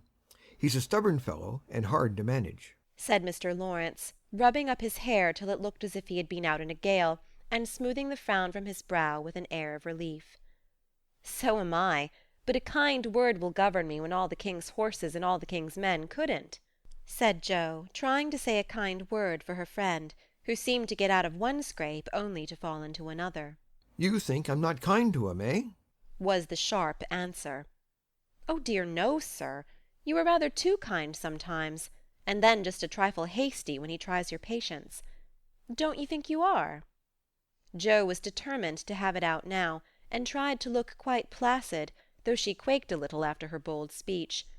To her great relief and surprise, the old gentleman only threw his spectacles onto the table with a rattle, and exclaimed frankly, You're right, girl, I am. I love the boy, but he tries my patience past bearing, and I know how it will end, if we go on so. I'll tell you. He'll run away. Jo was sorry for that speech the minute it was made. She meant to warn him that Laurie would not bear much restraint, and hoped he would be more forbearing with the lad. Mr. Lawrence's ruddy face changed suddenly, and he sat down with a troubled glance at the picture of a handsome man which hung over his table. It was Laurie's father, who had run away in his youth and married against the imperious old man's will. Jo fancied he remembered and regretted the past, and she wished she had held her tongue. He won't do it unless he is very much worried, and only threatens it sometimes when he gets tired of studying. I often think I should like to, especially since my hair was cut. So if you ever miss us, you may advertise for 2 boys, and look among the ships bound for India. She laughed as she spoke, and Mr. Laurence looked relieved, evidently taking the whole as a joke. You hussy, how dare you talk in that way? Where's your respect for me, and your proper bringing up? Bless the boys and girls, what torments they are! Yet we can't do without them, he said, pinching her cheeks good-humouredly.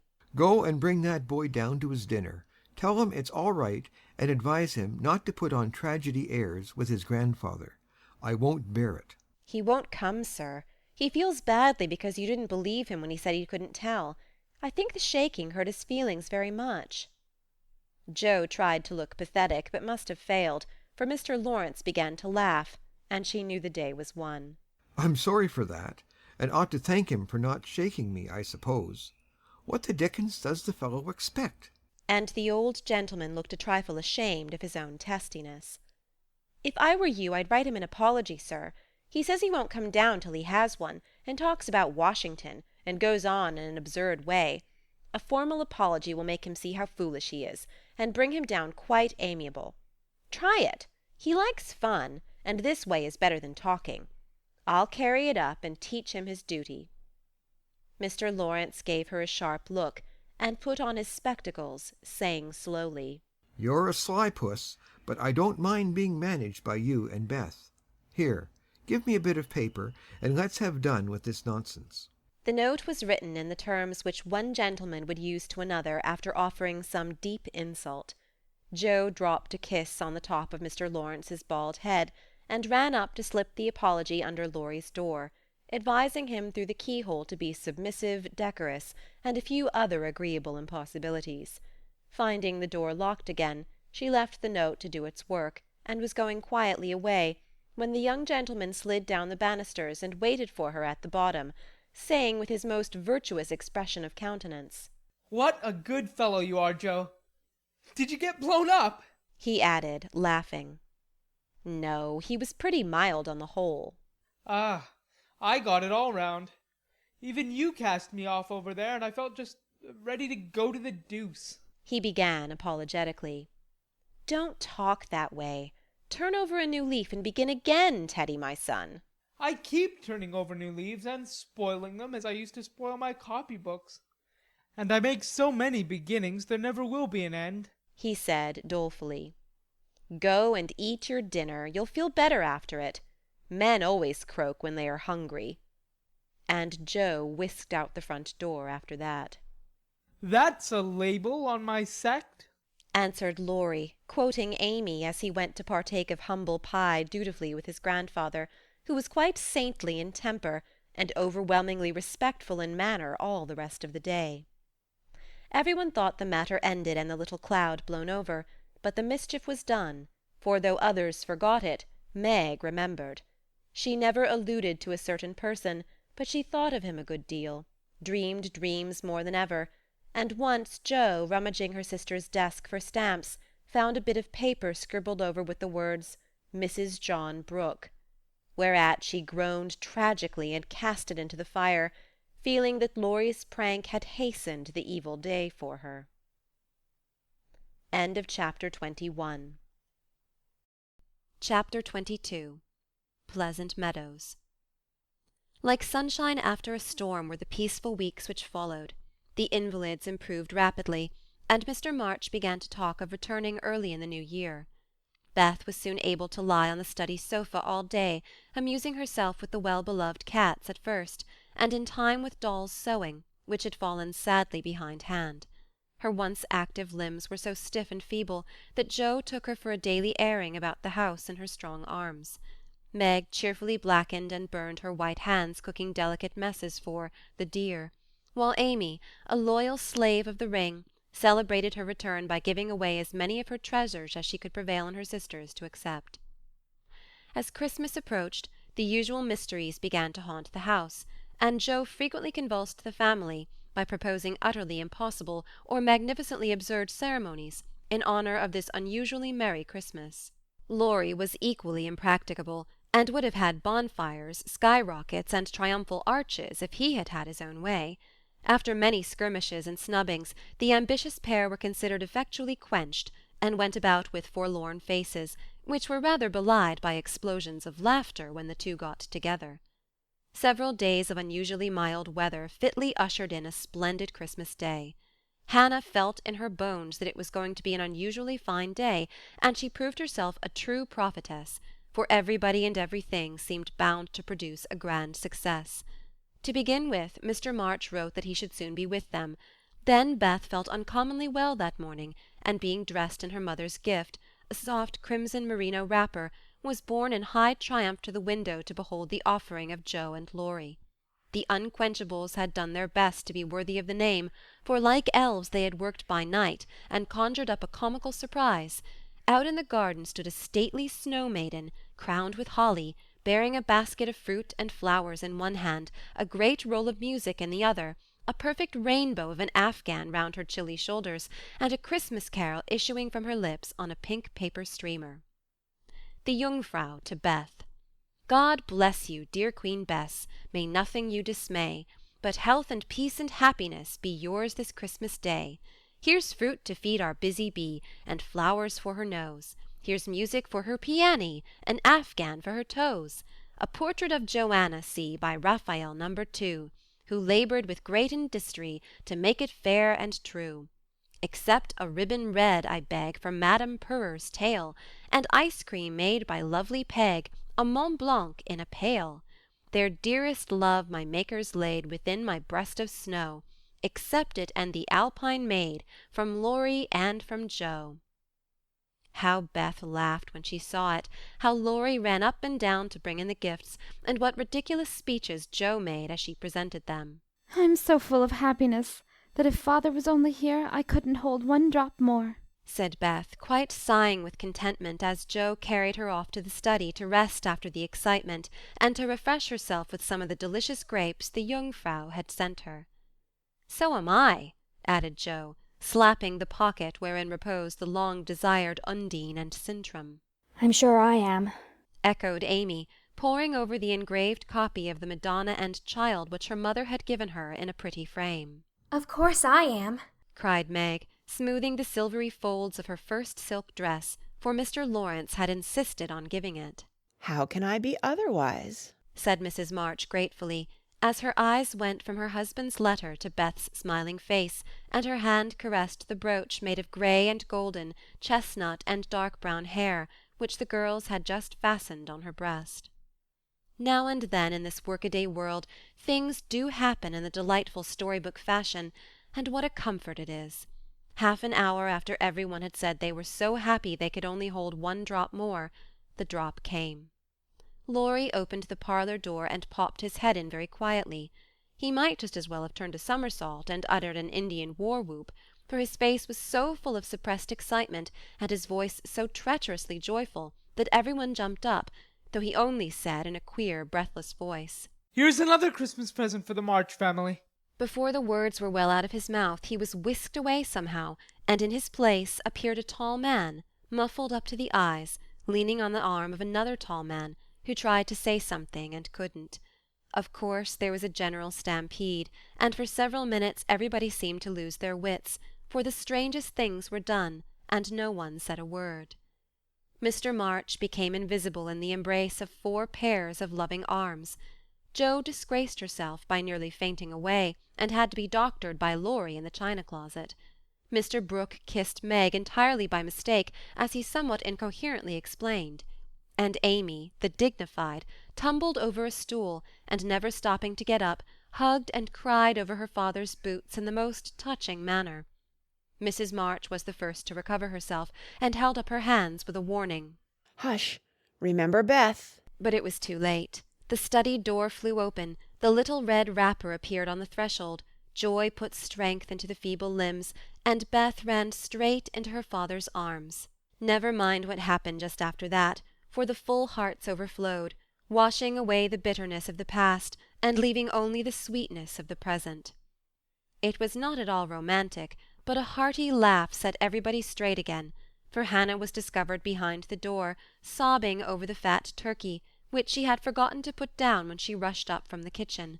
As the laugh subsided, Mrs. March began to thank Mr. Brooke for his faithful care of her husband, at which Mr. Brooke suddenly remembered that Mr. March needed rest, and seizing Laurie, he precipitately retired. Then the 2 invalids were ordered to repose, which they did, by both sitting in one big chair and talking hard. Mr. March told how he had longed to surprise them, and how, when the fine weather came, he had been allowed by his doctor to take advantage of it, how devoted Brooke had been, and how he was altogether a most estimable and upright young man.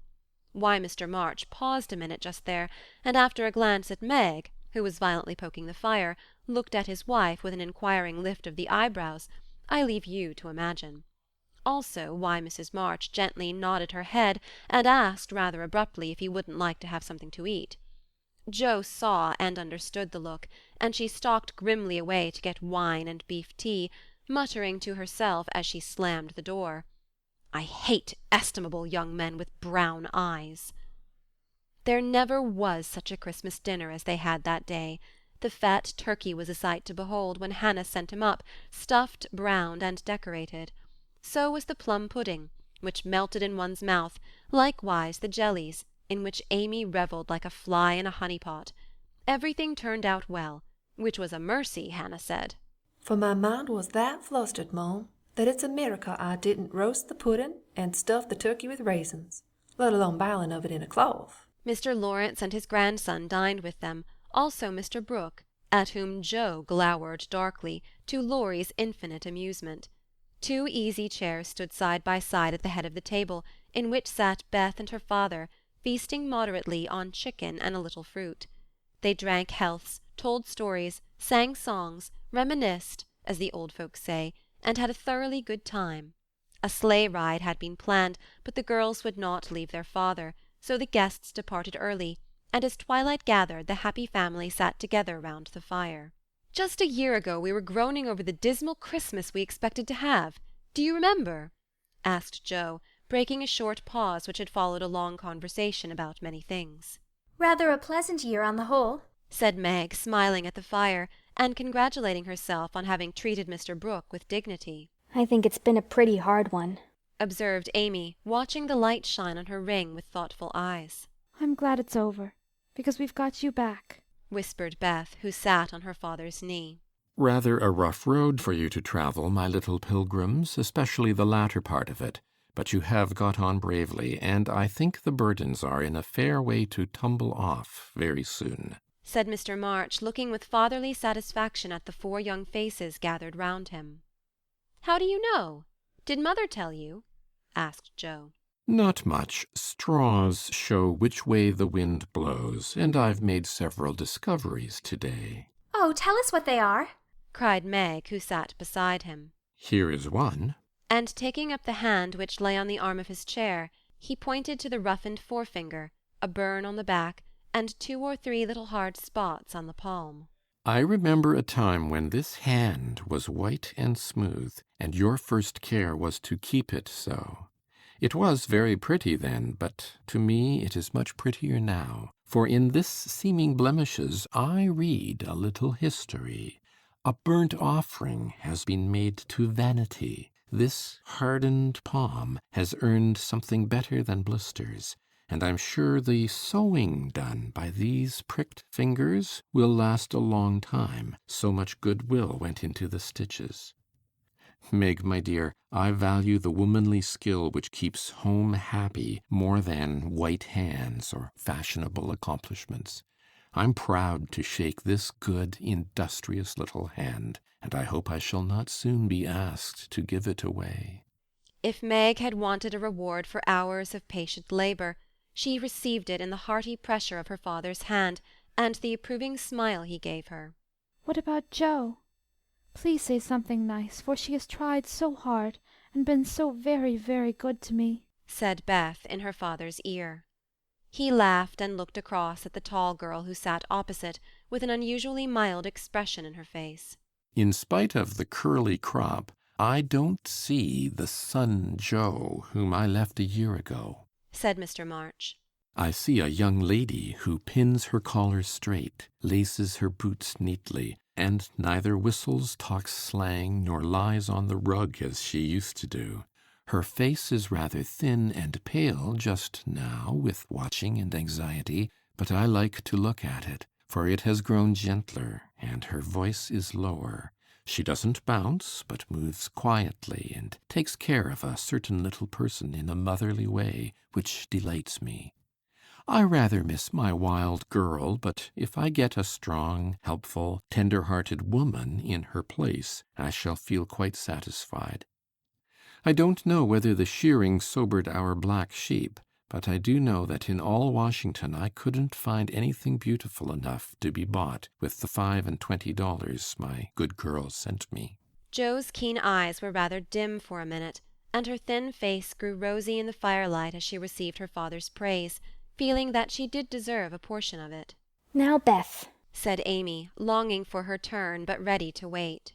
There's so little of her, I'm afraid to say much, for fear she will slip away altogether, though she is not so shy as she used to be, began their father cheerfully, but recollecting how nearly he had lost her, he held her close, saying tenderly with her cheek against his own, I've got you safe, my Beth, and I'll keep you so, please God. After a minute's silence he looked down at Amy, who sat on the cricket at his feet, and said with a caress of the shining hair, I observed that Amy took drumsticks at dinner, ran errands for her mother all afternoon, gave Meg her place tonight, and has waited on everyone with patience and good humour.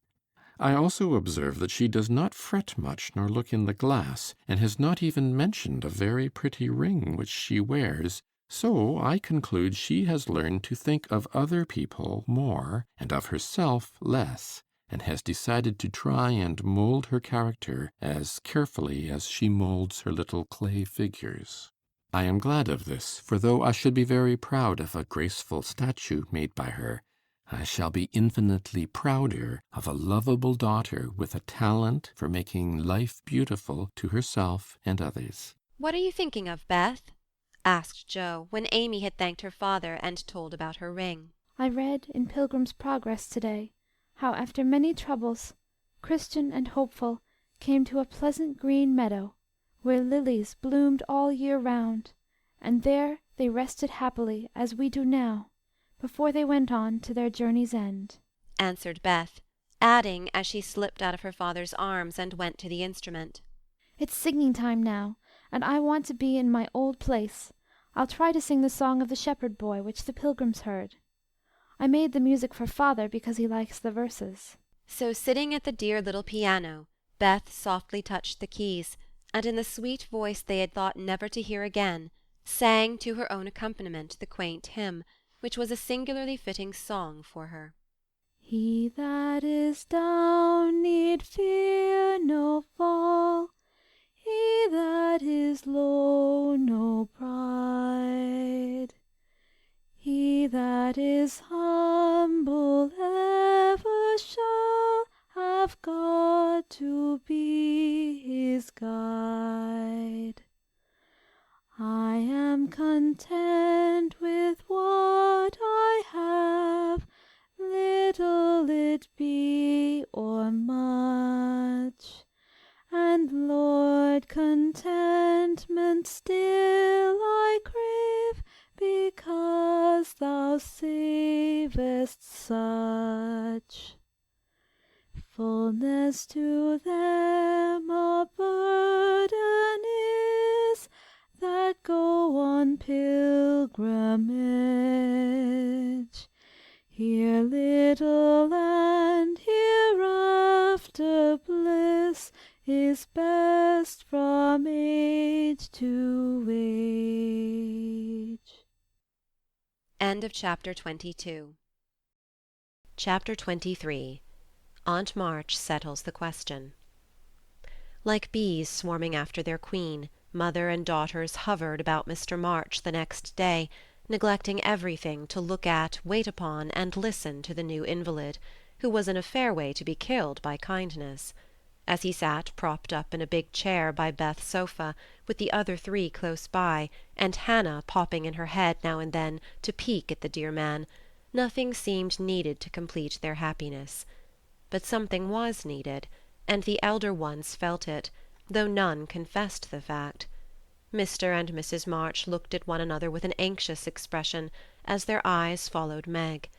Jo had sudden fits of sobriety, and was seen to shake her fist at Mr. Brooke's umbrella, which had been left in the hall. Meg was absent-minded, shy, and silent, started when the bell rang, and coloured when John's name was mentioned. Amy said, Everyone seemed waiting for something and couldn't settle down, which was queer since father was safe at home. And Beth innocently wondered why their neighbours didn't run over as usual. Laurie went by in the afternoon, and seeing Meg at the window, seemed suddenly possessed with a melodramatic fit, for he fell down on one knee in the snow, beat his breast, tore his hair, and clasped his hands imploringly, as if begging some boon. and when Meg told him to behave himself and go away, he wrung imaginary tears out of his handkerchief and staggered round the corner as if in utter despair. "What does the goose mean?" said Meg, laughing and trying to look unconscious. "He's showing you how your John will go on by and by. Touching, isn't it?" answered Joe scornfully. "Don't say my John. It isn't proper or true." But Meg's voice lingered over the words as if they sounded pleasant to her. "Please don't plague me, Joe. I've told you I don't care much about him, and there isn't to be anything said, but we are all to be friendly and go on as before." "We can't, for something has been said, and Laurie's mischief has spoiled you for me. I see it, and so does Mother. You are not like your old self a bit, and seem ever so far away from me. I don't mean to plague you, and will bear it like a man, but I do wish it was all settled. I hate to wait. So if you ever mean to do it, make haste and have it over quickly," said Joe pettishly. "I can't say anything till he speaks, and he won't because Father said I was too young," began Meg, bending over her work with a queer little smile, which suggested that she did not quite agree with her father on that point. "If he did speak, you wouldn't know what to say, but would cry or blush, or let him have his own way, instead of giving a good, decided no." "I'm not so silly and weak as you think. I know just what I should say, for I've planned it all so I needn't be taken unawares. There's no knowing what may happen, and I wished to be prepared." Joe couldn't help smiling at the important air which Meg had unconsciously assumed, and which was as becoming as the pretty colour varying in her cheeks. "Would you mind telling me what you'd say?" asked Joe more respectfully. "Not at all. You are 16 now, quite old enough to be my confidant, and my experience will be useful to you by and by, perhaps, in your own affairs of this sort." "Don't mean to have any. It's fun to watch other people philander, but I should feel like a fool doing it myself," said Joe, looking alarmed at the thought. "I think not, if you liked anyone very much, and he liked you." Meg spoke as if to herself, and glanced out at the lane where she had often seen lovers walking together in the summer twilight. "I thought you were going to tell your speech to that man," said Joe, rudely shortening her sister's little reverie. "Oh, I should merely say, quite calmly and decidedly, 'Thank you, Mr. Brooke. You are very kind, but I agree with Father that I am too young to enter into any engagement at present, so please say no more, but let us be friends as we were.'" That's stiff and cool enough. I don't believe you'll ever say it, and I know he won't be satisfied if you do. If he goes on like the rejected lovers in books, you'll give in, rather than hurt his feelings." "No, I won't. I shall tell him I've made up my mind, and shall walk out of the room with dignity."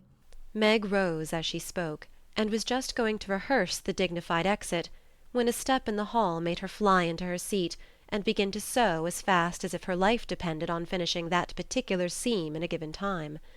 Joe smothered a laugh at the sudden change, and when someone gave a modest tap, opened the door with a grim aspect which was anything but hospitable. "Good afternoon. I came to get my umbrella.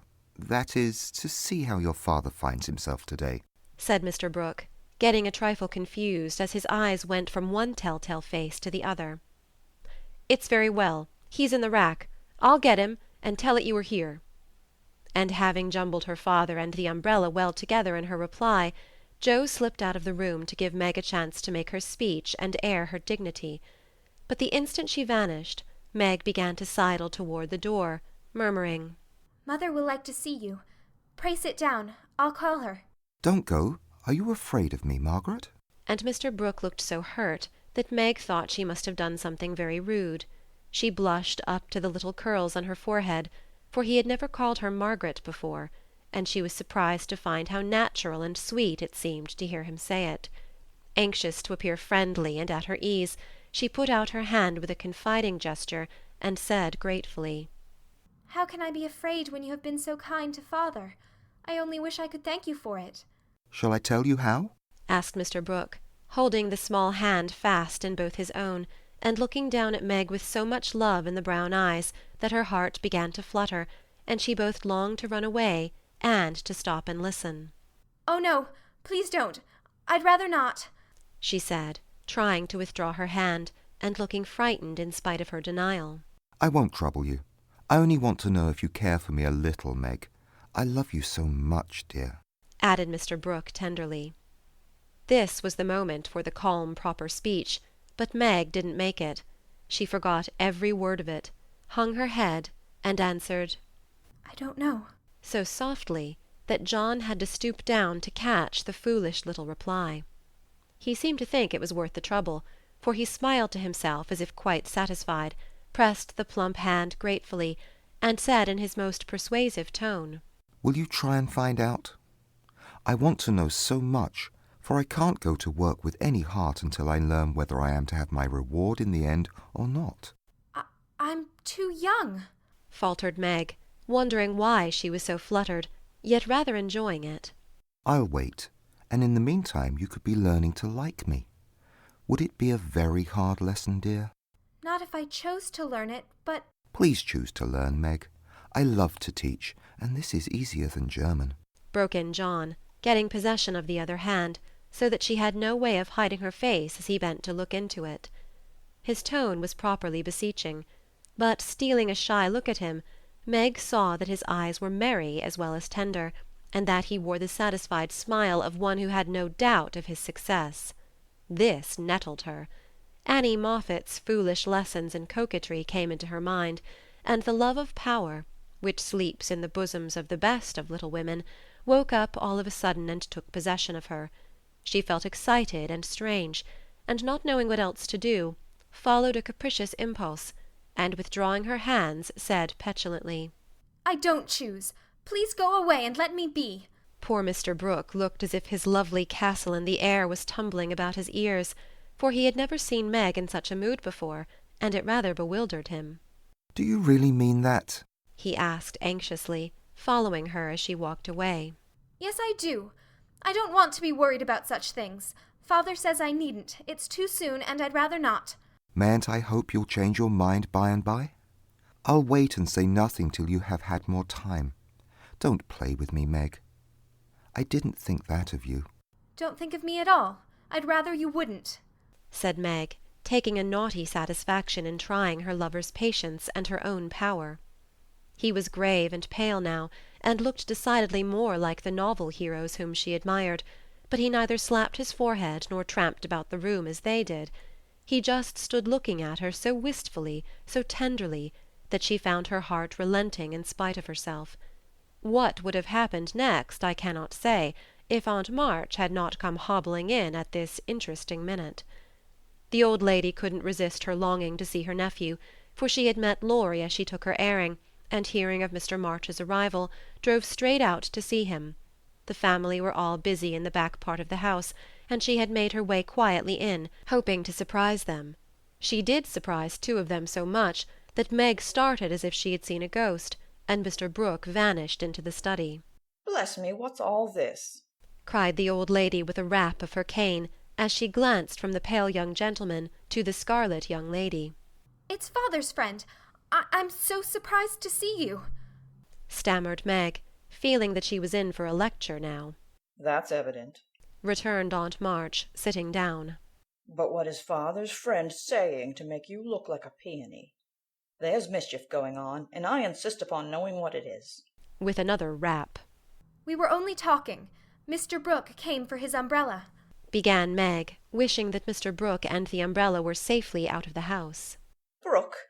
That boy's tutor? Ah, I understand now. I know all about it. Joe blundered into a wrong message in one of your father's letters, and I made her tell me. You haven't gone and accepted him, child?" cried Aunt March, looking scandalized. "Hush, he'll hear. Shan't I call Mother?"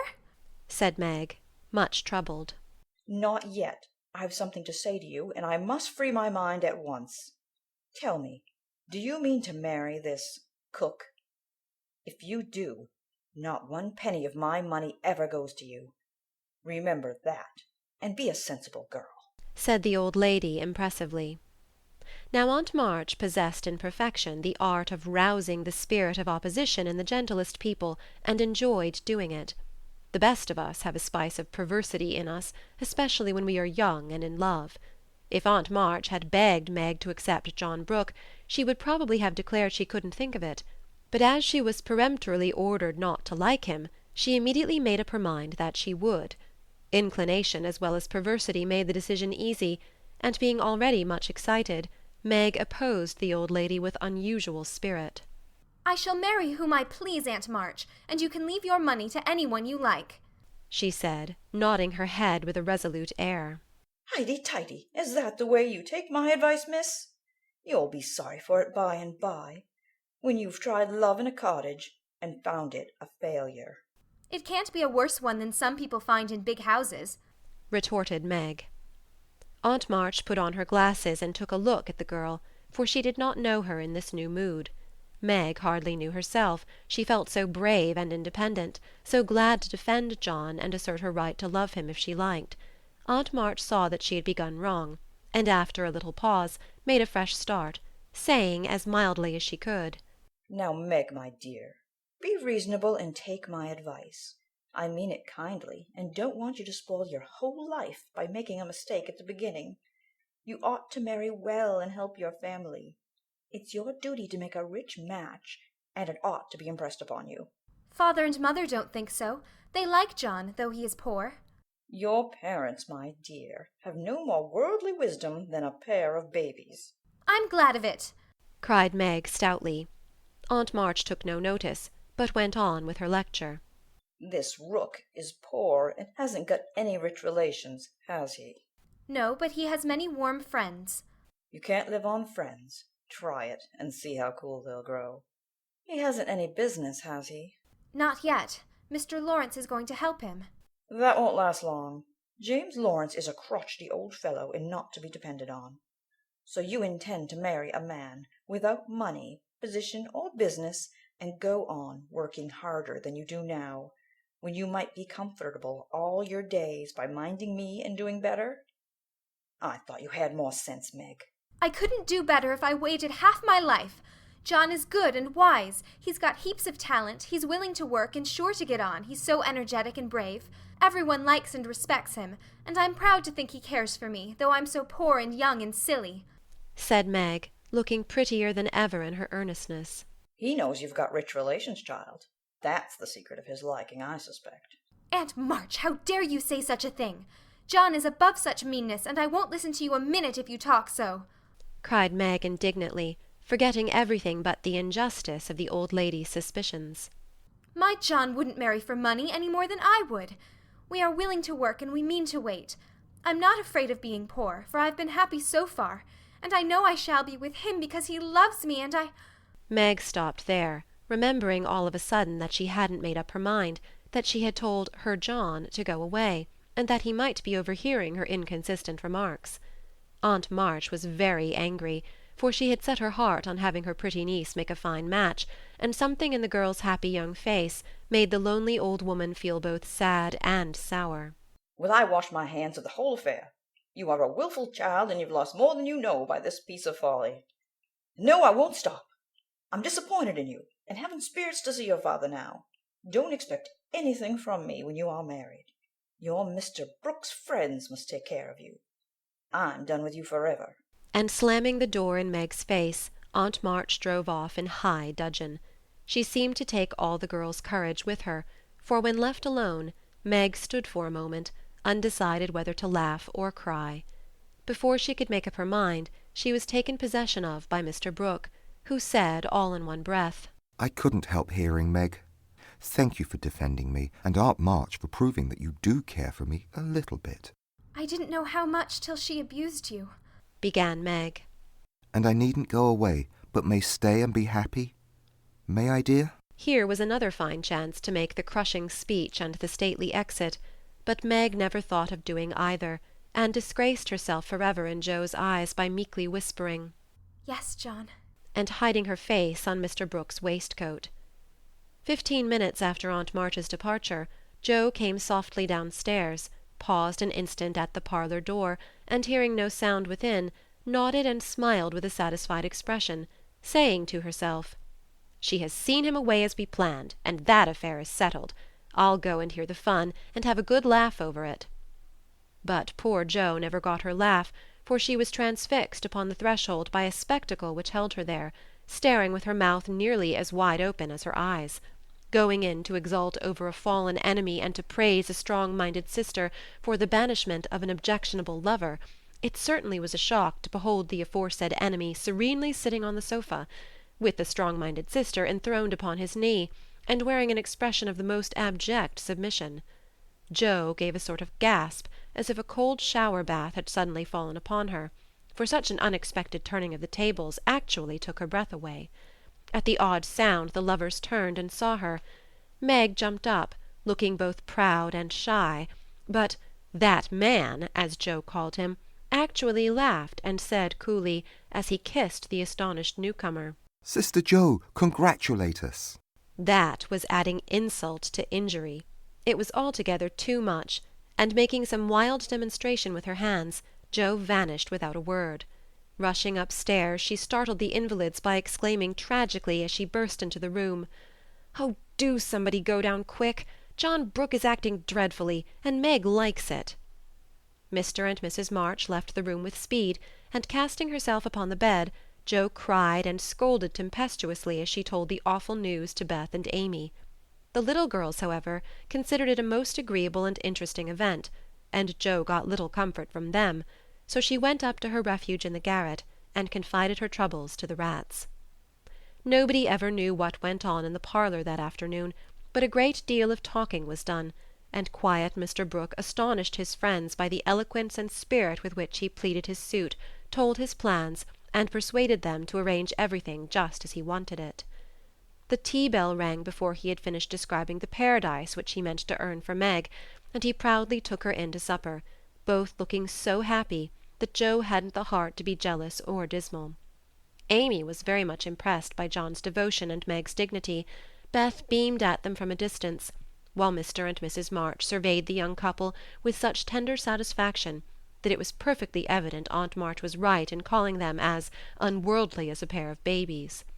No one ate much, but every one looked very happy, and the old room seemed to brighten up amazingly when the first romance of the family began there. "You can't say nothing pleasant ever happens now, can you, Meg?" said Amy, trying to decide how she would group the lovers in a sketch she was planning to make. No, I'm sure I can't. How much has happened since I said that?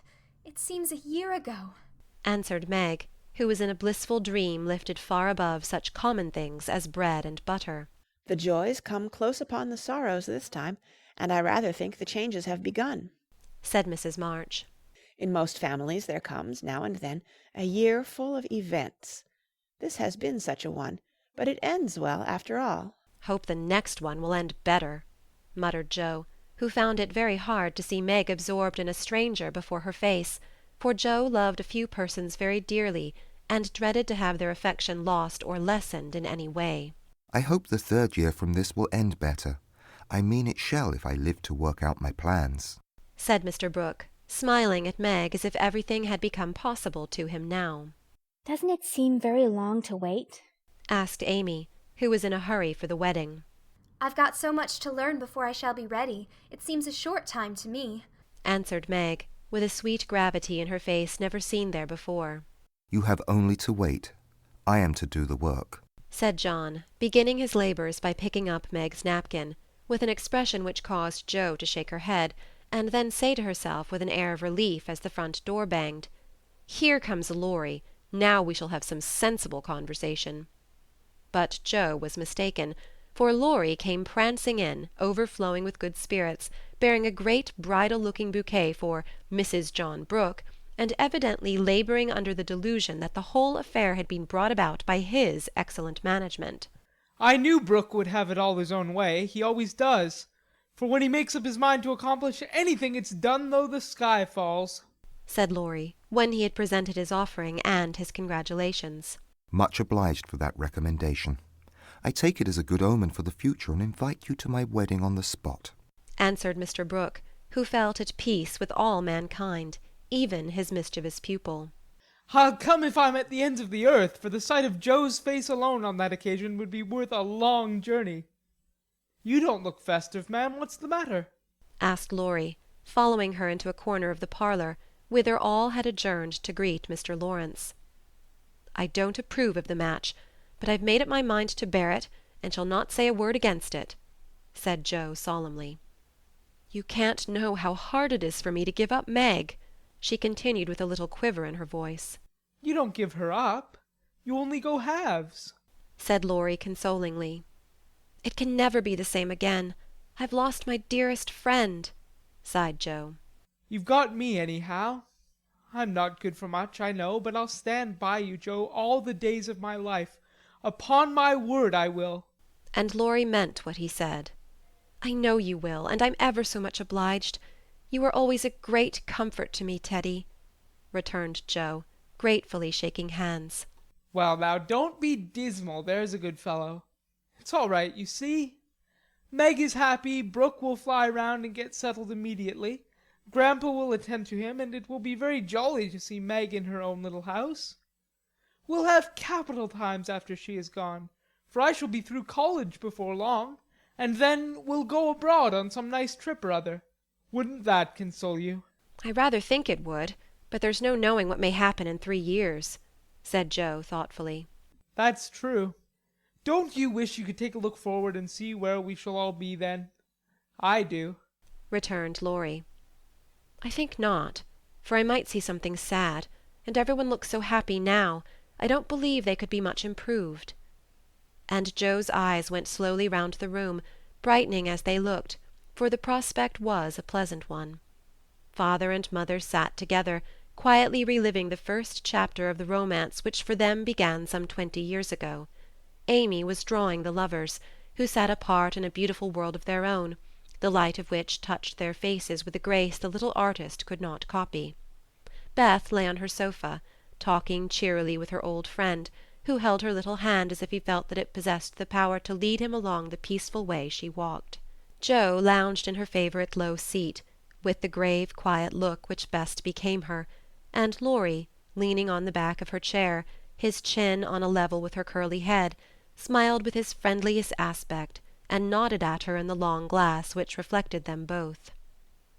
So the curtain falls upon Meg, Jo, Beth, and Amy. Whether it ever rises again depends upon the reception given the first act of the domestic drama called Little Women. End of chapter 23. Chapter 24. Gossip. In order that we may start afresh and go to Meg's wedding with free minds, it will be well to begin with a little gossip about the Marches. And here let me premise that if any of the elders think there is too much lovering in the story, as I fear they may, I'm not afraid the young folks will make that objection. I can only say with Mrs. March, "What can you expect when I have 4 gay girls in the house, and a dashing young neighbour over the way?" The 3 years that have passed have brought but few changes to the quiet family.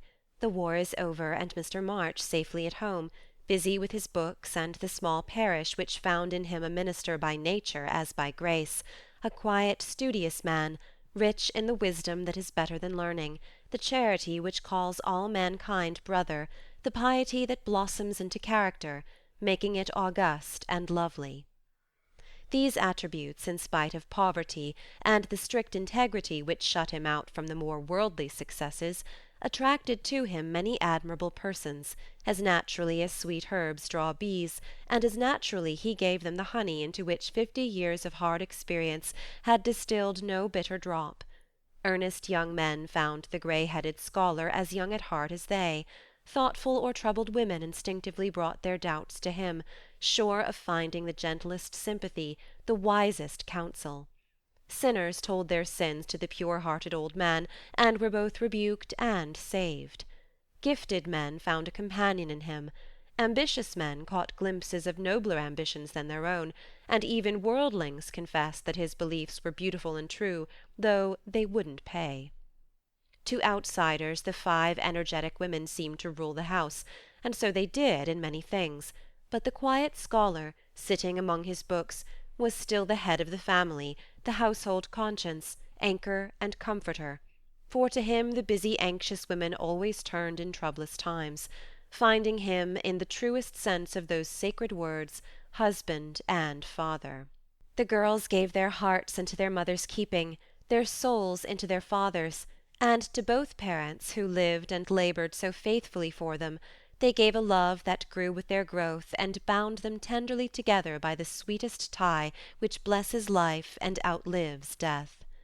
Mrs. March is as brisk and cheery, though rather greyer than when we saw her last, and just now so absorbed in Meg's affairs that the hospitals and homes, still full of wounded boys and soldiers' widows, decidedly miss the motherly missionaries' visits. John Brooke did his duty manfully for a year, got wounded, was sent home, and not allowed to return. He received no stars or bars, but he deserved them, for he cheerfully risked all he had, and life and love are very precious when both are in the full bloom. Perfectly resigned to his discharge, he devoted himself to getting well, preparing for business, and earning a home for Meg. With the good sense and sturdy independence that characterized him, he refused Mr. Lawrence's more generous offers, and accepted the place of book-keeper, feeling better satisfied to begin with an honestly earned salary than by running any risks with borrowed money. Meg had spent the time in working as well as waiting, growing womanly in character, wise in housewifely arts, and prettier than ever, for love is a great beautifier. She had her girlish ambitions and hopes, and felt some disappointment at the humble way in which the new life must begin. Ned Moffatt had just married Sally Gardner, and Meg couldn't help contrasting their fine house and carriage, many gifts, and splendid outfit with her own, and secretly wishing she could have the same. But somehow envy and discontent soon vanished when she thought of all the patient love and labour John had put into the little home awaiting her, and when they sat together in the twilight, talking over their small plans, the future always grew so beautiful and bright that she forgot Sally's splendour, and felt herself the richest, happiest girl in Christendom. Joe never went back to Aunt March, for the old lady took such a fancy to Amy that she bribed her with the offer of drawing lessons from one of the best teachers going, and for the sake of this advantage Amy would have served a far harder mistress. So she gave her mornings to duty, her afternoons to pleasure, and prospered finely. Jo meantime devoted herself to literature and Beth, who remained delicate long after the fever was a thing of the past. Not an invalid exactly, but never again the rosy, healthy creature she had been, yet always hopeful, happy, and serene, and busy with the quiet duties she loved, everyone's friend, and an angel in the house, long before those who loved her most had learned to know it. As long as the Spread Eagle paid her $1 a column for her "rubbish," as she called it, Jo felt herself a woman of means, and spun her little romances diligently. But great plans fermented in her busy brain and ambitious mind, and the old tin kitchen in the garret held a slowly increasing pile of blotted manuscript, which was one day to place the name of March upon the roll of fame. Laurie, having dutifully gone to college to please his grandfather, was now getting through it in the easiest possible manner to please himself.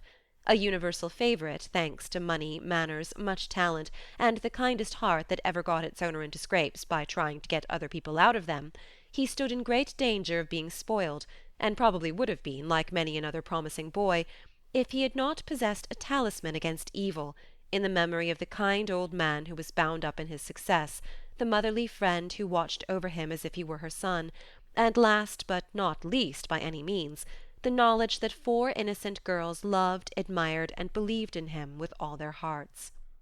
Being only a glorious human boy, of course he frolicked and flirted, grew dandified, aquatic, sentimental, or gymnastic, as college fashions ordained, hazed and was hazed, talked slang, and more than once came perilously near suspension and expulsion. But as high spirits and the love of fun were the causes of these pranks, he always managed to save himself by frank confession, honourable atonement, or the irresistible power of persuasion, which he possessed in perfection. In fact, he rather prided himself on his narrow escapes, and liked to thrill the girls with graphic accounts of his triumphs over wrathful tutors, dignified professors, and vanquished enemies. The men of my class were heroes in the eyes of the girls, who never wearied of the exploits of "our fellows," and were frequently allowed to bask in the smiles of these great creatures when Laurie brought them home with him. Amy especially enjoyed this high honour, and became quite a belle among them, for her ladyship early felt and learned to use the gift of fascination with which she was endowed. Meg was too much absorbed in her private and particular John to care for any other lords of creation, and Beth too shy to do more than peep at them and wonder how Amy dared to order them about so. But Jo felt quite in her own element, and found it very difficult to refrain from imitating the gentlemanly attitudes, phrases, and feats which seemed more natural to her than the decorums prescribed for young ladies. They all liked Jo immensely, but never fell in love with her, though very few escaped without paying the tribute of a sentimental sigh or two at Amy's shrine. And speaking of sentiment brings us very naturally to the Dovecot. That was the name of the little brown house Mr. Brooke had prepared for Meg's first home. Laurie had christened it, saying it was highly appropriate to the gentle lovers who went on together like a pair of turtle-doves, with first a bill and then a coo. It was a tiny house, with a little garden behind and a lawn about as big as a pocket-handkerchief in the front. Here Meg meant to have a fountain, shrubbery, and a profusion of lovely flowers, though just at present the fountain was represented by a weather-beaten urn, very like a dilapidated slop-bowl. The shrubbery consisted of several young larches undecided whether to live or die, and the profusion of flowers was merely hinted by regiments of sticks to show where seeds were planted. But inside it was altogether charming, and the happy bride saw no fault from garret to cellar. To be sure, the hall was so narrow it was fortunate that they had no piano, for one never could have been got in whole. The dining-room was so small that 6 people were a tight fit, and the kitchen stairs seemed built for the express purpose of precipitating both servants and china pell-mell into the coal-bin. But once get used to these slight blemishes, and nothing could be more complete, for good sense and good taste had presided over the furnishing, and the result was highly satisfactory. There were no marble-topped tables, long mirrors, or lace curtains in the little parlour, but simple furniture, plenty of books, a fine picture or two, a stand of flowers in the bay window, and scattered all about, the pretty gifts which came from friendly hands, and were the fairer for the loving messages they brought. I don't think the Parian Psyche Laurie gave lost any of its beauty because John put up the bracket it stood upon, that any upholsterer could have draped the plain muslin curtains more gracefully than Amy's artistic hand, or that any store-room was ever better provided with good wishes, merry words, and happy hopes than that in which Jo and her mother put away Meg's few boxes, barrels, and bundles. And I am morally certain that the spandy new kitchen never could have looked so cosy and neat if Hannah had not arranged every pot and pan a dozen times over, and laid the fire all ready for lighting the minute Miss Brooke came home. I also doubt if any young matron ever began life with so rich a supply of dusters, holders, and piece-bags, for Beth made enough to last till the silver wedding came round, and invented 3 different kinds of dishcloths for the express service of the bridal china. People who hire all these things done for them never know what they lose, for the homeliest tasks get beautified if loving hands do them, and Meg found so many proofs of this that everything in her small nest, from the kitchen roller to the silver vase on her parlour table, was eloquent of home love and tender forethought. What happy times they had planning together, what solemn shopping excursions, what funny mistakes they made, and what shouts of laughter arose over Laurie's ridiculous bargains. In his love of jokes, the young gentleman, though nearly through college, was as much of a boy as ever. His last whim had been to bring with him on his weekly visits some new, useful, and ingenious article for the young housekeeper. Now a bag of remarkable clothespins, next a wonderful nutmeg grater which fell to pieces at the first trial, a knife cleaner that spoiled all the knives, or a sweeper that picked the nap neatly off the carpet and left the dirt, labour-saving soap that took the skin off one's hands, infallible cements which stuck firmly to nothing but the fingers of the deluded buyer, and every kind of tinware, from a toy savings-bank for odd pennies to a wonderful boiler which would wash articles in its own steam with every prospect of exploding in the process. In vain Meg begged him to stop. John laughed at him, and Jo called him Mr. Toodles. He was possessed with a mania for patronizing Yankee ingenuity and seeing his friends fitly furnished forth. So each week beheld some fresh absurdity. Everything was done at last, even to Amy's arranging different-coloured soaps to match the different-coloured rooms, and Beth's setting the table for the first meal. Are you satisfied? Does it seem like home? And do you feel as if you should be happy here? Asked Mrs. March, as she and her daughter went through the new kingdom arm in arm, for just then they seemed to cling together more tenderly than ever. Yes, Mother.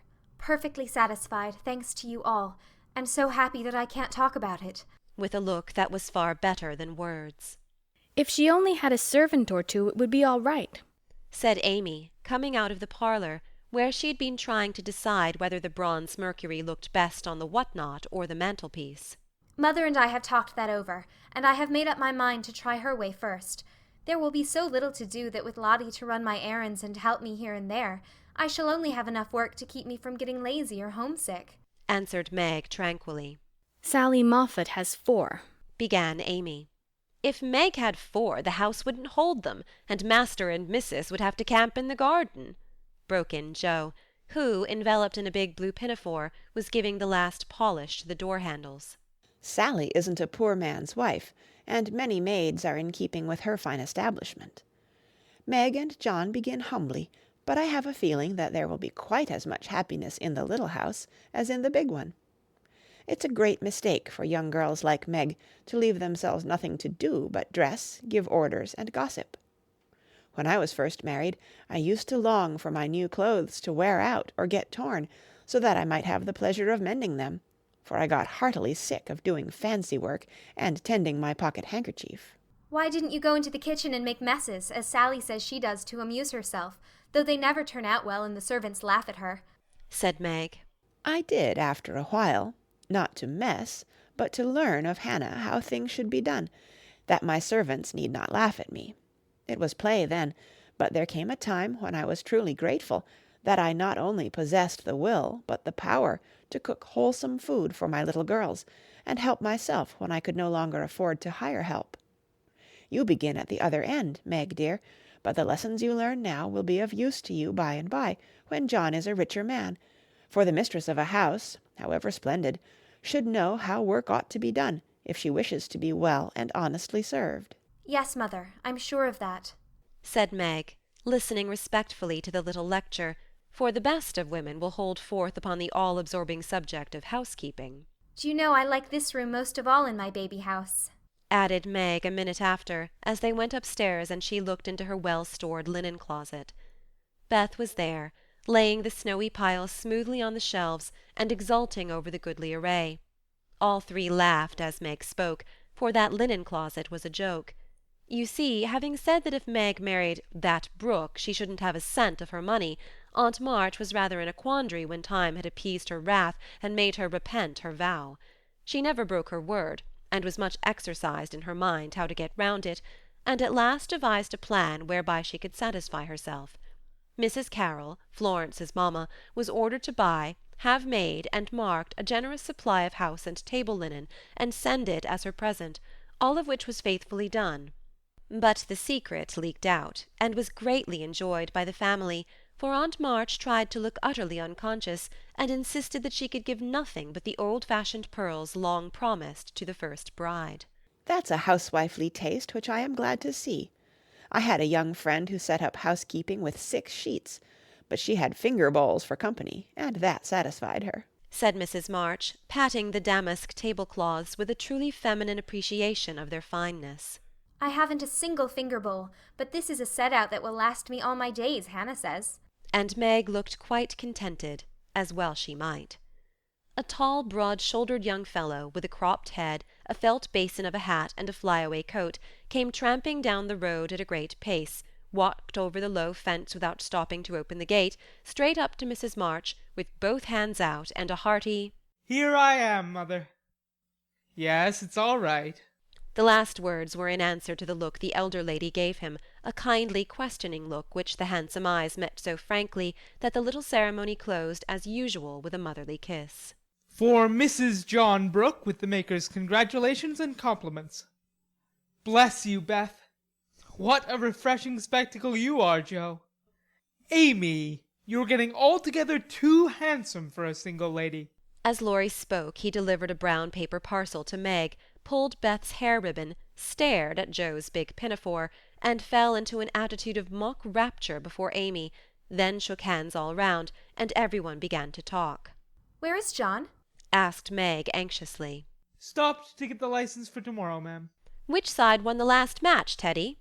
inquired Joe, who persisted in feeling an interest in manly sports despite her 19 years. "Ours, of course. Wish you'd been there to see."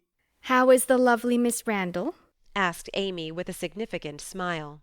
More cruel than ever. Don't you see how I'm pining away? And Laurie gave his broad chest a sounding slap and heaved a melodramatic sigh. What's the last joke? Undo the bundle and see, Meg, said Beth, eyeing the knobby parcel with curiosity. It's a useful thing to have in the house in case of fire or thieves, observed Laurie, as a watchman's rattle appeared amid the laughter of the girls. Any time when John is away and you get frightened, Mrs. Meg, just swing that out of the front window and it will rouse the neighborhood in a jiffy. Nice thing, isn't it? And Laurie gave them a sample of its powers that made them cover up their ears. There's gratitude for you. And speaking of gratitude reminds me to mention that you may thank Hannah for saving your wedding cake from destruction. I saw it going into your house as I came by, and if she hadn't defended it manfully, I'd have had a pick at it, for it looked like a remarkably plummy one. I wonder if you will ever grow up, Laurie, said Meg in a matronly tone. I'm doing my best, ma'am, but can't get much higher, I'm afraid, as 6 feet is about all men can do in these degenerate days, responded the young gentleman, whose head was about level with the little chandelier. I suppose it would be profanation to eat anything in this spick-and-span bower, so as I'm tremendously hungry, I propose an adjournment, he added presently. Mother and I are going to wait for John. There are some last things to settle, said Meg, bustling away. Beth and I are going over to Kitty Bryant's to get more flowers for tomorrow, added Amy, tying a picturesque hat over her picturesque curls and enjoying the effect as much as anybody. Come, Joe, don't desert a fellow. I'm in such a state of exhaustion I can't get home without help. Don't take off your apron, whatever you do, it's peculiarly becoming, said Laurie, as Joe bestowed his especial aversion in her capacious pocket and offered her arm to support his feeble steps. Now, Teddy, I want to talk seriously to you about tomorrow, began Joe, as they strolled away together. You must promise to behave well, and not cut up any pranks and spoil our plans. Not a prank. And don't say funny things when we ought to be sober. I never do. You're the one for that. And I implore you not to look at me during the ceremony. I shall certainly laugh if you do. You won't see me. You'll be crying so hard that the thick fog round you will obscure the prospect. I never cry unless for some great affliction. Such as fellows going to college, eh? Cut in Laurie with a suggestive laugh. Don't be a peacock. I only moaned a trifle to keep the girls company. Exactly. I say, Joe, how is Grandpa this week? Pretty amiable? Very. Why? Have you got into a scrape and want to know how he'll take it? Asked Joe rather sharply. Now, Joe, do you think I'd look your mother in the face and say all right if I wasn't? And Laurie stopped short with an injured air. No, I don't. Then don't go and be suspicious. I only want some money, said Laurie, walking on again, appeased by her hearty tone. You spend a great deal, Teddy. Bless you, I didn't spend it. It spends itself somehow and is gone before I know it. You are so generous and kind-hearted that you let people borrow and can't say no to anyone. We heard about Henshaw and all you did for him. If you always spent money in that way, no one would blame you, said Joe warmly. Oh, he made a mountain out of a molehill. You wouldn't have me let that fine fellow work himself to death just for want of a little help when he is worth a dozen of us lazy chaps, would you? Of course not. But I don't see the use of your having 17 waistcoats, endless neckties, and a new hat every time you come home. I thought you'd got over the dandy period, but every now and then it breaks out in a new spot. Just now it's the fashion to be hideous, to make your head look like a scrubbing brush, wear a straitjacket, orange gloves, and clumping square-toed boots. If it was cheap ugliness, I'd say nothing, but it costs as much as the other, and I don't get any satisfaction out of it. Laurie threw back his head and laughed so heartily at this attack that the felt hat fell off and Joe walked on it, which insult only afforded him an opportunity for expatiating on the advantages of a rough-and-ready costume, as he folded up the maltreated hat and stuffed it into his pocket. Don't lecture me any more, there's a good soul. I have enough all through the week and like to enjoy myself when I come home. I'll get myself up regardless of expense tomorrow and be a satisfaction to my friends. I'll leave you in peace if you'll only let your hair grow. I'm not aristocratic, but I do object to being seen with a person who looks like a young prize-fighter, observed Joe severely. This unassuming style promotes study. That's why we adopt it," returned Laurie, who certainly could not be accused of vanity, having voluntarily sacrificed a handsome curly crop to the demand for quarter-inch long stubble. "By the way, Joe, I think that little Parker is really getting desperate about Amy. He talks of her constantly, writes poetry, and moons about in a most suspicious manner. He'd better nip his little passion in the bud, hadn't he?" added Laurie in a confidential, elder-brotherly tone after a minute's silence. "Of course he had. We don't want any more marrying in this family for years to come. Mercy on us, what are the children thinking of?" And Joe looked as much scandalized as if Amy and little Parker were not yet in their teens. "It's a fast age, and I don't know what we are coming to, ma'am. You are a mere infant, but you'll go next, Joe, and we'll be left lamenting," said Laurie, shaking his head over the degeneracy of the times. "Don't be alarmed. I'm not one of the agreeable sort. Nobody will want me, and it's a mercy, for there should always be one old maid in a family." "You won't give anyone a chance," said Laurie, with a sidelong glance and a little more colour than before in his sunburned face. "You won't show the soft side of your character, and if a fellow gets a peep at it by accident and can't help showing that he likes it, you treat him as Mrs. Gummidge did her sweetheart, throw cold water over him and get so thorny no one dares touch or look at you." "I don't like that sort of thing. I'm too busy to be worried with nonsense, and I think it's dreadful to break up families so. Now don't say any more about it. Meg's wedding has turned all our heads, and we talk of nothing but lovers and such absurdities. I don't wish to get cross, so let's change the subject." And Joe looked quite ready to fling cold water on the slightest provocation. Whatever his feelings might have been, Laurie found a vent for them in a long, low whistle, and the fearful prediction as they parted at the gate, "Mark my words, Joe, you'll go next." End of chapter 24. End of Little Women by Louisa May Alcott.